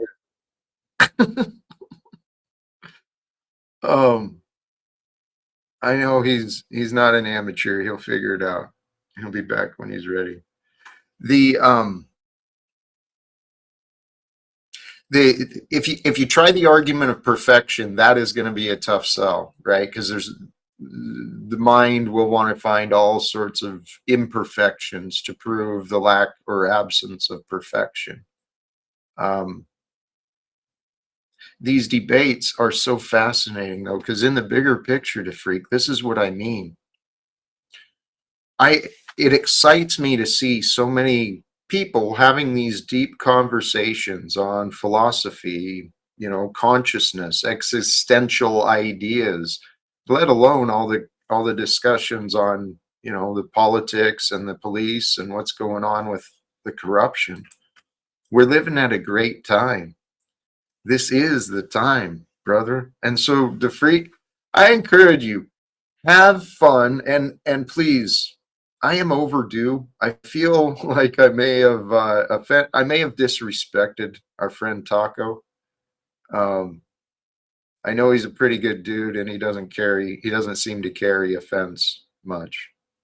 No, he likes you. We talk about Jack Talcott. He's like, oh, I love Jack. So yeah. I don't think there's anything there. But what you were just saying about you love the debates, the philosophy, and the deep discussion. That's an alternative to war. Is to actually just have these little, what do you want to call them, troll parties, or the deeper thinking is a way out of the anxiety of manhood or mankind. Because I don't know what it is. It's an ego thing, but you either have to be fighting or proving yourself, or I don't know, right? The Freak, yes. It's all this egoic nonsense. And you said a couple of things that reminded me of a few things. It really is. It's all egoic nonsense. This drive to compete and to exploit, to overpower the world. For the world to change, everyone's going to need to slow down. And as the world changes, everyone will easily be able to slow down. It won't be so hectic. We won't be in such a rush. Sure, there may be times where, we got to get shit done, but it won't be an everyday, drive to increase productivity, drive, get here, get there, got to get all this stuff done. We're driving ourselves nuts. We're driving each other nuts. So something else, back to what you said, is through diplomacy, right? Through diplomacy, peace is available. So if I can find a way, if we can find a way, if the universe and God will allow me to have a conversation with that man, Donald Trump, and I tell you what, it doesn't have to be me. If anyone can get this to him, get these ideas to him, someone near him, ask him, seriously, does he want world peace or not? If his answer is no, he needs to get the fuck out of the way. Simple as that. He's the wrong man for the job, because world peace is what the people deserve. But I don't think he'd say, no, I don't want world peace. He said that's what he wants. And so if he says that's what he wants, I want to help that man become an honest man, and I want to help him get this shit done. Because peace is waiting here on earth. Hey Jack, Don Jr. I think he's like getting married or just got married or something, but he's kind of like a media. He's kind of like a panel walker, and he's probably can get him on the cheap. Like if you can get an interview with him, maybe that's the way to get in with the Dan. Interesting idea. Don or the other one, the tall one, Baron? The dark-haired Don Jr. with the he usually has a hair gel, slicks it back or whatever. Yeah, I'm sure I'm sure he charges probably decent fees for speaking. I would love to talk to one of the Trumps, anyone near the Trump. Anyone, I'd love to, but I don't know how to do it. Yeah, well, like if you were to try and get an interview with the president of the United States or whatever, you had a media pass, the whole, let's just say you were Epoch or something. It'd probably be a lot easier to book Donnie than it would to be, Donald. Right? So I was just throwing that out there anyway. Probably. But politics is, you could literally every minute of the day you could flood yourself with the political environment right now, and still have more stuff to research, still have more stuff to look into, still have more lies to fact check, still have more half truths to discern. It's a very busy, very saturated market right now, and it's tough. It's really tough. No, this is the thing. I don't want to. Hey, Ben, blessings to you. No apology is necessary. I actually felt bad for being rude to you. See, this is what I mean, gentlemen. I appreciate you, Ben, and I trust we're good. No hard feelings at all.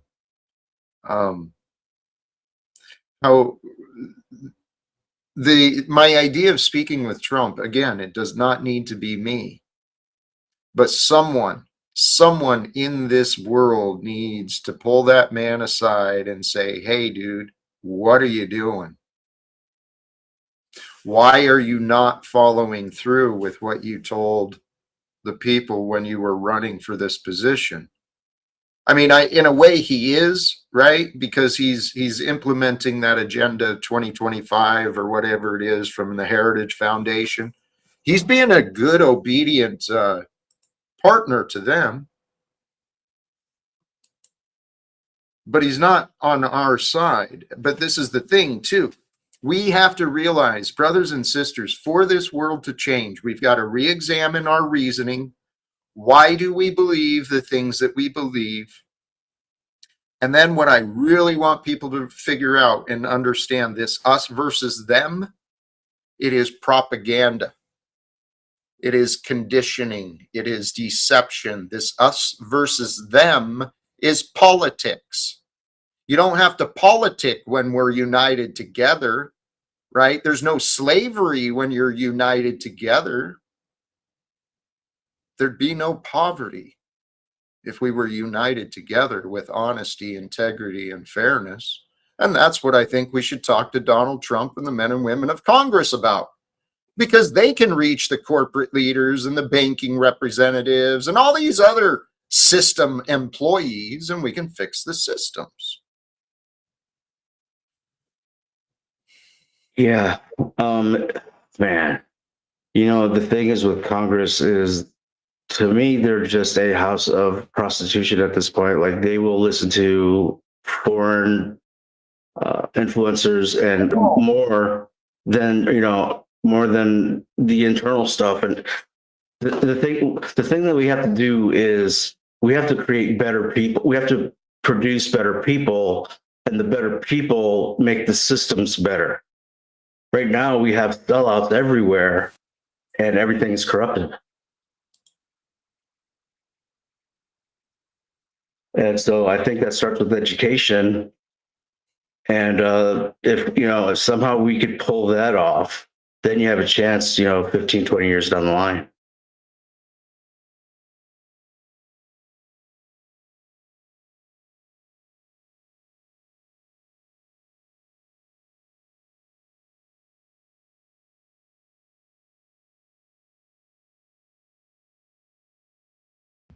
Testing, check, check.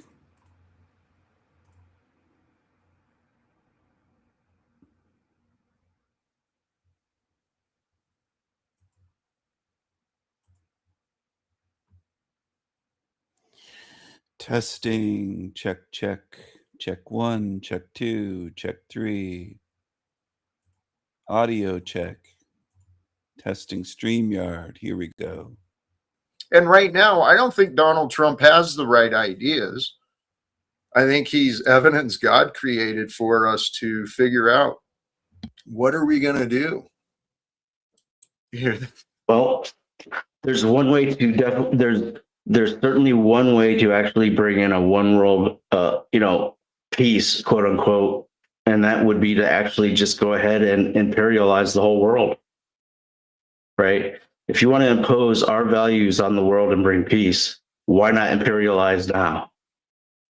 We already have that. So let's use the tyranny and the fascist systems that are already there. When I say fascist and tyranny, we have top-down systems of government, of employment, of everything. This top-down approach is this imperialist nation. It's already there. So let's use that to correct it, right? We correct the record. We have a come to Jesus type of conversation. Peace Dynamo. It's not up to me to help Trump. And I'm hopefully helping you. But if you can't allow anything good to be found from here, well, then that's on you, dude. Do that. But the idea is to get these ideas to the people who can actually make the changes. I've spent so much time talking to people who can't do anything, right? Aren't even willing to do anything, it seems.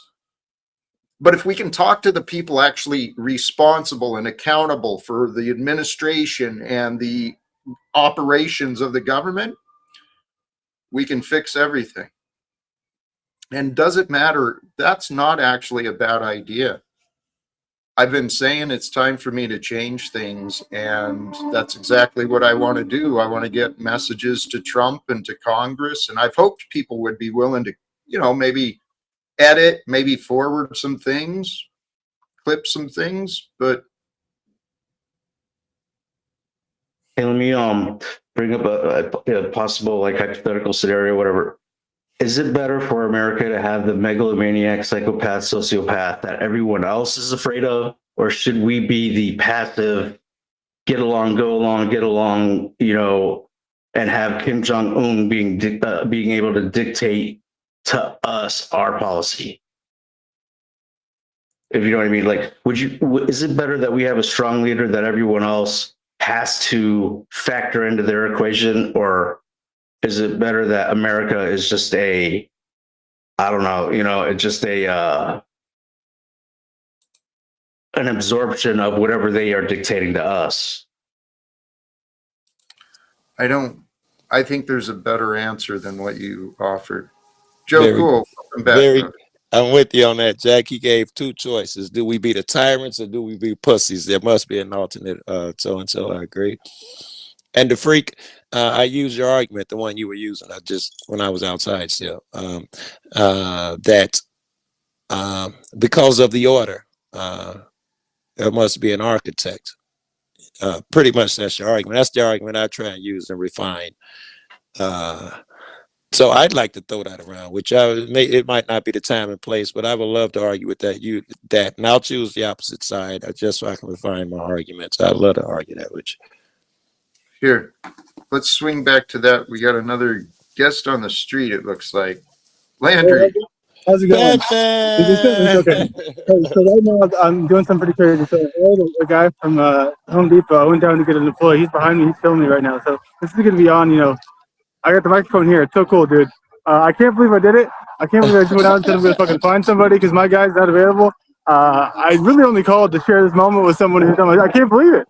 I mean, we've done like all this building. We've been up and down. He got kicked out of it, yelled at. We got told to leave. There was like this guy who looked at there to shoot us. It was insane. So go people to Home Depot. Jack, I think a Home Depot guy can help you find Trump faster than any of us. That is all I got. I hope that guy is seriously, they would get it done.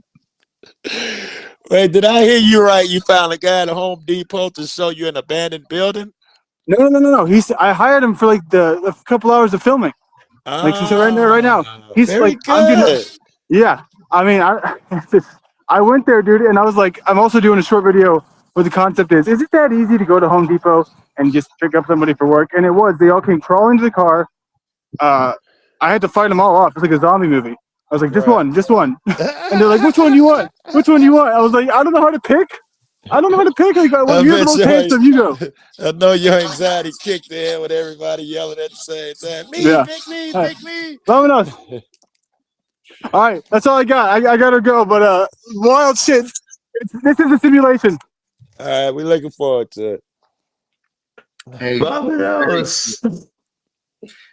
sorry to continue with that idea. I actually want to do a little promotion here. Peterson 2028. He and I, it looks like, will be collaborating some stuff in real life soon as well. Kind of like what he was talking about. We're going to meet up on Wednesday, New Year's Eve, it looks like. You say what he's been talking about. I'm not sure I know Peterson 2028. What type of content does he do? I don't know. You hook it up to make something with this cat and you haven't looked into him? You don't even know what his skills are? I think he's a young man who's got desire to do something and to do more. And I think he's done stuff with the Thorpes or that area. I think that might be how he found me. Is that Planet Peterson? Yeah. Or is it different Peterson? Oh, I know who Planet Peterson is. Wait, no, not Planet Peterson. Okay. Younger guy, very nice. He swung through in the chat. He's building his own channel. He doesn't do a lot of panels, but he wants to do something in real life. So I'm up for an adventure. And do you guys have a plan? And you don't need, I go everywhere without a plan. You don't need one. I'm just curious, did you guys talk about what you're going to do when you hook up? Any clue? You're going to be the top or the bottom? It's New Year's Eve, and I might be misremembering some of the details, but it seems there's a Kwanzaa event at the Black History Museum, the Smithsonian. Is he a brother? Please tell me he's not. Is he a black guy? I don't think he is. This is great. Two white cats check covering Kwanzaa. This is great. Go ahead. Yeah. So New Year's Eve. This is great. Well, I don't know a lot of his details. Part of this, we're going to meet. We're going to have so far we've talked maybe 10 minutes, and then we're going to meet up on Wednesday. And if everything's right, we'll start a stream about a half hour before the event. And then we'll go into the event and we'll see what happens. Okay. Hey, you know what? This sounds like a rebound from the Landry thing. I think. So you sound like you're on a rebound. It is. Wait. No. Whoa. No, dear Snow. You're a day off, I think. We've got a couple of days. Today's the 29th. So sorry, that took us off. We were talking. Hey, Jack. Yes. So what if you guys ran on like a presidential campaign or something, the anti-rat race party, right? Because the fact is, stacking people on top of stacking on top of people on top of stacking on top of people seemed to be kind of a failed concept and a failed system, right? If you just start putting people in these large cities and just congesting the whole thing and using automobiles to, kind of, get to work or whatever. Like that rat race has been it worked, but now it's like we have other means. We should be going full bore with those other methods now, because like this stacking people on top of each other is just a recipe for disaster. Well, yes, it's in so many ways. In so many ways, what you're describing, the stacking people, what comes to mind is the contracting, right? Where mankind has been on this path of self-destruction and this path of contraction, but that defies life. Life is about expansion, and expansion requires more space, not less space. But yeah, the society wants us all crammed in, packed on top of each other, policing each other, monitoring each other, telling on each other, right? That way the prison profits can keep continuing, the stock markets can keep growing, right? And the tech boys, they're just living lives like you and I aren't living lives. This fantasy of reality, it's time for us to collectively re-examine what we agree is reasonable. That. Hey guys, that might be a perfect segue. Can we re-examine what is reasonable? I've got 3 guests in the back that have been waiting patiently. Panel Waste Management, Snafu, and the Raven King. Any interest in what is reasonable? Right. I think we're about to find out right now. Well, let's see if we can cooperatively, collectively find a way to reasonably communicate with each other. And you've That been would require you sticking with it. You're patient. You're already not living up to your TC butt rucking that you got. So I'm already winning on exposing your fake ass mod god home field advantage bullshit. And I came back, Jack, because you had to make it about you when I came up, and I forgot what I originally came up for. This country's not built on slavery. Sorry, Joe Cool. There's no cotton skyscrapers. It's not a competition, you soft ass female. It's not a competition, nigga. You ain't scoring points against Jack. It's not a competition, creep. Oh no. Out you need here, my the attention, nigga. You want my attention, nigga? competition is truth, faggot. So He wanted your attention, Joe. Desperately wanted your attention. I didn't realize how bad he wanted your attention. That was sweet. Heck, I was just about to go get good, man. What the heck? No, I don't want to fucking argue with dude. I'd rather keep the peaceful All right, shit, all right. man. Absolutely. Square. And what you said is right. 2 seconds on here. I scored a victory, Jack. You insecure fuck. You out there fucking Jack's up here living life, having fun with his friends. You up there. I gotta look good. I gotta score a victory. I win. It's fucking insecure, reeks of insecurity, Thomas. Fuck. Okay, Joe, yes, you see this. All right, but let's realize it is true. The anger and the aggression, it's hiding a deeper insecurity. That insecurity is the result of an unmet need, right? And I've said this before, this experience, what I actually think it is a bunch of lonely people. They're lonely for a reason because they can't fucking get along with people. In the real world. Yeah, it's a bunch of lonely people trying to figure out how to connect. And I'm all right. To a huge degree, I agree. And even if you're not lonely, this is still social. When I crave social settings, so with cats like Tommy, I might as well shit on him since he backstage for a little while. With cats like that, they feel less than. They don't feel complete, and they got to yell to the world and prove to the world that I am better than you think. That's all baggage in your head. Oh. You know, you don't have to live up to anyone's expectations and all of that shit, man. But you know what? I heard this pointed out elsewhere, and I looked at myself, and it's true.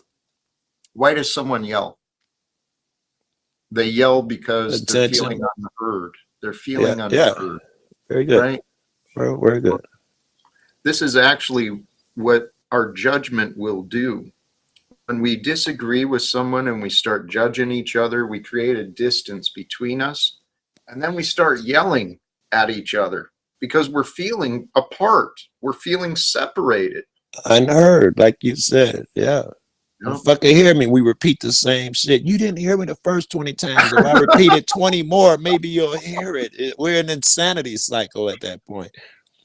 Oh, Joe, that's what it is. It is an insanity cycle. And to break the cycle, someone has to claim sanity, right? Yeah, Peace of someone mind. has to be healed. Someone has to claim health in order to get out of that cycle. Otherwise, a bunch of broken motherfuckers will perpetuate a bunch of broken motherfuckers, right? I have no desire and don't desire. I want Tom or anybody else in that position to feel whole and not feel they have to prove a thing every time they enter a room. They have to be a superstar, whatever weird shit's going on. I wish I could do a thing to help you heal shit, but I'm unwilling to indulge in your fantasy, to play a role. In fact, I think that makes me, I forgot the word, when you help out a drug addict, that makes me one of those dudes. Enabler. Enabler, thank you. Yeah, I wouldn't want to enable the sickness that we're talking about. And if I pretend that you're grandiose or that you're smarter, and I'm not just talking about dude, or that people are less than you, or you have all the answers, whatever it is, I won't participate in your grandiose fantasy. In fact, I'm a little bit of a kid. I'm going to give you shit and try to, humble you a bit. That's true. Just consistent in that for sure. I love. Yes, we don't want to enable that behavior, right? But the reality is, if we give each other support and a chance, this is what I'm actually disappointed. And Tom, I'm going to bring you back up. I appreciate your patience. I know you're frustrated with me. Okay. It's especially frustrating because yesterday on the stream and after the stream, I think it was both. Regardless, I spent time with Tom and it was actually pleasant and fun and it was peaceful. And then today it's changed again. I put him in the back and he didn't get to express himself fully. And so let's see if we can work through this. Let's do it. Joe Cool, you started yelling first. You're as weak as back in the day when you'd let OTW put me in the back. Is that insecurity again? You just You let OTW put me in the bag. Why? I'm not your woman. I'm not your therapist. I don't want your attention. You're not my therapist. Get you some I don't fucking need a business. therapist. Will you shut your fucking mouth? It was set before you start saying my name because you need my attention, nigga, because you're nothing and a nobody and you're trying to hang on to some relevance, nigga, that you don't have. If Try you're it going again, to call me prick. an addict, All right, I'm sorry. if you're going to call me an addict, then then people like me have kept you afloat all your life as a teen drug dealer.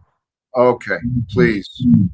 Now, what I was saying is, even back in the day, OTW would put me in the back and Joe Cool would go, I don't like talking about Tom while he's not here, but he a racist nigga. Okay, so what? No, he's false. Well, Jack, you're the king of false representation, and you Tom. enable false representers. Calm down or you're gone. Simple as You that. calm down. Calm You're down. not acting like you did on TC. That's why it's different. You're attacking me. Calm down or you're What? gone. Because I told you you're wrong that America is built on slavery? Stop fighting me, please. Stop being fighting wrong. Joe. Stop fighting the Joe world. Cool, go watch last night's Truther Cop and you'll see a victory. You were also different on Truth and Cop last night, Tommy. Thank you. Yeah, because I knew Jack didn't have the mod god. So you're acting worse because I do?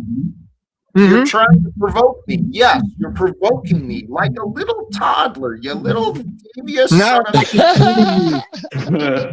No, like a Joe toddler. Cool, you totally That's like flipped. some Joe Cool, snafu you're shit. a hypocrite with all your Christian woos, and then you don't stand on it. I'm not a Christian, bro. I know you're not. Okay. Tom. And whenever you tell me, whenever you want to act like I don't know a thing, don't forget you came to my channel feeling inadequate when you saw how you used to ride Paul's dick. And I even relieved you of that guilt. I was like, so cool. As long as you don't go back to that bullshit, you're good. Tom, why are you are looking for Joe's attention? What is it about Joe that He you changed want? his energy a bit, though. I'm not mad. Is it okay? Are you saying I'm here for? Let me turn my phone up. Are you saying I'm only here for a? Hold on. So Tom is taking the Paul role now. Well, you're saying fuck you, DeFreak. You're a fucking fat fucking dumbass looking at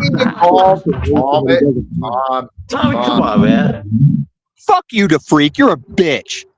Hold on. Why? Oh, you can call me a bitch? You can call me a bitch. I can't call DeFreak a bitch. Why are you so angry? Because I don't like you, and I don't like your false fucking bullshit you sit here and talk. America was not built on slavery, and far less people even owned slaves than you realize, and far more slaves were white or other ethnicities than you realize. But you're a left-wing fucking non-history bullshitter. Now, once again, you're saying, why couldn't more people help get you to the White House? You ain't done shit. You only moved to the East Coast because you lost your house. Now, long ago, you and I allegedly agreed. Why don't you go have a lie down? Long ago, you and I allegedly agreed that rather than saying, that's you, like a beta, we would just say the instance that was us. Oh, but you just deflect with it, right? No. I try to get you to see what you're doing. I try to get you to You won't be able to do that by citing the time that's me. Here and now. The option is chill the fuck out or go take a break, okay? I'll chill out and still wreck you on your stupid bullshit, and you'll still kick me. Then you're not chilling out. No, by chill out, you mean my tone, right? Yeah, that's a big I'll part. do all your shit, and you'll still kick me. Well, you're wrong. I'm not always wrong, and you're not always right. You're Just not like always your daddy, just like your daddy, I tell you when you're right, and just like not you guys, I admit when I'm wrong. it's not accurate. Tell you what, I'm going to. Okay, cite a time I was wrong. Cite a time I was wrong that I didn't own up to it. Oh, many times, but I don't want to personally. I'm bringing others up. So there's many. Golly, jeez. Holy cows. There we go. Let's start with that. Start with that. And Tarek has been in the back for a while. Damn it, my sound keep going out. Well, I'm gonna holler at you later if you can hear me, Jack. My sound keep going out. Good to go. Thank you, Joe. Jack. Tarek, sorry, had you in the back for a while. Oh no, you're fine. You're fine, Jack. I mean, people have to be patient. Like Tommy is not patient, and I think this is Tommy's problem, Jack. Two things here. Tommy likes men, and he won't come out of the closet. Oh, and the second, yeah, I know. He's like that. Yeah, he won't come out. And second,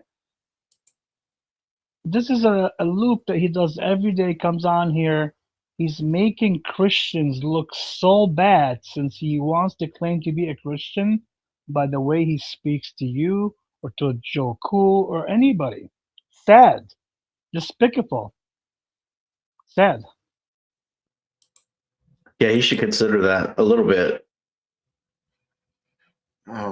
He must have been a fire and brimstone raised church, because that's the vibes you get from him. Like, it's his way or the highway. He'll say that about you, putting him in the back, but I mean, he was funny last night on Truth or Cop. He was engaging with Paul last night on the show, and it was all good, but he has to come here and be like the anti-Jack. He doesn't like you, but he's here. There's a lot of, I don't know, Tommy. He's wearing a mask. He's wearing a mask. He's wearing a mask. He's here. Jack knows he's here. He's here just to get clout and is here just to do that. That's all he's here for. Well, actually, I kind of think Tommy's not a bad guy. Well, I never said he's bad. Place. Well, there's a bigger picture to all of us. There's a bigger picture behind all of us, with all of us. And this bigger picture is what I call God, right? God brought us together. How we feel about what God brings together for us, well, that is up to each of us.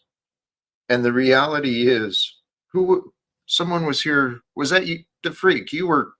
We were talking about it. The idea of people being concepts. Right.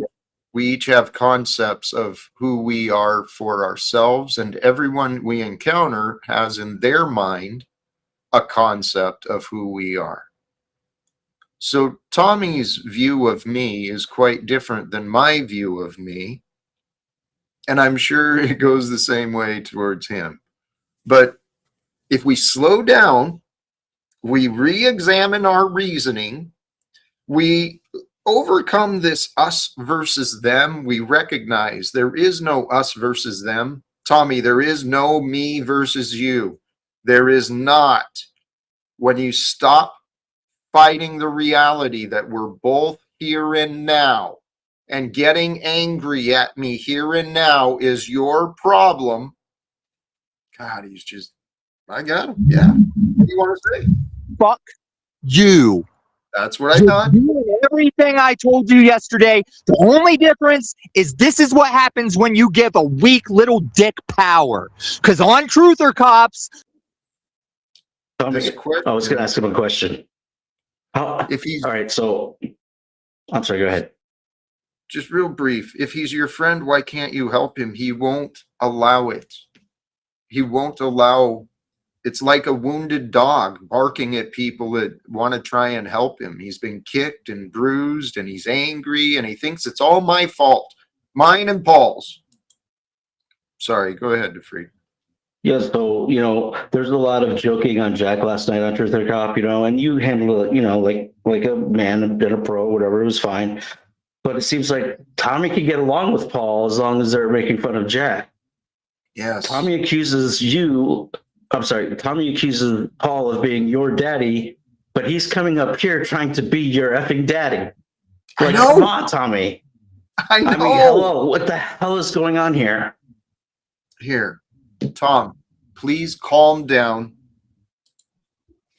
DeFreak, when he said there's a bigger picture, I thought he meant you when you came up, you fat piece of shit. Now, Jack, I don't get along with Paul.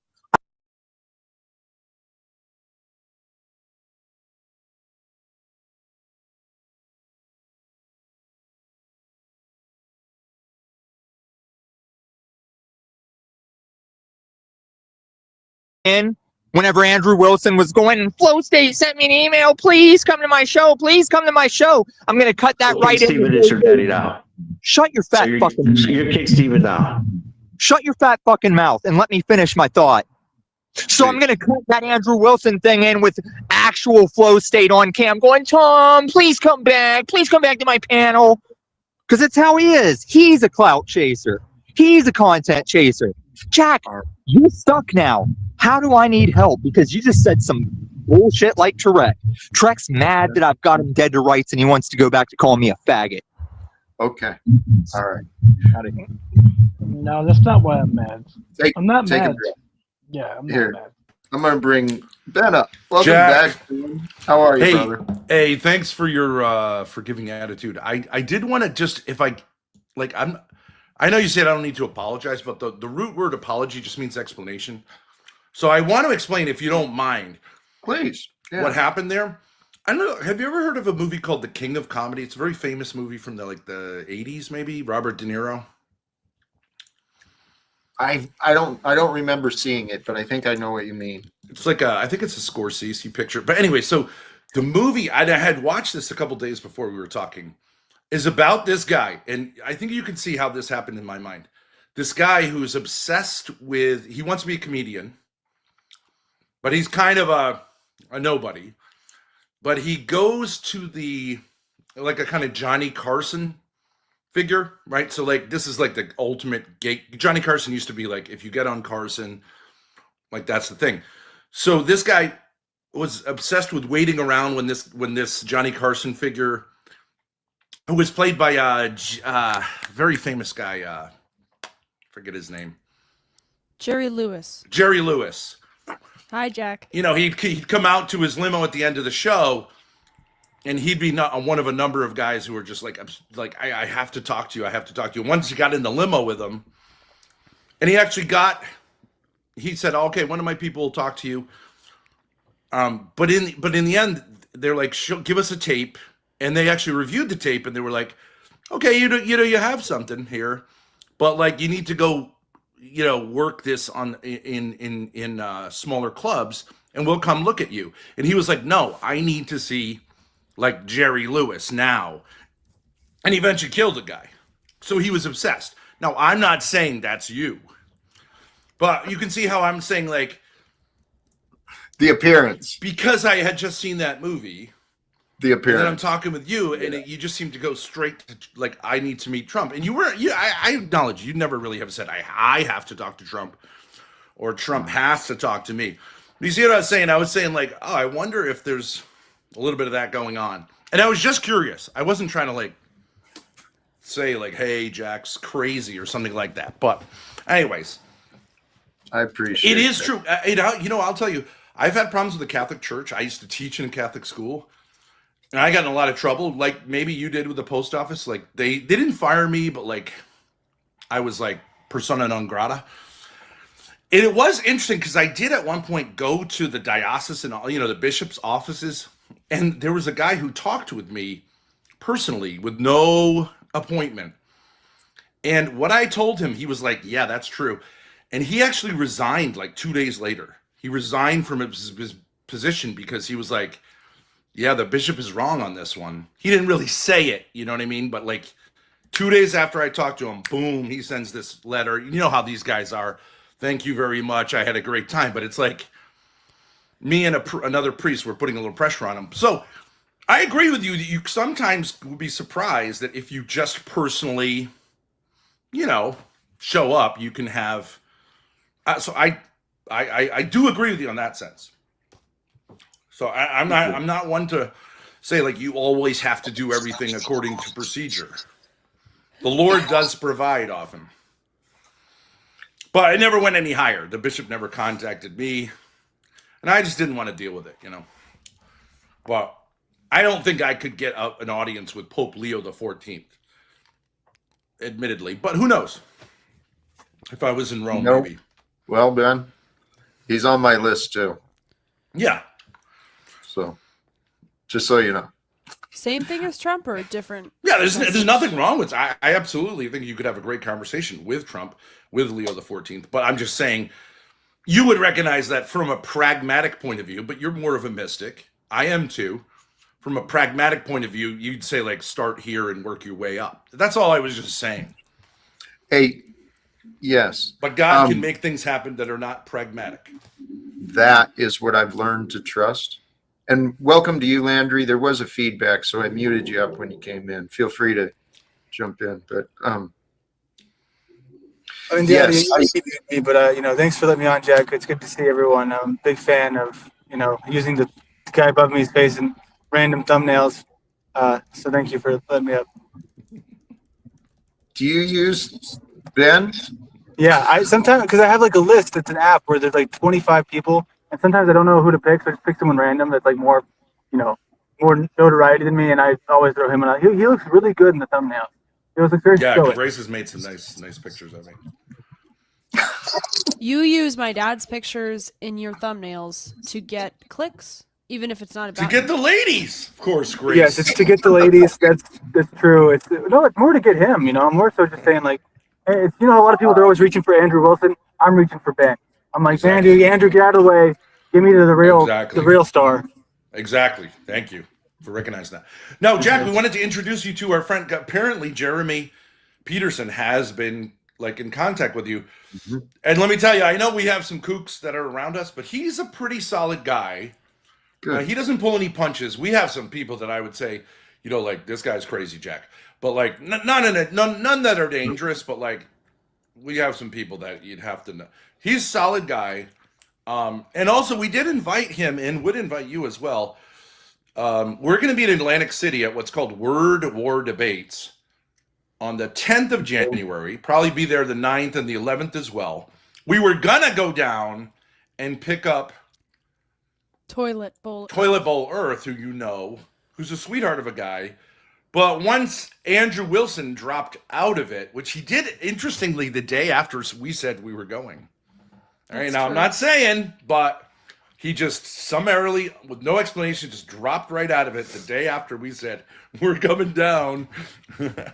But then Toilet Bowl also dropped out, so we're like, okay, so we'll just go down there. But then Jeremy was saying, we'd like to meet up. We've met up with him before. Grace has met up with him before.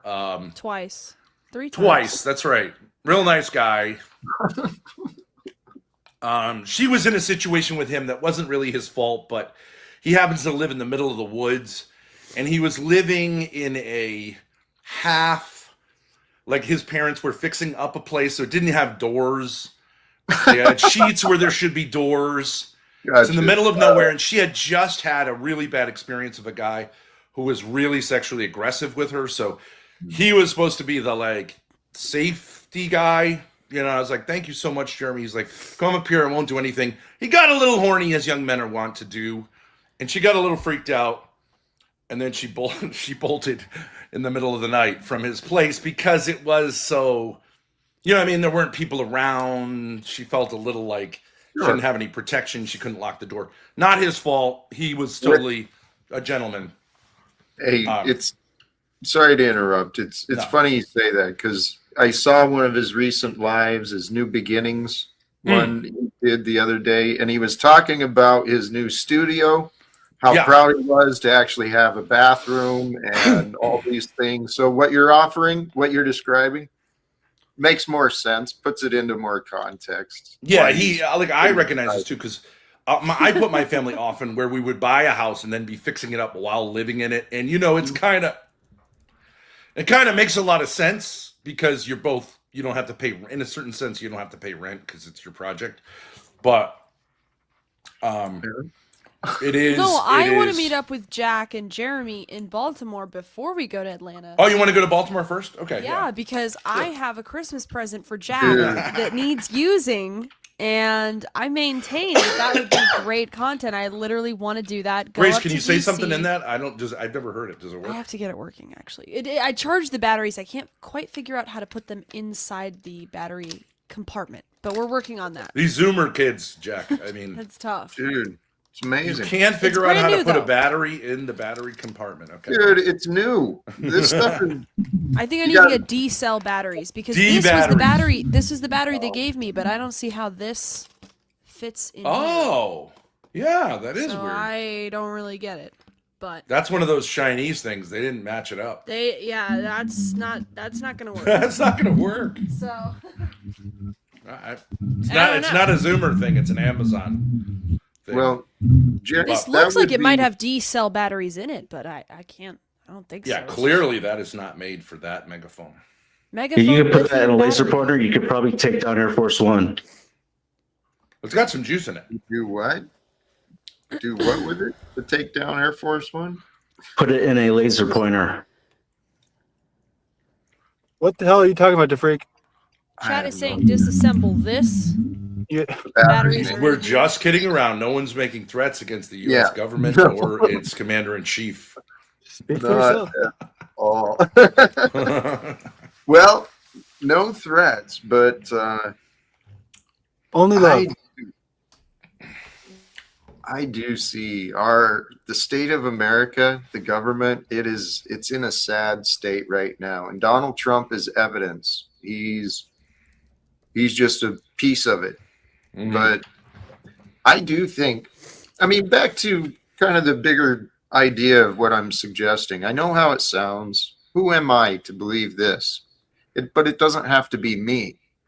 I have so much faith in the ideas.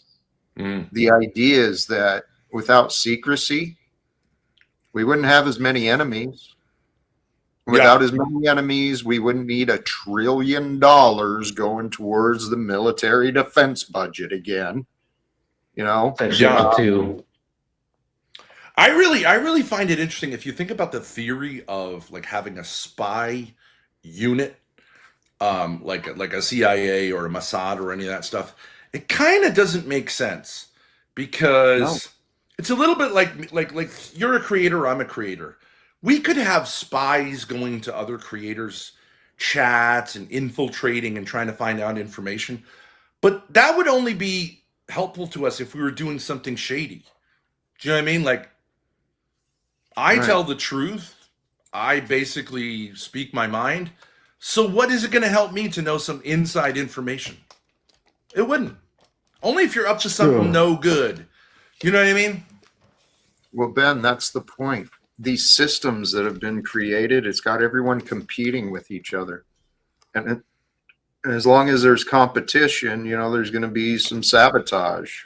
But if we change the way we work together so that it's transparent, it's open, it's fair. Contracts are open to negotiation. They're also open to change, right? We'd be more realistic. We could create a world of prosperity where sharing is the norm. But I think you can have a friendly competition. You know, so if you and me are both young men and we want to play a game of basketball so that we both get a good amount of exercise, and it's not really about who wins, but that we both sharpen our skills, like that's fine. But if I try to put some poison in your Gatorade so I can beat you, that's where it goes off the rails, right? You know what I mean? Like, it's like, does it have to be that extreme to go off the rails? Because then you're going to do it. Then you're going to do it back to me, and we're going to kill each other, right? I mean, that's like how it doesn't make any sense. But I'm saying that the line is like anything sneaky. Plus, once you start doing if you have sneaky shit, all these agents running around, you know, these quad agents, you never know exactly where their loyalty and their backstop is going to be. Yeah, so that's it's the true. next factor there, and it's like You're it's right. There's just a agents are always structure. running around doing that. yeah, you're saying, well, if they do it, then we have to do it. But That's what if in the what if we mindset. say they're wasting their money too? Yes, right. And we this don't is need what I any mean. secrets. Exactly. And Ben, this is what I mean. If I want to, it doesn't have to be me, but I really do think it's time for someone to pull Donald Trump aside and say, hey, are you honest about wanting peace? If you're honest about wanting peace, what is preventing it from happening? And how do we overcome that excuse, right? And if he doesn't want peace on earth, if he's just been lying just to get his business deals and shit, well, you know what? Congratulations. You made a bunch of money. Get the hell out of position. We'll get someone else in the position who can do the job. And I don't think our buddy Vance is the one either. But hey, we'll figure it out. We'll figure it They're out. going to make it him, dude. I swear to God, they're going to make it him. But I agree. He's But not I'm going to the saying job. And then we're going to have to change the whole campaign. Even like I've been in the business world, Jack, and let's say I had a little bit of a leg up. Like I used to run an Ethiopian restaurant. Let's say I had and they used to make this kind of bread that they could only hand make, right? And it was very laborious, time consuming. Grace's mother actually got carpal tunnel syndrome from it, and we got $20,000 from workers' comp because she was seriously disabled by it. But let's say you came up with a machine that you could make this bread. It was just as good quality. Okay, now I could say I want to keep the secret of that machine to myself so that I can make much more profit than these people who have to hire people to do it by hand. Okay, but wouldn't it be great if I shared the machine? I sold the machine. Maybe I have a patent on it. Okay, for a little while. I think that's reasonable. But like my machine should be the best machine. I invented it. I should keep perfecting it. If I get lazy and I just want to make money because like I can prevent people from, you know what I mean? Maybe it should just be an open patent. Anyone can do it. And I should do better than them so that we can all innovate. We can save time and energy. We can have more beautiful Ethiopian food for everyone. Like, why not, you know? That's the George Foreman model. You know, like that George Foreman grill went through like a couple of different, you know, upgrades for all those years. Like he was selling that thing like hotcakes, right? So like, yeah. But I mean, even maybe we just throw patents out and say like anyone can do anything. Why do we need this like thing? Like let's share it and let's honor people who make real contributions with awards and prestige Ben, instead of just money. That's exactly what I'm suggesting. We could, rather than these nations and corporations and people, rather than everyone competing against each other, let's share the best practices, right? You develop that technology, someone else may find a way to improve it, make it more efficient, more whatever, right? That's how knowledge happens. Literally, mankind has retarded its development and its evolution by its own selfish design. Secret, keep people stupid. Do you know what truth though about these patents and stuff? So the patent is supposed to reward the innovator, but usually the guy who gets the patent is not the innovator, but is the guy who is like second level, who's the businessman who didn't innovate, and usually the innovator gets screwed.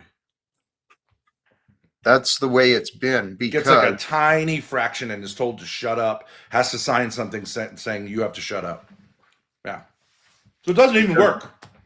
We have corrupted systems. And this question, Trump is talking about, there's people talking about awarding Trump the Nobel Peace Prize, but this is just more evidence of how corrupted this entire game is. Donald Trump is literally starting wars and people call him the president of peace. It's like, whoa, we're living in a backwards world. And back when he didn't do any wars, nobody talked about it. Like they were like, you know, but now that it's so crazy that he won it. The first time around, he was less war than he is now, and he's winning it this time. It blows my mind. Shocking. Yeah, that's true. I mean, it's relative. Biden is like a super war guy. So you could say he's better, but I agree with you. And you know what the Nobel Prize comes from? You know who Nobel was? He invented dynamite. Yep. So he felt bad because it was used to kill so many people that he's like, okay, let me undo it. And I give him props. At least he felt bad about it, you know. Sweet. You scared me, Grace, because I heard that going off. Donald Trump, I'd like to make an announcement. That scared the crap out of me. Didn't it was in my rear view. It does have this too. I thought the cops were coming to get me. Did you? Oh. That's half volume, by the way. Beautiful. Thank you. That thing has aura. There's some kind of buzzing going on, Grace. That's Treans. That's not me. Oh. Yeah, come on, Treans. Get your shit together. Tarek's got some. So I'm saying like January 7th, January 8th, we pull up in DC or Baltimore. Yeah. You can protest. You can talk to people on the street. I don't know where a megaphone is illegal. You know, it might be illegal in certain places at certain times. I don't know. There's enough radicals. I'll figure it out. Or I'll cross the line and I'll figure it out. Whatever. They're usually pretty good there, the DC cops, aren't they? Like they kind of will warn you. We've been there a couple times. They play along sometimes too. They're like, "Come on in, come on in." Yeah, they're. We've been there. We've been around. By the way, it's T Reigns. I mean, I'm sure there's a sniper ready to kill you too, but like the guys on the ground are usually pretty. You know, if it gets crazy, especially because we have a big RV, so I'm sure they're keeping an eye on us. But so Jeremy is a young. He's not that young, but he's like 35, right, Grace? Yeah. He hasn't had a girlfriend for like 9 years. That's what he's famous for. Is his last name Peterson? Peterson, S-E-N, which is Scandinavian. So that's the same guy Jack's talking to. Yeah, that's what I'm talking about. Because he's known us for a couple of years, maybe 3 years. So he's kind of wants to be a comedy guy, but I think he's more of an MC type of guy who. He sounds like an incel. Jack is going to talk with an incel. Other comedian, like he's very self-deprecating, you know, not really very funny, like in an overt way. You know what I mean? Yeah. But like you always need the straight man. So he's not really like a one-liner hilarious guy. No. But you don't want the MC to be funnier than the comics, right? So it's like, so he'd be that kind of guy, but it's hard to do on the internet. Wait, but I'm just saying that could be a great day or two if we do like protesting in DC and then we find some kind of like a open mic night and Jeremy does that later on in the day. He may be even able to get John Galt. That's a whole day and a half. John Galt is Ben and Grace need to be updated, I think, on the lore here. This might be a conflict of interest if this Jack part of he's the organizing director of the Guild of Directors in the Panelverse. So he has a kind of, we have to discuss this any meetings in real life with the Guild. You guys may be able to join if you'd like. Can you get in contact with Pizer to get him to get Grace the hard drive, or what are we doing with that? Jack, are you owned? Are you bitch made? Are you you bought and paid Mossad for? agent? Are you bought and paid for? Have you not heard Pogo? There's many who like to think they control me. I mean, hell, Snafu just the other day, he said the best way for him and I to get along is for me to submit to him. He told me the same thing, dude, last week. He said, just put on the stripes. Why wouldn't you want to put on the stripes? Landry, don't worry about Snafu. Snafu's getting summoned very soon to court by Access. Believe me, I Wait, never Doug, worried about him. What were you saying about I mean, John that Galt? probably is literally true. I don't know. But like, that doesn't mean you should do it. But like, that would be probably the easiest way. John, now John Galt is a guy. I think you should do it. You should submit to him, Ben. To Snafu Snaps? Yes, you should. Go ahead and let him snap you into his corner. I've never really had a problem with him, and he claims to have helped us out in back room kind of ways. So you're when already we had wearing the trouble. stripes. When we had trouble with this big creator named Keemstar. And so I don't know whether that's true or whether he was just, He actually wiped your taking- memory clean, so you don't what's the remember. word? But I was there. Taking credit where he didn't do anything. I don't know, but certainly if he did anything, He I claimed was certainly, he- we would not Yeah. have been able to survive on the internet if we didn't get, kind of have certain things happen in the back rooms that we couldn't have expected. I will give Snafu. I will give Snafu credit for this. 6 months, right? Snafu Snaps really never went after Grace and I. Yeah, he did. he's not totally useless. I think he vetted us a little bit, but then I think he. I think I he actually said remember we he were did that very predators or recently, something. like with the whole fight thing that happened. I remember that he was on OTWs, like tripping out about I you will. guys. I will give Snafu this credit. I got banned on. I got. What do they call it? Not paused. Temporarily banned on Kick for 1,000 years. Several months. That's a ago. long time. That's a long temporary ban. Mm-hmm. And I emailed them and I said, please reconsider this ban, because they have a much more personal system than YouTube does. And I got a response saying like, no, this is the final decision. I'm sorry. Then maybe an hour later, Snafu comes in chat and goes like, Grace, we got you. Don't worry about it. The crew.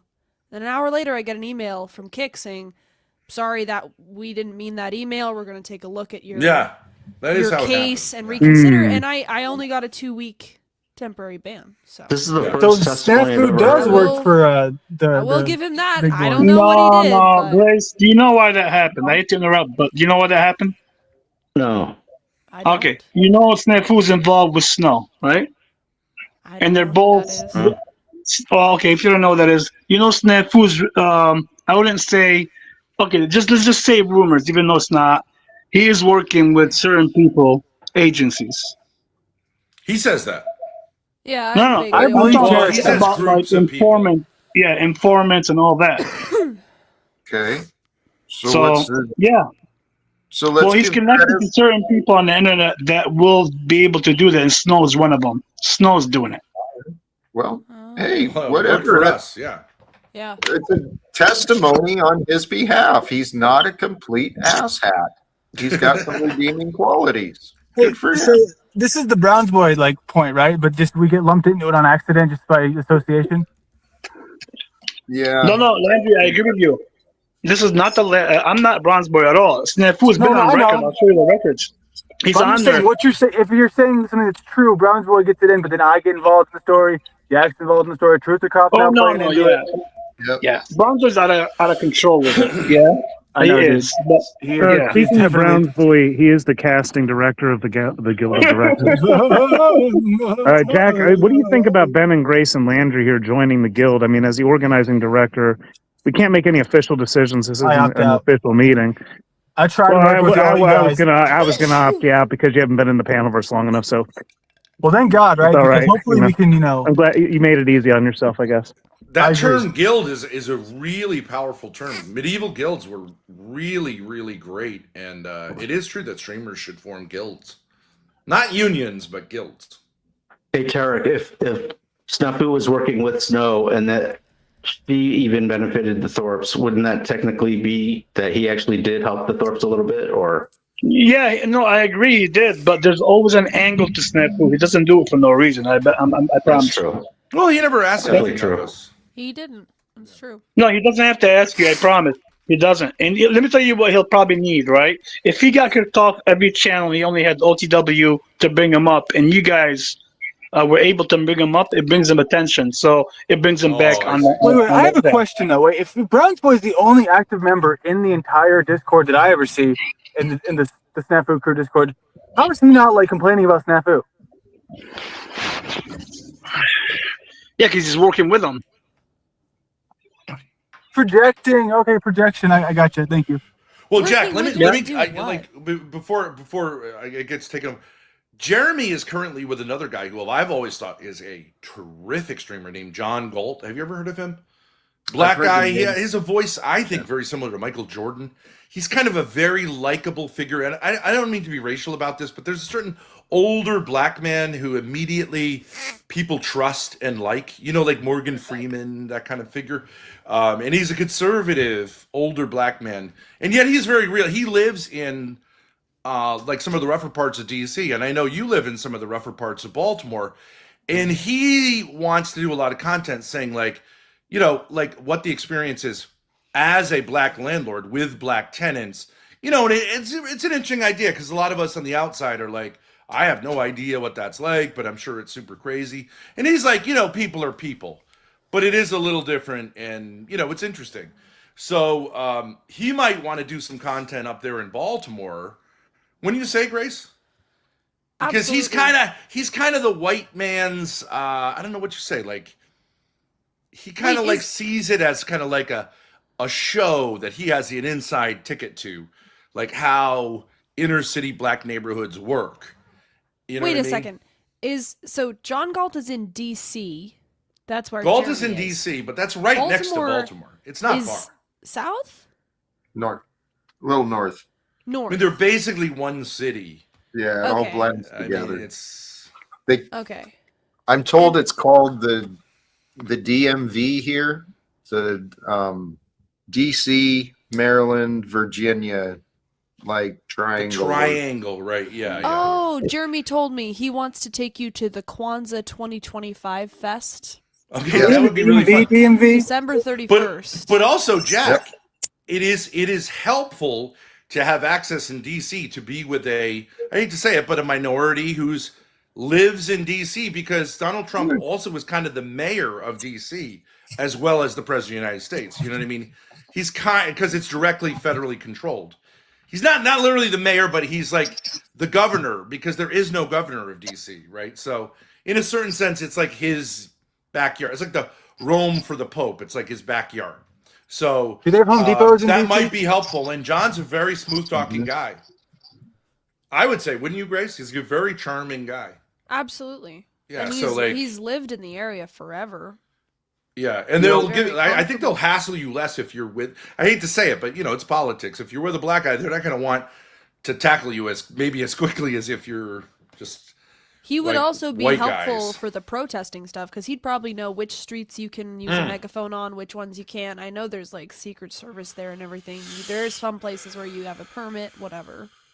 Yeah. So, is there a plan that I guess I missed the backstory? Is there an active protest plan going on, Jack, that I don't know about?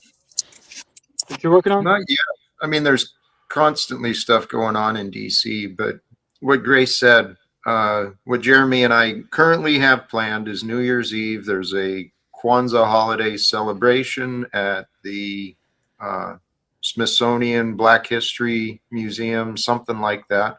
And it's been a while since I've looked at Kwanzaa too. I don't remember it. It seems there is an African tradition to it, or a connection from what I So remember. you're going to go meet them in DC.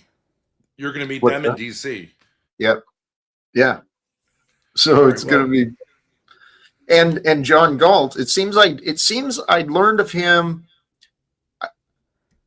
around last year, right? Around the NPC awards. I might have discovered him through that. And I think I tried joining one of his streams, or a couple of them, a while back, but I didn't know he was from the area. See, Jack, this is where we get into, you need like $500 per appearance. You don't need to be putting yourself out there like a cheap whore. You need $500 for your appearance with John Galt. You're not like out. He needs to talk to you. You don't need to talk to him. This is why we have the guild. This is why we do things through the union, or the guild. Sorry. Okay. These are discussions that we need to have in an organizing meeting. Okay. Jack has experience with this. It's true. There are benefits to grouping up. Yes, I absolutely agree with that. I've said that from early on. It keeps monopolies from happening. It keeps cults from happening. Keep people accountable. Yeah, have standards that people have to meet. It can. We were just watching this guy Clavicular, who's like one of these kids who's new to the whole thing, and he's got a lot of views. He just, I think, staged killing someone on his stream, running someone over with his car. And, we want to say like, we don't want that. You know what I mean? Because that puts the police in a terrible situation, where it looks like they're not doing their job. Right. Eventually streamers are going to get banned from streaming. They're going to say no streaming We allowed in could public. fake the assassination of Jack. We could there that. was a famous guy near us named Sam Hyde.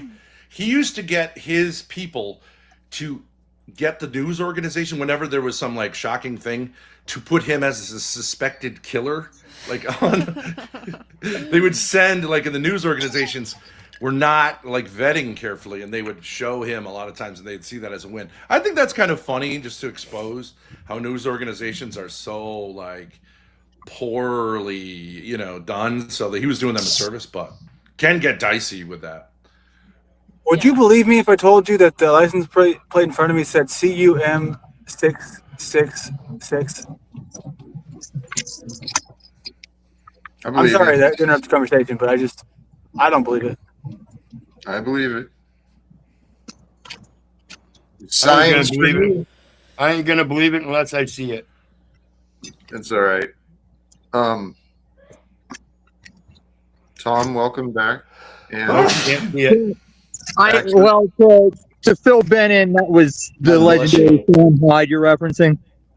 And it was just for mass bangers. His fans would call in, send his pictures, say it was him. And I think that's cool because they'd never actually find him to have done it.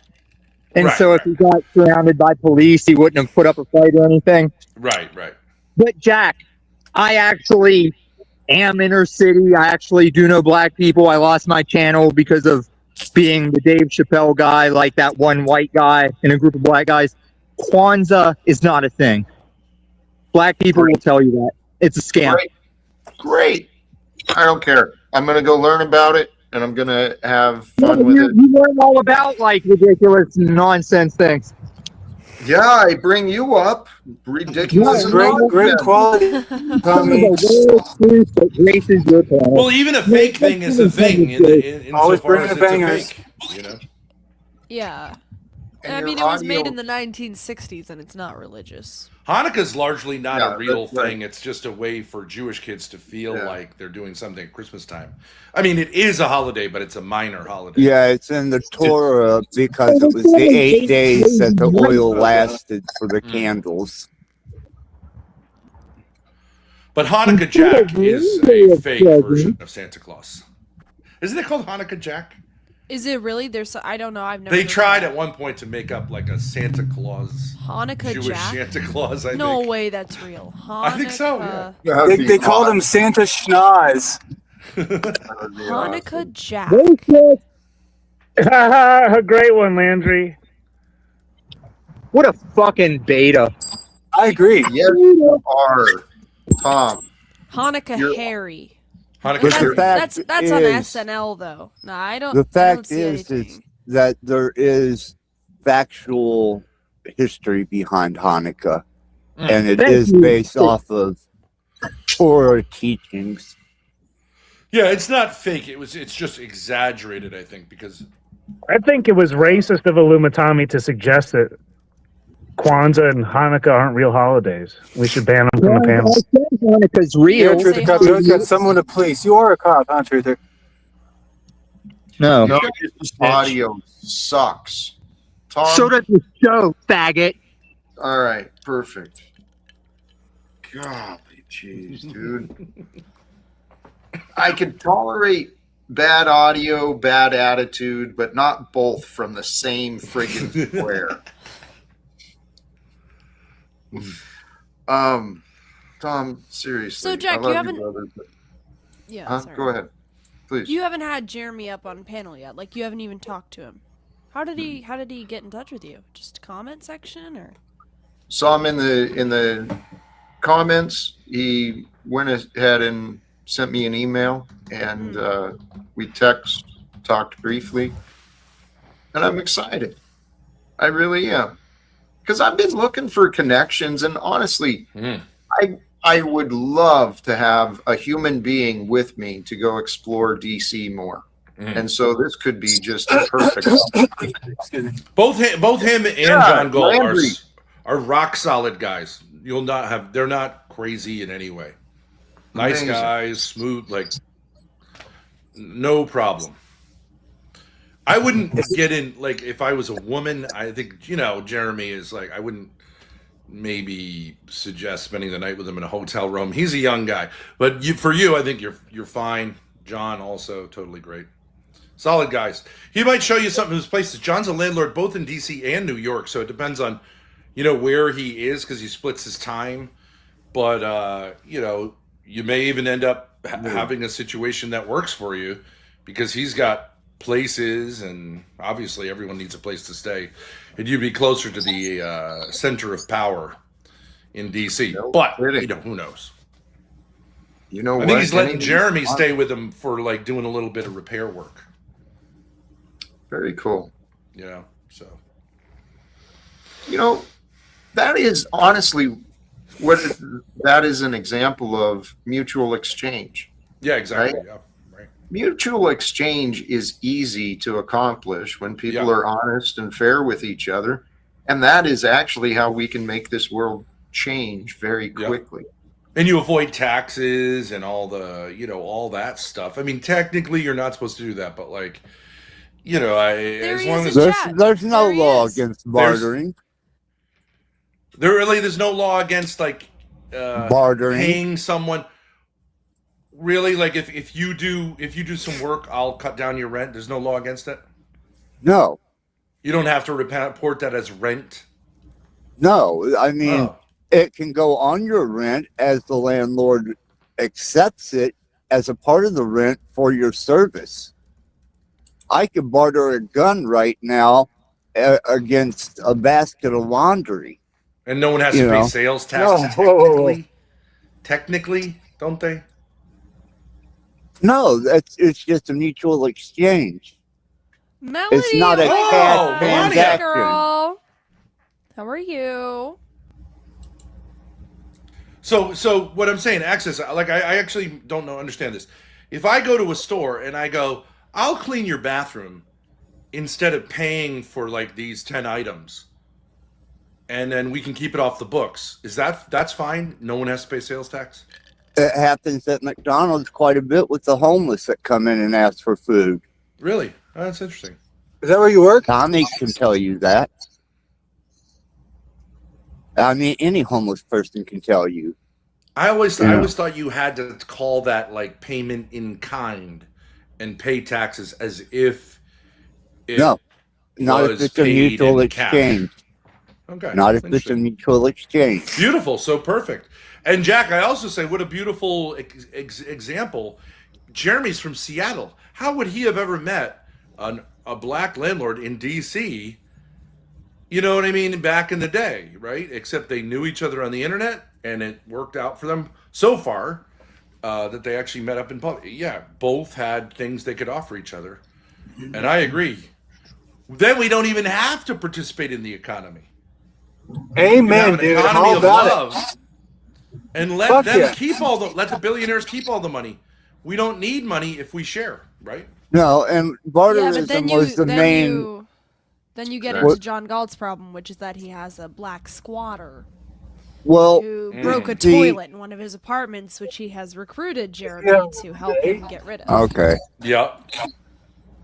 Tribalism You're gonna have used barter before there was ever any type of coinage. I mean, the barter system worked for thousands of years amongst native tribes from distances that had resources that they could barter. There was no money involved. Essentially, a family works that way, right? Like a wife generally isn't paid for her labor, but she Right. gets That's goods, why I right? believe Yeah. in tribalism. You know, I Yeah, think but I that mean, Axis, tribalism- I'd rather buy something from Amazon than barter with you. No offense. Like, I wouldn't ask Oh, you to Axis barter with Ramblin', I me. remember him. You know what Yeah, barter You was know. great for? Barter I was great made for when you- snake oil salesman sold snake oil to people and told them it wasn't snake oil. That's when barter. Bullshit. No, that was a financial exchange. Barter is the fair trade, as Axel was talking about, between two private men. Nobody else's fucking business. No taxes. Quit So running. how do I get your fucking justice? about Let's bullshit. say I barter. Let's say I barter for some snake oil. How do I get my money back? You don't Well, barter you with bartered snake for oil it. salesmen. You fucking Oh. learn some sense. So they don't Melania exist? could They barter just her don't exist? genitals They because just she doesn't don't want exist? them. Wait, So wait. someone who So wants snake genitals oils. could Wait, get wait, them wait, wait, from wait. her. I want to clarify something. You have that's I a wanna- career I wanna for you, clarify dude. You need to be something. I helping need the to- people sell their shit, dude. Holy fuck! So, are you saying that? Are you saying that under barter, snake oil salesmen can't exist? No, I'm saying you can barter with the snake oil. What So I'm you- saying is, so if you if magically know know that- who this what I'm scammer is. saying, every time. Right. Okay. Cool. Right. So you What I'm magically know saying- who People the can scammer scam is. with money or barter. It scam is a scam, but it's no. Can we do one at a time talks, please? So I Sorry, recognize Jack. that you can be scammed with money, but I can also get my money back if I'm scammed. Yes, Not sometimes. always. Not always. You know, I'm not sure where this conversation was going, but the idea of money, it's a tool. It's a tool for convenience that has become a tool for control. Yes. And the only reason it has control is because we've collectively become attached to the convenience. Right. But it is more difficult to fairly barter, fairly exchange with people when you don't use that one tool, right? Yeah. But we can do it. And We can That's do it. true, Jack. I believe that. Yes, there is more than one way of doing things. The problem is people are getting conditioned to doing it just the one way. Yeah. And that you cannot allow that. Oh, well, please. The title and topic today, re-examining reasoning. There is a reason our government is the way it is. There is a reason our economy is the way that it is today. But if we examine the logic and the reasoning and realize that just because we have this thing this way today doesn't mean it's the best for us. And if we can recognize that these systems of government and economic are not actually as good for us as we like to think, we'll change it. And as soon as we agree to change it, guess what? It changes. Jack, why was the government made? Why? Yeah. Oh. Particularly democratic governments, right? There's many variables involved in everything. Well, that's why I did specify democratic governments. Why were democratic governments made? To control the demon class of people who Well, can't that's a control stupid answer. themselves. That's a stupid That's answer. part of No, it. it was to have government that by the people run for the people, Right. right? That's the idea of democracy. That's the republic. Under a republic. That's the story. Yes. Well, do you have any reason to disagree with that? Because of the design. The design is not actually necessarily for that. If it was served, if the system was served by honest people of ethics and morals, yes, it would be a government for the people, by the people, of the people, but it is not anymore. So the design Right. of people voting for representatives who represent them as a people, you don't think that that's a design that would give people power in government? No, it's the illusion Especially- of power, because we have illusions of accountability. We've got layers of bureaucracy that protect those within the system. Interesting. As So, well Jack, as the also- electoral also vote. What kind of which fathers- government would you have more power in? Melania, be quiet for a minute. The I'm trying to founding talk to fathers Jack said right that now. this Be a good government woman, could Mel, only- and shut your Melania, mouth. Hold on. Yeah, for so a minute. I know, panel. man. I know Just you because can't you're shut your mouth for transgender 5 minutes unless doesn't someone mean you pays get to for take it. over every Man, I know you conversation. can't shut your mouth You for said 5 something. minutes. Hey Now Mel, it's time to Mel, be you want to quiet. get you want to be a woman, right? Get used Just to being because talked you're over by a transgender man. doesn't mean you get to get the microphone always. I'm just making a point, quick point, and that is that the founding fathers said this system will only work if the population is virtuous also. Yeah. You can't just have a population that wants to do whatever it wants, has no concern for anything, and that think this Hi, system Ben. is Is your going to name somehow Jack? make them virtuous. Hi, Such Ben. as, for Is your name example, Jack? the issue that you have, which is you're not sure Hi, whether you're is your male or name female. Jack? Maybe Is we your need to name figure Jack? that No, I didn't out think so. and Please. not have the government get involved.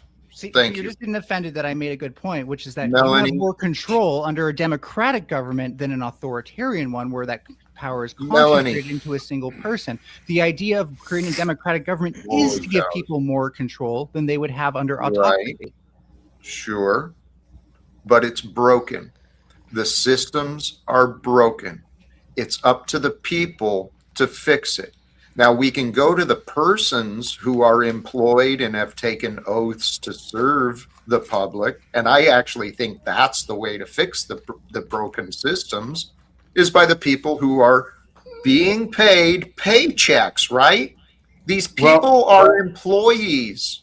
Well, I think it's more along the lines of people that are getting paid for being liars. Saying It's they're not going a to do something, saying they're going to do something, and then not following through with it. And along with that, the Democratic vote that we have today is more popularized by nepotism and cronyism than it is by virtue.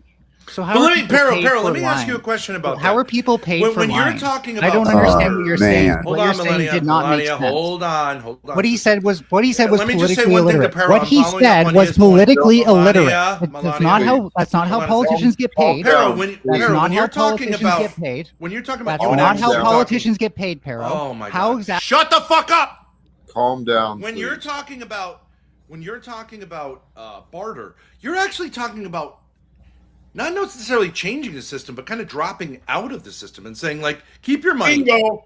Validating yourself and your own self-worth rather than depending Yeah. upon somebody else's system of fiat currency saying it's valued at this. No, I get to value the worth of that silver coin over here, no matter what your value is. I No, get to you value don't. it. You don't Yes, get to I value do. it. Yes, And I not- do. If you I go get to value a it. if you go It's to like- a gold no. dealer, That's and if I'm you dealing with a gold dealer, but Right, independently between another man, I get He's to saying you value come it. up with a kind of personal exchange. Yeah. Yep. okay, You but can if you use, drop you out can of use the oysters. system, You don't even need silver coins. You can use Holy- anything. You can make something up as a means Right. of exchange. You could just The use like the colonies- Indians used wampum, right? You Yes, could but create all wampum. here- used to do that. And communities It is have legal. done that. It is legal to do Yes. that. Yeah. Yes, all Jack, you got I'll to do address is this to you, and that way maybe if I address this to you, you'll come across with what I'm trying to say. Even in the Constitution, it says when the government is broken, that's when the people have to form militias to bring it back into line. great. Is that any Brutal. dude? You interrupted me to a complete segue that's not connected. But you know what? Let's run with it. Yes, it's time. The system is broken. It is our duty as people. It's our duty to correct what is broken. Right? Can't be done. I Well, say drop out of here, it. Ben, Create a society within a society. No, Let the old no, society Ben, die out. please stop. I'm so You know? sick and tired of hearing that. Go run away. Go put your head in the sand. Pretend like this doesn't affect others. I want to bring Melanie back up, okay? Because the question that was trying to get from Little Lippy was the challenge that these politicians are being paid to lie. Okay, and I think Melanie that's can what be you very good. addressed Melanie can be back. very good. I I'm not trying know. to say, she I know. just sometimes needs to like stop. But yeah. You too. You as well. Yeah, true. Okay? That's true. That's true. But it's fun. It's fun sometimes. You know what I mean? It's better to have an interested panel than a bored panel, right? But go ahead, Melanie. Sorry. Yes. All right, Jack. I don't know if you saw what I said in the side chat, but you can disregard it because you've made me change my mind and prove me wrong. Pero, you said that politicians are paid for lying or being wrong. Can you refresh my memory on that? I said lying. Okay. Can you explain exactly how the money winds up in their pockets from lying? Because I have a different understanding of how politicians can be. You know, you have a dual party system that both fight for the same thing, control of the people and the masses, so that they favor them for a vote. I've never once voted. Why? Because I know another man doesn't have authority over me and my decisions. If people think, yeah, I'm not understanding how, like, if I'm a politician, right, and I say a lie. I was a politician. I can explain it to you. Okay, I was so a councilman at well, large. I'm a senator. Here, let me just No, I was an actual Let me lay out the councilman thought at large experiment first. and I tell you how we done it. Let me lay out the thought experiment, and you can explain it within the framework of it. If I'm a senator, right, and I go to the Senate floor and I say a lie, who pays me? You're receiving a paycheck. You're receiving a paycheck from the United States government, which is allegedly paid by the taxes of the taxpayers. So not only are you receiving a paycheck from the position, but then there's also ways where these people in position are profiting from side business deals, So right? that's being paid to be a politician, though. Am I being paid more for lying? Well, possibly, because that's where this Citizens United and the legal speech of corporations and the flood of lobbyists who seek the attention of our legislators. See, they convince them to do not what's right for the people, but to do what's right for themselves, right? So they can get rewarded. And we've got lobbyists. So rewards. Lobbyists. Well, before like lobbying. And it's even not different only party it's not only they're lying, they're also being paid to keep secrets. They're also not telling the whole truth. They're not being fully disclosive about what they're seeing. So it goes both ways. It's not just a lie, perhaps. It's also secrets. So this I can agree a bit with more, but the problem is like, again, just because you have a lobbyist paying you doesn't mean that you have to lie, right? Like, not a lobbyist needs you to lie. So again, I don't like, how exactly does lying, saying a known something that I know to be incorrect, but I want to convince other people is correct, how does that get me specifically paid? Well, I can. Hold on. Like I said, I can easily explain it. Please, All right, please do. Jack. Hey, can you guys stop that's pissing it. Jack off? This is Jack's No, house. please. I was going to explain it, but fuck it. Jack, thanks for having me. Goodbye. Axis, no, Axis, please. I like Take a Axis. breath. I like Axis. Take a Stay breath. Axis. He's being a All pussy right. tonight, guys. Just let him. He wanted to offer what he has experienced. He might be mad at me. But what's new? It's these crowded panels. They get a little frustrating. I've been there too, man. I've been there too. You got to make space for yourself. But can I tell you? yeah, not but making everything space that- doesn't mean talking over everybody because you think it's your platform. Did you not just talk over Ben to say that? Yes. No, he did. that's fine. No. Melanie, we're here for people who lack social skills like you. We'll help you, but you have to also be receptive. Praise And God, man. I'm, as Jack pointed out, I'm probably more guilty than most in For lacking terms of- social skills? Yeah, well, I mean, social skills on the internet's tricky, right? You want to be fun, you want to make it lively. Well, we all know you don't have them IRL, right? So Well, Ben actually has pretty do we good wanna go social into, skills. Like, who's lacking that's why what? he's living in a van. You're not doesn't even have a sure if job. you're male. That's why he doesn't have a job. He has pretty Melanie, good social see, skills. the personal attacks on me, like I tried to riz you and tried to ask, like, maybe Yeah, it we was could be gross. sexual Yeah, partners. that was called gross. And like, you know, so That's I mean, I think that's not a good lot. thing. That's a I'm negative. a guy. I'm the other straight. person is Mel has a humiliation kink. So being nice is it's all inverted. Does the ego I think me and maniac Mel could be good literally friends. can't stop having gossip Shut up, Mel, you content filthy because that's the best cockslut. you can do. Like literally, the I'm best you trying can to do. convince Flow her to be a state is gay gossip bottom, not a content, bro. transgender. Gay bottoms can be great. I mean, Ben's trying to accept your perspective here, Mel, and like he's steel manning your perspective. I don't know, like I'm what saying the keep problem your is. penis and Oh, I don't balls. need Ben Like to do those anything. are good If any- things. The further Ben stays away from me, the more I like him. Mel's might not be. But you though. came up on the panel with Ben already up here. I agree in general, Mel, with that. I'm here to talk Stay to away Jack. from me, Ben, but I did come up here when he was up here. I We mean. once had a transgender woman. She was kind of pretty, honestly. I was kind of like, at first, I didn't know. She had made her testicles into earrings. Honest to God. Shut the fuck up. Honest to God. Right, Grace? And if she wanted about- to. Oh, she wanted She to. hadn't done it all the way yet. I was gonna say, I don't think they let you Yeah, take them home. I feel like someone would say that just to like. No, they do. Like a Oh yeah, they do. you know? It's They your do? body. Oh It's yes, your they body. do. Yep. Do you ever wake up and think like, "Wow, my transphobia makes me really easy to be psyoped"? No. No. Oh, Hey, okay, Melanie, that's- here's the how newsflash. convenient. Everyone's How convenient. transphobic. How Everyone's convenient. transphobic. I'm not transphobic. I'm not afraid of people that say they're male when they're female or female when they're. That's Right. lying. I Why am. would I be afraid of a liar? Well, you're a actions little louder bit than averse words. to it. It's a little like Well, actions phobia speak can louder mean than just words. like certain things are hydrophobic. Like oil is hydrophobic. It doesn't mean oil fears water. It just means it stays away. And we're all a little transphobic. Yeah, I'm Obviously, if you transphobic. see a man with a beard and a dress on, it makes us a little bit. You know. Actually, no, I'm Thorpe phobic overall. I'm phobic of the Thorpes. You came on the panel because I asked you to, so. No, I came on the panel because I like Thorpophilia talking to Jack, and exposed. It's one of the rare nights that I actually have some So free it just time. happened to be. And can we No, acknowledge Jack- the deeper issue Yeah, I've been between busy. quote unquote transphobia, which is like mutilating genitals? I mean, like maybe people have No, more of a it's not opinion of that actually. than anything. Wait, do you think getting knee surgery is mutilating your knee? Hey, can we go back to re-examining reasoning? It's Monday's chats with Jack. Space for some fun fellowship, not some like Brutal, dumb fucking banter. That No, Jack, can I tell you That's something? retarded. Because I think I'm you're- saving us all time. Like nobody wants to sit here while Mel like just talks and talks and talks and make the whole panel about her Yeah. for half But an we hour. do wanna before- say It's a little Carol Ken autistic, does. but we're I'm here cutting for us to the chase. I'm saving us some time. neurodivergent. But neurodivergency does not mean Jack, you're are in you charge. doing bounties? Because if so, I would have dropped Ben. Oh, you wouldn't No, come up Jack. here if the channel host can make some money. Okay, yeah. Jack, can I tell you something really interesting about I how complained about technology is that. I helping? haven't been, but I'm really interested in this idea. I'm going to run with it.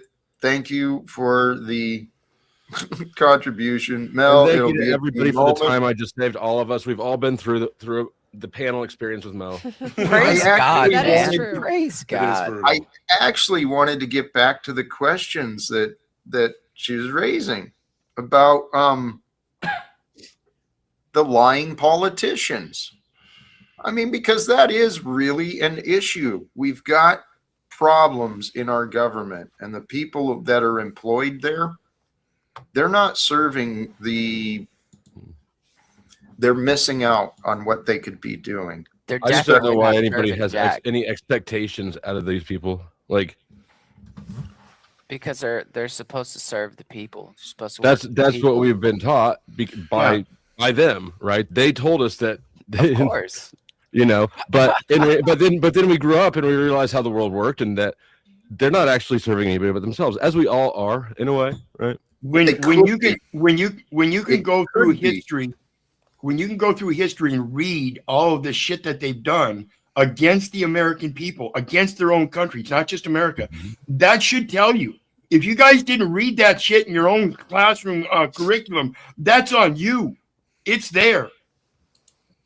But Pero, isn't that all governments throughout time? There's always corruption. basically. There's Absolutely. always But that's what should tell you that, hey, I'm not going to vote for him. I'm going to hold my own Yeah. authority. Why we need would to I stop protect wasting the myself? energy of getting our hopes up about an entity that obviously isn't for Yeah. anyone's good but its own, and just spend our time doing more useful things like, pissing off Tarek Hey, and There is a need for Actually, government. There is a need for government, but it's not for Yeah. me. Decentralized Washington, D.C. and this is fine. All of you are fine with that, right? Your path is your path. Mhm. My path is brought me to where I am. I'm outside of Washington, D.C., because I know that's where the major problems are. And I'm trying to find a way in. I want to find a way in to confront these problems that every one of us are dealing with. So And you don't Jack, have to basically, support it, but And Jack, if you ever run for politics, I will be the one promoting you. I'm not going to vote, of course, but I will promote you. I know you're not going to sit there and be ill faith. I know you're doing it for your purpose of helping others out and not being. You're already validated yourself. I see that. That's what these other people that are running for political. They're still looking for validation. That's why they need the vote of the people so much. actually, I just witnessed. Well, I mean, that's a guy- literally how politics work in a democracy. So, I mean, Grace, they all need the Grace, vote of the don't people. talk over Jack. Grace, come on. You're Right. wonderful, but don't do that. She doesn't I talk was much, responding to dude. Lippy. Yeah. You just people talked running- over him after I did it to make your point about Hey, how Moose, much you I- say nice just things did it to your again. wife like that, or do you tell her what to do every night? Like you told me everything, how I need to behave on Landry's panel. Hey, how about this? He's still I- butthurt like a little bitch, Jack. I appreciate the idea that you'd support me, but I do not want any of these positions. I thought about running for office, and I explored running for president back in when was it? I don't know. 2018 was when I had the idea. That's the wrong year to run for president. You should definitely run for president. Well, Well, he's already the organizing director of the panel. That's a Dude, non-presidential how many year. fucking people need to I know. respect Talcott, dude? I'm sick of That might it. have He been one might of the win if there's no problems. competition this year. That's when I started exploring it. But I thought, there'd be some support for a candidate who wants to overturn and get rid of the Federal Reserve, wants to. How about bring our- Talcott 2026? No competition. Well, back to that idea. I don't want to run for office. I don't think we should wait for a vote. But in all reality, there's a We should have an guy I insurrection. came Is that what across. you're saying? What's that? We should have an insurrection. No. How that's about an stupid. intervention? I suggest literally an Send them to rehab. intervention. Well, Jack wants to y'all do need it to before the sober new up. year. yes, I do. I do want to do it before the new year. And if I don't, well, I guess I'll start again next year. That's cool. That's cool because, like, yeah, why not? I remember watching a documentary on Mother Teresa, and whatever you feel about her or Catholicism, she was saying God is telling me to go to the other side of this city. It was like Beirut, and take care of these orphan kids. And everyone was like, "But Mother, there's a war going on." And she said, "You know what? Just get the buses ready. Mary has told me it."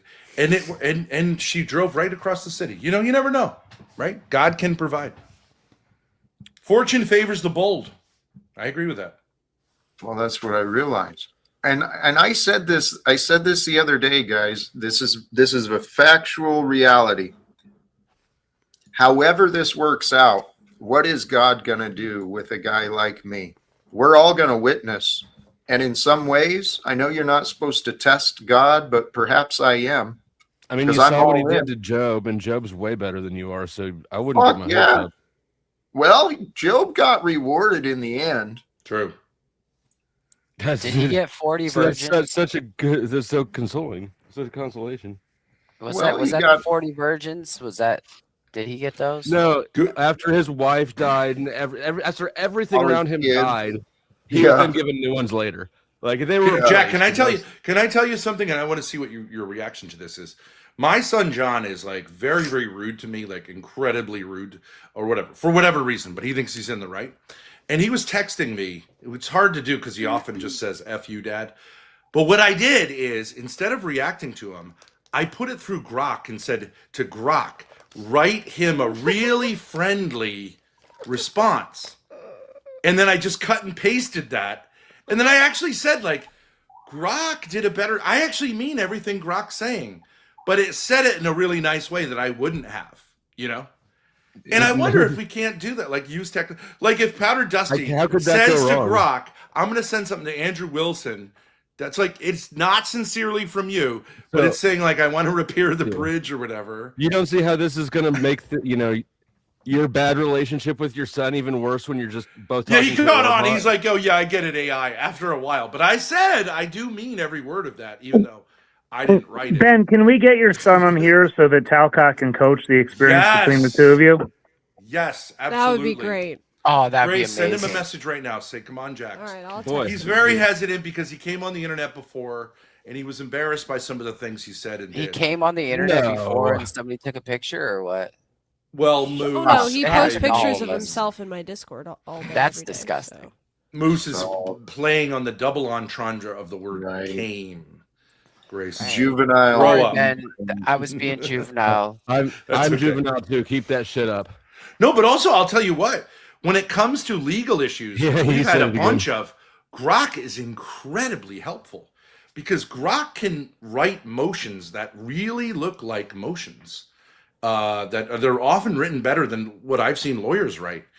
And I don't think judges can tell.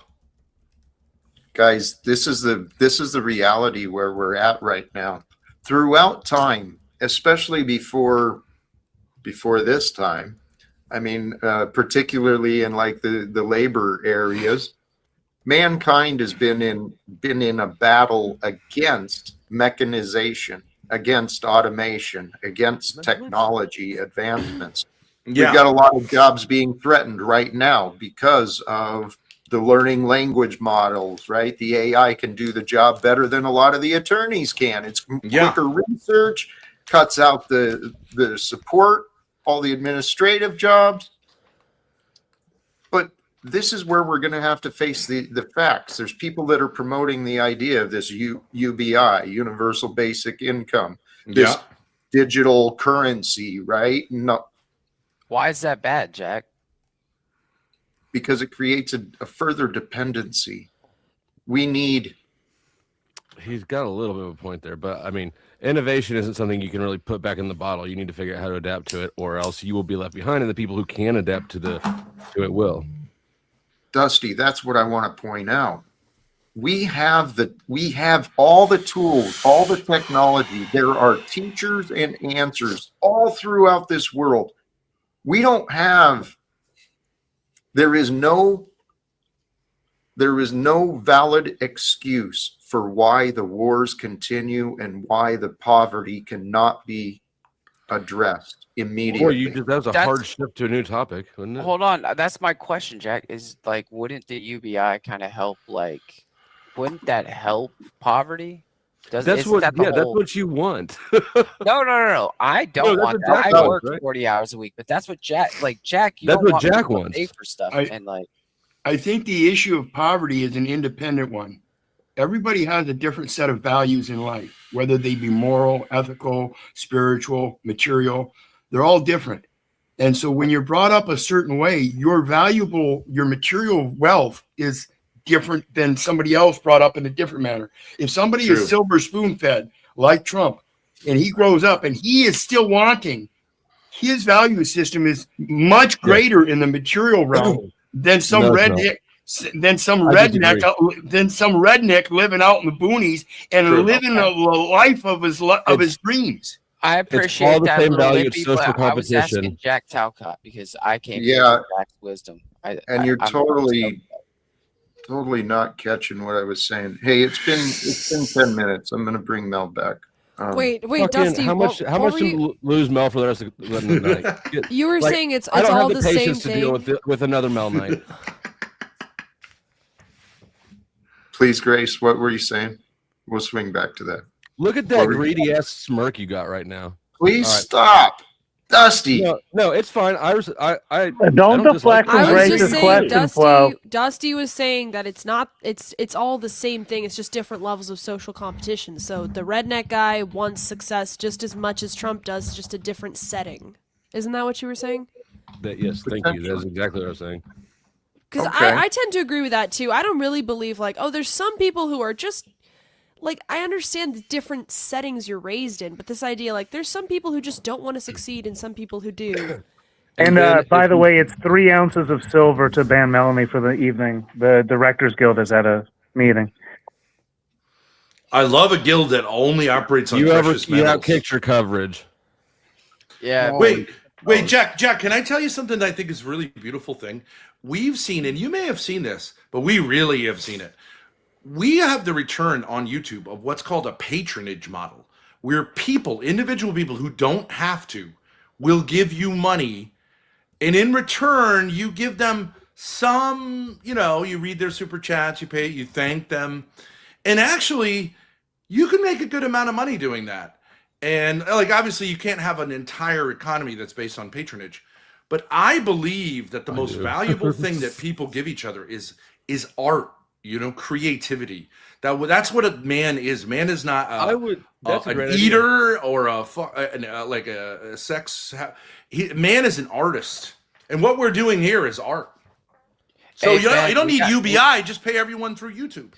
Amen, brother. Amen. But we got a super chat here at $10. It says, "Drop that mental case until he changes his name." What are they trying to change your name to?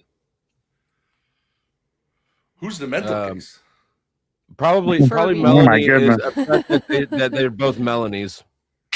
Jack doesn't do the drop Oh, for $10 wow. thing, I don't think. What are you talking Only about? from a Melanie He could just that dropped happen. Melanie for 10.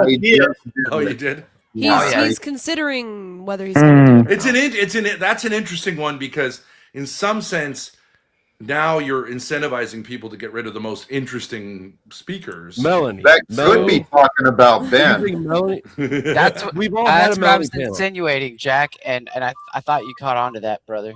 Yeah. Praise God, man. And just because they're interesting, we have to and just because they're interesting, we have to understand the interest aspect is for drama and not for intellect. Well, they're not mutually exclusive. Tell you what, Well, please pause a moment. Because I want to be respectful for the contributions, for the guests, but Mel was brought back up, and I don't think even had a chance to say a word. Why don't you should, since you honored mine, you should honor that one, and then if you're not going to honor the next one, make the statement before somebody sends it in. Because And Or we've you already can heard give her enough 10 of her minutes crying. after 10 minutes. So let her talk for 10 minutes, then give Yeah, her that's 10 what I minutes. always say, is you got to give them at least 10 Give her a minutes when they come buffer. back. You can do Yeah. that too. Wait, I'd so like- you're gonna give 10 minutes of her talking and getting You're really your crowd over- you're really to run making this more away, complicated than and it then is. Well, at you'll least have not no being crowd. booted. I say not being booted for 10 minutes. You got to give people a buffer Yeah. to make them want to come back up on Thorpes are a panel. Unless little you're bit gonna give 'em a concerned about cut the of president the- being set with the drops. I get it. Here, this is new to me. Truly, Mel seems to be a pretty good sport about it. Has Yes. been certainly through that before. So, 10 more minutes, and we'll figure out how to make it more And peaceful. besides, if somebody gets Hey, upset wait, about beautiful, helping Jack. you in the channel, then Beautiful. what kind of friends are they? Real question, Jack. Can I get a family package here? Like, can I? Family Yeah, like if I I, got a wanted to get package rid you of can Grace get. and Ben at the same time, I mean, if like, do I get a Grace is deal? done with it. Do I get like a No, 2-for-1 actually, special?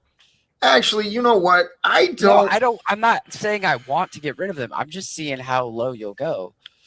That's what I want to address. I think I should probably stop that. Jack, I think that what we need to focus on if we want to make money is that we can get sponsorships. Ben, you're welcome to come give $5,000 sponsorship to the Directors Guild of the Panelverse. Yeah, that sounds good. It's a lifetime sponsorship. You $5,000. You know what Truth people or pay I not, currently don't have any, but illegal? I could barter.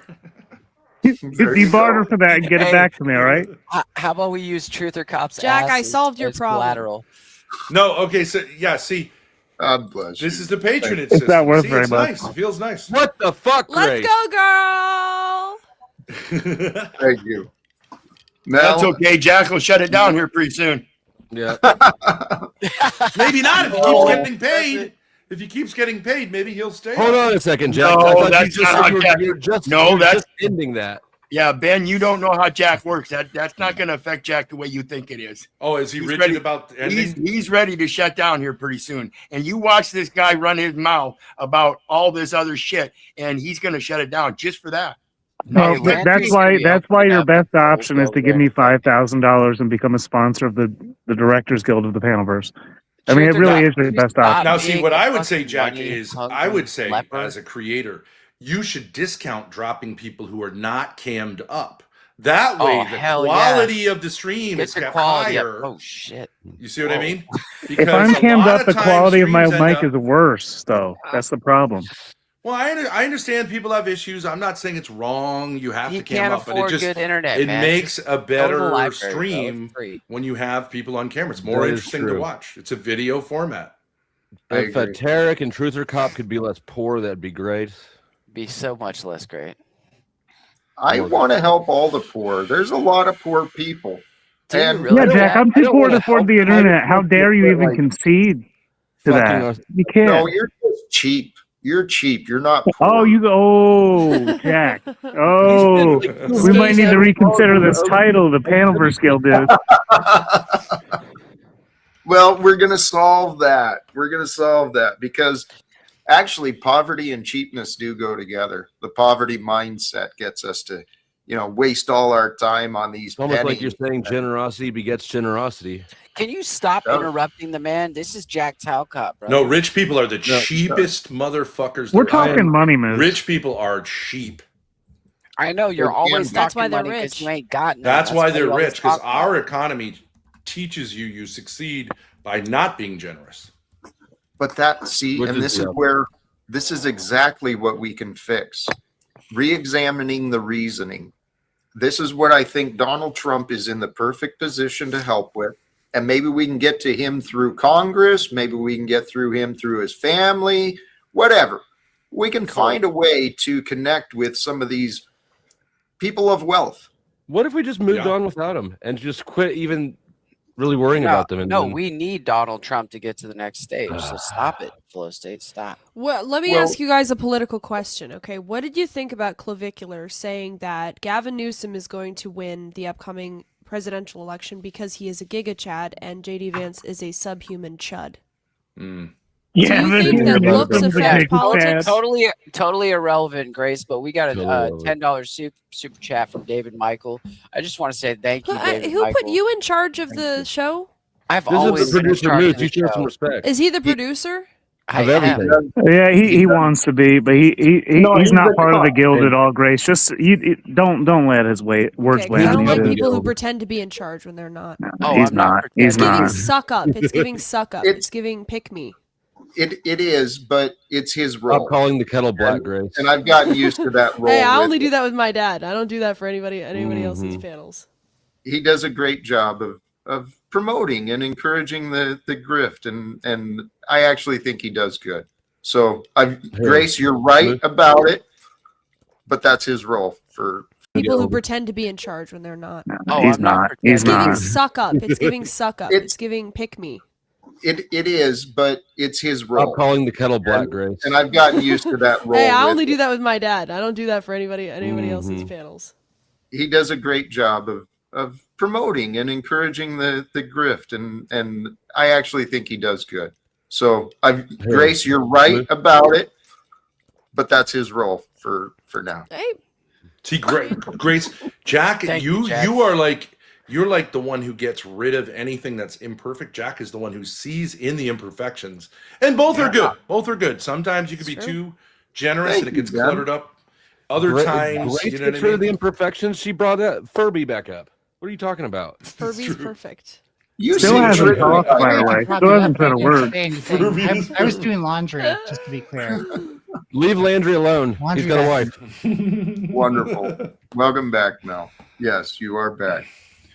I mean, I was enjoying the conversation because I still don't fully understand, like, okay, politicians may get paid and they might lie on the job, but there's a difference between getting paid to be a politician and being paid to be a politician that lies. Like, I understand lobbying and all this stuff.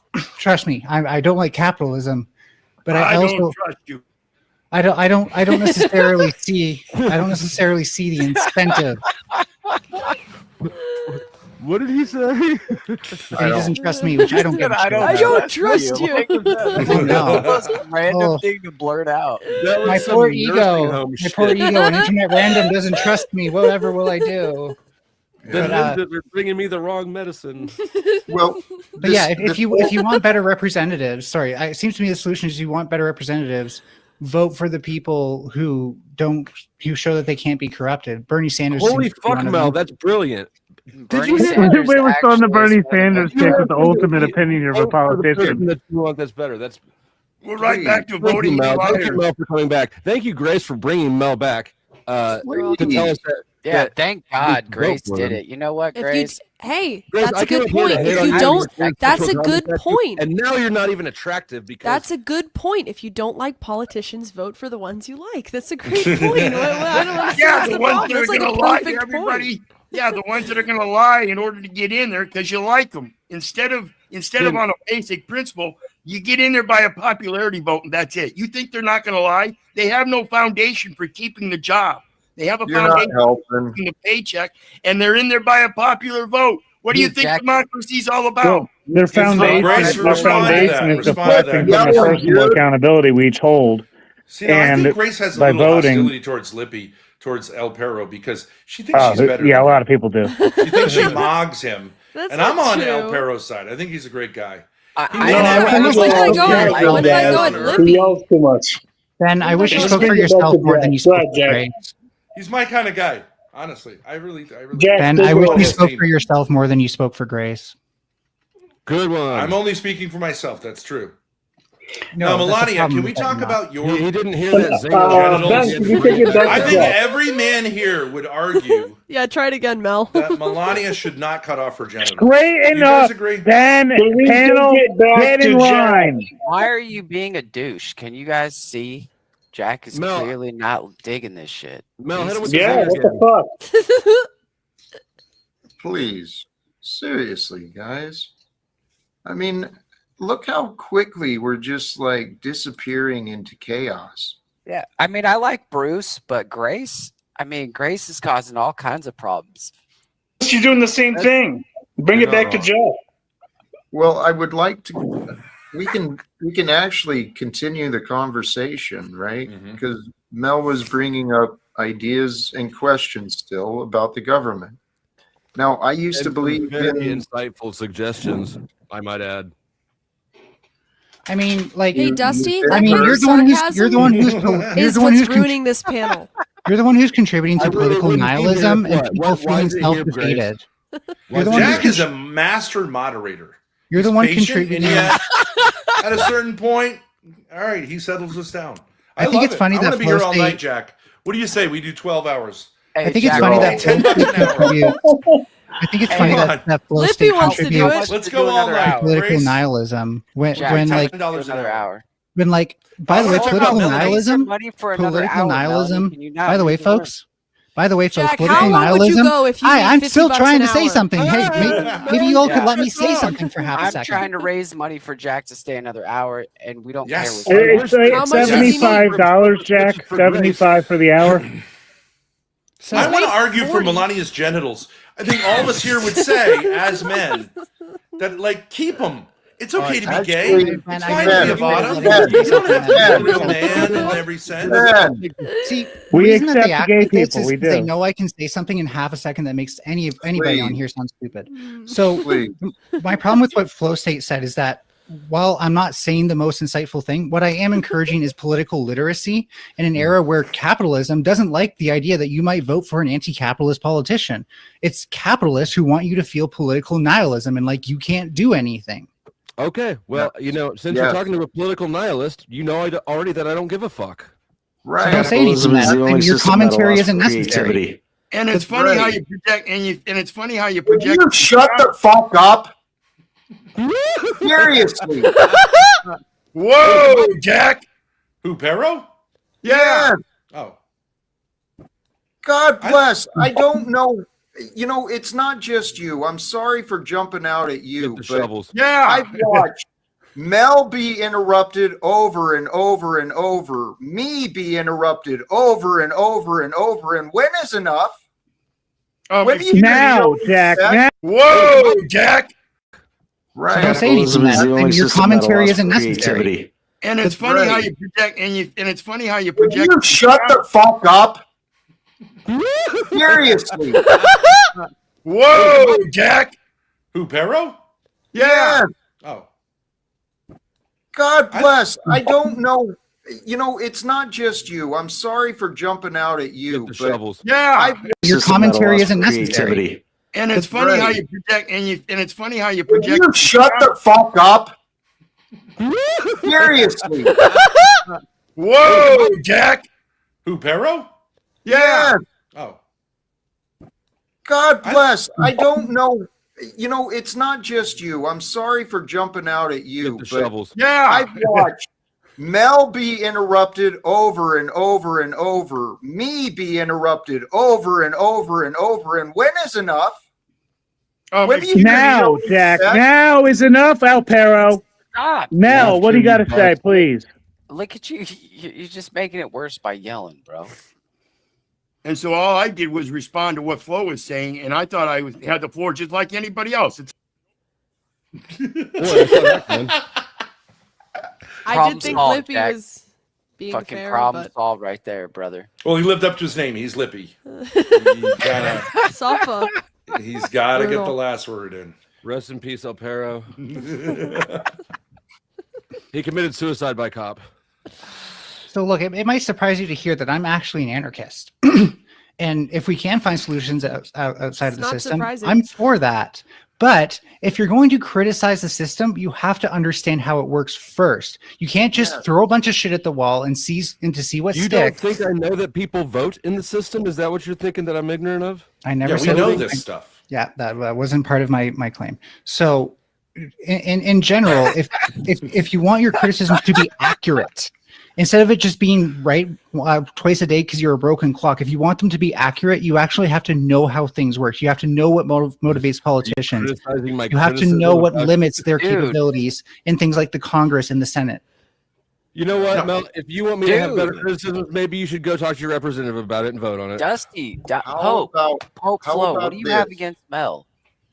Oh, he's Yeah, intimidated by I'm me. just in an impatient mood, and Mel is a complete panel kill sometimes. I just don't have the All patience right. for Mel today. It's But no Dusty, Lucy's been intimidated. That's But why Dusty- Lucy's been acting comes back. intimidated by me for a long time. Okay, whatever. Yeah, you can have it. Yeah. I'm intimidated. But you're Dusty, terrifying. Melania likes this. She feels like this is her Riz. That's Right? just You're a taught you good-looking that. guy. You're her know. type. And I- so by her I know. towel snapping you and you responding, you're giving her exactly what she wants. You see how she's not even disagreeing with me? Well, I'm gonna say That's the pretty good. same thing I said to the That's last pretty person who good. threatened to punch me in the face. Go ahead, punch me in the face. I like it. I actually have. What? Believe it or not, I've had That's girls say that to weird. me. By the way, it works. It works. They Interesting won't that punch you in the like face girls. afterwards.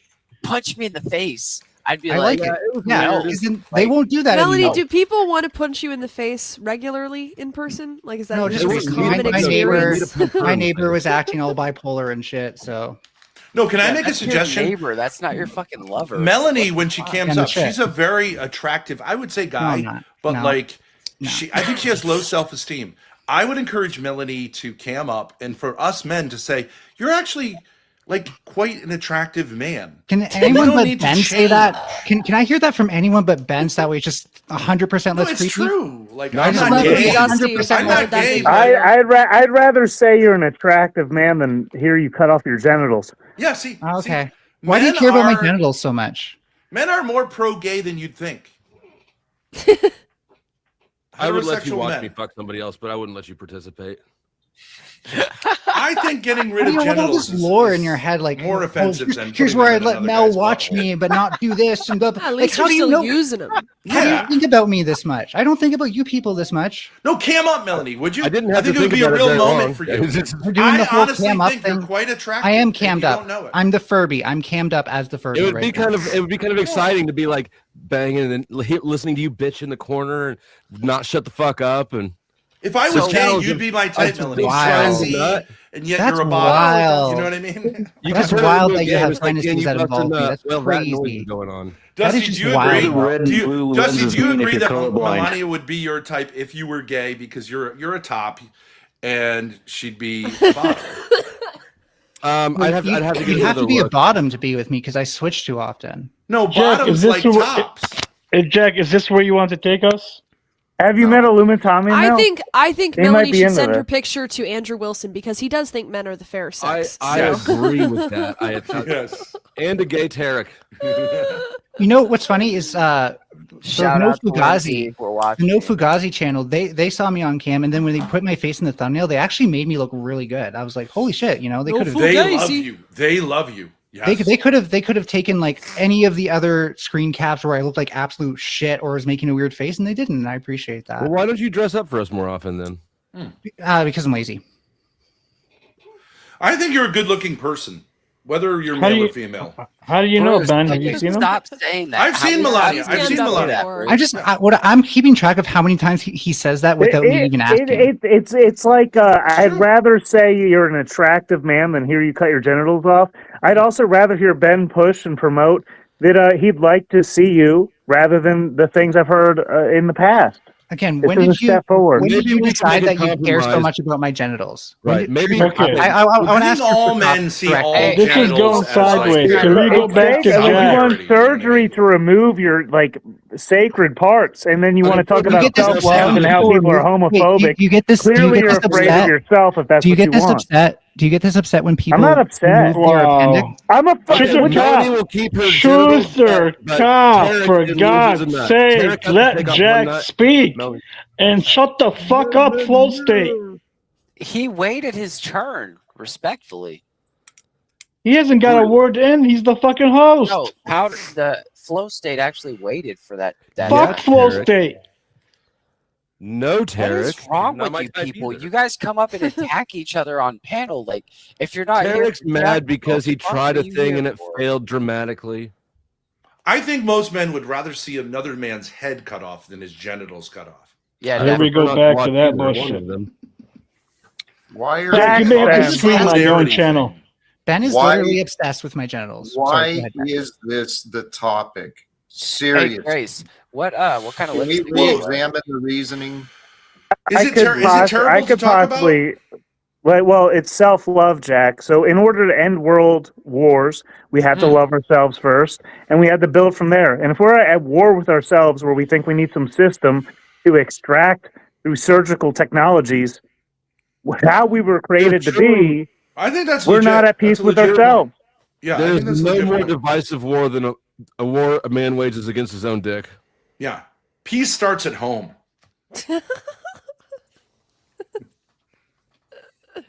I'm not kidding. That's What? true. I've never seen Jack make that face. You look like you just ate a lime or something. The fuck happened? So whatever happened though to like the idea, like if you keep it to yourself, you keep it in your pants and all this stuff. I don't care what you do with your life because that's You're I not like keeping that. it Only to people who don't yourself. care You're on the about public others. internet. You're on That's Jack only people who Talk. don't care about others who say that. Only men who don't care about their son say, "Hey, I don't care what you do with your dick." Men Yeah, I'm who not your care son, Ben. about their son Ben, say, I'm "I not your do son. care." I But do that care. is true, though. If you do decide to do the unthinkable, let me know. I'll probably get you a discount. You know, if you want. All right, To So shop around you're prices against a little it, but you bit. can also get me a discount. That's wild. I mean, no, I can can we do it not myself. bring that up right? again? Like, can we not bring up the genitals, Bruce? Like, just Yeah, can we move on, please? Yeah, let's put an embargo on my genitals and let's talk about politics again. So I know what I'm dreaming about tonight. So I think by the way, what Jack, Jack is is doing is disgusted, admirable. you guys. But I think you need a better critique of what actually corrupts politicians and what causes them to become basically bought and sold. Israel. Why are you Don't critiquing bother me. critiques instead of responding to Actually, them? no, please. This reminds me. There was a comment I wanted to get out a long time ago, right? Because you mentioned all these things. You need to understand what they're doing and all this, how it works. How about we understand human behavior, right? Start with there. We go in dealing with the human beings and with the recognition that those on the inside of the system and on the outside of the system, we're dealing with the same broken systems. True. So let's fix the systems. I feel like there's a wouldn't that difference in argue that we have to privilege. fix ourselves first? Because the system, as long as we're broken, it's just going to be brokenness playing itself out. Yeah, I think I'm fixed enough. I think I've learned Yeah, enough. yeah, Jack, but do you clearly think the people people around you are not, and we all need some help and work. So together we can Yeah. fix ourselves to get there, and then we can get to that point. This is the steps we can take Leaders now, are rather than unfixable. speculating about the future. Take step now. Step Literally. 1, 2. Literally, that's what I'm trying to offer. I've done a very poor job of it, but my idea is offer people a path for their own self-development. Yeah. Because as people grow in their own individual person, more confident, more creative, we're gonna find a way to end this shit, right? Because I don't think Donald Trump is an appropriate representation of America. What I about don't Gavin think- Newsom? But Jack, don't you say? Let's say you say Trump is addicted to material and like material money and fame. But you say, I remember you said this to Adam, it's very wise words. If someone doesn't want to change, if someone doesn't want to break their addiction, there's really nothing you can do until Correct. they hit a wall, right? Like that's common addiction counseling Ben, wisdom. I agree with it. correct. But this is where the benefit comes in. Donald Trump is a very sick man, but by oath, by his choices, by his contract in that position, he has a responsibility and an accountability that is far greater than him, and he needs to fucking realize it. And I suggest that we, as people, can find a way to help be a part of that. That's All right, what but I want. let me to push do. back a little bit on that, Jack. A lot of times in Addict, you'll say, you have kids. You have a responsibility as the father of or mother of those kids to take care of them. But if they don't, they've already blasted through that. They know they're not doing it, right? So like I'm saying, you can have a firm but they already know they're not doing right. You see what I'm saying? Right. And they also know they've been getting away with it. So let's change it so they're no longer getting away with it. So they know that it's time for a change. I mean, don't you that's think what they're I wanna- having that internal dialogue? They're saying like, I No. should be a responsible person No, constantly. no, they're not. I Wait, agree, wait, Ben. Oh, wait. come on. No, Tarek, please. I agree. Go ahead. They probably are, but consider this. What can one person do, says 8 billion people. Even Nothing. even the minority there in Congress, they're all clinging to their party sides and they're all tribaled up and, they don't know what to do unless they're told what to do. So Right. since they don't know what to do, I think I do. I think I know what to tell them to do. But how do I get But them to why not listen? focus on people who say, I want some help, Jack? Which there are people who say that. Bruce, you ask a lot of questions. Like Bruce. I like today, Grace right went crazy, and she didn't know why she went crazy. Mm. She went crazy. We Let's figured hear it about out because she didn't want to do that. What she did, I ended up throwing a glass of water at her. I missed, but like she was acting crazy, and she had repressed anger, which I understood why she had it. She does have that. And then we But talked Ben it doesn't. through, That's interesting. and that feels No, yeah, great. Ben's got his own That issue feels too, great. but And Grace's that's why I'd anger like to help is Melania fun. if she wants to help. Wants to help because I think she's a Well, I great need to and ask Jack attractive something actually. person, and I think we should encourage her to camp. Hold on, Yeah, Bruce. We gotta affirm stop her. everything. Grace We got is a gay Melania man. over here. Thank Melania you, over Ben. here needs to ask Jack a It's a thought. question. Here we Well, go. Melania, please. go ahead. So it might end up being a couple, but Jack, you think that politicians are like partisan and that they're You trying really not stopped to everything cross for the that aisle? question? Because my whole thing is like I really hate how much Democrats actually cross the aisle and capitulate to Republicans just to be able to pass a bill while they throw poor people, trans people, all sorts of groups that they claim to defend under the bus. Are you not using AI for your conversations today or something? Because you're lacking as fuck.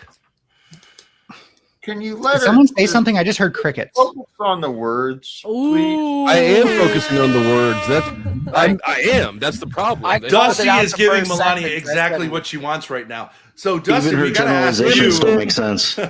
The triggered Dusty. That one too. Yeah, She's he is a winning. little triggered. She's winning. Let her No, finish. you're winning. You brought it back, dude. Yeah, he's running out of coke. If you just don't respond, No, I'm not. none of What us. do you mean If I'm running you out of just- coke? I think if you just I, don't I haven't respond- finished my question. It's totally fine. But my question Yeah, for well, Jack you is took too long. specifically: are you going to prioritize like the marginalized people, the people who aren't represented properly in office, or are you going to prioritize passing bills so that way your term in office isn't completely useless? Who's term in office? Jack's not running for office. Yeah, Jack He said doesn't he run is. for office. No, no, and no, like, no. He said he plans on No. running for office. He wants to No, talk no, to no, people who are in office. Lost the plot. Right. See, you're a terrible listener, Melania. His model is an intervention. No need Yeah. to He's saying I apologize need to to me for have being an right again. Jack. intervention with politicians to tell them to do the job that they took an oath to do. And I He actually wants think to be the interventions are modern day rarely Rasputin. helpful. He wants to be Rasputin today in the West. And funnily enough, Ben, the show The Rehearsal by Nathan Fielder, that shows that these kind of interventions really don't work, even if you have a really good case that you can make, because they do have their own prerogatives. They might even be corrupt. And so so I guess I'll reframe the question to This how do you person doesn't get that. how do you expect the crowd they're talking to shift the doesn't give a fuck how about what they're I'm not saying. done.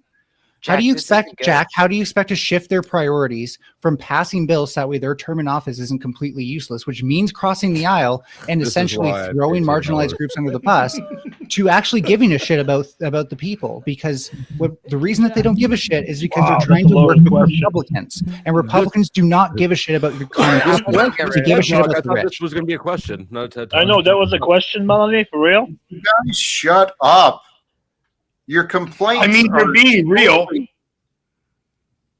The thing is your complaints are coming from your ego mind, and it's a distraction from. No, what we're is- recognizing the attention. This is why Jack Talcott is the organizing director of the Guild of Directors of the Panelverse. Well, I think Melania is assuming that Jack agrees that Democrats are good, I'm and the not assuming Democrat that. platform is that which represents goodness. I'm not and assuming that. Republicans are bad, and that, I I'm don't think not Jack assuming has that point of view. Well, actually, No, she I was agree assuming with that that. Jack was running for office, which is just completely. Well, that's a And I've been different issue, Grace. corrected, We so I already addressed reframed my that. question to how do you expect them to shift their priorities from This is we move beyond, right? We shatter the illusion of the importance of this divide. Oh God, it's a Republican. Oh God, it's a Democrat. Oh, don't you cross the aisle. Don't you shake hands with them. You're giving it all away. And it's all this tribalist bullshit. So what I want to do is Exactly. I want to get in there and talk to the men and women who have taken an oath and they play in these roles of Republican and Democrat. And we say, hey, for today, let's pretend none of that shit matters. Let's pretend that we're actually Americans and we're Fuck here on yeah, the same Jack. page. Fuck And as a yeah. matter of fact, let's overlook the idea that we're Americans. We're human beings. Let's and right join now the we've hive got mind. a commander in chief who's bombing people in Nigeria. He's blowing up boats outside of Venezuela. The conflict is continuing, and Trump is just feeding the military-industrial complex. So I have faith. There's got to be, out of the roughly, how many sitting senators and congressmen are there? Roughly 400 to 500 of them. Out of them, there's got to be at least 10, 20, 30. There's got to be some who are willing to stand with us to do something. It's their damn job. I actually don't think. But no there one probably believes that, is Jack. any. Jack, what about this? Do you believe in direct action? Like, what if we took all the Melanias of the world and we put them on those drug boats and we said, like, okay, now try to blow it up because these are American ladies. Cool filibuster, Ben. Jack, I think you might overestimate how partisan the two parties think it's a really good are. idea. In fact, Democrats cross aisles all the time to get the bills signed by Republicans because they couldn't get rid of enough votes direct. without it. And so I don't. No, I you're think. right. I think you'd be preaching to the choir. Yeah, yeah, Okay, he's giving great, you the great. he's So giving then you let's- the blah so blah then- blah. Shut the fuck up, lips. Sorry, Jack.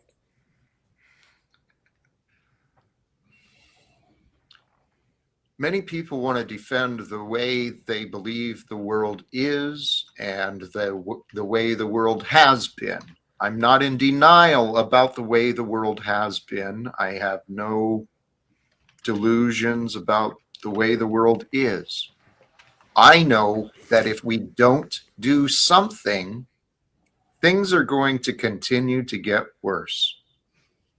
But actually, let me not be a naysayer. Because actually what I do believe is that I think God has just shown me, right, what is happening. What is happening is the world is waking up. There are more and more and more people talking about consciousness, talking about righteousness, about actual really living as human beings. And there's a lot of people who are working towards confronting the corporate corruption. You guys Jack, familiar with David's World? His name's Never heard of it. Dr. Oh yeah, David's World. uh, That's the dude right there. Would you say you're a humanist, though, Jack?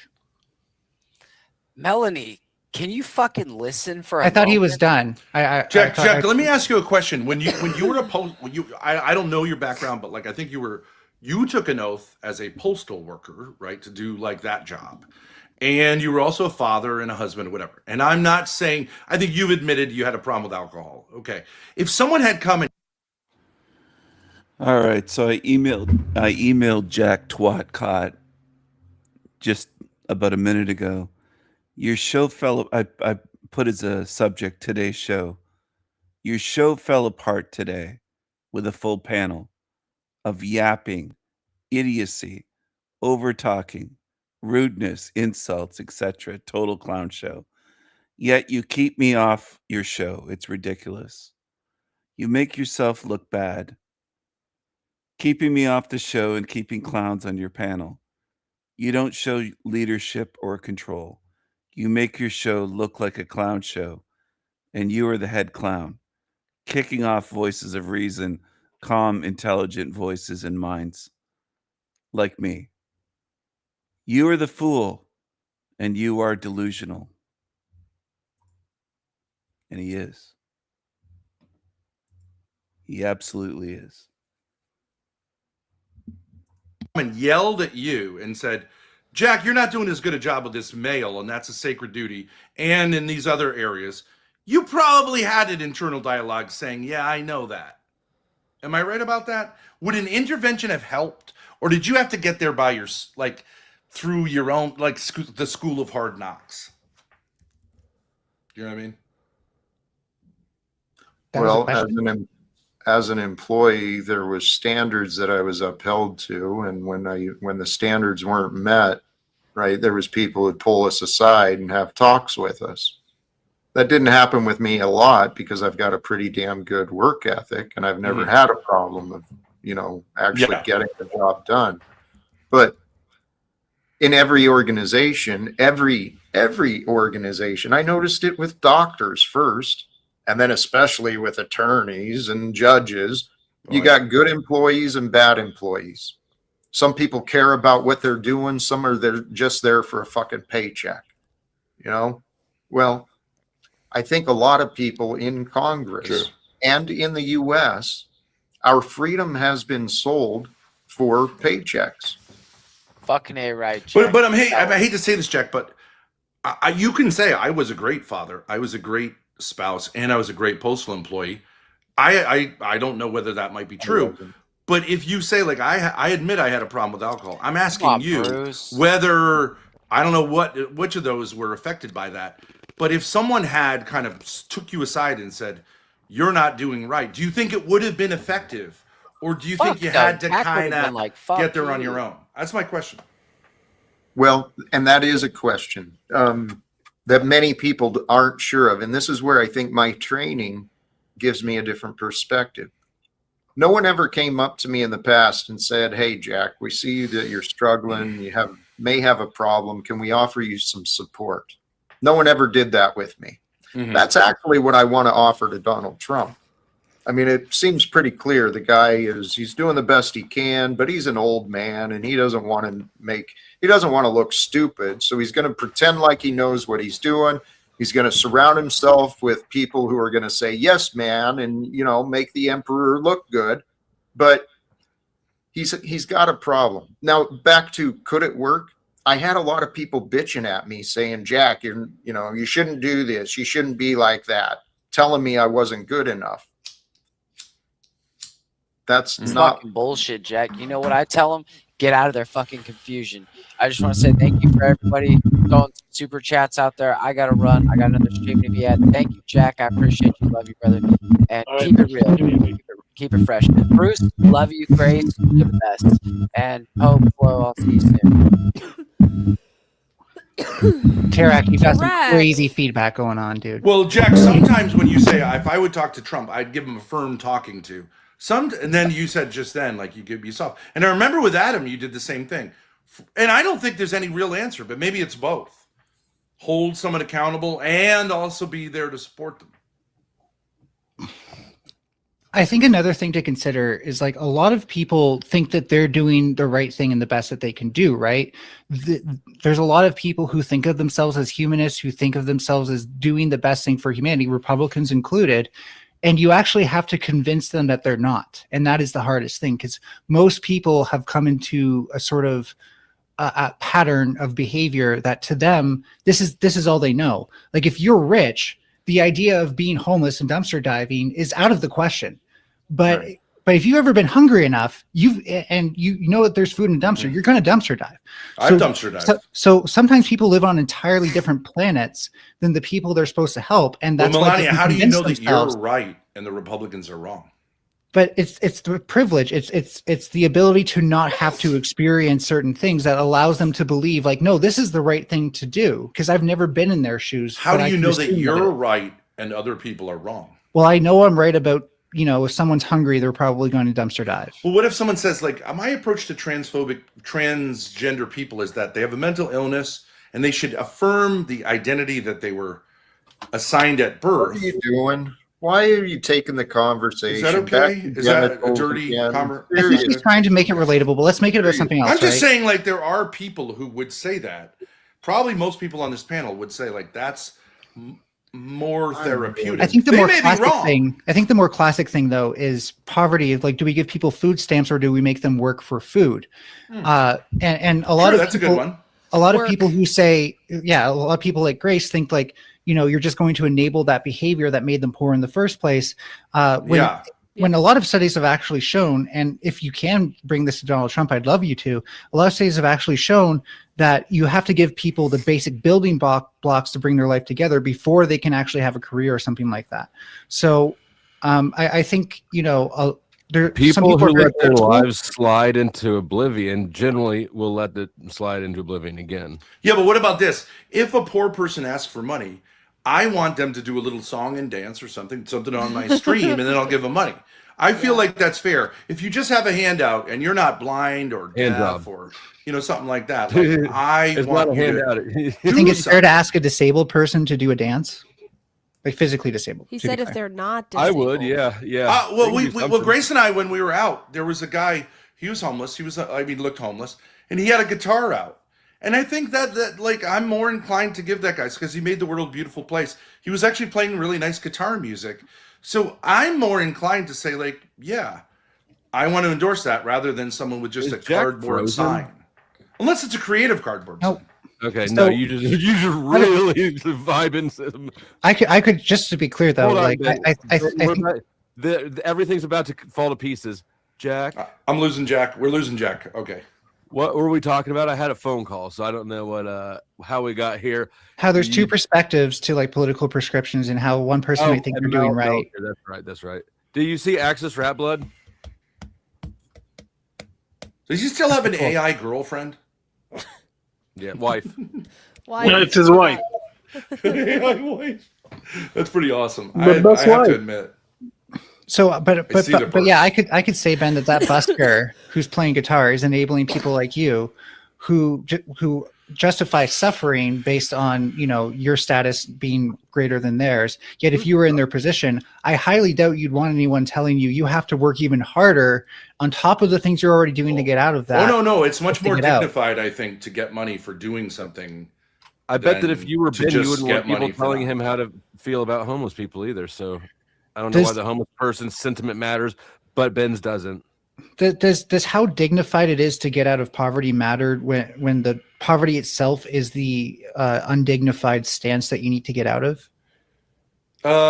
Yes. To who? Well, I think like becoming a prostitute to get out We're of dealing with, poverty like, is the difference undignified. between no dignity and If no you can dignity. get out of poverty by doing something, Can we get back to that's Jack? 'Cause not this as is actually degrading, important I think you should do that.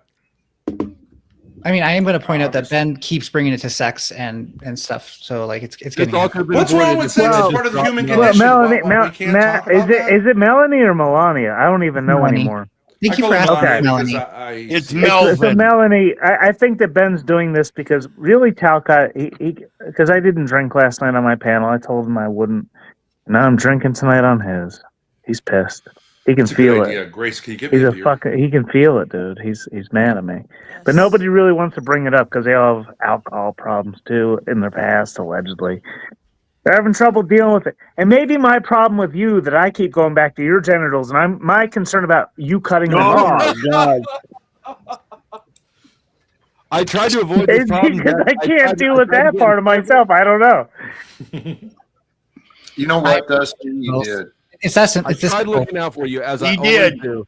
I thought about doing that too because I realized it's illegal to be a man in our society. So I was going to do that that. scene from Fight Club where he's like, Came "You are this you're not the close. clothes you buy. Hey, You're not your Hey, job. can You're not. shut the fuck You're up not like your I've been wanting to do genitals." all night so Jack can talk on his own panel? Thank you. Oh, okay. Well, anyways, he's not saying Jack, anything. I mean, so you can't this, just, this like, all lean just back reminds me of after the scene from Fight Club, though, because I'm not my genitals, and that's what Buddy was saying, right? You are not your job. You are not the house you buy. You're not your car. You're not your pets. You are an Okay. individual. Genitals So was you're not on the list in that movie. So you're not your genitals, so there's no offense with like misgendering you.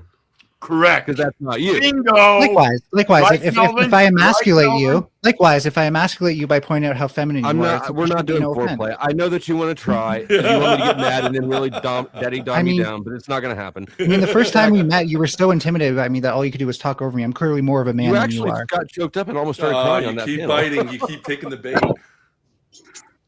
Here, just for a moment, this question, since I've got buttheads in the chat betting against me as well.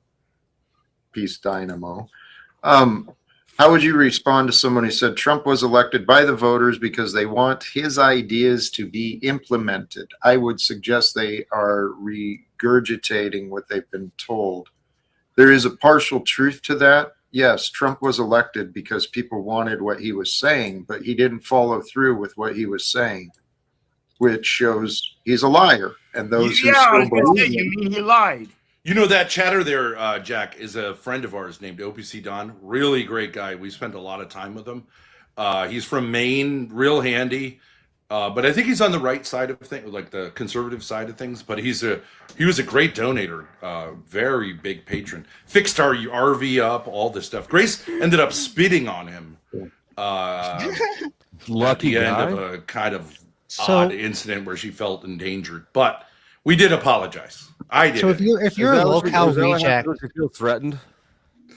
Well, he was what she was. She felt I would- like he was putting her in a danger, like kind of a crazy situation, because he kept saying, "If I might beat someone up who says what you're saying," and they were driving alone at night. But anyways, it was. I think we mostly patched it up. And I hope you spit on me when I creep you out, Grace. You're gonna have to pay. He actually claimed to have saved the pants he was Wait, that's wearing sex work. and sending Grace, them. He don't was going to sell send out, them to a lab. please. Hold on, Don't worry, Grace. guys. Remember, I can be he did scary pay, enough. I'll get free spit. but he did pay. Remember, he said the picture was sus. So I have a question about his channel name. If you're a lolcow reject, doesn't that mean you're not lolcow enough to be a lolcow? Well, that comes from Grace was on the Lolcow Live, Lolcow Queens channel. Yeah. And then when she got fired from that channel, we started a channel called Lolcow Rejects, which was in a sense an anti-channel. And then he took that over. Yeah. But we weren't interested enough in I think you could that have world. was better branding. Also, it would have been more honest if you called yourself the lolcow dejects because you're acting dejected. Yeah, maybe. It was the highest numbers we ever got when we did Lolcow Rejects. We got like Jack, you're the only 1,400 one who can legit drop her. non-botted viewers at once. So it didn't last long, but No. But Jack, does it matter which president gets nominated, whether it's a Democrat or Republican? They all lie. We just established that, I think, already. I mean, the different politicians run for different parties because those parties still align more with like their internal interests and morals than externally. Rusty, So some happen. Don't say it. So I definitely believe that Bernie Sanders couldn't live with himself being a Republican, and I would even argue someone like Marco Rubio couldn't live with himself being a Democrat. Melanie, I was asking the question to bring it back to Jack, but thank you. Okay, well, welcome to an open panel. This is Well, hey, actually, no, why don't Don't you bite, get Jack. out? Actually, please recognize this is not actually an open panel. I don't want you to get the wrong friggin' idea, okay? Because what I'm doing is I'm actually trying to share what I've learned and trying to communicate these goals that I have, where I actually think we can create a better world. How many It's hours an is it? opportunity to have a conversation with Jack Talcott. It seems like it's taking a lot of hours. You should try to find a way to make it more concise. Can Oh, well, can I that's just get easy. can I just I take can my make We it could just, yeah, there you go. Yeah. The nonsense is gone and things start moving a lot smoother. We can have actual conversations. You know, the Panelverse is going to panel. I think they just, found a spot to kind of express that. You're right. You're right. Well, Jack, I remember a little I while tried to ago- prevent this, you dumb fuck. I'm the only one who tried to get in front of it, and you throw me backstage with the trash. Suck a dick. You're trash. Jack, Well, I remember he does it to me all the time. I'm glad he finally did it to you. Jack, I remember a few panels ago that you had said like you could offer me some advice, and I don't know if you said that because you were angry or like, but I sincerely, obviously, I have issues in my life. I have no money. I only have of my 6 kids one that I can really talk to left. I have no relation. I have a kind of. So where do you think? Do you have any suggestions as to where I might have gone wrong? Because if I'm saying, you know what I mean, like I'm giving other people advice about various things, including their sexual decisions, I think I should take that advice as well. Yeah. Much of the advice you're giving, it may apply to you. Like what? That I shouldn't cut off my genitals. I went there. I thought I was going to go there, and I didn't for political reasons. Ben, I'm glad you brought it back there. That's a very important topic of conversation. Do not do it. No, I didn't. But I felt like, look, this society keeps putting me in prison for acting, I think, according to what like a man should do. But so that doesn't happen anymore. So they're in good shape now. But what else, Jack? There's a lot, actually. And every one I would work with would be different. Number one, we start with a solid inventory. Where are you at? What's holding you back? What are your strengths? What are your weaknesses? And what do you want to change? Because really, that is a mistake that I've been. It's so simple and obvious, but it's something that you thought about cutting your own genitals off, Jack? No. Oh, okay. Truth or not? Could you be convinced to consider it though? I almost got beat up once in jail because I was like, this system, it like makes us like think that we should cut our. I bet genitals you almost off. And got the guy beat was up more like, times "Hey, than we you don't know talk in that way jail." here," and I was like, "Okay." I was just kidding. But. I would have loved to see that. I would have loved. I bet that there was a lot of times you almost got Praise beat God. up. No, you know what was really funny when I was in jail? I was only there for 12 days, but I knew a guy who was in my block, and he was there for being a pedophile. But I had known him for 25 years, so of course I'm gonna talk to him. We used and to hang everyone's out like, at Chuck E. "Don't Cheese talk all to the that time." guy." And it turns out I was like, I'm sure it's something. But I looked up the case, and he was like legit, like the worst no. 8-year-old girl, and I was like, "Oh shit." 6. But because I was in intake, they don't do a lot of beating up in intake because I mean, if you've got those charges, they will. Well, they didn't touch him. Was he in a booking booking cell by himself? Well, we were all awaiting, something. So we were basically bail breakers or something like that. So we were not actually, we hadn't been sentenced. So everyone was on their best behavior. But there was a weird thing that when I was talking to him, I was like, "So what happened, Dave?" And this other guy was like, "Do not, shut your mouth." I didn't understand what that was. Is it because there are agents Informants who are in trying jail. to? Is that what it is? There's informants in jail, yeah. So like nobody talk about your case because someone here might be. Well, I mean, no, because people run their mouths in jail. So just like all the phone calls are recorded and they sift through them for. Yeah.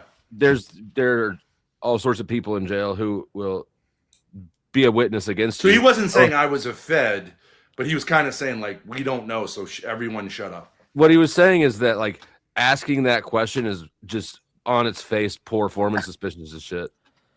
Right. It just lacked self Because awareness. no one's going to benefit from that. Well, it's just there's a lot of people who ask bait questions pretending to be interested to try to get themselves a plea deal by snitching on you. So just that behavior. Well, because I was talking about entirely- my case to them, and I was like, I don't get it. What should I do? Should I? No, how you were should just I acting plead? super sus. But like, no one told me to shut up. But How can anybody trust a jail informant though? Because wouldn't you say whatever to get a reduced sentence? Like, how can you? Yeah, trust no, it? that's a great question, and you can't, and you would, but nevertheless, the that doesn't. it's matter. not like a super solid witness. It helps them but- get a conviction, Yeah. right? So they don't give a fuck. I said I wasn't going to do this anymore, Lindsay. No, that's fine. No, fine. Good. Thank you, Ben. Because I actually do prefer it. Damn. Oh my goodness, Jack! I was just about to reach. I was finally like after years of seeing what Ben, because we watched. We were all part of the panel versus the same time when this whole fucking dynamic unfolded somehow, and we watched what happened. It's the first time I've ever gotten along with Ben, Jack, over the importance of not cutting off the genitals. It's very important. So but I do want to extend the olive branch there to that perhaps he should be, because he mentioned direct action, and he keeps talking. Grace is offering you this megaphone, and they have opportunities out in DC there. So perhaps Ben might be a great addition to the guild as a part of the direct action committee or something like this. I'm not sure.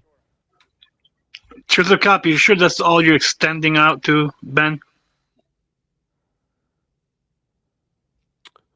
Is there something You else want a you'd like to picture extend, or something, Tarek? Tarek? What you want? I think dude? What Tarek you would want? like No, to what I'm saying extend is his- all day you've been talking about genitalia. Like, you know, he sounded a little gay. I had to say it. Tarek wants to extend his jaw for Ben. He's wondering though if you've already claimed that.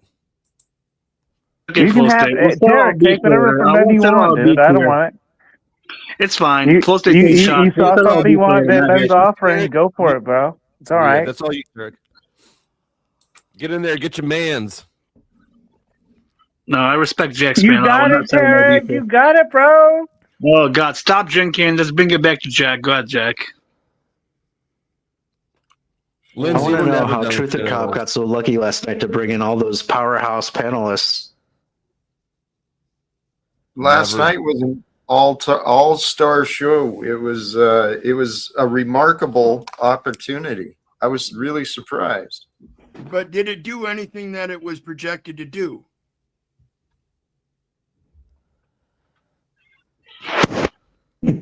What was the Why? projection?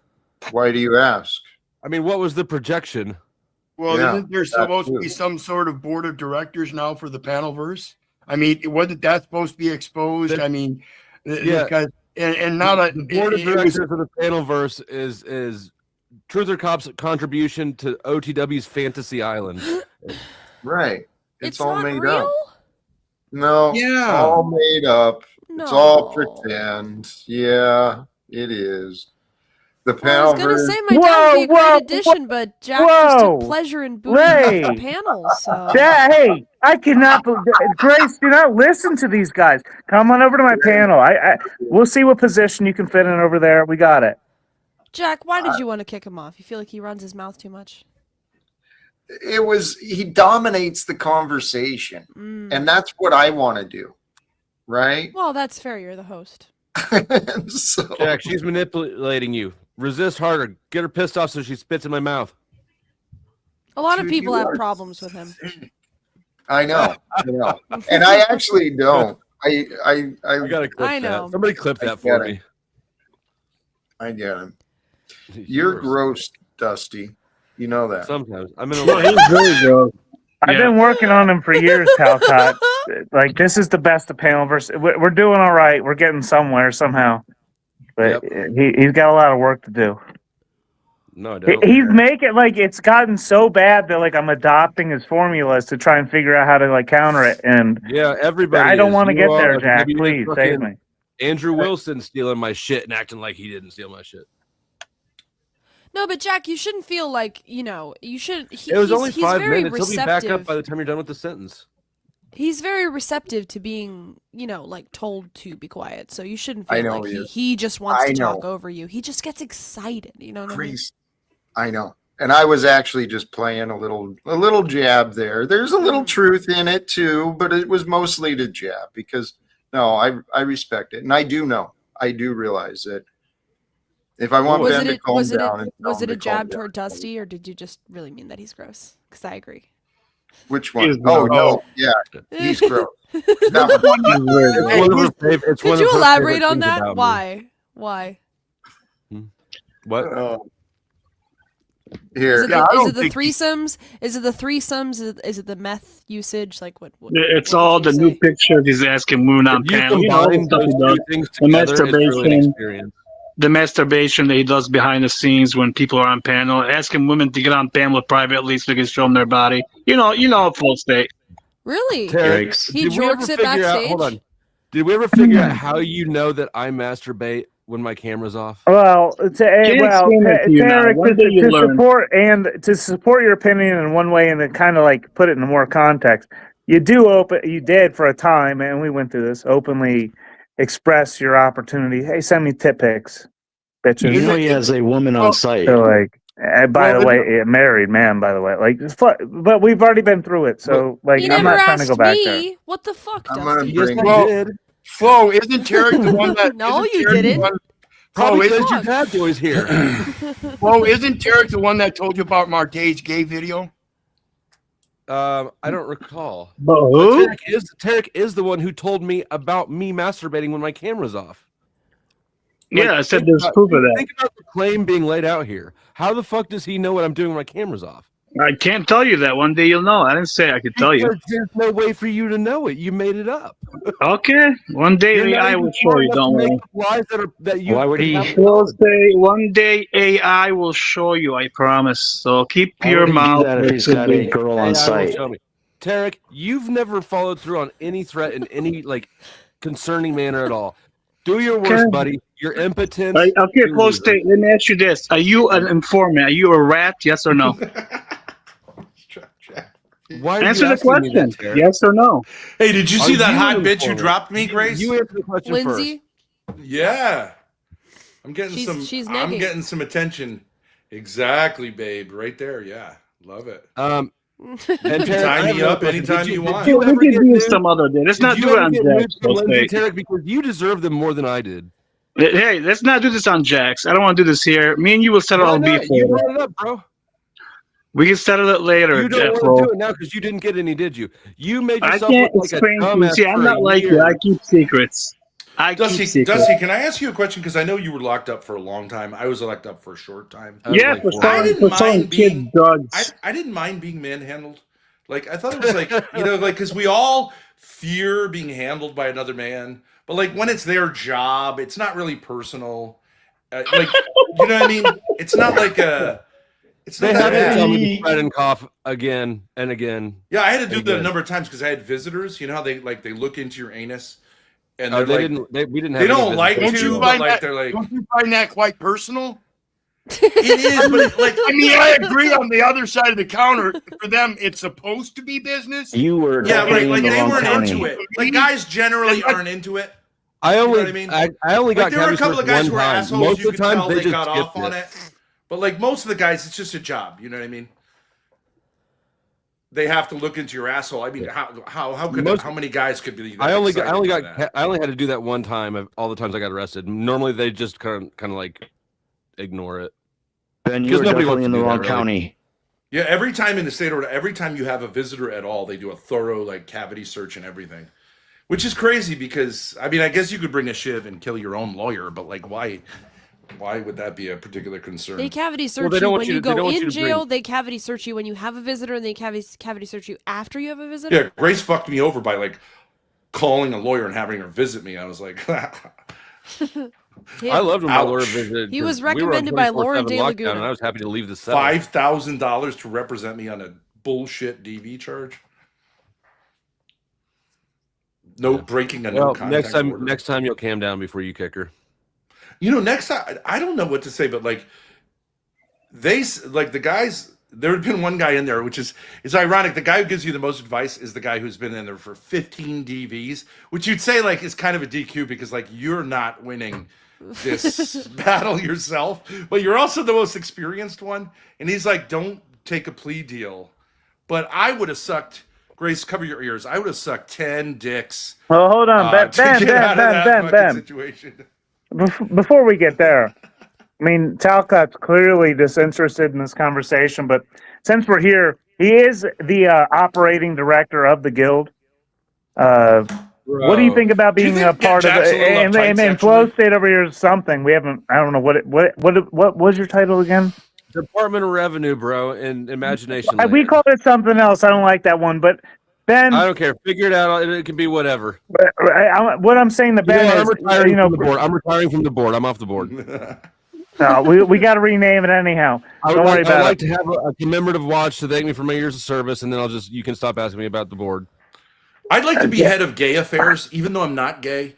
I have decided I've already been doing that job. You might as well get the title for it. I really like gay men. I was thinking you said something about Ben. Why do you let yourself be so much less than you could be? Because my offer's so much better than the bullshit you're making up in your head right now. You said direct action. Grace has this megaphone. She wants to give it to Talcott. You want to go to DC. You said something about direct action. I think whatever role you come in as, you need to kind of head the direct action committee in some regard. Well, you could call that IRL in real life. You know, it's like a part of streaming, and we do pretty well in that area. And it will be supervised heavily. Yeah, we have a big podium. I'd like to give Jack. We do have a real beautiful, all great ideas, but it will be supervised. $1,000 podium. Yeah. I used to have a podium too. I got off Facebook Marketplace for some fucking reason, and then I never used it, and I got rid of it. Are you going to give it to Jack, Flow State? No, shut your fucking mouth. They have a podium they want to give to Jack. Yeah. Nobody wants to talk to you about your imaginary council. Okay.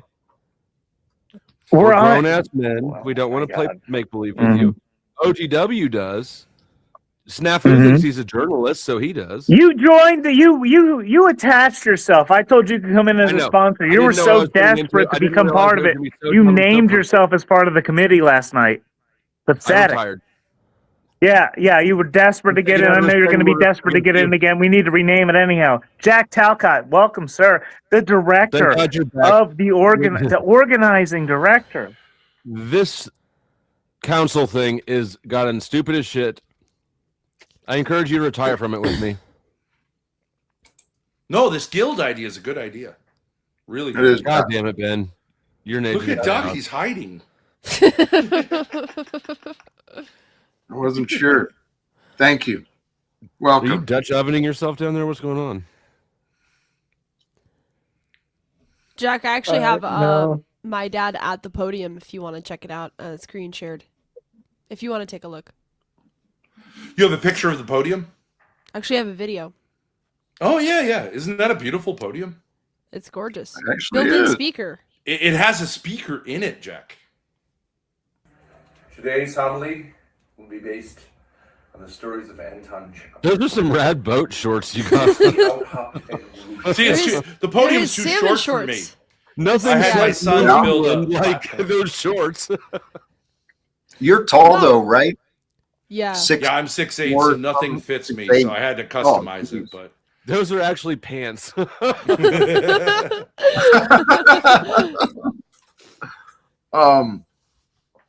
it is a nice podium. And it's a beauty. For a normal sized person, it might actually fit. Yeah. Oh, I'd love to get it working with you, Jack. Jack. Is wearing the same leg foot get up as Ben was. That's crazy. Actually, it does. Duck, why is that your fucking profile picture? I don't. That's what I was wondering. I have really nice running legs. No, Yeah, you don't. they're They're good. man legs. Everyone's creeped out by your fucking man legs. Nice running legs. No, they're lean and Maybe lean if and you were efficient running, and somebody would sexy. be like, "Damn, that dude's got He nice has running nice legs. They're Stop basically shaming men everything for showing that you their want. legs. I'm shaming him for taking Yeah. that picture and then posting it like any of us are going to sit here and go, "Oh, those are sweet legs, bro." But I can wear shorts. I'm in Arizona. He wants to expert advice from Talcon can't on how do to that shit in Kansas. exercise and stretch those Wherever knees. you are, Most of wherever the the people fuck you around are. this panelverse are closeted homosexuals, and that. Yes, that's that's why That's I'm right. the It's head of because gay it's more affairs, fun to be. because- It's better to be queer. Yeah, open Dusty. homosexuals are far more masculine than closeted homosexuals.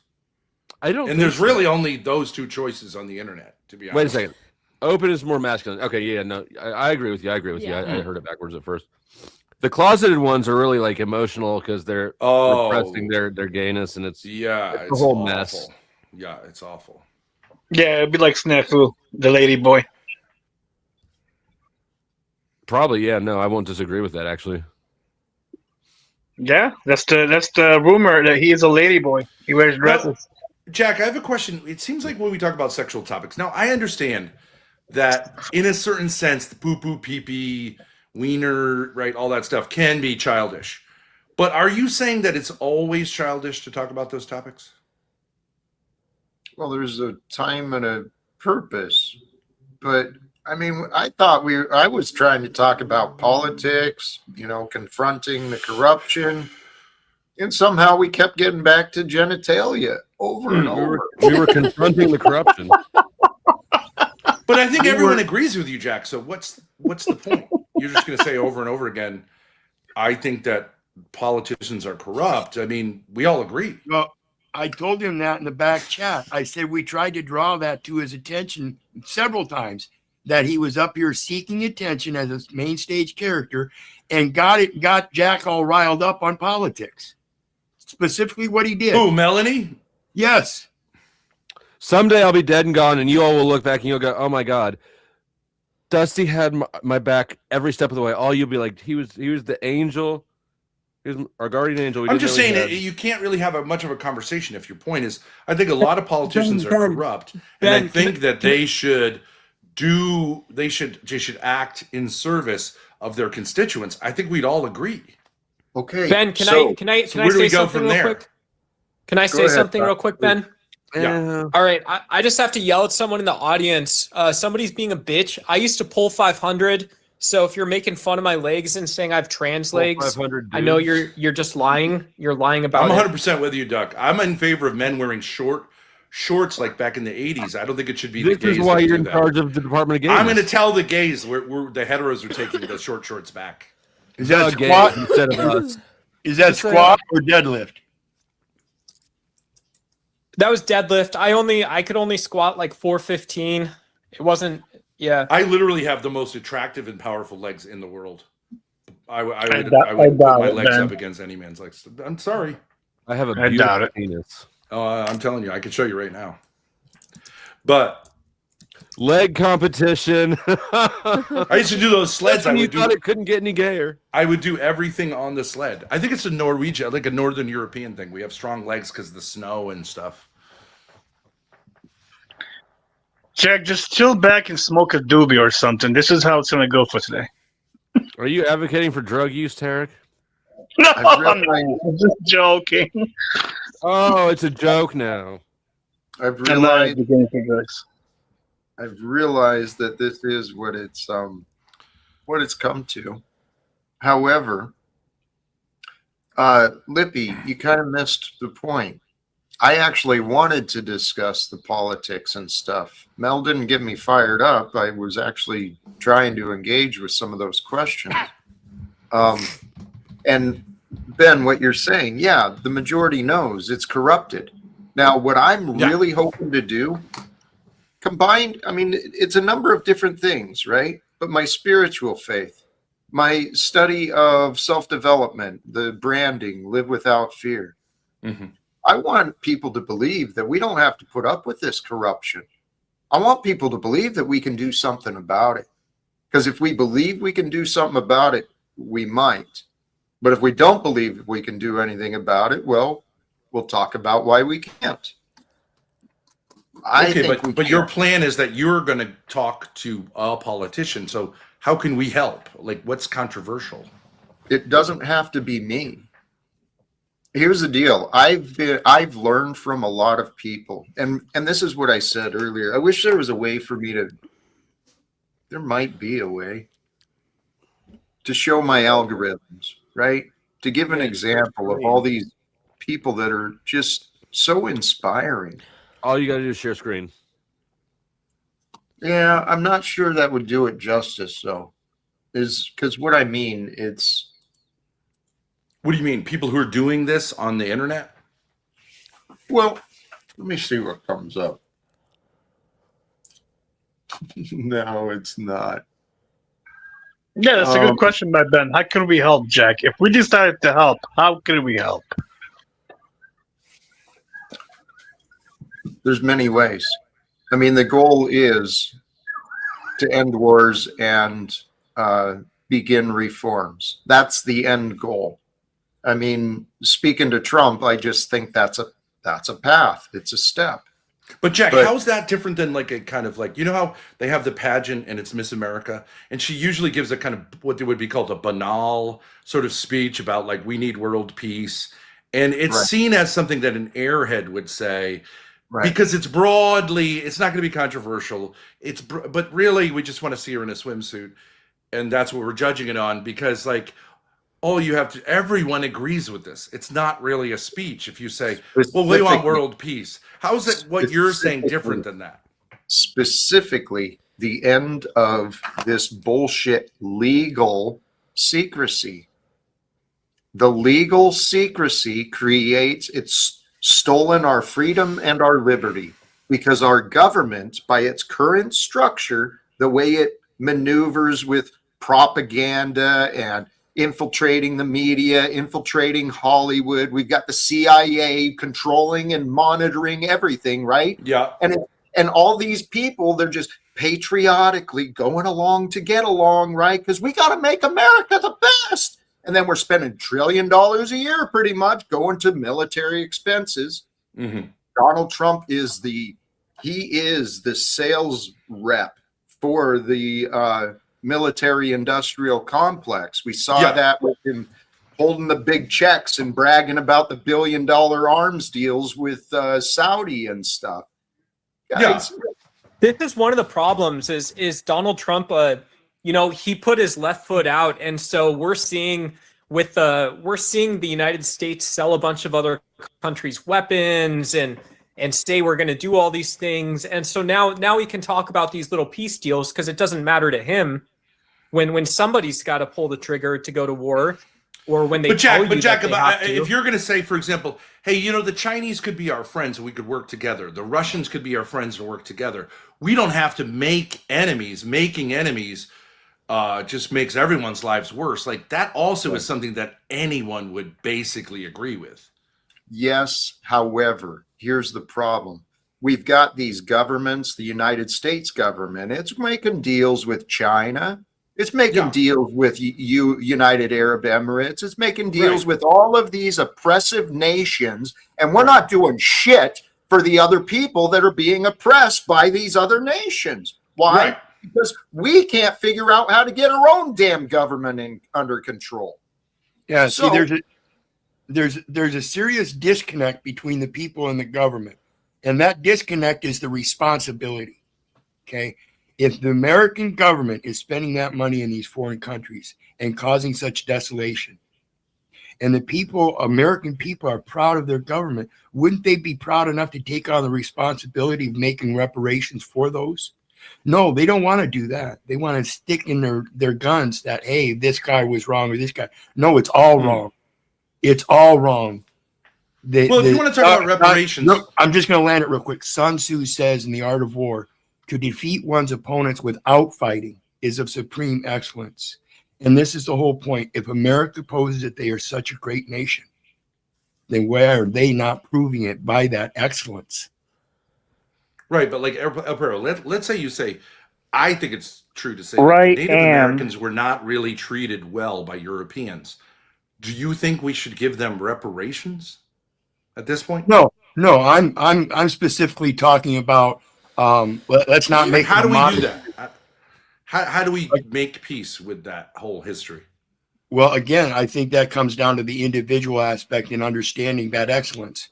If each one of us thinks we're such a great man and can self-validate ourselves to be above and better than that government so we can hold them to that oversight and take that responsibility and say, hey, no, our vote is going to go for this.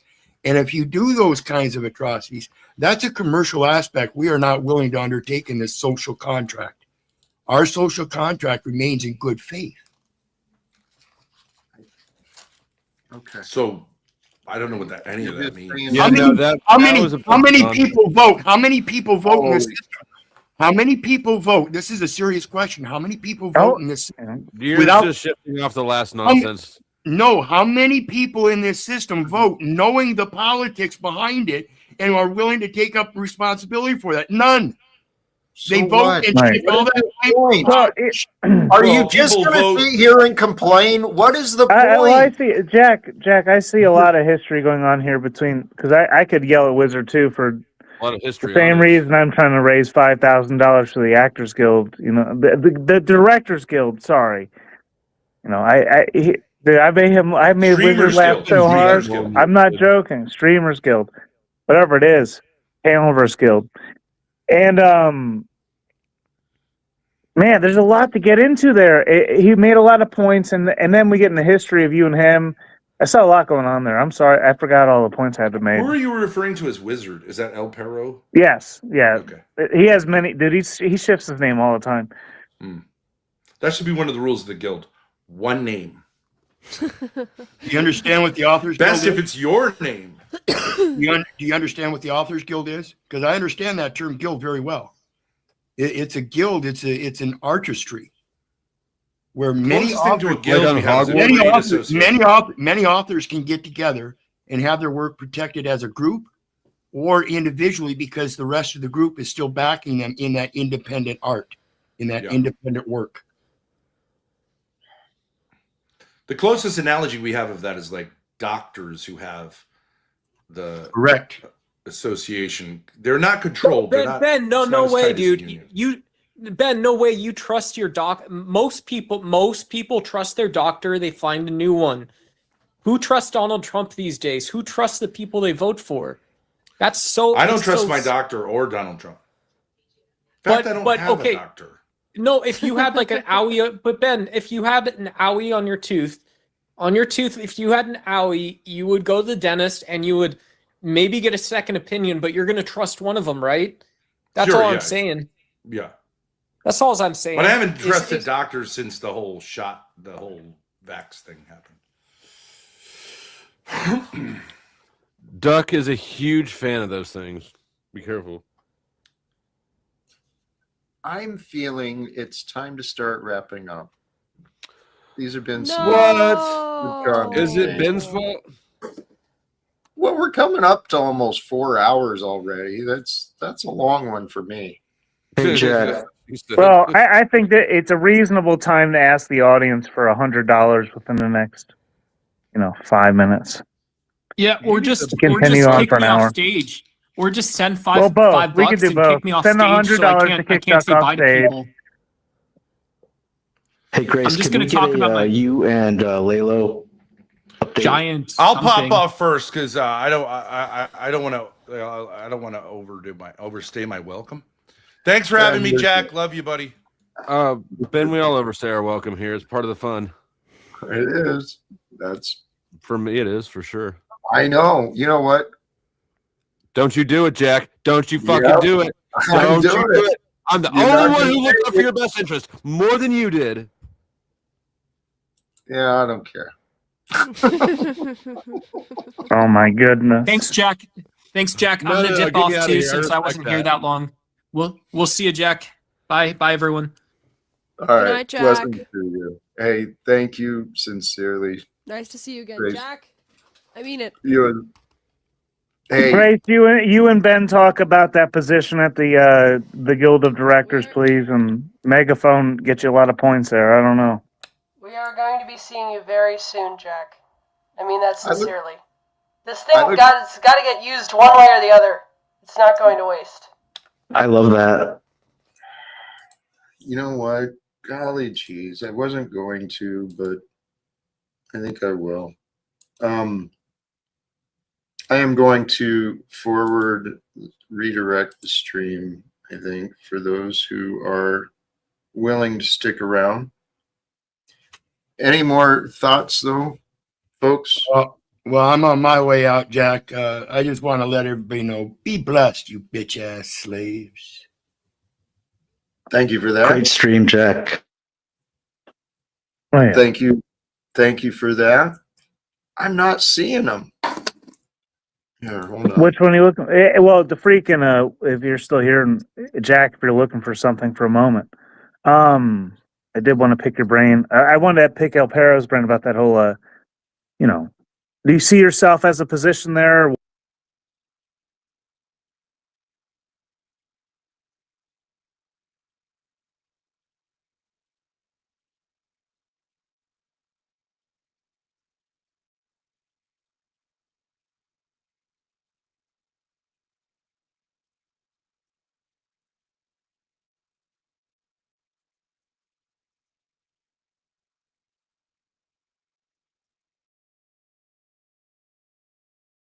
Jackie,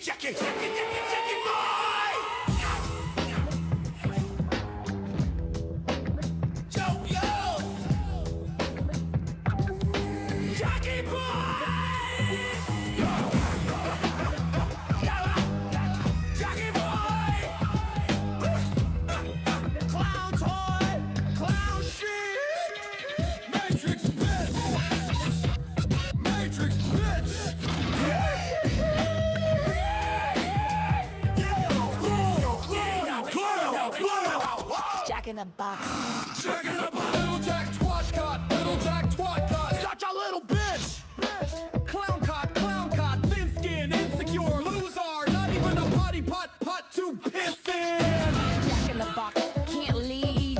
Show. Shit show. Clown show. Jack clown caught. Piss pop. They call him skid mark. He's a skid clown fart. A lazy bum. Just a scrub. Jack in the box. Jack in the box.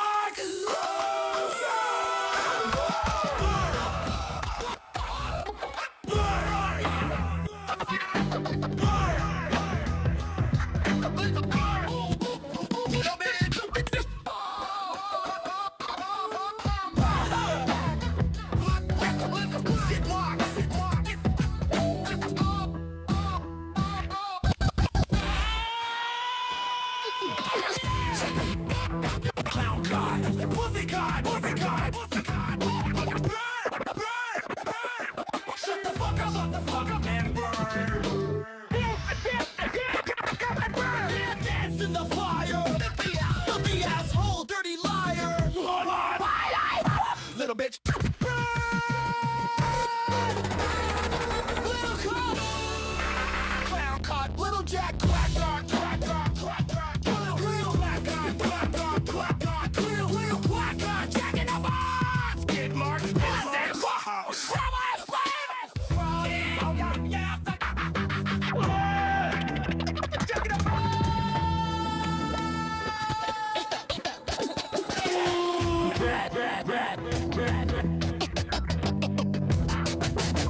Little bitch.